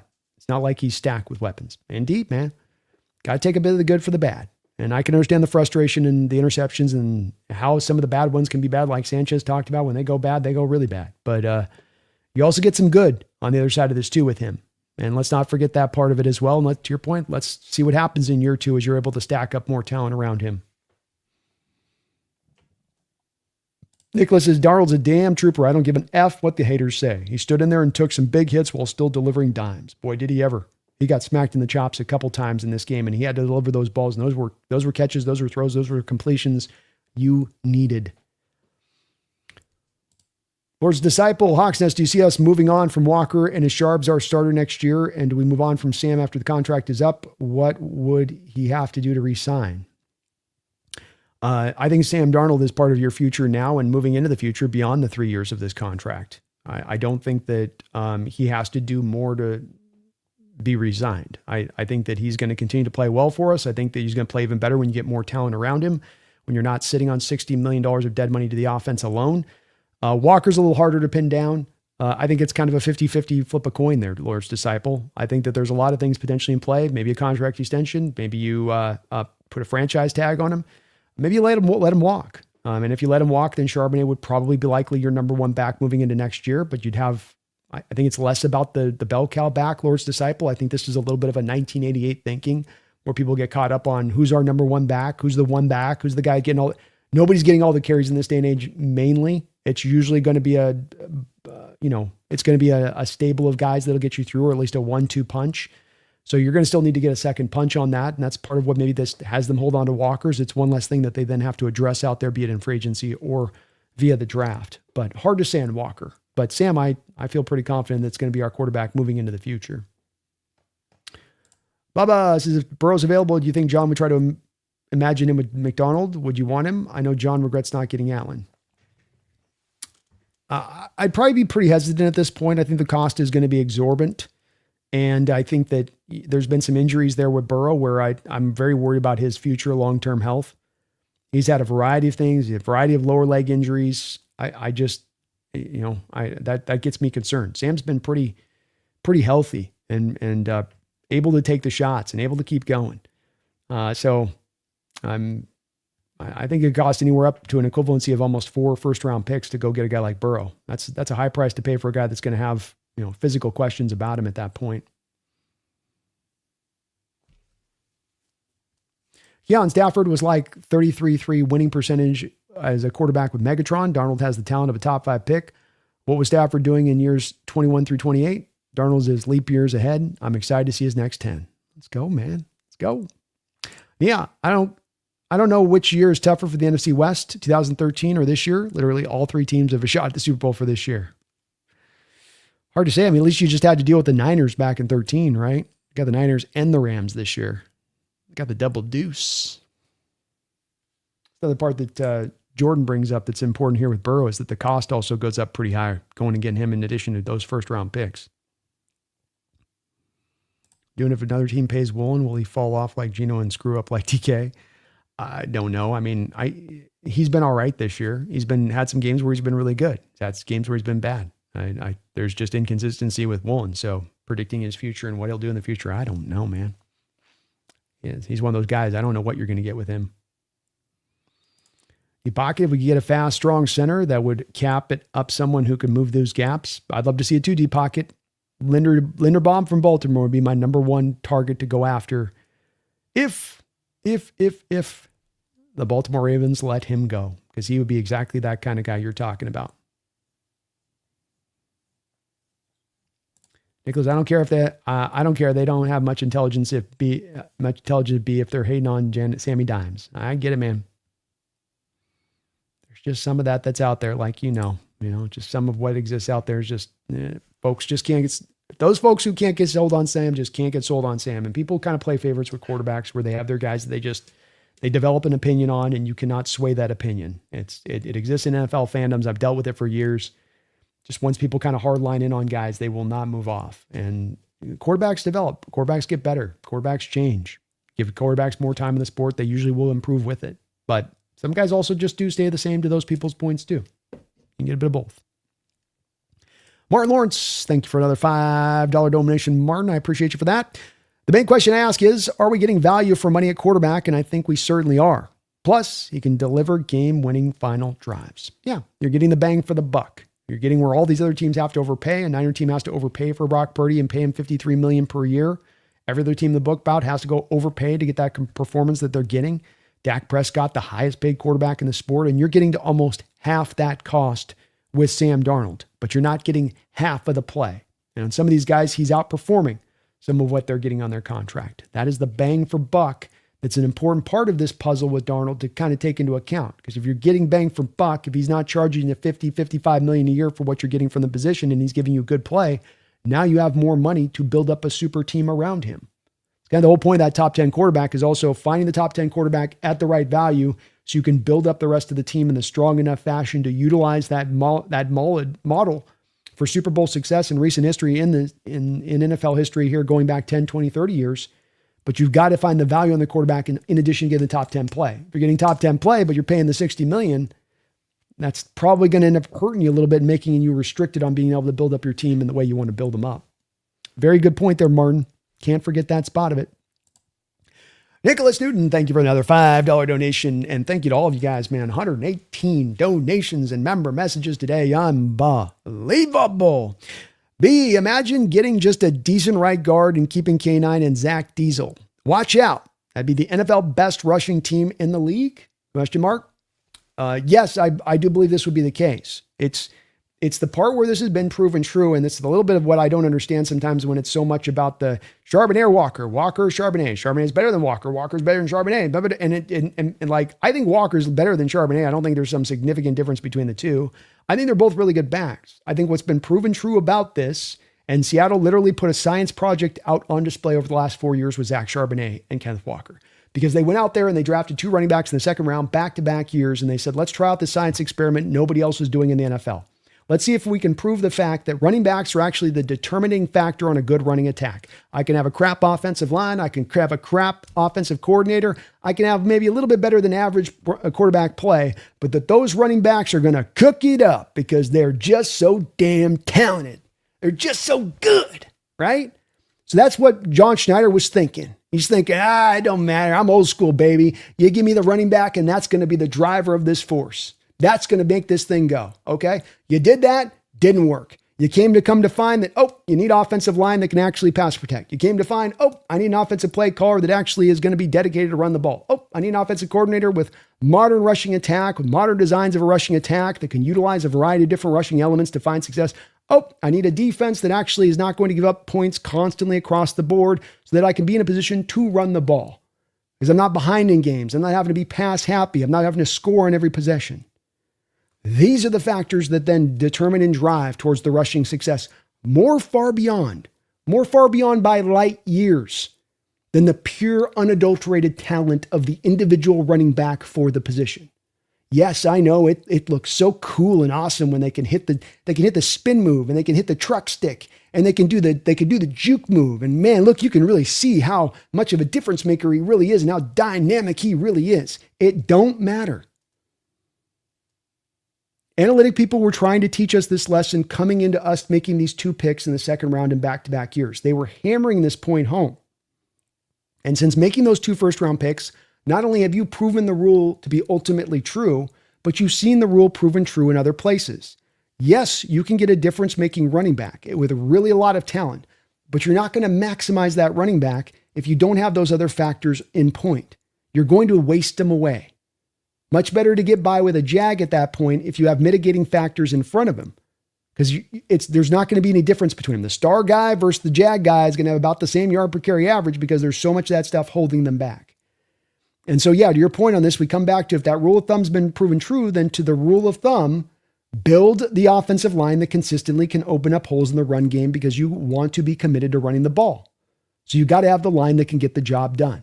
This team over and over again trots out multiple weak links on an offensive line, especially when it comes to open up holes in the run game every single year.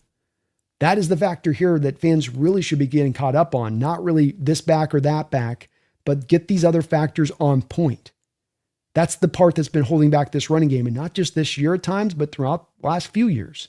So it's one where no team in the NFL, if you go back 10 years, took running backs in the first and second round in back-to-back years. No team did it. This is like a conversation a little bit to the safety room thing, right? Where it's like, should we pay Kobe Bryant just after you paid 2 safeties high water mark money at the same time and came to find that that's not the benefit of your team. That's not good for resource, load balance, or any of that stuff. So it's like, once the rule gets proven true, you got to lean into it. And leaning into it to me becomes, I understand that there's so much of the imagination on running backs because it's such this cool position that looks so cool when it's doing stuff and breaking tackles. And look at that, Derrick Henry running so big and rolling over. And it gets caught in people's mind. But there's 6, 7 other factors that are going to come into those guys' success before we even get to their individual talent, their individual ability to bust off big runs or make pretty runs happen. It's going to come back to those other factors. And you got to get those things. It's like get the fundamentals right first, and then you can go out there and get the cool thing. So Giants made the same mistake we did, right? We love Saquon Barkley. Saquon Barkley's the best. I think Saquon Barkley's amazing out of Penn State. Oh man, this guy's so amazing. He's going to be awesome. 1,300-yard season was the best you could do with him there in 4 years. Then he goes to the Eagles in the very first year with an offensive line, with an offensive coordinator, with the defense, with all those factors I just talked about now working in his favor when they didn't work in his favor, and he almost goes for 2,000 yards. Quite a difference, right? Driving force of a Super Bowl team. Quite a difference, right? And so it's been proven true, hardline proven true. Just got to lean into it. Got to lean into that. Nicholas, you're buying into it. I know you are. And we got to as a team as well. So I understand it. I do get the concentration here. It's a fandom thing. It ain't a Seahawks fandom thing just because we have Walker. It's a NFL fandom thing. Running backs just kind of capture the imagination of fans in general. I get this. But really look at the situation and look at what you've done with running backs here and look at what you tried to do to upend that rule of thumb. To look at the analytic folks and to raise a big middle finger to them and be like, you don't know what you're talking about here. There's difference makers in running back. They can make it happen. And they couldn't. Nope. You need those other factors on point to make it happen.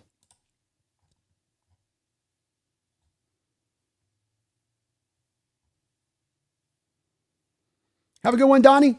Appreciate you, man.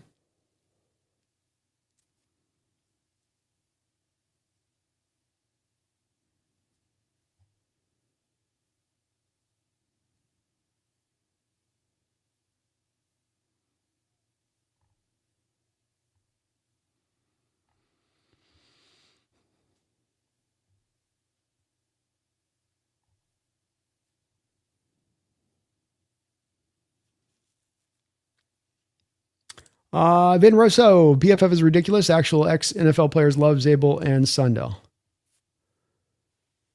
Yeah, I mean, it's one that shouldn't be taken as an end-all be-all. But I think it's a point of supplemental data that also shouldn't be just thrown away to the trash as well. And that, NFL players aren't going through. And the key with this is, and this is what the NFL does, or this is what football does too, Vin, is that, individual plays can stand out for people in a big way. And you can get caught up in the whole greater of all of the total of the snaps. Thing PFF's doing that none of these professional players are doing and loving these players that they might catch on a snap here or a snap there. An NFL player ain't watching Zabel every snap throughout a whole course of the game. They're watching the NFL game and they happen to see their eyes get caught over to Zabel here and there. And it's really what PFF does is have a single person looking at every snap of that individual player. It ain't going to be perfect. There's room for fluctuation there, but there's a generally good guidance on what that player is or isn't doing as well. It's not a completely invented score out of nothing, in my opinion.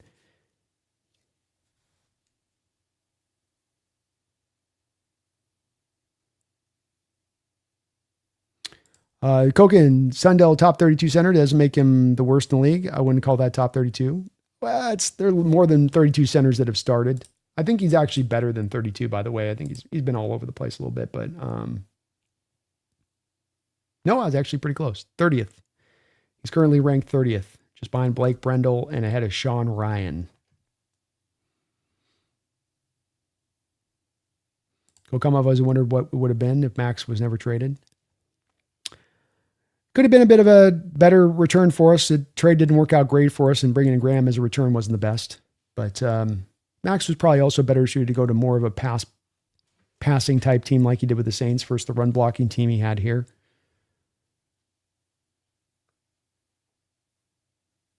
Brad says, busting out Arroyo with a little sample size nonsense. B-man of being right, but it's too soon to say. 100%.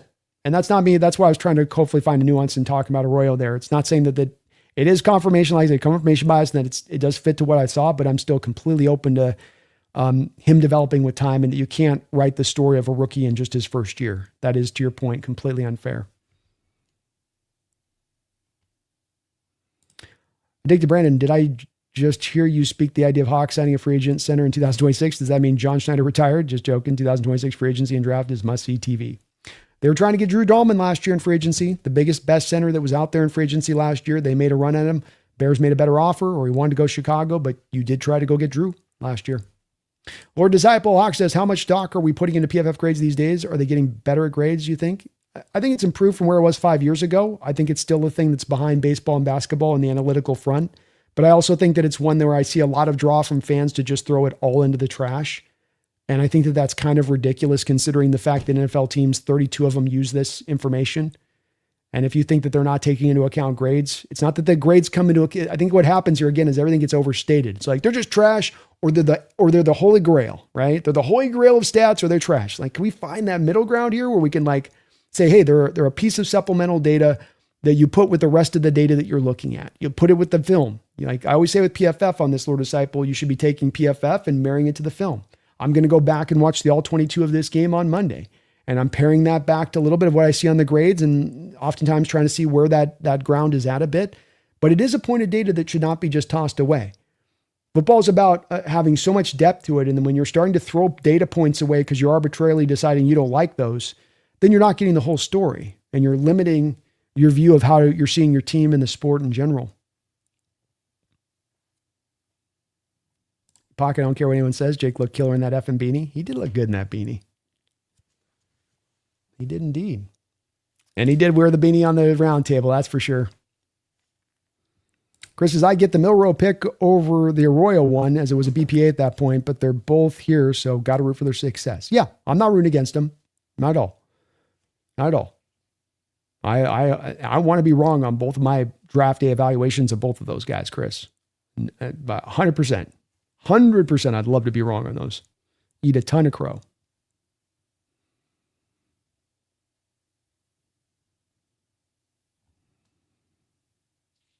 You guys are cooking here in the chat today. I'll tell you what.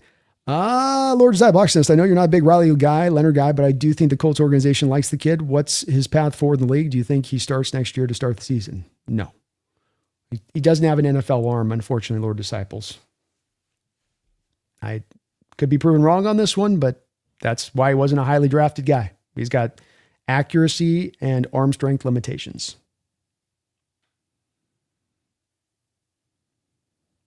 I understand them starting him next week, though. You're bringing in Rivers to try to salvage the season. Season's gone. Now, why not? Go to the youngster and see what you got there. Lord Savvy, your hard worker, B. Thank you, man. Appreciate that.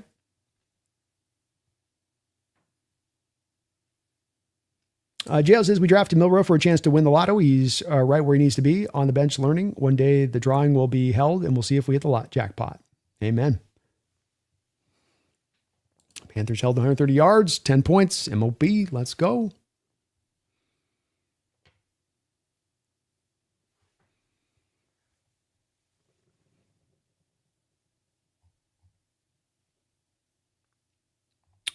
And as we kind of put down the wrap on this, just because we do have a lot of discussion in the chat, just put Brando, Hawks Nest, B, if you have a question here as we kind of put this up. We are just crossing 8 hours in, so the voices I can start to feel and start to go here a little bit. I dig docs. Brandon, please, what are you seeing for Pregnon and Lalu? If they are awful, please tell me now so I can get some REM sleep tonight at 26 draft. Emmanuel Pregnon, left guard, third round.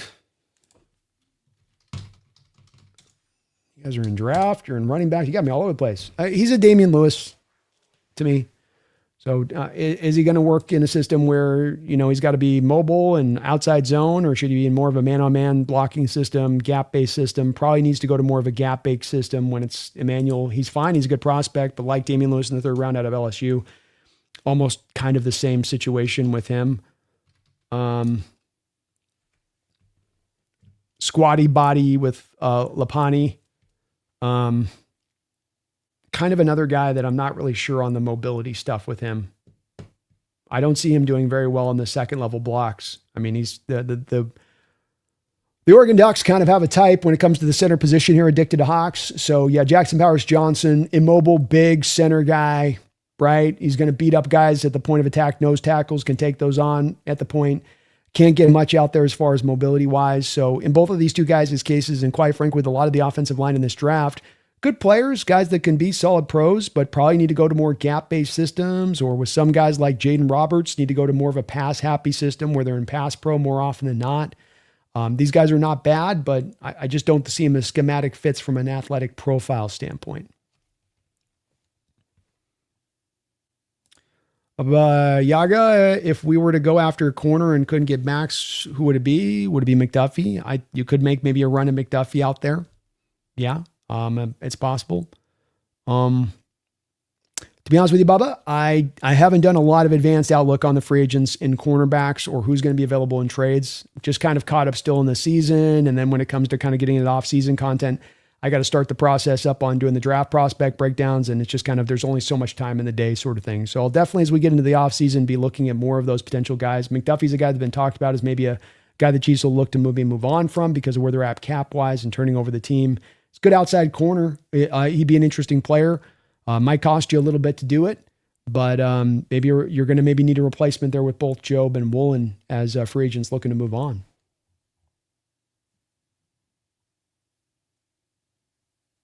Brandon, oh my God, love the megaphone. I could use that when I was doing student teaching in my years. Yeah, let's get it. Got to use that more of the megaphone. All right. Let's get through here. Go Hawks, Brandon, Janet. Good to see you in the house, man.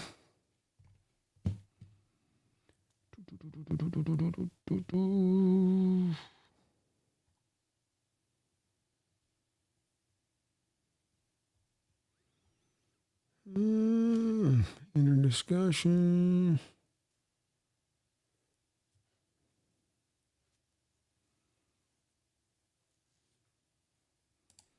Yeah, Zabel's had a fine year too, Sanchez. It's not to hold them to the same account of Bradford on it.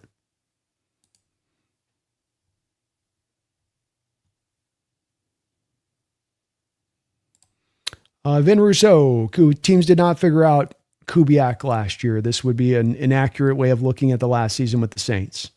The offense literally lost just about everybody on that offense. So injuries ramped up. They lost their quarterback. They had their number one wide receiver went down. I think 4/5 of their offensive line got injured, Vin. That's why it came down to earth. They didn't get figured out. That would be inaccurate. Unless you're expecting that Spencer Rattler in his rookie year as a 5th round quarterback was supposed to do something in that offense. The same Rattler that got sat down this year for Tyler Shock.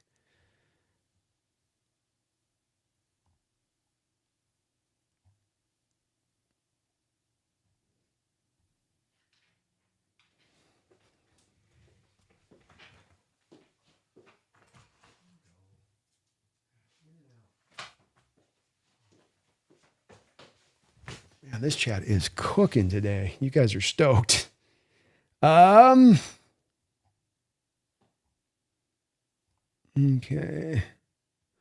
I'm going to try to get to watch the Niner game. It depends on if we're going to get this stream wrapped up or not. We got a lot of questions and a lot of interaction here, so just trying to catch everything up here as I can. Do you know how to...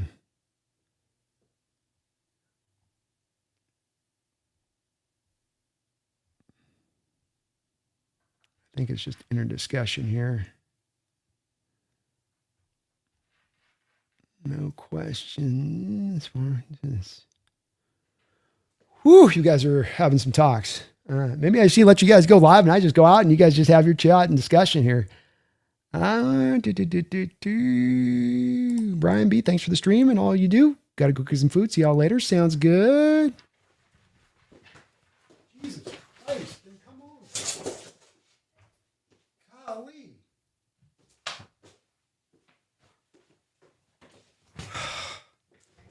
I'm getting hungry here and a little moody. It's definitely time to wrap it up.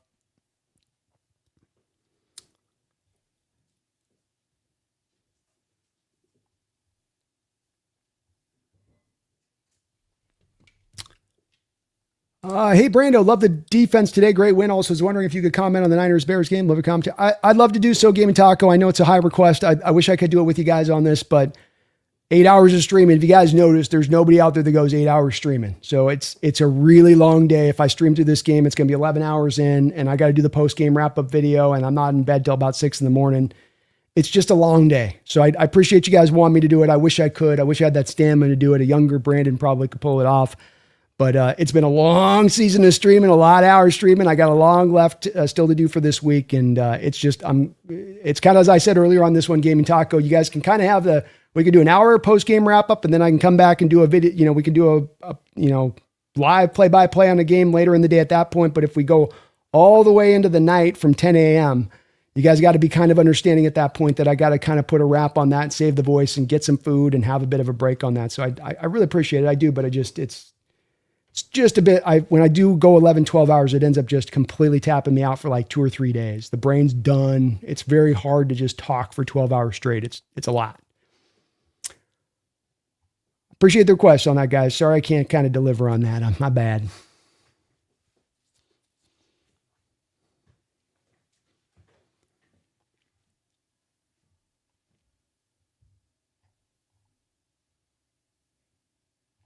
All right, I think we're kind of just getting into individual chat. I'm not seeing a lot of questions here. Antoine, hey, Brandon, what's Jerry Jones think of the Seahawks season? Dallas not being good? Next year. Get back next year. We got our first-round picks. We're going to be fine, Antoine. Give us one more year, get around to it. Cowboys champions 2026. Come on now.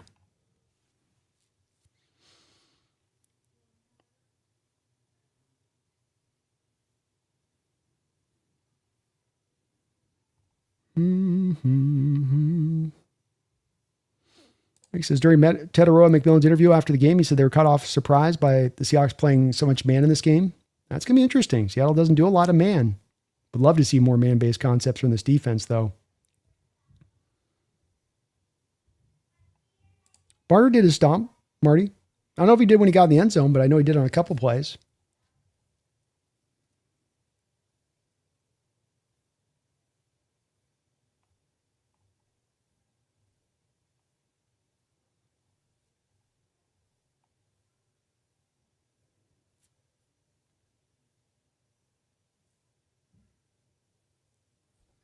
Yeah, a Walker had 1,100 yards in his first rookie year.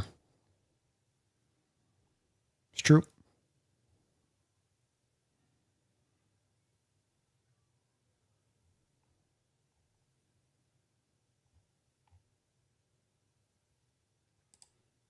Yeah, I'm going to watch the Niner game. I don't want to talk. I just kind of want to take a break and rest. You guys had me go 20. Like I almost feel like sometimes I could just like go live and every day 24 hours. You guys would be all right with that, which I appreciate. I thank you guys for riding with me that long. But I'm a little beat. I can feel I can feel the whole little.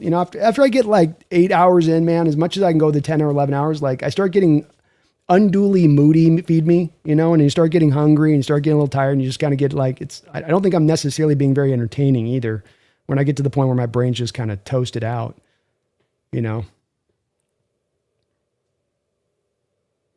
I wish I could, man, but it's a bit much. Like I said, we can kind of have one way. If you guys want me to do this in the next year, I think the way we'll be this is that we got to plan on putting a pretty hard cutoff time. And, I'm usually freaking at the end of these games, freaking 20 donations behind, and it takes me like 5 hours just to get caught up on the donos at times. So it's just hard to kind of cut these off short to be able to save the power to be able to come back around, Jeffrey says, I just read Jake's Twitter. Dude does a ton of complaining. Yes.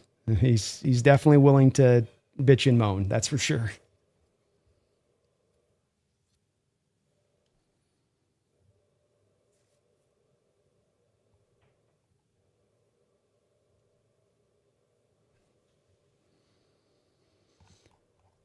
All right. So I'm not seeing a lot of questions. I'm seeing a lot of the inner chat here. So I'm probably going to put a bit of a wrap up on this here. Appreciate you guys having the inner discussion there, but definitely I'm going to go get some food, I think, and call it a bit of a day on this one.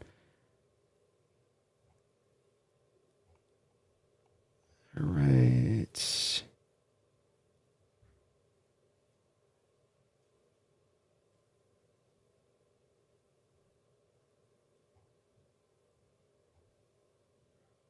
Wow, we got some chatting going on between everybody here. It's cool to see. But you guys don't need me.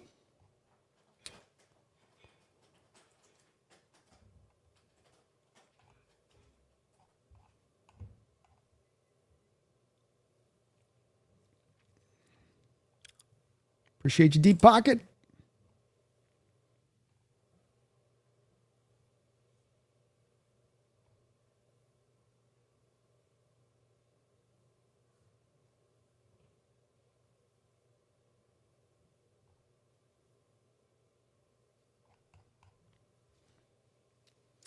Rondala says, dude, eat and sleep. Thanks, man. Thanks for everything, Brandon and Mods. My pleasure, man. Thank you for watching today. All right, we got a couple more donations here as you guys were just so very kind, and many of you guys donate once. You donate like 5 times a stream. I thank you guys so much for that. We got over 120 donations and member messages today from you guys. Thank you for all of that great support. I really appreciate it. Nicholas, thank you for the $5 donation, Nicholas. B, imagine getting just a decent right guard and keeping K9 and Diesel. Oh, I think I read that one. Sorry. I'm getting lame brained here. I can sense it. Pretentious Cameron, thank you for the $5 donation. Says, Brandon, 13-win Seahawks. What a year. Appreciate all of your content. Well, thank you, man. It has been indeed one hell of a season to be able to cover this team, and one of the best seasons in Seattle Seahawks history, and a year where a lot went right for us to get this to go, but a lot was also smartly put together by this team. We're not here by luck or by happenstance, but we have forced this issue. We have made this thing happen. We've earned the right to be where we are. And everything in the stage is set right now for this team to finish this process, complete this process, get to a Super Bowl, go get a Super Bowl win. Oh, that'd be so great to see. What a year indeed, man. And thank you for all of your support today, Cameron. You've dropped multiple donos today. You're a member of the channel. All of yourselves, like Nicholas above, dropping multiple donos, also members of the channel. The type of support and the type of backing I have on this channel is second to none here on YouTube. There is nobody that gets the bang for buck kind of support as far as donations and how much love you guys send me. The patrons that we have in the house as well, who are always so supportive in their way and in that way. So thank you guys for all you do. Cameron, you as well. Really appreciate you. It's been a hell of a season to be able to cover this football team. Hopefully we can just finish this off now and put this to bed right. Nicholas Duden, thank you for another $5 donation, Nicholas, and all of your support today, brother. Says food donation for you, my friend, to go eat. Well, thank you for that. I appreciate you guys understanding. I would love to be able to hang with you guys here through the Niner game. I haven't even had a chance to really get turned on, just trying to stay caught up with you guys because I got so behind on the messages, so behind on so many of the donations. And again, as if you guys want to kind of do that, where we're starting to cover more different games and separate it out, then let me know on that in the off season, and that if we've got maybe a choice on what do you want to do on this? Do you want to do like the 9-hour post-game streams, or do we want to do kind of the, quick 1-hour post-game streams and then come back, just wrap it up no matter what, and then come back 3 hours later and then do the stream at the end of the night. So I'm open to that if that's where you guys want to go on the channel wise with that, but we got to kind of pick onto the one or the other there for sure if we'll go that, because it's a lot. It's a little bit much. Not that I'm complaining. I don't think I'm particularly good once we get into hour 9 or 10 straight. I think I'm probably pretty loopy with you guys at that point. Pretty damn loopy. All right.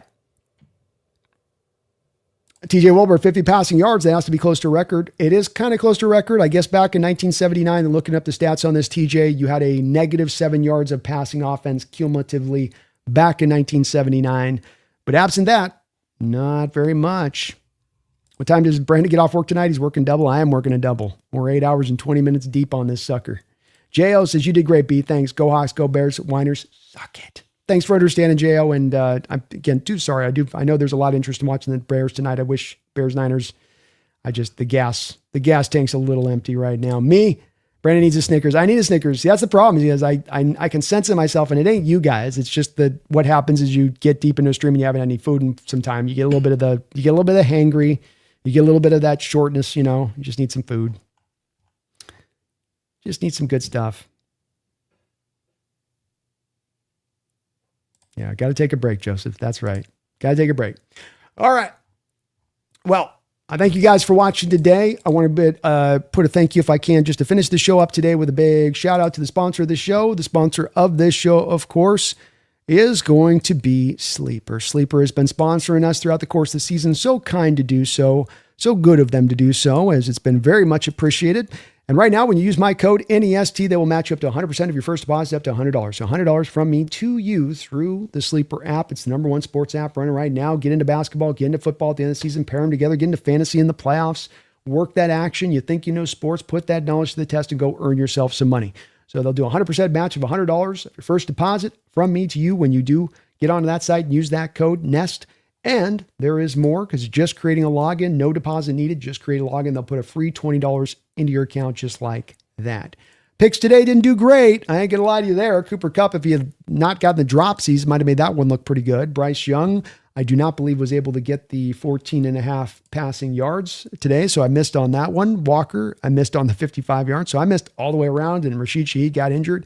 Wasn't the best day for my picks, but that's the way it'll go sometimes when there are injuries on that front of it. That's just kind of how it's got to roll, with you on this. But shout out to Sleeper. There are some limitations that do apply. I know that in the state of Washington, you can't use it in full, but if you do use it in a casino in the state of Washington, you are then able to use the app in full on their network. So there are some limitations to the state still. I'm being told that any day, any point, any moment, it's supposed to be freeing up as far as the taxes go. They're trying to just figure out how to tax it, but still, it does not show up on that.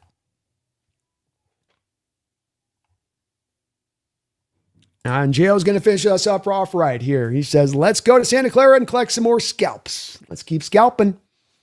Keep scalping, right? Let's keep creating our predator wall of heads, right? Mike Macdonald's got the predator wall of heads he's working there in the VMAC there. We're going to add on the Panthers on this one. There's room for 2 more and a couple more in the playoffs there on that one in there. They're going to have to make that a little bit extra longer, aren't they, Gio, to fit that one in? Huh? Make that a little longer. Brandon Janet, thank you, man. Appreciate you. Appreciate all of you guys. Thank you for all of you guys. We had well over 300 with us hanging here throughout this stream into almost 8 hours and 20 minutes on. If you've been watching on that long and you've been hanging with us throughout that time, thank you for all that. Even just hopped in late. I appreciate all of you guys for watching today and what has been an amazing season on this channel. Yeah, the team's doing great. And yeah, we're winning and we're about to have the first round bye, and the season still is just getting into full swing here as far as the excitement level is just only going to ramp up from here. But really want to put a big thank you to all of you guys out there. This year has been as great a year as we've had on this channel. I've had my funnest year in covering this channel. Having the wins is great, but having the great community, having the great interactions, having the great discussion, why I go 8 hours and 20 minutes is because a lot of times this just flies by so fast and suddenly we're at 8 hours and 20 minutes in. And it's because you guys are such a great community and the chat and the discussion is always so lively and popping. We're going to have a big week of shows planned up here for you here. We've got Behind Enemy Lines with Jesse that we'll be knocking out, I believe, on, I want to say it's on Wednesday. We're going to be doing that. We've got the B&B show here coming up for you on, I believe, on Tuesday because we have New Year's. So we'll be doing that one as well. We got the NFC West Roundtable. We'll be doing the Seahawks Weekly Roundup on Wednesday. And we'll see if we can maybe mix in a couple of little surprise shows to kind of keep you guys excited through the process here, as this is a big week, a big build-up week to the Seattle Seahawks trying to put that final exclamation point on their 2025 season and take this thing over the top into the playoffs with truly an opportunity for greatness, with truly an opportunity to go win the Super Bowl. This is not a pie in the sky option of the offseason. This is not a mid-season. Well, they've gotten hot, but they'll cool down. This is not we're running out of gas at the end of the year, but if everything can just break right in our favor, maybe we can luck our way into the championship. This is that you have taken this to the teams this year. You stack these wins up. You've put yourself in this position. You've made yourself legitimized in this way. Why not us? Why not us? That's what we asked 10 years ago a Seattle team did, and they went out there and they won a Super Bowl. I ask it again, why not us? You dominate defensively. You dominate special teams. You have an offense that's top 10. 3 factors that can work together to getting teams Super Bowls, has in the past, has for you 10 years ago, and very well could again on into the future here. Last check here, just make sure I'm not missing anybody on the donos. Thank you to everybody on the donations. Again, unbelievable. Almost 120 donations and individual donations and member messages on this stream alone today. Unbelievable support. I really thank you from the bottom of my heart for all you guys do for this channel. You let me do this full time. Every day I get to get up, pop my head off the pillow, think about Hawks coverage, think about how I can bring better Hawk coverage to you guys. I get to do so because of your support, because of the love you shed, and because of how much you guys watch and hit the like buttons and subbing up and donating and members and patrons, and it all comes together to make this happen. I get to chase my dream doing this every day. And it is really never lost on me that this is a very special position I get to be in, and it is because of you guys. Because you guys have chosen for this to be the case. Really do thank you guys for that, and that never is lost on me, especially amidst a special season like this where everything is working so well and so great and just all the sunshine and roses and everybody's feeling by and large tremendous. I thank you for watching today, folks. Everything is right there for the taking right now for our Seattle Seahawks. Can they take it? Can they complete this process? Can they finish it? I don't know, but they've taken it to the last point. One more game left to do. You're in a good health situation injury-wise. You're running pretty well all around as a team. You're cooking together. Things are coming together. Is it perfect? No, it's not perfect, but it's pretty damn good. Finish the process, complete the process, get this Niner win, get that first round bye, And then we will be a mere 3 wins away from a Super Bowl win, from another championship. Let's dream big, Seahawks fans. Let's think big. Let's hope big. This season's been a one hell of a wonderful ride. And it's just still feeling like it's warming up, doesn't it? Feels like we're just getting ready to where it's about to get real interesting. I thank you for watching. Hit that like button if you get a chance for me today. Please sub on up if you get a chance as well, as we're on the road to 30,000. We will be back soon. But until next time, I shouldn't have to remind you, with a team about to go get the number 1 seed, I shouldn't have to remind you. When I got a team that's got as good a chance to go win the Super Bowl, I shouldn't have to remind you, but I'm going to do so anyway. Don't you dare ever forget.